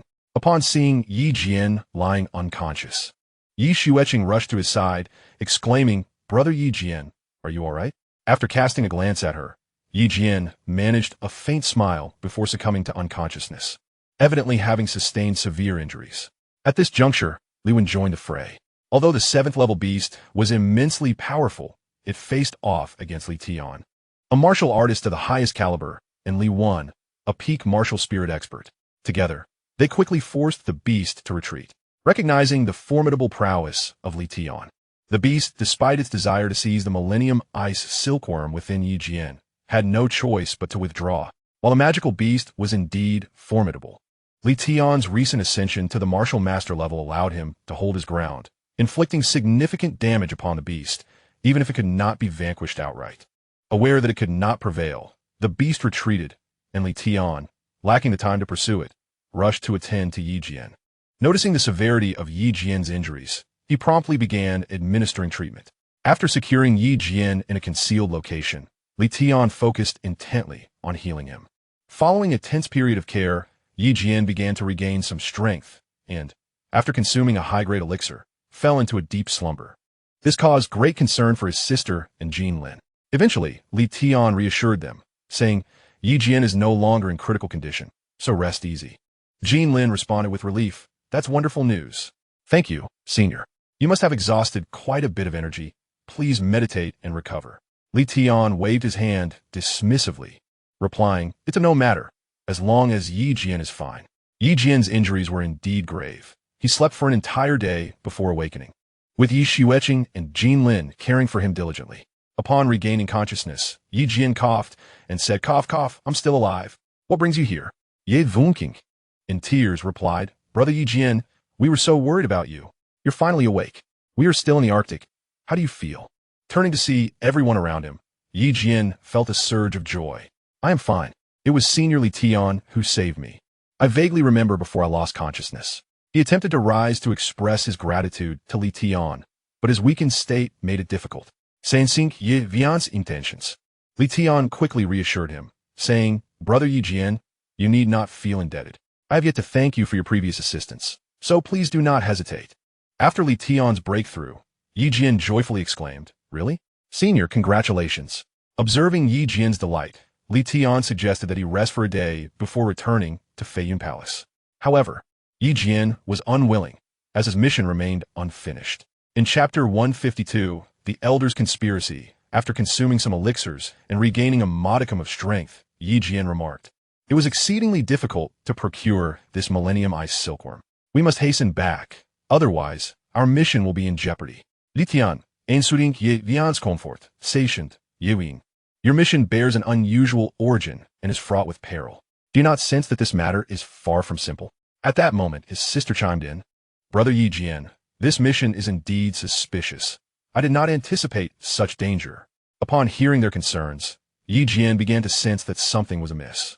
It seemed illogical for a martial artist of his caliber to undertake a task guarded by a level 7 magical beast. Li Tian then requested, Yewing, may I see your mission map? After Yi Jian presented the task details, Li Tian scrutinized it for a while before conferring with Li Wan. Brother Yi Jian, it appears you have been ambushed. Observe this map. There are signs of tampering in the mission description. Although the alterations were subtly executed, they were nonetheless detected by your senior, Li Wan. Li Wan added, Yi Jian, you may be unaware of my previous endeavors, but I can ascertain that your mission has indeed been altered. Give me a moment, and I shall restore the original details. Yi Jian, weakly responding, said, I appreciate it. Senior, I too wish to uncover what the original mission entailed. Thus, Yi Jian felt no urgency, eager to discover the true nature of the task. If the elder's assertions were accurate, it indicated an intentional plot against him. To avoid disturbing Yi Jian's rest, Li Tian and Li Wen conducted their examination outside. While Yi Jian conversed with his sister, recounting the events of the past few days, including those involving Jian Lin. This revelation caused Yi Xueqing considerable anxiety, prompting her to caution, Brother, you must never undertake a mission alone again. It is far too dangerous. I shall accompany you next time. Yewin Chaklet, Ri Suringker. Worry not. I am blessed with good fortune. Everything is fine now. After consuming a high-grade elixir exchange from the system, Yi Jian experienced a rapid recovery. And within half a day, he was able to walk. As long as he was not utterly vanquished, Yi Jian would be all right, for he possessed the system, which allowed for swift recuperation from ordinary injuries. Meanwhile, after half a day's effort, Li Wen returned with results. Upon entering, he addressed Yi Jian, Indeed, you have been schemed against. Here lies the true nature of your mission map. Yi Jian took the document, and upon inspection, noticed that red characters had emerged behind the previous black text, likely a testament to Li Wen's efforts. It read, Mission Introduction. Journey to the northernmost realm, a land of extreme cold, to retrieve the Millennium Ice Silkworm. However, a 7th-level magical beast guards this treasure, necessitating a strategy rather than brute force. Should unforeseen circumstances arise, one's life must take precedence. This mission also serves as an opportunity for the younger generation within the palace to hone their skills. Those who accept this task may collaborate with others, but should refrain from acting impulsively. The time frame allocated is 20 days, with a reward of 5,000 points. The North Snow Bear, a 7th-level magical beast, possesses the intelligence of a human, with formidable speed and power in its attacks. It has a penchant for gathering rare treasures, but is notably greedy, favoring fresh blood and flesh. Upon reviewing this task, Yi Jian noted that while it mirrored his own in terms of points, the information regarding the 7th-level magical beast and its description had been concealed. This led to the suspicion that someone was indeed plotting against him, for it was inconceivable that such discrepancies existed.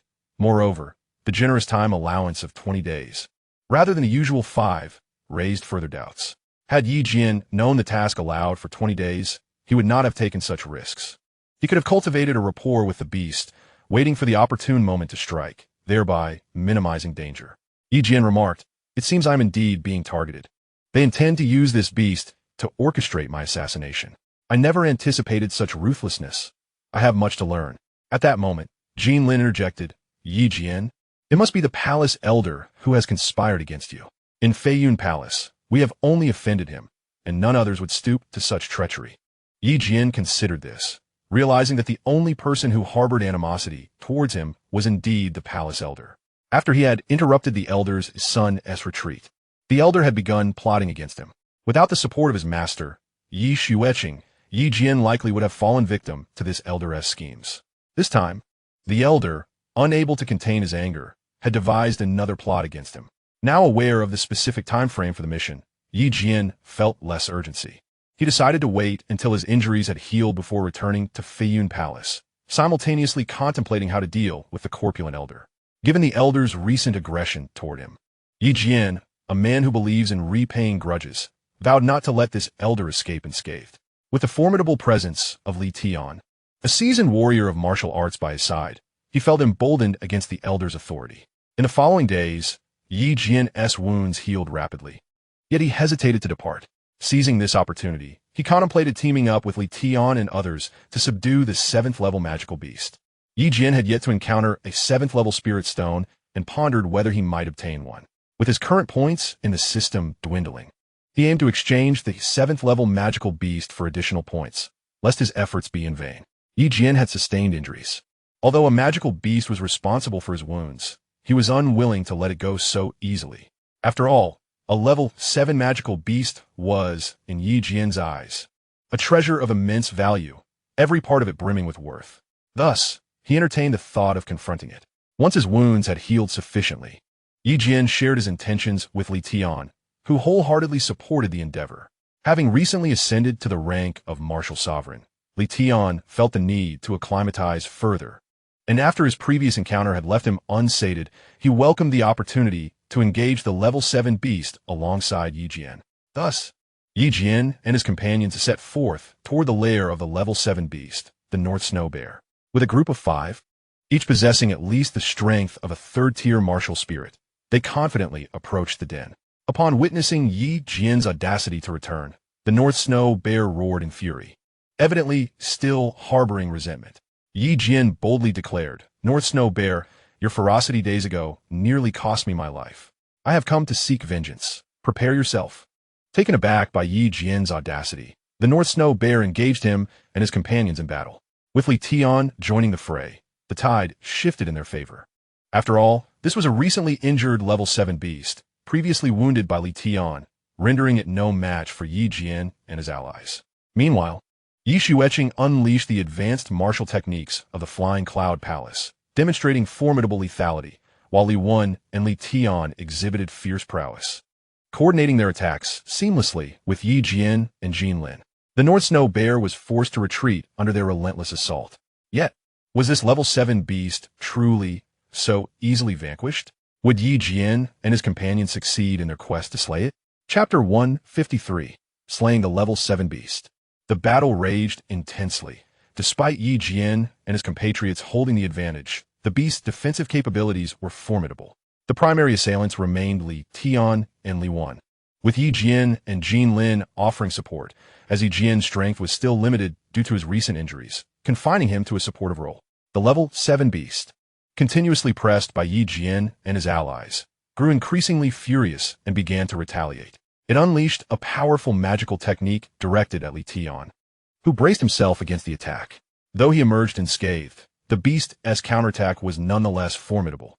Seizing an opportune moment during the beast's recovery, Yi Jian launched an assault, employing the 9-shin sword technique to strike at the creature's chest.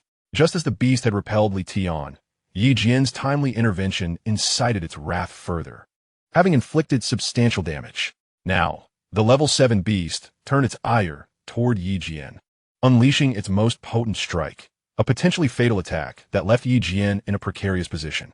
Just as he braced for the onslaught, Li Tian, recognizing the imminent danger, rushed to intercept the fatal blow. Before Yi Jian could express his gratitude, he refocused on the battle, determined to continue the fight against the magical beast. The formidable beast was acutely aware that Yi Jian and his companions had come with the intent to slay it, thus engaging in a desperate battle against them. However, the creature was utterly exhausted from the confrontation, for it was contending with a martial sovereign and several martial spirits. At this juncture, the 7th level beast had sustained considerable injuries. Its condition dire, while Yi Jian and his allies remained largely unscathed due to their significant advantage. Observing that the beast was nearing its end, Yi Jian exchanged a knowing glance with Li Tian, signaling their intent to deliver a final blow. The 5 of them readied themselves, with Yi Jian preparing his Jian sword technique, while Li Tian, Jin Lin, and Yi Shu etching primed their most powerful strikes. Yi Jian initiated the assault, followed by Li Tian, and then they all struck in unison. The 7th level beast found it increasingly difficult to withstand their onslaught.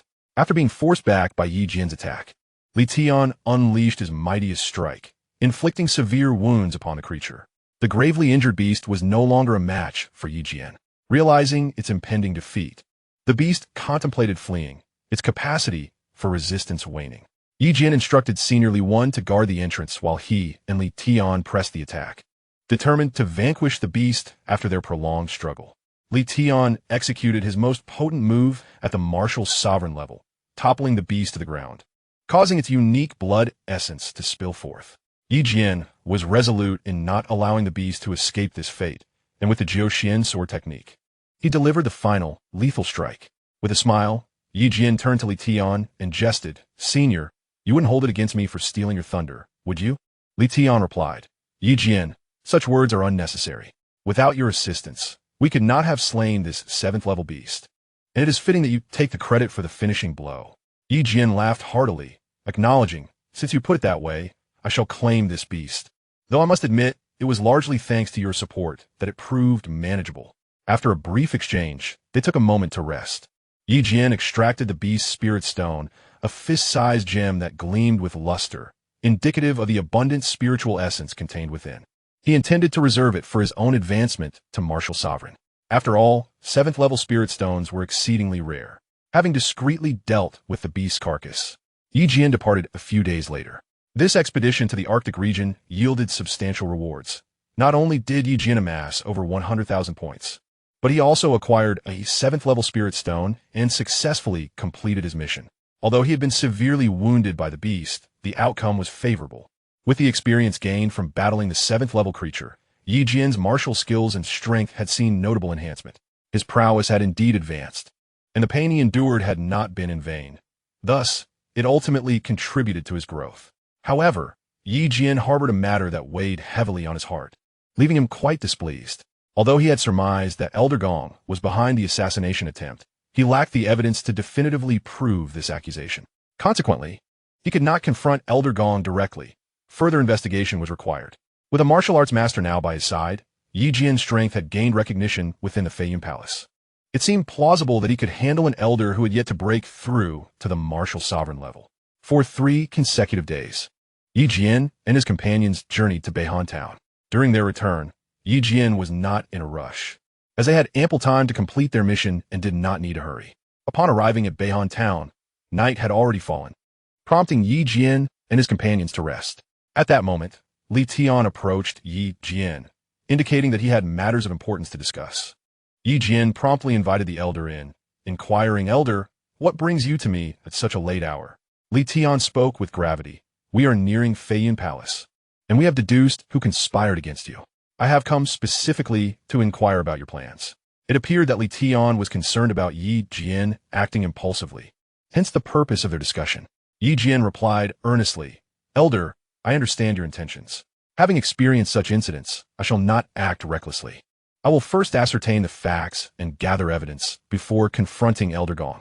I am pleased to see you take your time to reflect. You are aware that Feiyun Palace is filled with formidable experts. Although I have broken through to the martial sovereign level, there are 5 known experts above this level within the palace, making the dynamics quite intricate. We must proceed with caution," Li Tian remarked, casting an appreciative glance at Yi Jian. Yi Jian acknowledged that despite having a martial sovereign backing him, the experts within Feiyun Palace were still superior to Li Tian, who had only recently achieved his breakthrough. Thus, Yi Jian understood the necessity of a measured approach, avoiding any reckless behavior. "Elder, rest assured, I shall exercise caution. I recognize that our current strength remains insignificant in the grand scheme of Feiyun Palace, and I will handle this matter judiciously," Yi Jian assured him. "Very well. I am relieved to hear that you have a strategy in mind. I shall return to my training now," Li Tian said before taking his leave. Yi Jian, too, had contemplated a strategy, for in the vast expanse of Feiyun Palace, every step must be taken with care, with a clear plan forming in his mind. He set aside further thoughts and focused on his training, for time was of the essence. Yi Jian aimed to break into the top 10 of the martial arts rankings. Otherwise, he would not be able to obtain the coveted Hongguang sword. The eccentric elder at the weapon pavilion was exceedingly vexing, adding to Yi Jian's pressing timeline. Chapter 154, Completing the Mission.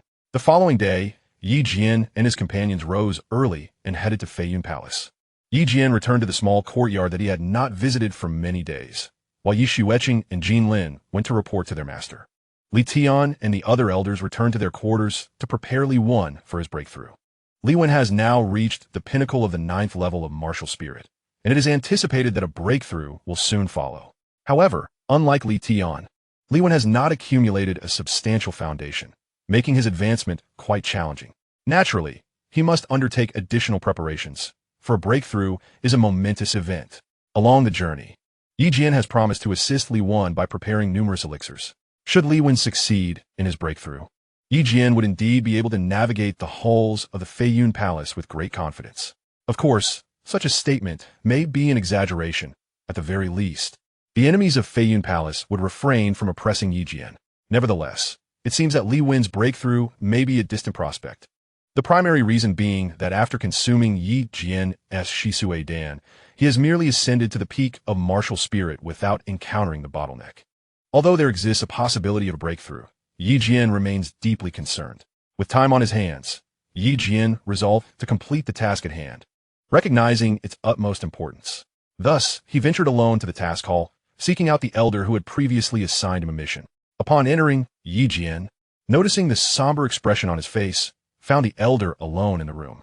Closing the door behind him, Yi Jian approached with a grim countenance. Elder Zhou, sensing the tension, became acutely aware of Yi Jian's displeasure. It was only after Yi Jian accepted the mission that he learned of the formidable martial sect expert who had recently achieved a breakthrough, instilling a sense of dread within him. Each day, he lived in trepidation, regretting having offended Yi Jian, especially given his association with a martial sect powerhouse. As Yi Jian approached with evident fury, Elder Zhou was filled with trepidation. He hastily invited Yi Jian to take a seat, offering him numerous benefits. Yi Jian retorted, Elder Zhou, you nearly brought about my demise this time. Speak, how shall we resolve this? Elder Zhou trembled, for he was merely a lowly elder with a cultivation of the 4th level of martial spirit, relying on the palace elders for support. He had always lived a modest life, avoiding conflicts until now. Realizing he had wronged Yi Jian, he bowed his head in apology, saying, Brother Yi, I was indeed foolish this time, and I sincerely apologize. Yi Jian scolded, An apologi. I nearly perished in the Arctic region. And you think it can be settled so easily? Let's see what task you have assigned me. He then tossed the task scroll before Elder Zhou. Trembling, Elder Zhou picked it up, and upon reviewing it, the concealed information was revealed. Yi Jian, I truly had no knowledge of this. Had I known about the level 7 magical beasts mentioned, I would never have assigned you this task. I was merely following orders. I implore you to spare my life. Though Elder Zhou was aware of the task's nature, he adamantly denied it now. He quickly knelt before Yi Jian in a show of contrition. Yi Jian, taken aback by the elder's reaction, pondered whether Elder Zhou might genuinely be unaware of the details. His intention had been to extract the truth from Elder Zhou. Thus, he stated, I may consider sparing you, but you must reveal to me who orchestrated this plot against me. If you disclose the truth, I shall grant you mercy this once. Elder Zhou was engulfed in hesitation, caught in a precarious predicament, for he dared not offend either party, one being the elder from the esteemed Feiyun Palace, and the other, the rising power of Yi Jian. Thus, he pleaded for mercy, exclaiming, Brother Yi, I truly had no knowledge of this. It was dictated from above, and I am merely following orders. Yi Jian, seething with fury, retorted, I cannot believe you refused to speak the truth, even in your final moments. This time, I possess evidence. If I were to take your life here, it would be justified. Since you choose silence until death, do not blame me for being ruthless. With that, Yi Jian unsheathed his sword, a palpable aura of menace enveloping the air. Elder Zhou was taken aback, realizing that Yi Jian, despite being merely a 4th level martial spirit, exuded such formidable energy. He pondered that remaining silent would lead to his demise, Yet confessing would not spare him from peril either. However, he had little choice left. As Yi Jian prepared to strike, Elder Zhou exclaimed, "Brother Yi, I will speak. I cannot afford to offend either of your factions. It was the palace elder who orchestrated this, and I was merely executing orders. Please spare my life." Yi Jian thrust his sword beside Elder Zhou's head, instilling a profound fear within him. Yi Jian then declared, "Very well, since you have spoken, I shall grant you a reprieve. However, I must confide in you." Elder Zhou, entirely subdued by Yi Jian's presence, quickly implored, "Brother Yi, please go on." Yi Jian continued, "Now that you have divulged this information, even if I do not slay you, others will surely seek your life. Therefore, I require your assistance to utterly dismantle the palace elder." Elder Zhou was taken aback by Yi Jian's audacity to target the palace elder directly, recognizing that the elder's brazen demeanor was backed by formidable forces. Yi Jian urged Elder Zhou to rise, stating, "Stand up. I still need you to testify on my behalf so that we may bring down the palace elder together." Once Elder Zhou was on his feet, he hastily replied, "Brother Yi, I cannot. It is far too dangerous. Although you, Yi Jian, represent a new force within Feiyun Palace. The palace elder is supported by Feiqing Palace, and I dare not testify for you." Yi Jian retorted with a cold laugh, "Do you believe that by refusing to testify, you will escape unscathed? Let me be frank. You may know of my connection to a newly ascended martial sect master, but do you think I lack backing myself?" Elder Zhou, realizing the gravity of the situation, responded, "Of course, I am aware of the illustrious reputation of the Feiqing Palace and its master, Shangwan. How can I not know?" Yi Jian continued, "You must be familiar with Shangwan's favored disciple, Yi Xueqing. She is my sister, thus the palace master stand with me." Elder Zhou, astonished by Yi Jian's formidable connections, quickly agreed. "In that case, I shall testify for you, but you must ensure my safety." Yi Jian nodded affirmatively, stating, "Certainly. First, let us conclude this task, and then I shall arrange for your safe departure. You are currently waiting outside the Feiyun Palace, and when I require your presence, I shall summon you to testify." Zhou Changsheng felt a deep sense of trepidation and said, "Very well, Yi Jian, you must ensure my life is spared." Only after Yi Jian assured him did Zhou Changsheng relent, assisting Yi Jian in redeeming his points. Seizing the opportunity while no one was watching, Yi Jian arranged for Zhou Changsheng to be placed in Beihan town, entrusting him to the care of the formidable Li Wan, a peak martial spirit of the 9th level. With such protection, Zhou Changsheng would be safe. However, Yi Jian harbored concerns that Zhou might flee out of fear, disrupting his meticulously laid plans. This time, Yi Jian intended to confront the palace elder and believed Zhou Changsheng's testimony was indispensable. With material evidence in hand, coupled with Zhou's witness, Yi Jian would have the means to confront the palace elder openly. Chapter 155, The Complaint. After arranging for Zhou Changsheng, Yi Jian was taken aback by an unexpected visitor to the courtyard. Just as he and his companions returned, they were greeted by none other than Yi Xueqing, who had come with a group. Upon entering, Yi Jian discovered that among them was a spirited elder, flanked by Yi Xueqing's master, the palace lord Gugu of Feiqing Palace, and several esteemed figures from Feiyun Palace. To his astonishment, he also spotted palace elder Gong Wei among them. Yizing, amused by the serendipity, thought it remarkable that he had not sought them out, yet they had come to him. With a charming smile, he surely had a plan forming in his mind. As he entered, all eyes turned to him, and the leading mysterious elder remarked, "I presume this is Yi Jian of Feiyun Palace. Indeed, a promising youth. Asie Wien approachit, Vindin intergestet, Ye Wing." This is the former palace lord of Feiyun Palace, the esteemed head of the palace, who has come to meet with Senior Li Tian and expressed a desire to see you. Realizing that this elder was none other than the palace lord himself, Yi Jian felt a sense of pressure emanating from the old man, indicating his formidable strength, an aura not easily discerned by Yi Jian. Hastily, he bowed, addressing the palace lord. Disciple Yi Jian pays his respects to the palace lord. The elder, known as Yun Shan, was revered as Yun Palace Lord, possessing an impressive cultivation level around the 8th realm of martial sovereignty. His position within Feiyun Palace was extraordinarily stable, having elevated the palace to one of the foremost powers in the Northern Cold Kingdom. Yun Shan stated, "There is no need for such formalities, young one. I have heard of a martial sovereign expert emerging from Feiyun Palace and came to pay my respects, only to discover it is you, Yi Jian. This truly surprises me. At that moment, Li Tian interjected, "It is an honor for us that Palace Lord Yun has graced us with his presence. Please, take a seat." Consequently, Yi Jian and his companions settled in the main hall of the courtyard, with the younger generation standing respectfully to the side while the martial sovereigns took their seats, with Xianxia presiding over the gathering. Then Gugu of Feiqing Palace remarked, "Yi Jian is indeed an impressive youth. I have heard that he is a prominent force in Qingyang County. With Li Tian's recent advancement in martial sovereignty, I imagine Yi Jian's influence has grown as well." Yi Jian smiled modestly and replied, "I am but a humble disciple of a minor sect. In the presence of Feiyun Palace, I am hardly worth mentioning." "I beg your pardon," Yinshan remarked. "The younger generation is being modest again. Currently, there are only a handful of powers led by martial sovereigns in the Northern Cold Kingdom. You, Yi Jian, have established your own faction at such a young age and have garnered such capable allies. Your future is indeed promising. I have come here today not only to forge a friendship with both of you, but also to extend an invitation for you to join my Feiyun Palace, or perhaps form an alliance. We, at Feiyun Palace, are currently facing some challenges. Since you, Yi Jian, are already affiliated with us, I invite your faction to join our alliance." Upon reflection, Yi Jian realized that this elder indeed sought something from him, as he was already considered part of Feiyun Palace. Aligning with the alliance would not pose a problem. Thus, he inquired, "Palace Master Yun, if you do not mind my humble sect, I am willing to agree.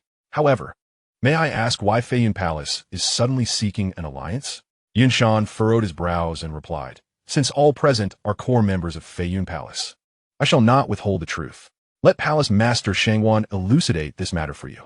At this moment, all eyes turned to Shangwan Yuning, who composed her thoughts before speaking. "It is this way. We have received confidential reports indicating that the Blood Sect has allied with the Poison Sect of Nanning Kingdom, intending to seize our territory. The Poison Sect is the foremost power in Nanning Kingdom, and thus, we cannot underestimate this alliance. This is why Palace Master Yun has proposed uniting various factions to confront the Blood Sect. Although the Blood Sect may not rival Feiyun Palace in strength, with the support of the Poison Sect, they become a formidable force. Consequently, Palace Master Yun is deeply invested in this matter and wishes to invite Yi Jian to lend his strength to Feiyun Palace in this struggle against the Blood Sect. While this situation has been confirmed, it is not yet time to disclose it, so it is best that we keep this information within our circle for now." Upon hearing Shangwan Yuning's explanation, Yi Jian understood that the interest in him was, in fact, due to the esteemed presence of his senior, Li Tian. After all, a martial sovereign is of paramount importance to any faction, and having such an expert on their side significantly increases their odds of success. Thus, it became clear why this meeting had occurred. Having already agreed, Yi Jian felt compelled to seize this opportunity to make a meaningful contribution. At this juncture, Yinshan added, "Yi Jian, by joining our alliance, I shall appoint you and Li Tian as guest elders of Feiyun Palace, which is undoubtedly a favorable development." Yi Jian had not anticipated that the regard shown towards him was essentially a reflection of the esteem held for Li Tian. Just then, Li Tian interjected, "I shall forego the title of guest elder. Let Yi Jian assume that role."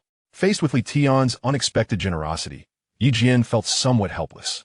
Ultimately, Yinshan and the others did not press the matter further, and Yi Jian was appointed as a guest elder, although he wielded no significant authority. Becoming an elder at such a young age was indeed a first for Feiyun Palace. After becoming an elder, Yi Jian was far from finished.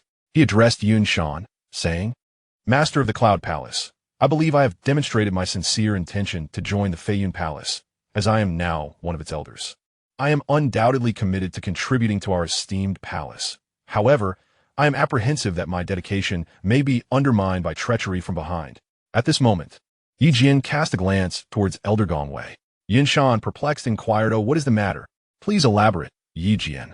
Yi Jian replied, "A few days ago, I undertook a mission, but someone deliberately altered the details, nearly leading to my demise in the Arctic region.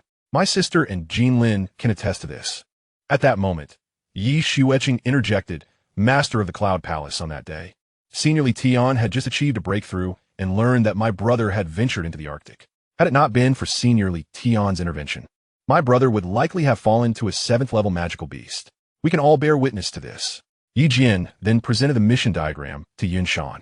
Observing it, Elder Gong Wei's complexion turned ashen, beads of perspiration dripping onto the ground, betraying his profound fear. He had not anticipated Xianxia would hold Yi Jian in such high regard, nor did he foresee that Yi Jian possessed an aid of martial arts prowess. Had he known of Yi Jian's formidable strength, he would surely have refrained from targeting him. After a careful examination, Xianxia remarked, "Who orchestrated this? How could they send Yi Jian, a mere 4th-level martial spirit, to confront a 7th-level magical beast, while intentionally concealing the true nature of the mission? This is infuriating. Yi Jian, do you have any idea who it might be?" Yi Jian scoffed, "I am aware, but I fear the perpetrator may not dare to admit it." Xianxia reassured him, "Speak freely, Yi Jian. I will stand by you in this matter." Could Yi Jian indeed hold Elder Gong Wei accountable? Chapter 156, A Lesson for Elder Gong. Yi Jian, satisfied, continued, "Previously I had antagonized Elder Gong Wei, and he must have taken offense, plotting against me." In a hasty attempt to defend himself, Gong Wei interjected, "Yi Jian, cease your unfounded accusations. Do you possess any evidence to support your claims?" As the situation began to unravel, Gong Wei grew increasingly anxious. Yi Jian, unhurried, replied, "If not you, then who? I possess the mission diagram as material evidence. Will you still deny it? Furthermore, I have only offended you once since my arrival at the Feiyun Palace. If not you, then who else could it be?" Elder Gong Wei continued to protest. "Yi Jian, you claim I conspired against you, yet you must provide evidence." At this moment, the master of Feiyun Palace could no longer remain silent, asserting, "Elder Yi, one must always present evidence. Your proof does not necessarily confirm that Elder Gong Wei is responsible for any wrongdoing. Are you aware that defaming an elder is a serious offense?" Noting the threat in the opposition's tone, Yi Jian's sister tugged at her master's sleeve. Unable to contain her frustration, Shangwan Yuning said, "Yi Jian, do you possess any other evidence? Otherwise, mere words may leave Master Xianxia in a difficult position regarding judgment." Xianxia added, "Elder Gong Wei is a long-standing member of the Feiyun Palace, so Yi Jian, you must present evidence. Otherwise, I cannot show favoritism toward either side." Yi Jian smiled and replied, "Of course, without evidence, I would not dare to speak recklessly. It is time for Elderly One to make his entrance." Meanwhile, Yi Jian had already instructed Jin Lin to notify Seniorly One, who had just returned. Upon hearing Yi Jian's call, he brought along his companion, Zhou Changxing. As Zhou entered, he promptly bowed to the several palace masters, exclaiming, "Disciple Zhou Changxing pays his respects to all esteemed masters." At this juncture, Gugu remarked, "Elder Zhou Changxing, could it be that this matter concerns you? It bears a clear threat, considering Gong Wei is one of your own. Should he face punishment, it would undoubtedly affect you as well." Yi Jian interjected, "Elder Yun, I have substantial evidence. This is the eyewitness who can attest to the veracity of my claims." Yinshan responded, "Is that so? Very well. Zhou Changxing, please share your account. If what you say is untrue, you are well aware of the regulations of our Feiyun Palace." Zhou Changxing, intimidated, hesitated to speak, finally stammering, "It is true that I was tasked by the palace elder to assign duties to Yi Jian, but I was unaware that the mission had been altered. I can vouch for Yi Jian, but this matter does not concern me. I implore the masters to see clearly." Gong Wei hurriedly exclaimed, "Zhou Changxing, you are slandering me. You are fabricating lies. You must have been bribed by Yi Jian." Zhou Changxing dared not elaborate further. Yi Jian retorted, "You claim I have bribed him? I did not even know him well, and I have only recently joined Feiyun Palace. This time, it is clearly your scheme against me." Gong Wei was left speechless by Yi Jian's rebuttal. Yet Gugu interjected, "Master Yun, this situation appears to be more complex than it seems. Should we not conduct a thorough investigation?" Yun Shan, having already discerned the underlying issues, waved his hand dismissively, stating, "I have a general understanding of the situation. It is apparent that Gong Wei is involved. However, there is no need for an exhaustive inquiry. Given the imminent threat we face, we cannot afford internal discord. Therefore, I hereby announce that Gong Wei is stripped of all positions and shall reflect in the back mountain for 1 month. Zhou Changxing shall also be relieved of all duties, sharing in Gong Wei's fate. What say you, Yi Jian?" Yin Shan cunningly inquired. Yi Jian was taken aback by how easily Yin Shan had resolved the matter, considering Gong Wei was a long-standing member of Feiyun Palace. With a significant threat looming, Yi Jian felt it prudent to refrain from further protest. It seemed experience had the upper hand, and he could only respond, "Disciple will abide by the master's decisions." Yi Jian recognized that these penalties were merely a light reprimand for Gong Wei, yet they served to vindicate him to some extent, and he chose not to pursue the matter further. Subsequently, Yin Shan declared, "Well, There are already enough issues within the palace. Let us not dwell on these troubles any longer. Everyone may return to their respective duties. After receiving their orders, the assembly dispersed, and Yi Jian successfully established his footing within Feiyun Palace. This was largely thanks to Li Tian, without whom Yi Jian would not have garnered such wariness from others. At last, after dismissing everyone, Yi Jian noticed Li Tian preparing to leave and hurriedly called out, "Senior Li Tian, wait a moment. I have something to discuss with you." Li Tian, intrigued, inquired, "You have matters to discuss? Please go ahead." "Yeah, we remark it. I understand that the ability to deal with Gongwei this time is largely due to your influence. Otherwise, the master of Feiyun Palace would hardly concern himself with such trivial matters. I have also taken the liberty to agree to join the Feiyun Palace Alliance." Li Tian chuckled and replied, "Yi Jian, as a member of the Han clan, you are its leader. You may handle these matters as you see fit. Should you require assistance from my old self, do not hesitate to ask. There is no need for formality. Without your support, I would not have achieved my breakthrough, so please, do not hold back." Yi Jian, aware of Li Tian's gratitude, responded, "Very well, I shall refrain from further discussion. I have procured a fine item for you, which I believe will be of great use."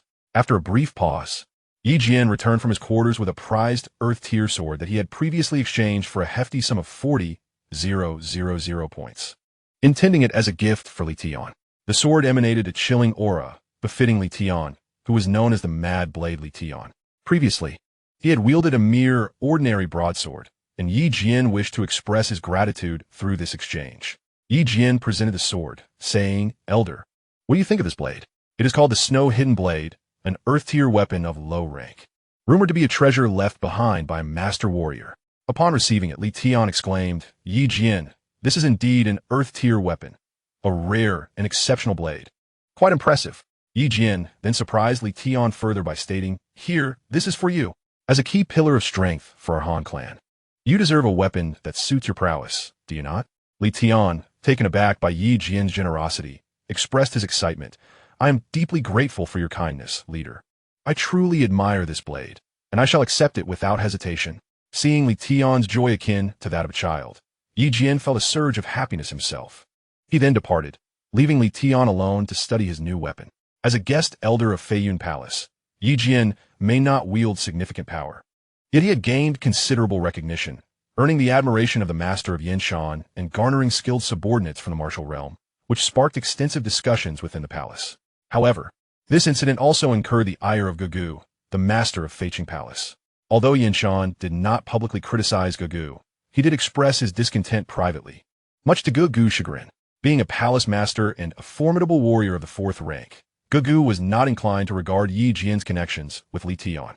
Had Yi Jian not been enjoying a period of prominence, and had Feiyun Palace not been facing formidable threats, Gugu would have long since taken action against him. It is likely that in the future, Gugu will deliberately target Yi Jian. Chapter 157. A Surge in Reputation. As Yi Jian's reputation spread, all the disciples of Feiyun Palace became acquainted with this remarkable figure, just 22 years of age, yet already an elder. This achievement evoked envy among those disciples who had toiled for years within the palace, yet they could only harbor their jealousy in silence. For Yi Jian was backed by Li Tian and had won the favor of the master of Xianxia Palace. Indeed, Yi Jian had become a favored individual within Feiyun Palace. At this juncture, Yi Jian decided to take a stroll outside, only to be greeted by numerous individuals, a phenomenon previously unseen. Many young women also approached to pay their respects. Could it be that Yi Jian truly possessed such charm to garner so much admiration? Deep down, Yi Jian understood that as long as he wielded strength, earning such respect and flattery was only natural. This newfound fame, he surmised, was a gift from Li Tian, prompting him to hasten his efforts in self-improvement. Thus, he made his way to the martial arts hall. Upon arriving, he found a considerable crowd at the entrance, as today marked a competition among the top 10 on the leaderboards. Among them was the young master of Feiyun Palace, a formidable contender ranked 8th, who sought to challenge a youth named Duan Fei, ranked 7th.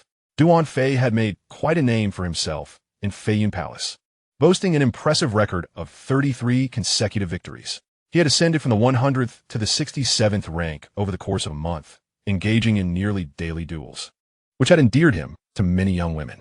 With his handsome features, he had captured the hearts of countless admirers. Yi Jian had only recently begun to attract such attention.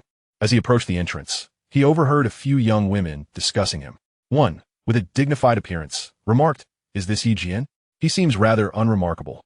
To which another retorted, "Be careful with your words. He has powerful allies behind him." Yi Jian, possessing keen hearing, could discern their conversation with clarity. It was amusing to him that they perceived him as a wealthy heir with influential backing, leaving him feeling somewhat bemused. Unfazed, Yi Jian entered the martial arts hall and noticed a stage surrounded by a throng of spectators. This, he presumed, was the main event of the day, the duel between the 8th and 7th rank fighters. Curiosity piqued, he observed from a distance. Both combatants appeared to be at the 9th level of martial spirit, with the young master of Feiqing Palace brandishing a high-grade weapon, exuding confidence. The opposing youth, ranked 7th, seemed equally formidable. As the duel commenced, the young master launched into advanced martial techniques of remarkable power, while the young man in green displayed his own impressive prowess. Both fighters engaged fiercely, exhibiting no inclination to retreat. Their intense exchanges elicited cheers from the audience, and it was apparent that the young master from Feiqing Palace held the upper hand, likely due to his superior martial skills, an expectation rooted in the fact that his father was the master of Feiqing Palace, thus ensuring access to such advanced techniques. The young man in the blue attire, although somewhat inferior in martial skills, possessed a strength that marginally surpassed his opponents. Thus, the contest was fiercely contested, as neither could claim definitive victory. The two engaged in an intense and exhilarating duel, captivating the audience below, who were thoroughly engrossed. As time progressed, both combatants found their energy reserves dwindling, yet neither could decisively subdue the other. Should the bout continue in this manner, it would inevitably conclude without a victor. Within the top 100 rankings, the Martial Arts Academy mandated that contests must conclude within 3 hours. Failure to achieve a decisive victory within this time frame would result in a draw. This rule elucidates the remarkable nature of a 33 consecutive win streak without any draws or losses, particularly challenging within the top 50 ranks, where competition is most fierce. After all, this is a contest of skill, not a battle to the death, and with combatants of similar prowess, draws are a common occurrence. As time grew short, both fighters, unwilling to delay further, prepare their most formidable techniques, evidently resolved to determine the outcome with a single decisive move. The young master of the academy unleashed a high-level technique from the Flying Cloud Palace, while his opponent appeared to possess formidable skills as well. The outcome of this confrontation hinged upon this very moment. The spectators watched intently, eyes fixed upon the unfolding events. But Yi Jian believed that this final technique would not yield a clear victor, as both seemed evenly matched. However, the conclusion was shocking. The young master's technique struck the blue-clad youth directly, while the latter's own technique, which had already been initiated, faltered inexplicably during their clash, resulting in a significant weakening of his aura. He was ultimately forced off the stage, sustaining considerable injuries. Ye Wien, positionet advantagios, observed that after the blue-clad youth had executed his technique, the young master had unexpectedly launched a covert assault, employing a silver needle that effectively disrupted the youth's martial prowess, leading to his defeat. While the Martial Arts Academy did not explicitly prohibit the use of hidden weapons, such tactics were generally scorned, and most practitioners refrained from employing them. The young master from the Flying Cloud Palace demonstrated exceptional skill in his clandestine maneuver, one not easily discernible to the untrained eye. Yi Jian happened to be in the right position to witness this deceit. Approaching the fallen blue-clad youth, Yi Jian extended a hand to assist him, inquiring, "Are you all right?" The injured youth, gravely wounded, could not respond. In haste, Yi Jian administered some medicinal pills, prioritizing his rescue. He resolved to transport the youth back to the academy for examination by Li Tian, considering the severity of his injuries from both the hidden weapon and the interrupted technique. As Yi Jian prepared to depart, a group of individuals intercepted him, led by none other than the young master of the Flying Cloud Palace, Guxing, who taunted, "Duan Fei, it appears you have finally fallen into my hands today. Haha, after a year of suppressing me without breakthrough, I have now triumphed over you." Having witnessed the grievous plight of a man named Duan Fei, I observe him dragging Yi Jian to his feet, exclaiming, "You despicable scoundrel, cough, cough. This shall not be forgiven." Duan Fei articulated with considerable difficulty. At that moment, Yi Jian retorted, "I never anticipated that the illustrious young master of the Flying Blue Palace would resort to such underhanded tactics. It is truly unexpected." Unexpectedly, another individual emerged, hurling insults. "And who might you be?" With your own eyes, did you witness Duan Fei being vanquished by my martial prowess? Do you wish to step onto the stage and test your skills? Yi Jian replied, I have matters to attend to today. However, we shall inevitably engage in combat at a later time. We shall see then. At this juncture, one of Gu Xing's subordinates recognized Yi Jian and informed his leader, prompting Gu Xing to smirk maliciously. So, you are Yi Jian? I did not expect you to be acquainted with Duan Fei. Chapter 158, Striving for the Top 10. Initially, Yi Jian had no intention of further entangling himself with his adversaries, yet their relentless pursuit forced him to declare, Indeed, I am Yi Jian. However, as for Duan Fei, I do not know him. Yet, I cannot abide those who employ treacherous tactics. Realizing Yi Jian referred to him, Gu Xing noted the gathering crowd, and understanding the potential repercussions of the situation, he refrained from continuing the confrontation, casting a venomous glare at Yi Jian as he departed. Yi Jian dismissed such individuals, finding their reliance on a powerful backing and their willingness to employ hidden weapons for the sake of rank utterly contemptible. After escorting Duan Fei back to his humble abode, Yi Jian found Li Tian practicing martial arts in the courtyard. Noticing the unfamiliar face Yi Jian brought, Li Tian inquired with curiosity, Yi Jian, who is this? Is he injured? Yi Jian responded, This brother has been ambushed. I implore you, senior, to examine him. Li Tian consented, and Yi Jian assisted Duan Fei in the house, where Li Tian began to tend to Duan Fei's wounds, asking, Do you know what kind of hidden weapon struck this brother? Reflecting, Yi Jian replied, Senior, I did not see clearly. It must have been a silver, needle-like object, incredibly swift. I could not discern its exact nature. Li Tian's demeanor turned grave as he remarked, This is not good. This brother has been grievously injured by a hidden weapon. We must first extract the projectile. Li Tian instructed Yi Jian to help lift Duan Fei as he commenced a thorough search within Duan Fei's body for the hidden weapon. Yi Jian only knew that the weapon had struck the lower abdomen, but its precise location remained uncertain, compelling Li Tian to search meticulously. After a while, Li Tian brought forth good news, having located the foot-long needle within Duan Fei's abdomen. Utilizing his profound energy, he successfully extracted the needle. Following a few coughs of blood, Duan Fei began to feel significantly better. Subsequently, after treating Duan Fei's injuries, Li Jian also provided high-grade healing elixirs, ensuring that Duan Fei was no longer in life-threatening danger. He merely required a few days of rest to fully recuperate. In truth, Yi Jian was uncertain why he chose to rescue this individual. On one hand, he was displeased with Gu Xing's covert use of concealed weapons. On the other, Yi Jian found himself in need of allies within the Flying Cloud Palace. Despite having Li Tian's backing, the absence of friends within the palace was untenable. Observing this man, Duan Fei, he assessed that he was likely of commendable character, prompting Yi Jian to extend his assistance. For Yi Jian, this act was merely a trivial endeavor, thus he felt no burden in doing so. Once Yi Jian had tended to Duan Fei's injuries, Duan Fei's subordinates arrived to escort him back for recuperation. It was revealed that Duan Fei was the eldest son of a certain faction within the Northern Cold Kingdom, though not on par with the four prominent families. His lineage boasted a formidable martial ancestor, ensuring that the Duan clan's influence was not insignificant. Following news of Duan Fei's injury, his family's men promptly came to retrieve him for recovery. Duan Fei had spent several years at the Flying Cloud Palace and had a master there. Yet his master was currently in seclusion, which accounted for Gu Xing's audacity. However, as Duan Fei's condition had only recently stabilized, it was ill-advised for him to exert himself. Thus, Yi Jian advised him to rest within the confines of his estate for 2 days before returning to the Duan residence for further healing. The gathered individuals recognized Yi Jian's intentions for their young master's well-being and refrained from voicing any objections.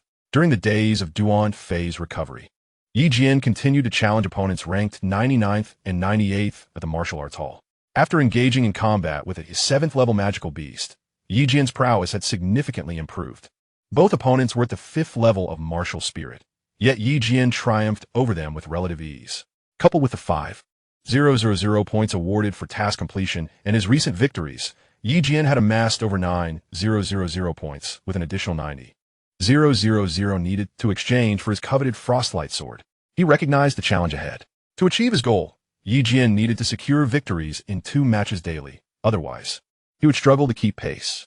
If successful in winning 2 matches each day, He anticipated reaching the top 10 in approximately 50 days, at which point his points would likely be sufficient. However, should he inadvertently suffer a few defeats, there would still be a chance for redemption upon reaching the top 10. Of course, Jian was astute enough not to hoard all his points within his token.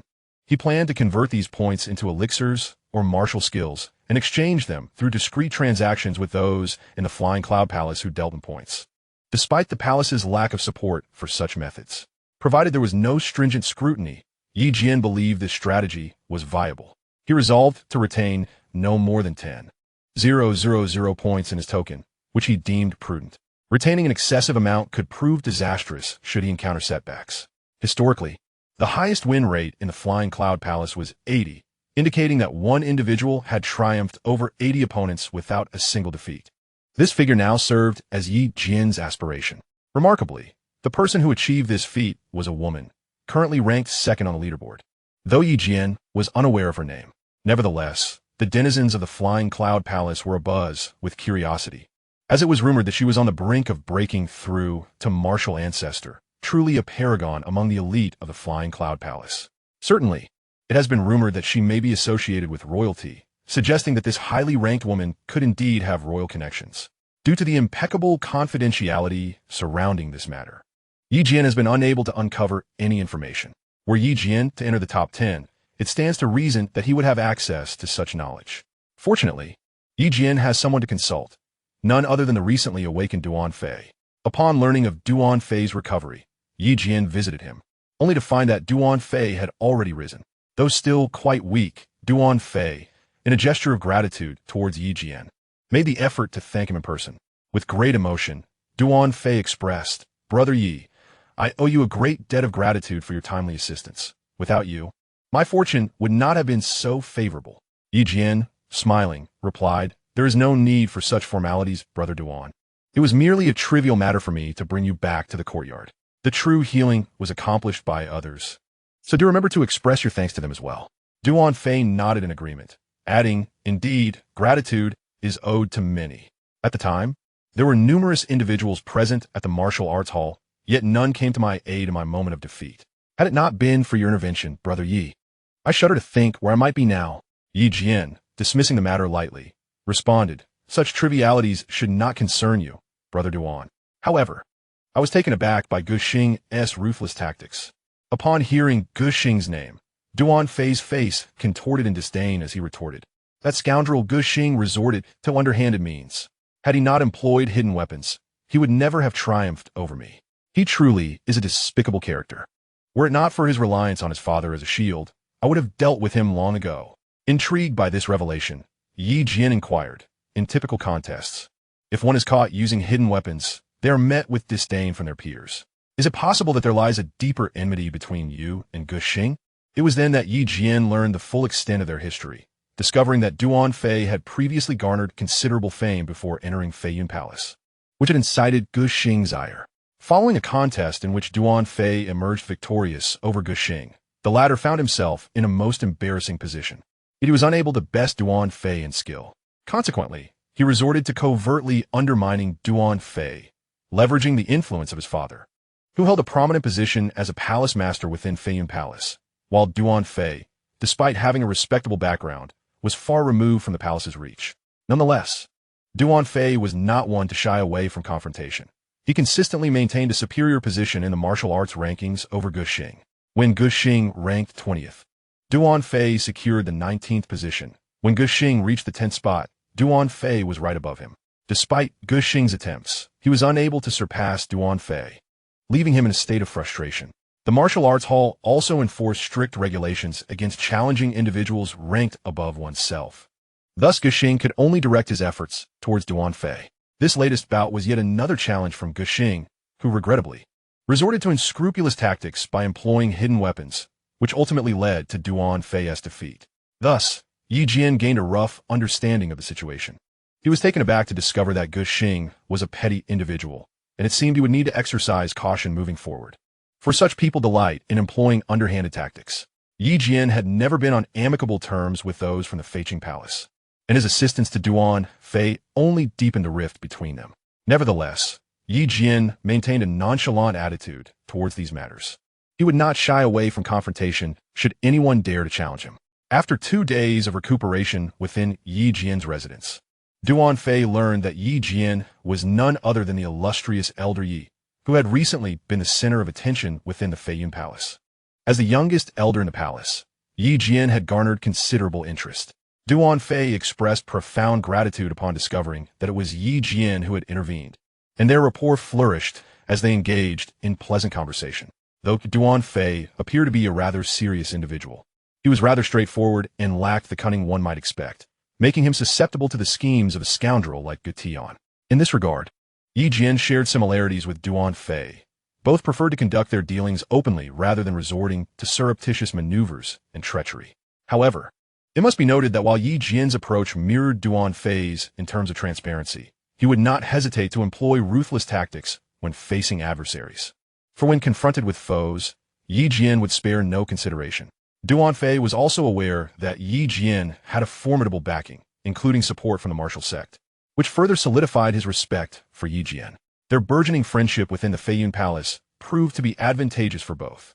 With Duan Fei's situation stabilizing, Yi Jian devoted himself fervently to the martial arts hall, scheduling duels daily, one in the morning and another in the afternoon, with remarkable speed. After challenging his way up to the 90th rank, he emerged victorious each time, drawing significant attention and speculation regarding how far he could ascend. Yi Jian expressed a desire to ultimately challenge Duan Fei, who currently held the 8th rank, but he understood the need for patience. Recognizing that the Feiyun Palace was replete with formidable experts, and not every battle would favor him. After 4 days of rigorous challenges, Yi Jian successfully reached the 90th rank. The intense bouts had yielded considerable gains for him, and he was particularly elated to sense his progress toward breaking through the 4th level's bottleneck. During this period, he had diligently expended his internal energy each day and practiced at night using the mysterious technique, resulting in rapid advancement. That evening, Yi Jian planned to attempt a breakthrough to the 5th level, knowing that success would greatly assist him in future contests. After preparing spirit stones and medicinal pills, he embarked on a night-long endeavor to transcend his current limitations. This breakthrough proved to be notably challenging. He had anticipated achieving it within the night, but was surprised to find that it took a full 2 days and nights before he finally succeeded. With the evolution of his strength, the time required for Yi Jian's breakthroughs would inevitably extend. Had it not been for the extraordinary mysterious technique that allowed him to save 2/3 of the time, he would likely have needed around 6 days to achieve the same result as others. Fortunately, with this technique at his disposal, Yi Jian was able to achieve a breakthrough in the shortest time possible. After his success, he discovered that his sister and Jian had been waiting outside for him for quite some time, indicating that there was an important matter at hand. Upon stepping out, Yi Jian learned that Qing Feng had arrived with the recent earnings of the Han men, partly to check on him, as he had not returned to Qingyang County in quite a while. As Yi Jian emerged, he noticed an increase in the number of familiar faces within the courtyard. Among them were his old friends, including Qing Feng, Li Ao, and Zhao Fu, which brought him great joy. The group began to converse inside the house, and Yi Jian inquired, "Qing Feng, how has the Han men and the mercenary base been faring recently?" Qing Feng jested, "Leader, just look at us. Each one of us glowing with health. It must mean we are thriving. I have not let you down. The Han men now boast 4 masters at the martial spirit level. Although they have only just broken through, it has certainly solidified the Han men's position in Qingyun County." Yi Jian smiled and replied, "Indeed, indeed. I did not misjudge you. You have truly excelled in advancing the Han men." After exchanging a few words with Li Ao and Zhao Fu, he discovered that Zhao Fu had reached the pinnacle of the Grand Martial Master level. Yi Jian generously gifted Zhao Fu a 5th grade high-level elixir, which he could take to facilitate his breakthrough to the martial spirit level. After all, Zhao Fu had been his most loyal companion, and Yi Jian's generosity elicited envy from the other brothers of the Han men. Upon learning of the Han men's impressive development, Yi Jian rewarded all the members of the Han men, which lifted everyone's spirits. With an increase in martial spirit level warriors, the most joyous news was that Li Tian had advanced to the martial sect level. This leap transformed the Han men from a third-rate force into a significant power within Beihan country, as a martial sect warrior commands respect and influence. Thus, with the support of Li Tian's martial sect strength, Yi Jian's brothers and the Han men anticipated further growth for their organization. In his small courtyard, Yi Jian took great care of his brothers, bringing them immense happiness especially since it had been a long time since they had seen him. They engaged in lengthy discussions about the Hammond's progress and the Lin family's developments. The Lin family was also faring well.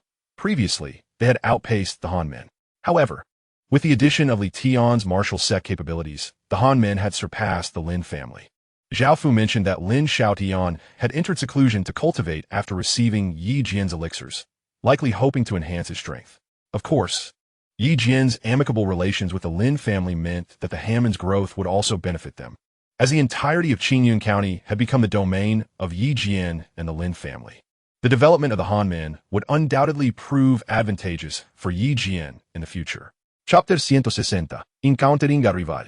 After the breakthrough, Yi Jian was filled with immense joy, especially with the arrival of his brothers from the Cold Gate. He took great pleasure in accommodating them at the inn outside Feiyun Palace, where they enjoyed a heartfelt reunion.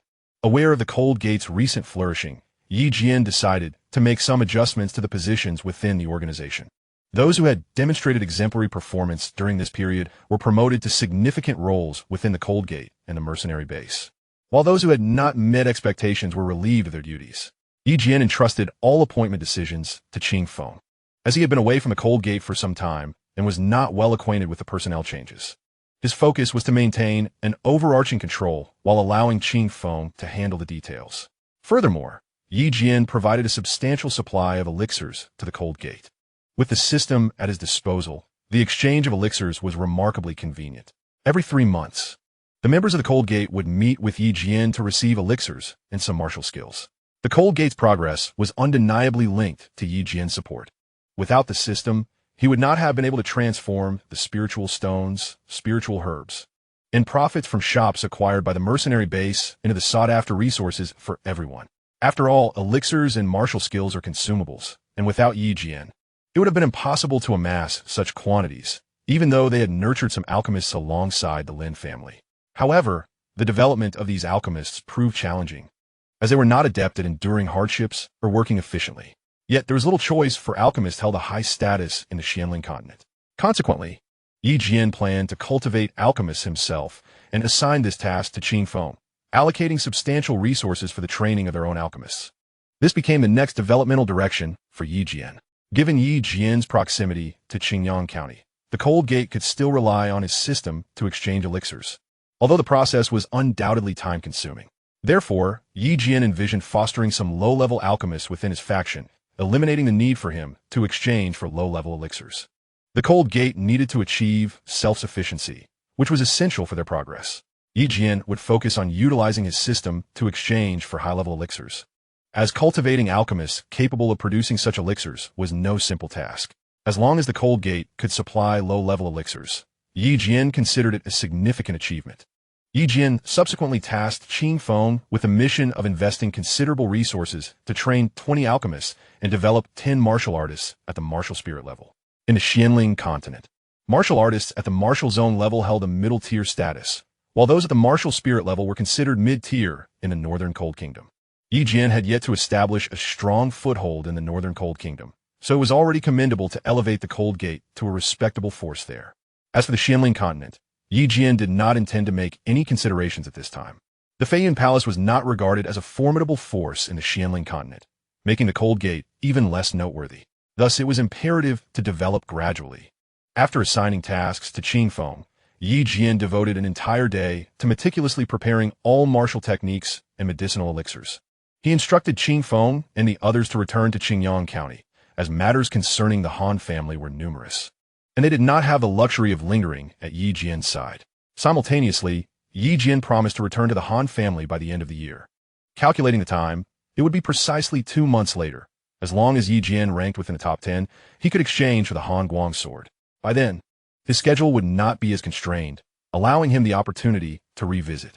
Upon the departure of Qing Feng and the Han brothers, Yi Jian acquired a substantial amount of spirit stones, which he exchanged for points, thereby restoring his expenditures during this period. He successfully redeemed the 6th punch of the 8 Extremes fist, although regrettably, he lacked the time to practice it. During these days, Yi Jian spent each day within the martial arts hall, his martial skills becoming increasingly proficient. The 5th form of the Jiu sword technique had also reached great mastery, enabling him to contend with opponents of comparable strength. Consequently, Yi Jian made significant progress over the past 15 days, ascending from the 90th to the 60th rank. His victories now surpassed Duan Fei's, who had previously achieved a streak of 33 wins. Yi Jian had now attained 40 consecutive victories without a single defeat. This burgeoning reputation elevated Yi Jian's status within Feiyun Palace. Initially, many believed that Yi Jian had relied on the power of the martial sex Li Tian to secure his position as an elder. However, they were astonished to see him rise to the 60th rank in such a short span, realizing that his success was a result of genuine skill. Naturally, this garnered the admiration of numerous young ladies at Feiyun Palace, which incited considerable jealousy in Jian. She spent every day with Yi Jian, fearing he might engage in flirtation with these young women. To Yi Jian's surprise, even Yi Xueqing expressed her discontent. In truth, he had no time to ponder such matters. His sole focus was to challenge the ranking experts ahead of him and accumulate points. As for the young ladies at Feiyun Palace, Yi Jian found them unremarkable, though he became particularly intrigued by a certain individual, Xianxia Yunlan, a disciple of the inner sect under the leadership of the palace master of Feishing Palace and a rival to Yi Xueqing. As Yi Jian's rank continued to rise and he immersed himself in the martial arts hall, he learned that Xianxia Yunlan was a relative of Yi Xueqing's master and a favored disciple. Yi Xueqing, being the youngest disciple, had garnered much affection from the palace master. Yet Xianxia Yunlan covertly suppressed her due to their familial connection. Consequently, Yi Xueqing had to endure this injustice without the means to retaliate. This revelation, shared with Yi Jian by Jian, incited great indignation within him. Yi Xueqing had refrained from discussing these issues with her brother, as she did not wish to hinder his cultivation. Yi Jian was well aware that his opponent posed a formidable challenge, particularly given that the lord of the upper palace treated both him and Yi Xueqing with considerable kindness. Nonetheless, he felt justified in delivering a lesson to the arrogant Xianxia Yunlan. Despite her striking beauty, Yi Jian was resolute. Anyone who dared to bully his sister would face his wrath, regardless of their allure. Recently, Xianxia Yunlan's every move at the Martial Arts Academy had captured Yi Jian's attention. Her prowess was estimated at the 8th level of martial spirit, ranking her at the 20th position, a remarkable ascent from the 30th in a mere few days. Undefeated in all her matches, this drew Yi Jian's scrutiny, as he had observed that the higher one's rank, the more difficult it became to secure victories. If Xianxia Yunlan could challenge 10 opponents without defeat, her strength must indeed be formidable. As Yi Jian prepared to confront her, he recognized that she would be a significant adversary. Chapter 161. Encountering a Strong Enemy. Upon realizing the challenge posed by Xianxia Yunlan, Yi Jian committed himself to rigorous training. There remained a considerable gap between their strengths. Yi Jian was currently at the 5th level of martial spirit, while she had already reached the 8th and was rumored to be on the verge of a breakthrough, placing considerable pressure on him. Holding the 60th rank, he was still a distance away from her.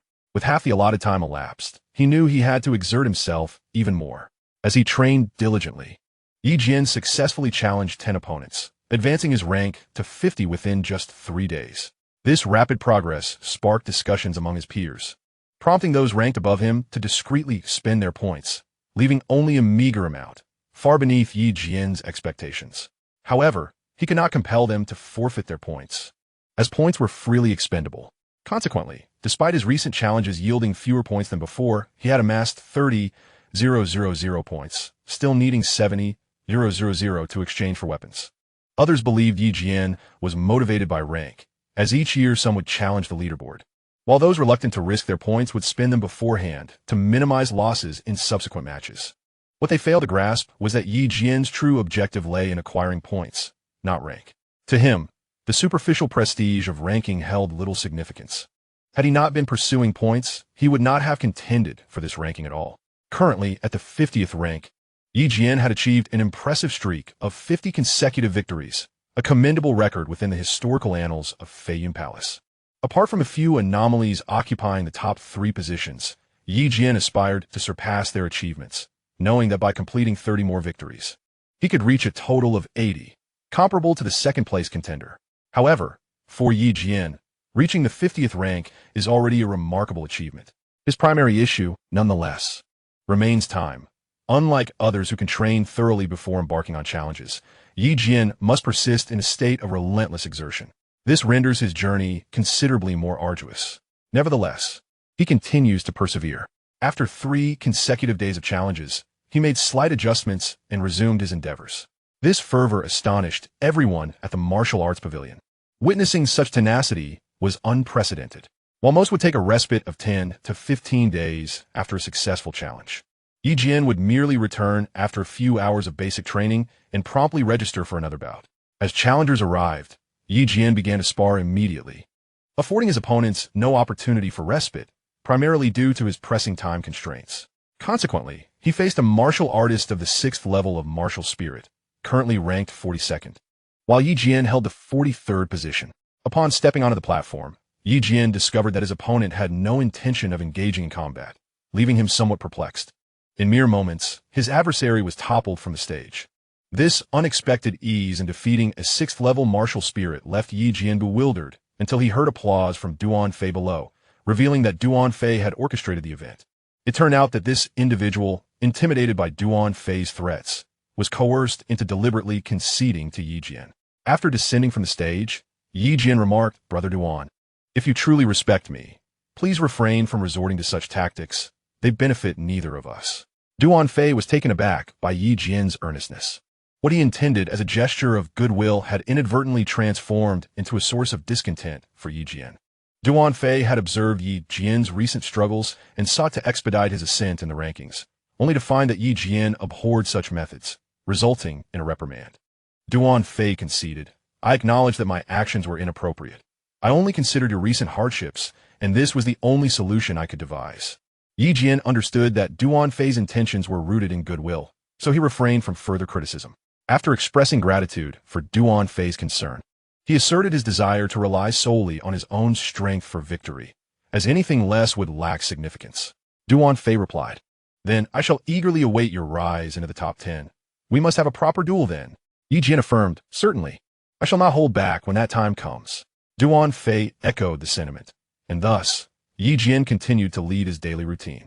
Each day, he trained diligently at the martial arts pavilion, returning home at night to further hone his skills, experiencing rapid improvements in both strength and technique. Through Jian's diligent efforts, he has ascended to the 21st rank, achieving an impressive streak of 79 consecutive victories. Now, he only needs to overcome the 2 individuals ahead of him to reach a remarkable 81 wins, thereby breaking the historical record of Feiyun Palace. However, standing in his way is Xianxia Yunlan, whom Jian had previously noted. In recent times, she has made no progress. As he learned, she was focused on breaking through to the 8th level of martial spirits. She has since returned and successfully achieved that breakthrough. With her current prowess, Xianxia Yunlan has elevated herself beyond the top 20, and entering the top 10 now seems quite probable. Yet, a few days later, Jian observed that she was not pursuing further challenges.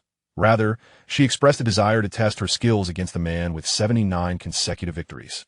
Upon discovering that Jian is the brother of Yi Xueqing, her eagerness to compete with him intensified. At present, Jian has just recently advanced to the 6th level of martial spirits, while his opponent stands at the 9th level, placing him in a challenging predicament. The disparity in their strengths is considerable, yet Xianxia Yunlan remains stagnant within the top 20. With time not on his side, Jian resolved to give it his all. To prepare for the impending duel with Xianxia Yunlan, he intended to dedicate the next few days to diligently practice the 6th stance of the 8 extremes fist, thus ensuring he was adequately prepared. Without this preparation, he would feel uncertain about the upcoming challenge. Moreover, after his breakthrough to the 6th level, Jian discovered that he could also upgrade his Xianxia decision. Hence, he planned to immerse himself in honing several martial techniques over the next few days. Once he has sufficiently practiced, he would then challenge Xianxia Yunlan. Jian's motivations are twofold: to achieve his goal of surpassing the historical record of Feiyun Palace and help his sister reclaim her pride. From both perspectives, he cannot afford to lose. Xianxia Yunlan not only boasts superior strength, but, as his sister has informed him, she is well versed in advanced martial techniques, many of which are profound skills from Feiyun Palace, making her a formidable opponent. If Jian can successfully cultivate the intermediate Xianxia decision, he would stand a chance against her. The basic Xianxia decision only enhances one's strength by a single level, whereas the intermediate version can elevate it by 3 levels. Should Jian master it, he could potentially match Xianxia Yunlan's strength, thereby creating an opportunity for victory. Yet, the question remains, can he truly triumph? After all, Shangguan Yunlan is the favored disciple of the palace master and has been training for several years longer than Yi Xueqing, placing her among the notable figures within Feiyun Palace. Chapter 162. Intermediate Xianxia Decision. With only 3 days remaining until the duel with Shangguan Yunlan, Yi Jian has just successfully exchanged for the Xianxia Decision and the 6th level of the 8 Extremes Fist. He must master these 2 martial techniques within the next 3 days to stand a chance of defeating Shangguan Yunlan. Otherwise, Yi Jian would indeed feel uncertain, as Shangguan Yunlan has already reached the 9th level of martial spirit, possessing a strength that surpasses Yi Jian by a full 3 levels. In the realm of martial spirit, each level represents a significant disparity, and Shangguan Yunlan has also mastered numerous advanced martial techniques. Hence, Yi Jian must bridge the gap in strength to have any chance of victory. Aware of the urgency of time, Yi Jian rose early to practice in the back mountains of the Flying Star Palace.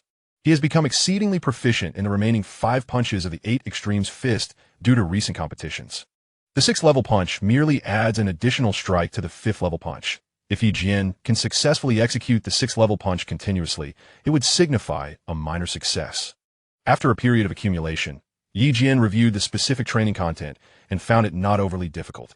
Achieving minor success within 3 days seemed feasible. However, the Xianxia Decision posed a challenge for him. The intermediate level of Xianxia Decision is considered a low-grade, earth-level martial skill, capable of enhancing one's strength by 3 levels. Previously, Yi Jian had been unable to practice the Xianxia Decision due to the inferior nature of the unnamed technique he was cultivating. As the Xianxia Decision requires substantial Xianxia support to elevate one's strength by 3 levels instantaneously, making it an invaluable auxiliary martial skill during competitions. Upon examining the specific training methods, Yi Jian realized that mastering the Xianxia Decision was arduous. The fundamental principle of the Xianxia Decision is to first suppress the Xianxia within the body to 1/3 of its capacity. Thereafter, through the Xianxia Decision, one can rebound and elevate strength by 3 levels. In the initial stage of the Xianxia Decision, it suffices to suppress the Xianxia to half, but the enhancement is limited to just 1 level. The task of suppressing it to 1/3 is exceedingly challenging, and failure to do so could result in self-injury, rendering the Xianxia Decision a notably formidable martial skill. It tests the practitioner's willpower and their ability to control Xianxia, thus imposing considerable pressure on Yi Jian. However, with time running short, he had no choice but to persist in his attempts. During the day, Yi Jian practiced the 6th level punch amidst the dense woods of the back mountains, achieving commendable results and beginning to grasp the essentials of the technique. Yet, achieving mastery in a single attempt was impossible. To unleash the full power of the 6th level punch consecutively, some innate talent was still required.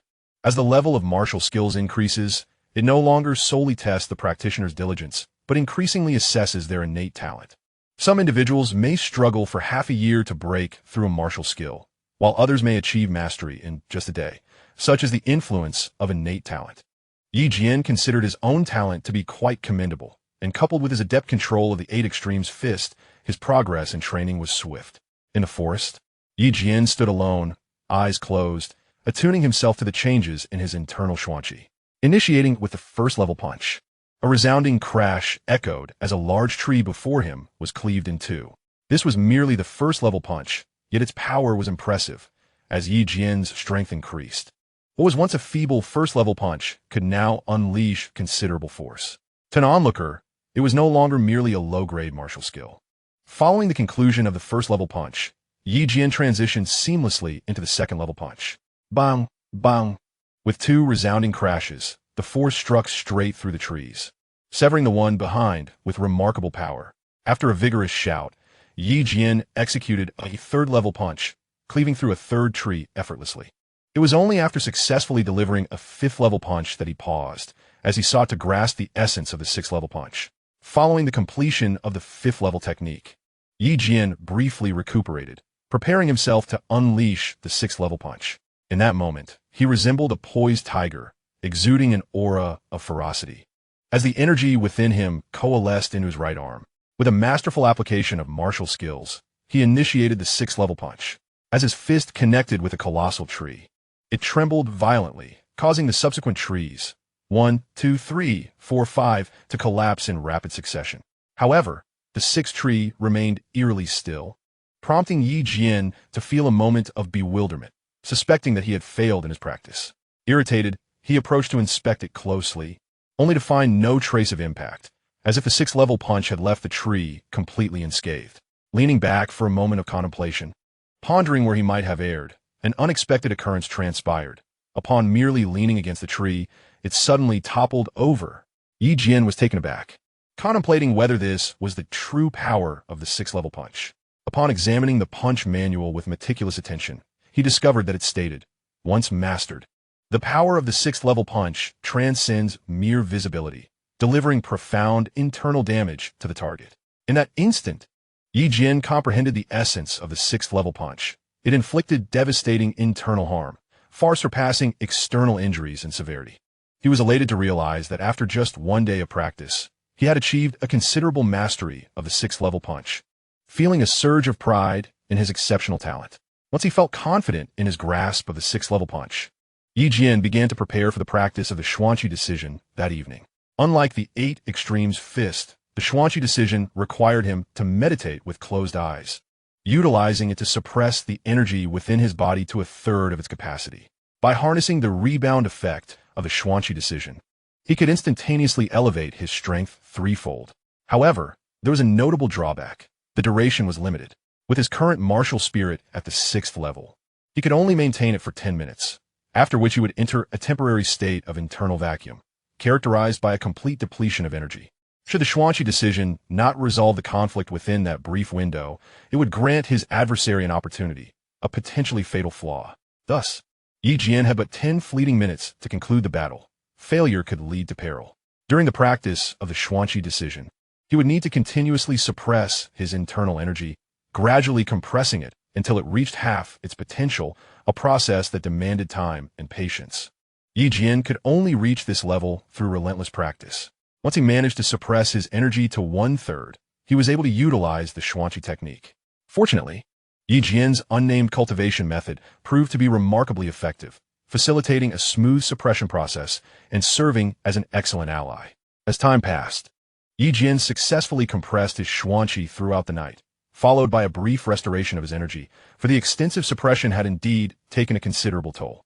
With only one day remaining, could Jian successfully complete his training? Chapter 163, A Clever Victory. The suppression process was relatively smooth. However, the breakthrough proved to be more challenging, testing Jian's innate talent. Elevating his strength by threefold through the Xianxia technique was no simple feat. After a day and night of arduous practice, he could only enhance his strength by twofold. Although this fell short of his aspirations, time was running out, and Jian had no choice but to retreat, preparing instead for the afternoon's competition. Achieving a twofold enhancement was already a significant improvement over Jian's previous capabilities. With the 5th form of the Xianxia sword technique mastered and the successful cultivation of the 6th-level fist, he still held a chance of victory, alleviating some of his concerns. Upon returning to the small courtyard, Jian discovered that Xianxia had not sought out her master for training that day, but was instead chatting with Jian Lin. Meanwhile, Li Tian and Li Wen, the two elders, appear to be exchanging insights on breakthroughs. As Li Wen was next in line to attempt a significant advancement and sought Li Tian's experiences from his own ascent to martial arts mastery. As Jian entered, Xianxia and Jian Lin immediately surrounded him with questions, making him feel rather awkward. Among them, Xianxia inquired, "Brother Jian, how are you preparing for the match against Xianxia Yunlan this afternoon?" Jian replied candidly, "I've prepared adequately. Rest assured, I will win." Seeing Jian's confident smile filled Xianxia with admiration. After all, he was about to challenge Xianxia Yunlan, who was 3 levels stronger than him, a fact she was all too aware of, causing her considerable concern for his safety. Moreover, Xianxia and Jian Lin insisted on accompanying Jian to cheer him on, eager to witness how he would prevail in this duel. Xianxia had long been oppressed by Xianxia Yunlan's influence and hoped that Jian could provide her with a sense of vindication by diminishing Xianxia Yunlan's arrogance. At that moment, news had spread throughout the Feiyun Palace that Jian was set to challenge the goddess of the Feishing Palace, Xianxia Yunlan. This revelation was met with disbelief, as Xianxia Yunlan was well known in the Feiyun Palace, being a favored disciple of the palace master. The announcement of Jian's challenge attracted considerable attention from many male peers. Jian had become quite a notable figure in the martial arts arena, and his upcoming challenge against Xianxia Yunlan constituted a significant event drawing the interest of numerous elders, for such instances of challenging one superior were indeed rare. As Jian was on the verge of breaking the historical challenge record of the Flying Cloud Palace, anticipation for the afternoon's duel soared among the spectators. Time flew by swiftly. After Jian completed his preparations in the morning, he set off with Xianxia and another companion. Since Li Tian preferred to avoid the commotion, he entrusted Jian with the task and advised him, Jian, your opponent is someone well-versed in the advanced techniques of the Flying Cloud Palace. The martial arts of the palace are renowned for their speed. As long as you maintain a solid defense, you stand a chance of victory.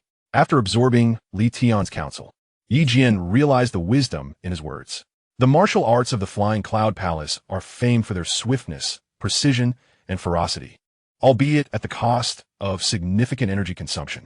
Thus, Jian resolved to fortify his defense and seize any opportunity to counterattack, hoping for a chance at triumph. Upon their arrival at the martial arts arena, they found it teeming with spectators.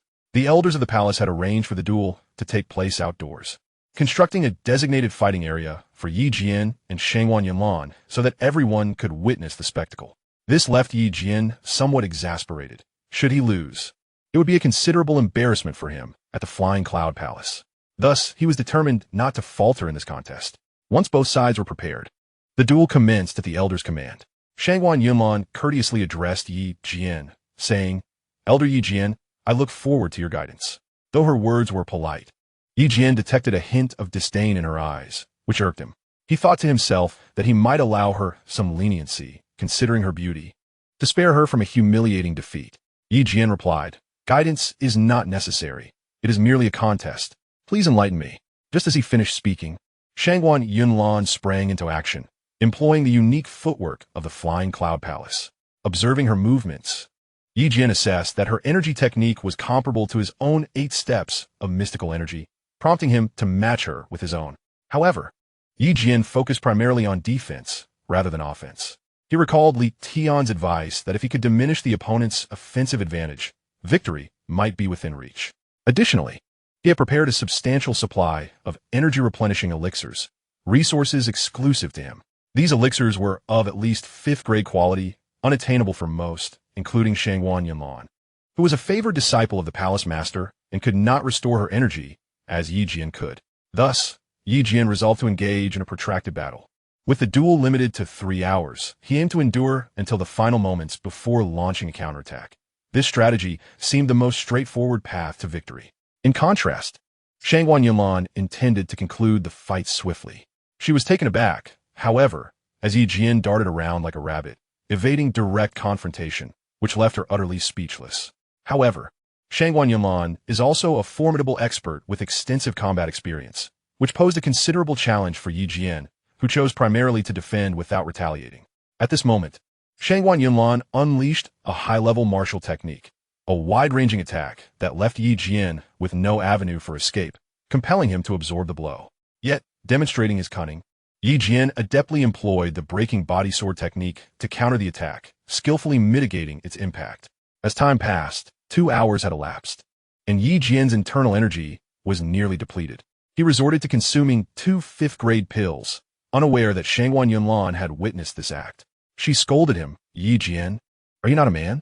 Can you truly secure victory by dragging this out? At that moment, Xianxia also consumed a rejuvenating pill. Jian surmised that she was a proud individual, likely carrying a limited supply of pills, having already consumed several. In contrast, he had brought plenty, allowing him to remain unconcerned about his reserves. With a cheeky tone, Jian remarked, Sister Xianxia, no need to rush. Let us take our time. If you don't wish to fight me, you are free to withdraw. Xianxia was taken aback by his audacity and retorted, shameless, before resuming her assault on him. Jian's mastery of the 8 steps of energy proved beneficial, frustrating Xianxia as his technique surpassed hers, making it impossible for her to catch him. In this confined arena, Jian skillfully evaded attacks, leaving the spectators in disbelief. Many had departed, initially eager to witness how Xianxia would defeat Jian or to see if he could turn the tables. However, the unfolding situation was far from engaging. A significant number of onlookers from the Feiyun Palace had left, and those who remained were few. If Jian had taken a closer look, he would have noticed that some were in tacit agreement with his strategy. Among the audience, Duan Fei encouraged his subordinates to cheer for Yi Jian. Fully aware of his tactics, he knew that if Yi Jian were to confront Xianxia Yunlan head-on, he would likely be defeated within the hour, given that the advanced martial techniques of the Feiyun Palace were not to be underestimated. In a concealed area, a woman observed Yi Jian's performance.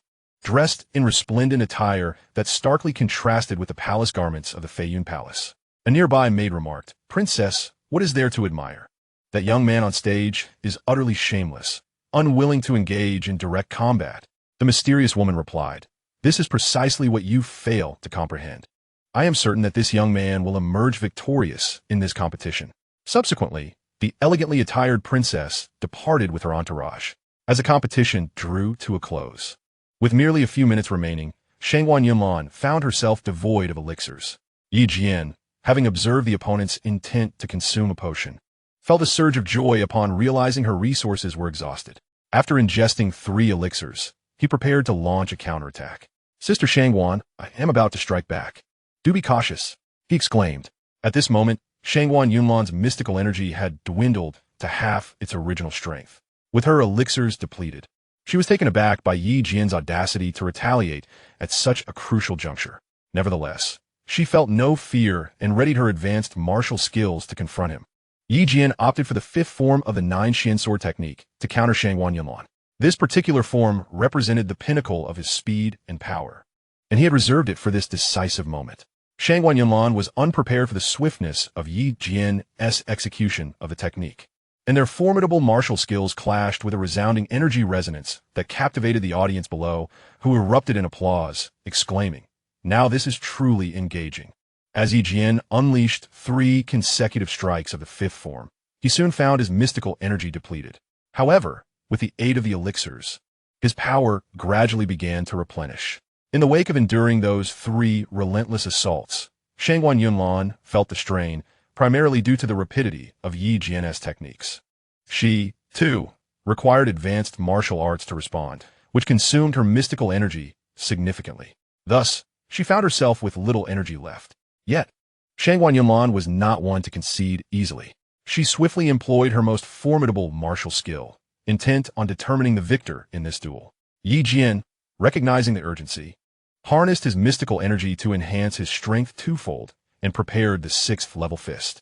This powerful technique, a recent culmination of his training in advanced martial arts, was now his only recourse against his opponent.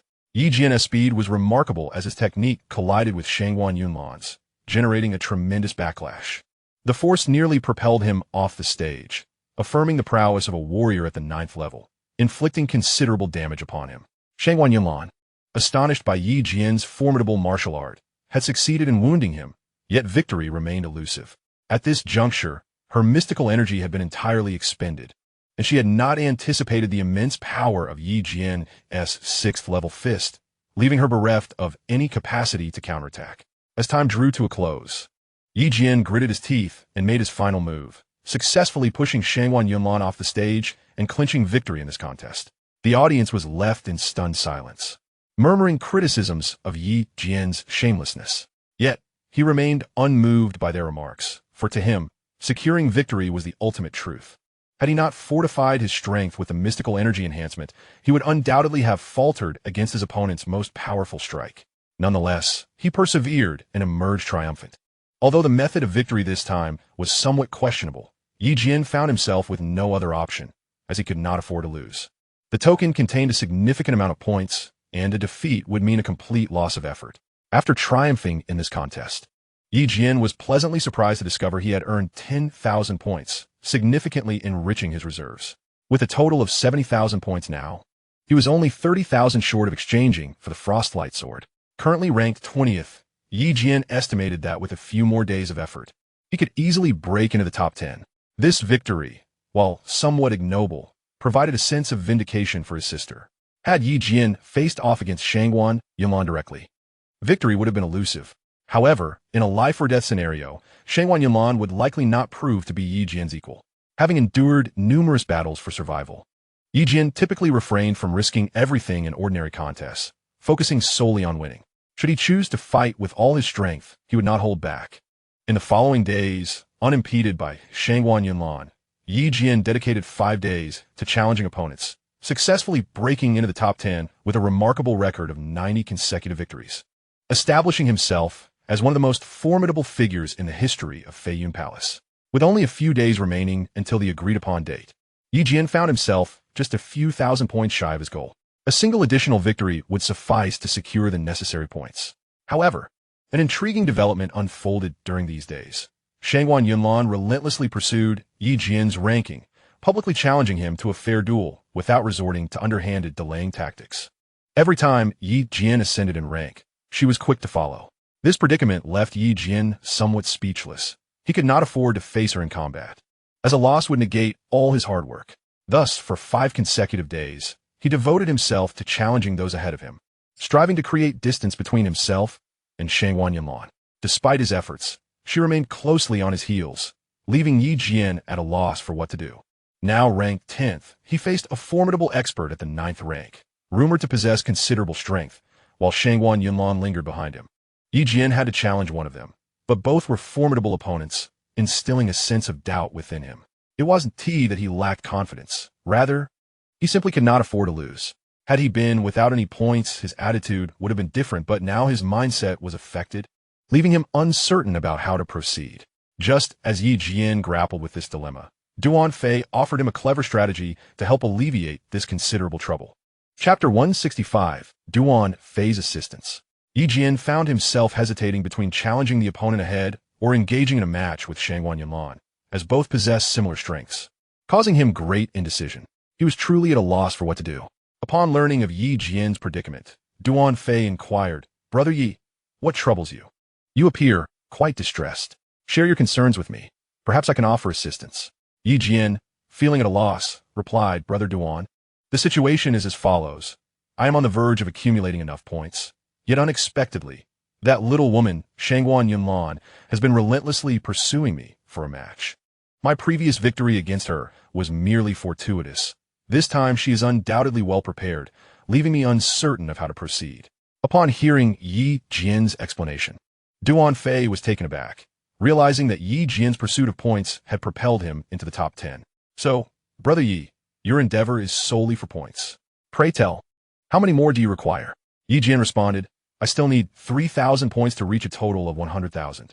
Do you know anything about the individual currently ranked 9th? What is his background and strength?"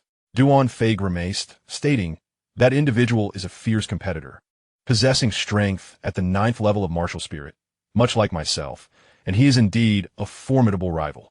If you were to face him, you might fare better against Xianxia Yunlan, who has only just broken through to the 9th level of martial spirit. You would likely have a better chance against her." Yi Jian was increasingly troubled. Duan Fei continued, "What if I intentionally lose to the brother ranked above you?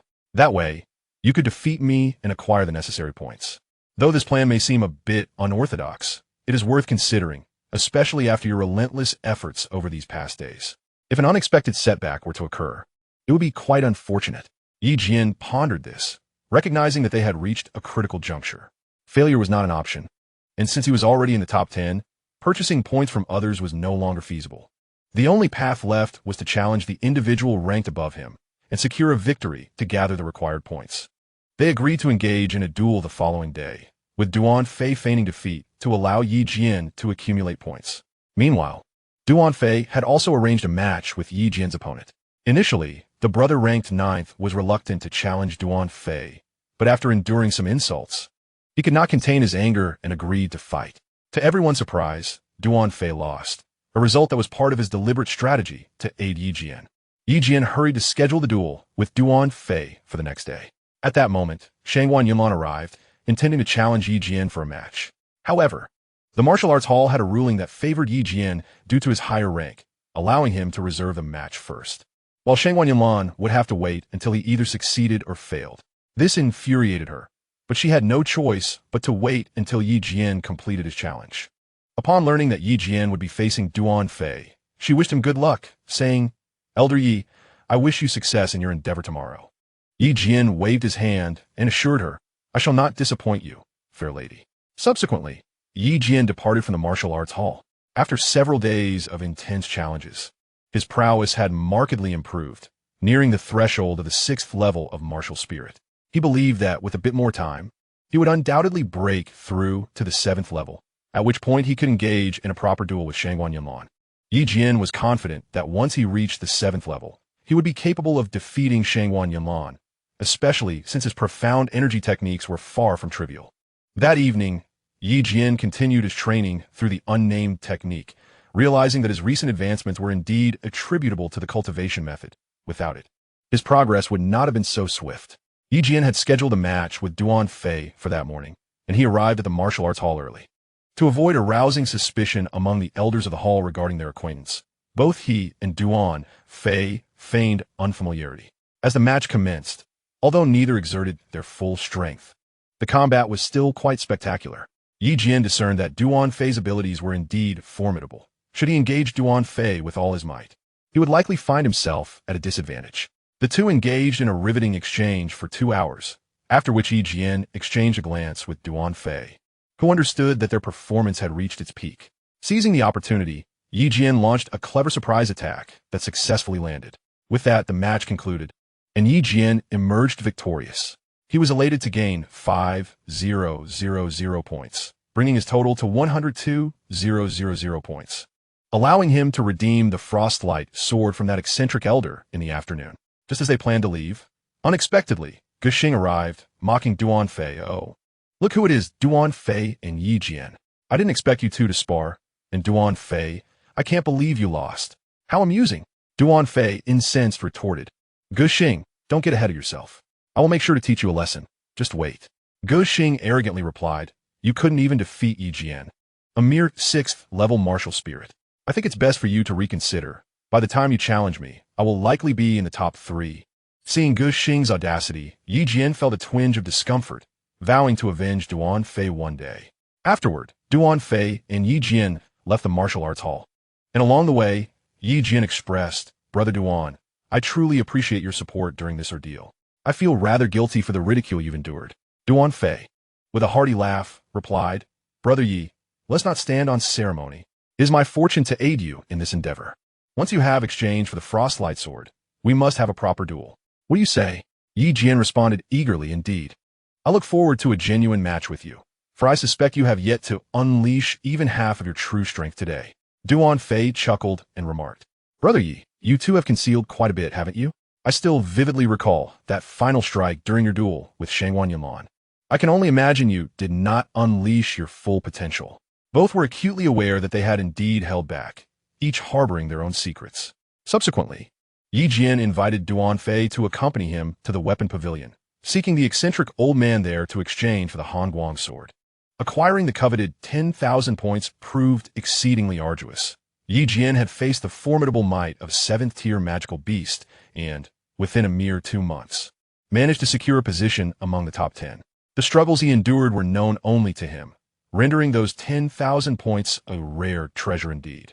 Nevertheless, in pursuit of the intermediate-grade Hongguang sword, Jian deemed it a worthy endeavor, for such a weapon could only be wielded by a fated individual, and being of intermediate grade, its power was undoubtedly remarkable. On their way, Jian shared the origins of the Hongguang sword with Duan Fei, who listened with astonishment and envy. Previously, Duan Fei had visited the weapon pavilion, but he had merely exchanged for an ordinary weapon, which he had long since discarded. The weapon he currently wielded was an inferior-grade heirloom from the Duan family, a commendable choice nonetheless. Attaining a weapon of the Earth grade was no small feat, for it signified a significant enhancement in strength for any martial artist. If one's martial techniques were in harmony with the weapon's capabilities, it would substantially amplify their prowess. Upon investigating the Hongguang sword through the system, Jian discovered that it synergized exceptionally well with his 9 mysterious sword technique, promising a 30% increase in attack power. This revelation further fueled his determination to accumulate points in exchange for the Hongguang sword, for he believed it would provide him a tangible advantage in future contests. The two hurriedly arrived at the weapon pavilion, where they found the master of the pavilion standing in the hall. Intrigued, Jian approached and respectfully announced, "Junior Jian pays his respects to the pavilion master." Duan Fei echoed, "Junior Duan Fei pays his respects to the pavilion master." Upon noticing the old man's lack of response, Jian drew closer, only to find him standing asleep, leaving Jian somewhat speechless. After a brief wait, the pavilion master finally stirred awake and exclaimed, "Ah, it's young brother Yi. Have you come to exchange for my weapons?" "Indeed, senior," Yi Jian replied. "I have gathered enough points to exchange for the Hongguang sword." The pavilion master, visibly impressed, remarked, "I knew I had not misjudged you. To amass 10,000 points in such a short span is no small feat. My weapons have found their rightful owner. But I cannot give it to you." This left Yi Jian and Duan Fei momentarily bewildered, prompting them to inquire, "Pavilion master, why is that?" "My points are all contained within the token." The master chuckled mischievously and remarked, "It is not a matter of points. It is a matter of time. Perhaps you have misremembered the hour. Last time, you arrived at 2 in the afternoon, and now it is already 3. Therefore, the timing is incorrect, and I cannot grant you what you seek." Yi Jian inwardly cursed. This peculiar old man, he clearly did not articulate that explicitly, and he had just deliberately dozed off. "Wasting time," Yi Jian helplessly replied. "Junior arrived precisely at 2 o'clock in the afternoon. It was Senior who was napping, so I arrived on time." The master, playing tricks, insisted, "That won't do.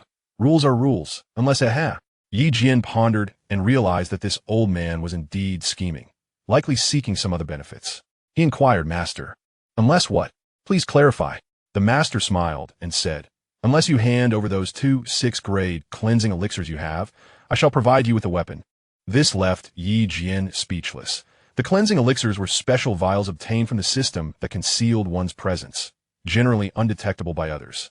Could it be that this old man possessed extraordinary abilities? Yet, Yi Jian could sense no such prowess from him. Relinquishing all his cleansing elixirs was quite disheartening. Yi Jian replied, "Senior, there are no 6th-grade cleansing elixirs in my possession. Do you truly believe I could have any?" Unexpectedly, the eccentric old man persisted, adamant that Yi Jian possessed them. Ultimately, Yi Jian had no choice but to concede, "Very well, Senior, I cannot produce more. But this cleansing elixir is something I require for future use. How about I offer you one?" The master, having succeeded in his scheme, chuckled. "All right then. If you give me one elixir along with 100,000 points, I shall relinquish the Frostlight sword to you." In the end, Yi Jian exchanged 1 6th-grade elixir and 100,000 points to obtain the Frostlight sword. Although it felt somewhat costly, it was indeed a worthwhile endeavor, as he discovered the sword to be a valuable asset. After acquiring the Frostlight sword, Yi Jian departed with Duan Fei. At that moment, the master, standing at the entrance, called out to Yi Jian, "You won't be at a loss for that cleansing elixir, young man." The aura emanating from this eccentric old man was no less formidable than that of Xianxia, indicating that he was far from ordinary, and likely held a significant position within the Flying Cloud Palace. Yi Jian arranged to formally spar with Duan Fei at the Martial Arts Hall the following day, as he could not allow Duan Fei to lose face. With the Frostlight sword now in hand, Yi Jian believed he had a chance to triumph over Duan Fei. Thus he eagerly anticipated testing the sword's power in their duel. Upon returning to his courtyard, Yi Jian could hardly contain his excitement and promptly unveiled the Frostlight sword. Li Tian, noticing Yi Jian's new weapon, inquired, "Yi Jian, is this the weapon you previously mentioned that required 100,000 points to exchange?" Yi Jian smiled and replied, "Indeed, it was not easy to acquire this weapon today, but it was well worth the effort." Li Tian examined it and praised him. "This weapon is indeed extraordinary and suits you remarkably well. Splendid choice." Subsequently, Yi Jian and Li Tian engaged in a brief sparring session. Naturally, Yi Jian was not Li Tian's match. However, Li Tian's swordsmanship was undeniably formidable, and Yi Jian was eager to witness its prowess. Thus, the two exchanged a few moves in the courtyard. Yi Jian discovered that employing the 9-shin sword technique with the cold light sword significantly enhanced its power, astonishing Li Tian, who had not anticipated such an effect from the weapon. After several exchanges, Yi Jian found himself pushed back, realizing that Li Tian's recent breakthrough had indeed augmented his strength, rendering Yi Jian no match for him. Nevertheless, Yi Jian had progressed from barely managing to parry a few strikes from Li Tian to successfully withstanding dozens of attacks, largely thanks to the cold light sword, which had proven to be an extraordinary asset. At that moment, Jin Lin and his sister Yi returned, inquiring, "Brother Yi Jian, that blue sword in your hand appears exceptionally formidable." Yi Jian smiled and replied, "This sword represents my hard work over the past 2 months. It is called the Cold Light Sword, once wielded by a master of martial arts." Yi Xueqing also took a look and expressed her admiration, requesting Yi Jian to procure a fine weapon for her as well. Yi Jian, being quite generous with his sister, responded, "Very well. I will seek out a splendid weapon for you, and you shall not be disappointed." At that juncture, Jinlin seemed to have something on her mind to discuss with Yi Jian. During dinner that evening, she remarked, "Yi Jian, have you heard about the recent instability in the territory to the east of Feiyun Palace? It seems that the Blood Sect has launched several assaults." Yi Jian was taken aback to learn that the Blood Sect could no longer contain themselves and had begun hostilities with Feiyun Palace. He inquired, "What is the current situation? What is the perspective of the palace leaders?" Jinlin replied, "I heard from my master that Feiyun Palace is preparing to take countermeasures. It seems that tranquility will not reign for much longer. What should we do?" Although Yi Jian was affiliated with Feiyun Palace, he did not harbor a deep reliance on it. With the impending conflict between Feiyun Palace and the Blood Sect, he felt compelled to take action, especially since the title of Elder granted to him was not without significance. Chapter 167, Shangwan Yunlan's Challenge. Upon receiving Yi Jian's response, everyone felt a sense of direction. After all, Feiyun Palace had treated Yi Jian well, particularly the palace master of Feisheng Palace, who had shown great care towards Yi Shueqing. Yi Jian had already established a cooperative relationship with Feiyun Palace, and he would undoubtedly lend his support when the time came. Furthermore, given Yi Jian's previous grievances with the Blood Sect, his stance towards them was decidedly clear. As they were indeed a nefarious sect that had previously seized his blood spirit herb, a fact Yi Jian had not forgotten. After discussing matters with the group, Yi Jian returned to his room to cultivate, for he was to compete with Duan Fei the next day. Yi Jian needed to rest well, having endured considerable strain recently, constantly on edge without respite. This time, Yi Jianhan has acquired the cold light sword, alleviating much of his pressure. Tomorrow, he is set to engage in a duel with Duan Fei, eager to test the sword's prowess. When the battle commences, the enemy will be affected by the cold light sword. Although the impact may not be overwhelming, even subtle effects are sufficient for Yi Jian to seize an opportunity to strike. Subsequently, Yi Jian made his way to the martial arts pavilion, where he would duel Duan Fei that very morning. This contest would be unlike their previous encounter, where Duan Fei had merely pretended to assist Yi Jian. This time, it would be a genuine competition, and Yi Jian was keenly anticipating it. Despite acknowledging the odds were not in his favor, he felt compelled to give it his all with the cold light sword in hand. Upon arriving at the martial arts pavilion and registering, Yi Jian waited patiently. Before long, Duan Fei arrived, appearing well prepared. Duan Fei clapped Yi Jian on the shoulder, saying, "Brother Yi, I will hold nothing back in this match. You two must give it your all. Let us fight with fervor." Yi Jian replied, "Indeed, I wish to witness the advanced martial skills of the Duan family. I did not fully appreciate them last time." With both participants ready, the elder of the pavilion signaled the commencement of the duel. It was still morning, and the crowd was not overly large, but many gathered, intrigued by a contest between two of the top 10 competitors. As the match began, Yi Jian took the initiative, revealing the cold light sword, which elicited admiration from the spectators, as it indeed appeared quite impressive. He immediately employed the 9 sword technique to clash with Duan Fei, whose movements were remarkably swift and adept, skillfully countering Yi Jian's strikes. With the advantage of the cold light sword, Yi Jian found himself capable of exchanging blows with Duan Fei, who possessed the strength of a 9th-tier martial spirit, for several exchanges. Yi Jian's 9 sword technique proved to be exceedingly sharp, initially leaving Duan Fei somewhat flustered. However, Duan Fei quickly regained his composure, and his counterattacks became increasingly fierce, forcing Yi Jian to adapt.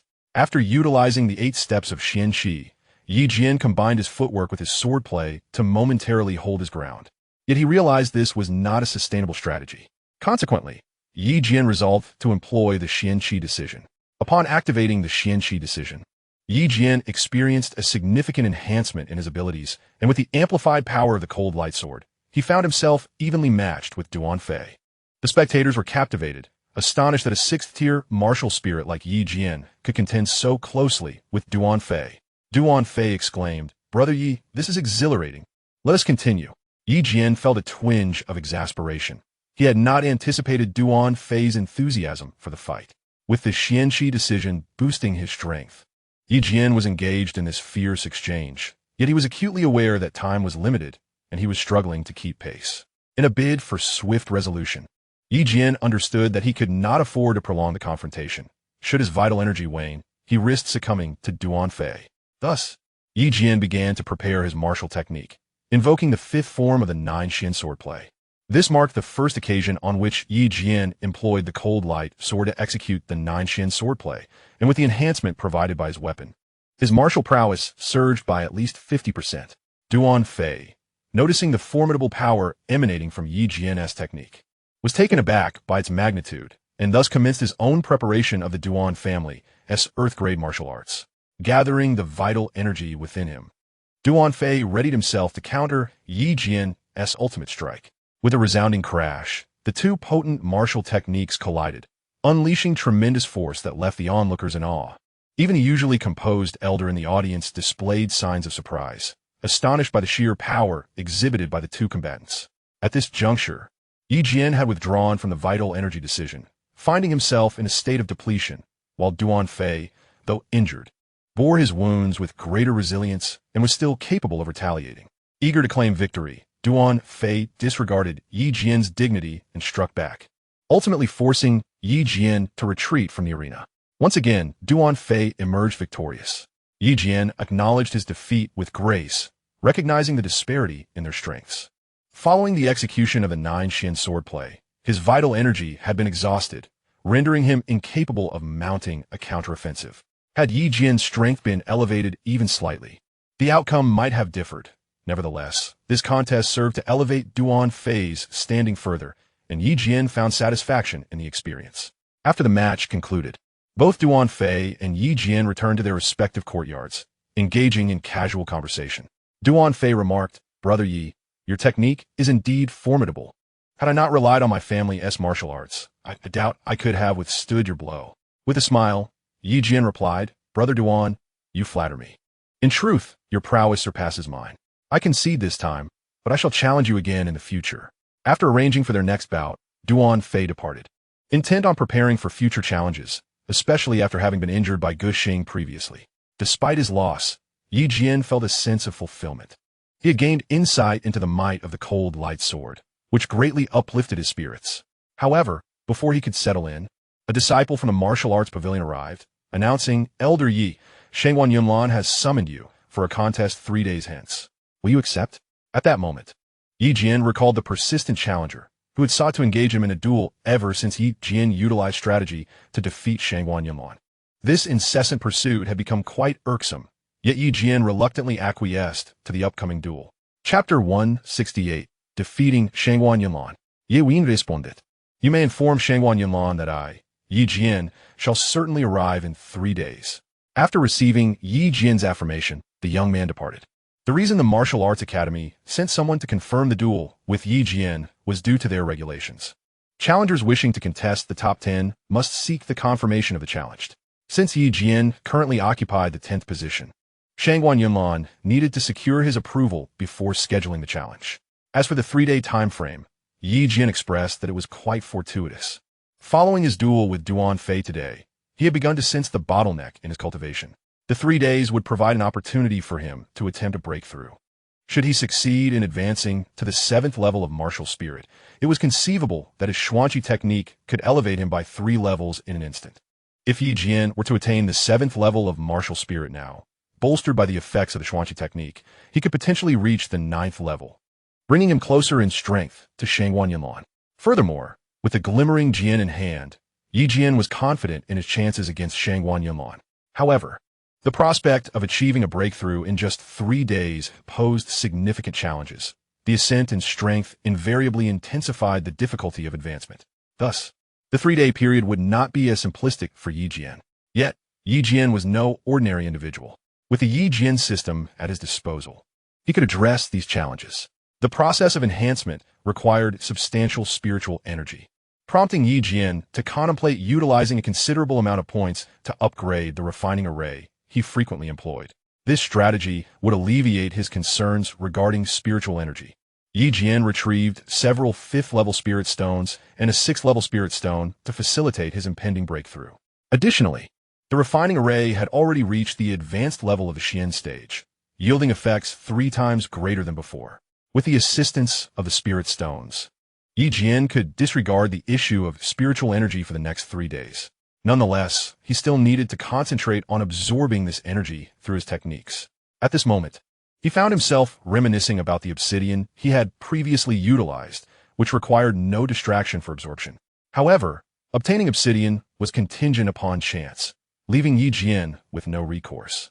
After securing the doors and windows, Jian exchanged a few words with Li Tian before commencing his seclusion within the confines of his abode, intent on achieving a breakthrough to the 7th level of martial spirit within the allotted 3 days.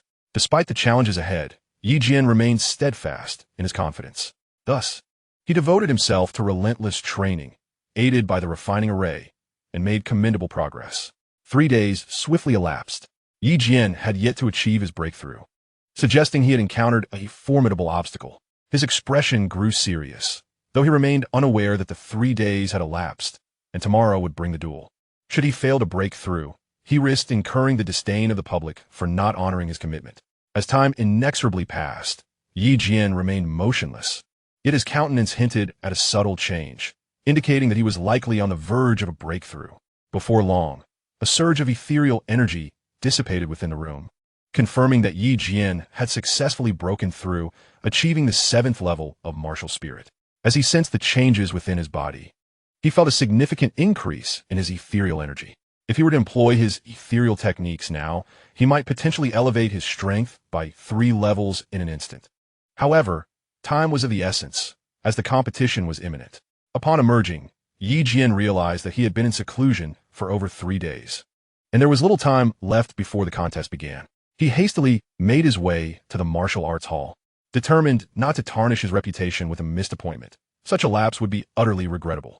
Inside the martial arts hall, just as the crowd gathered at the front of the stage was about to disperse, Shangguan Yunlan wore a dark and fearsome expression. Yet, as everyone prepared to leave, Jian arrived. With a playful tone, he addressed the gathering. "My esteemed guests, and Miss Shangguan, I apologize for my delay, but fortunately, I am not too late." Upon seeing Jian finally arrive, Shangguan Yunlan's demeanor shifted. Had he failed to show up, it would have been a considerable embarrassment for her. After all, this competition had been initiated at her invitation, and Jian's absence would reflect poorly on her. Initially, she had resigned herself to disappointment, but Jian's timely arrival greatly lifted her spirits. Without further ado, the two ascended the stage to commence their duel. Shangguan Yunlan remarked incredulously, "I thought you, Elder Jian, might shy away from a direct confrontation with me." Jian replied, "Miss Shangguan, you jest.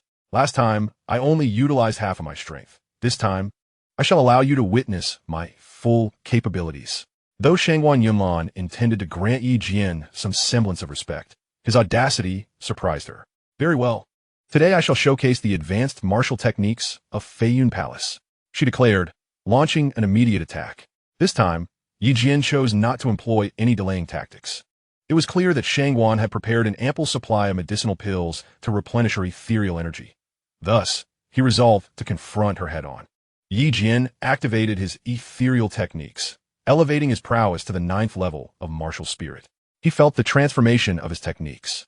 It was no longer merely an increase of 2 levels, but rather a significant enhancement beyond that. Consequently, Jian found himself slightly stronger than Shangguan Yunlan.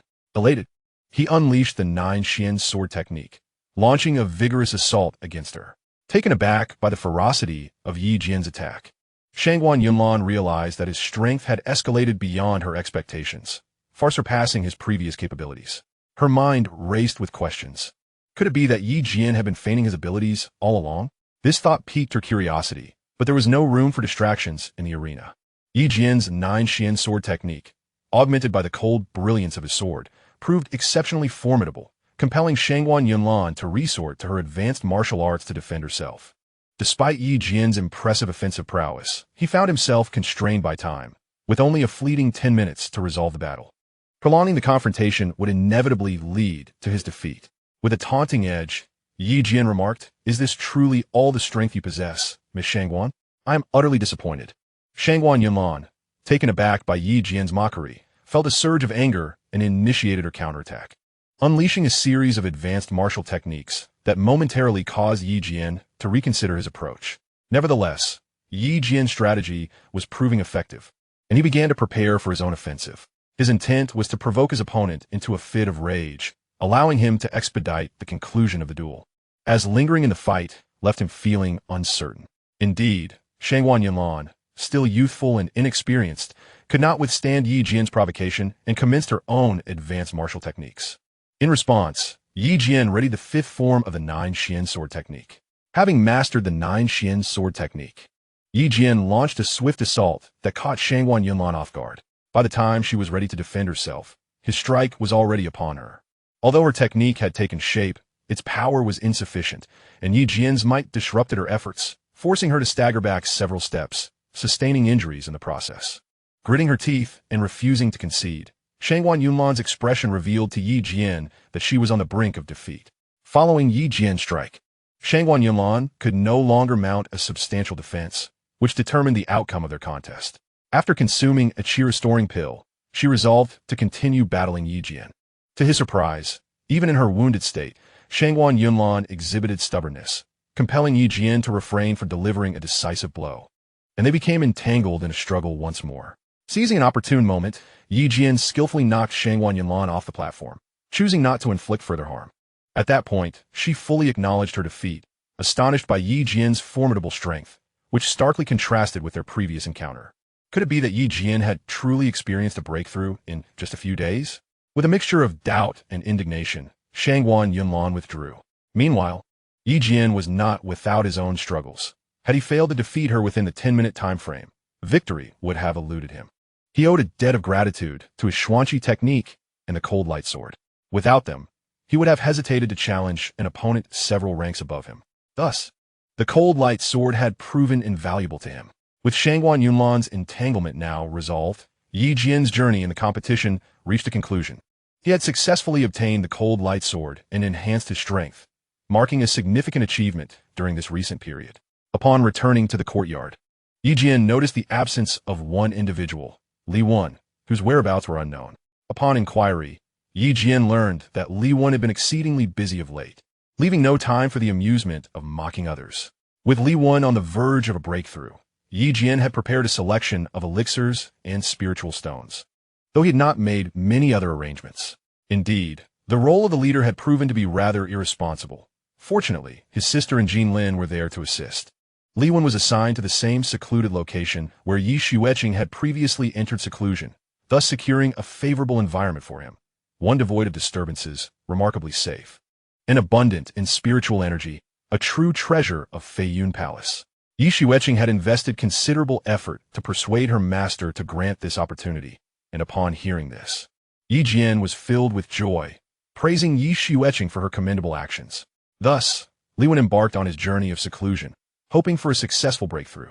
In the following days, Yi Jian enjoyed a remarkably leisurely existence, spending his time sparring with a few companions in the courtyard, engaging in light conversation, and sipping tea, a period of tranquility that could be deemed a much-needed respite.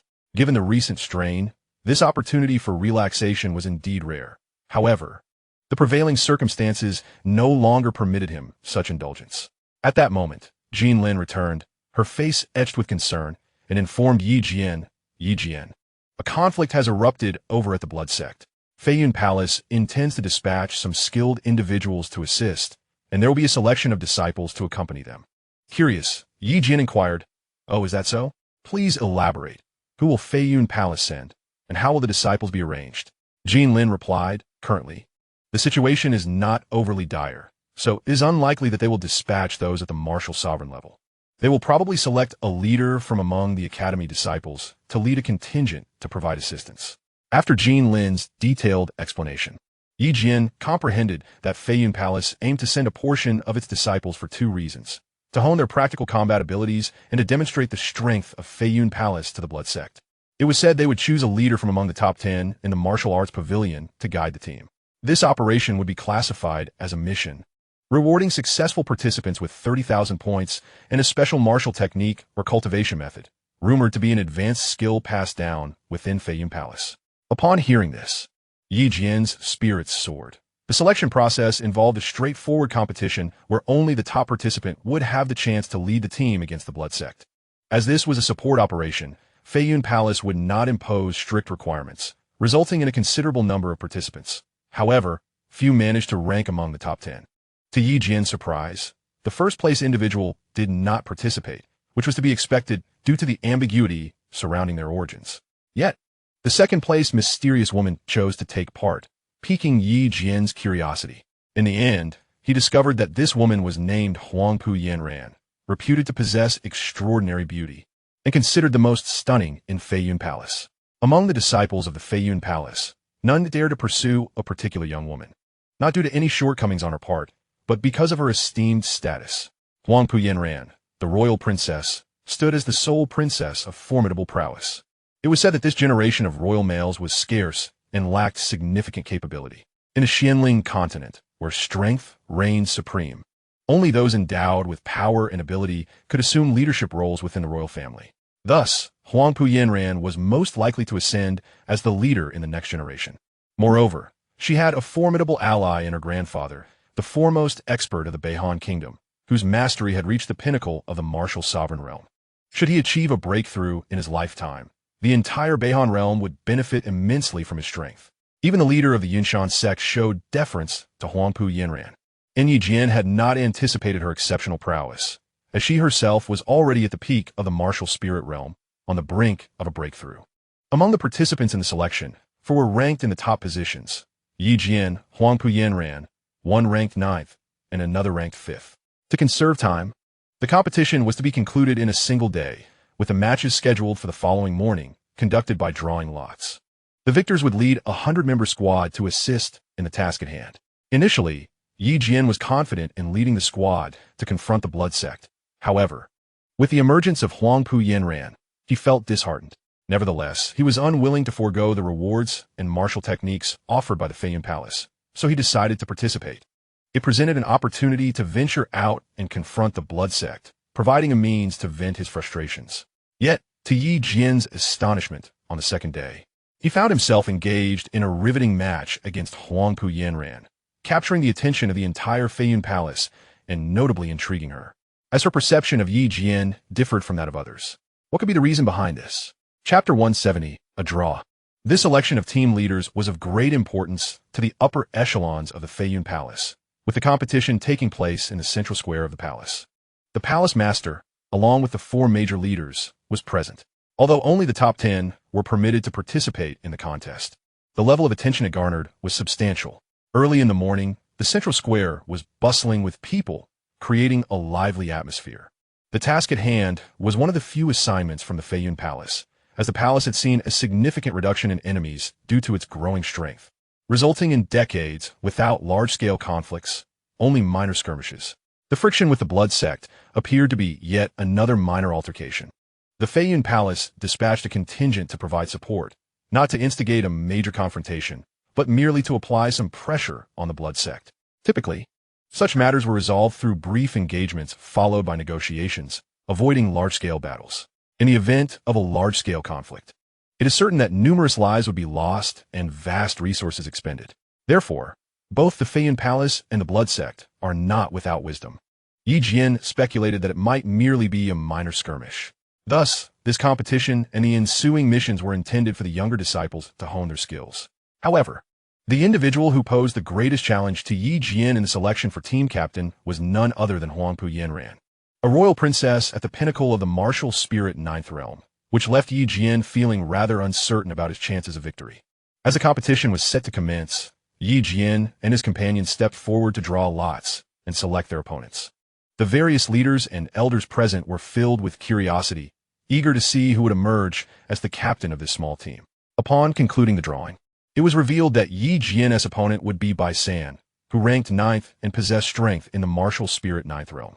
This was the same Bai San who had previously feigned defeat against Duan Fei. Yi Jian believed he could handle him. Duan Fei, due to familial and personal reasons, had opted not to participate in this competition, leaving only 4 contestants.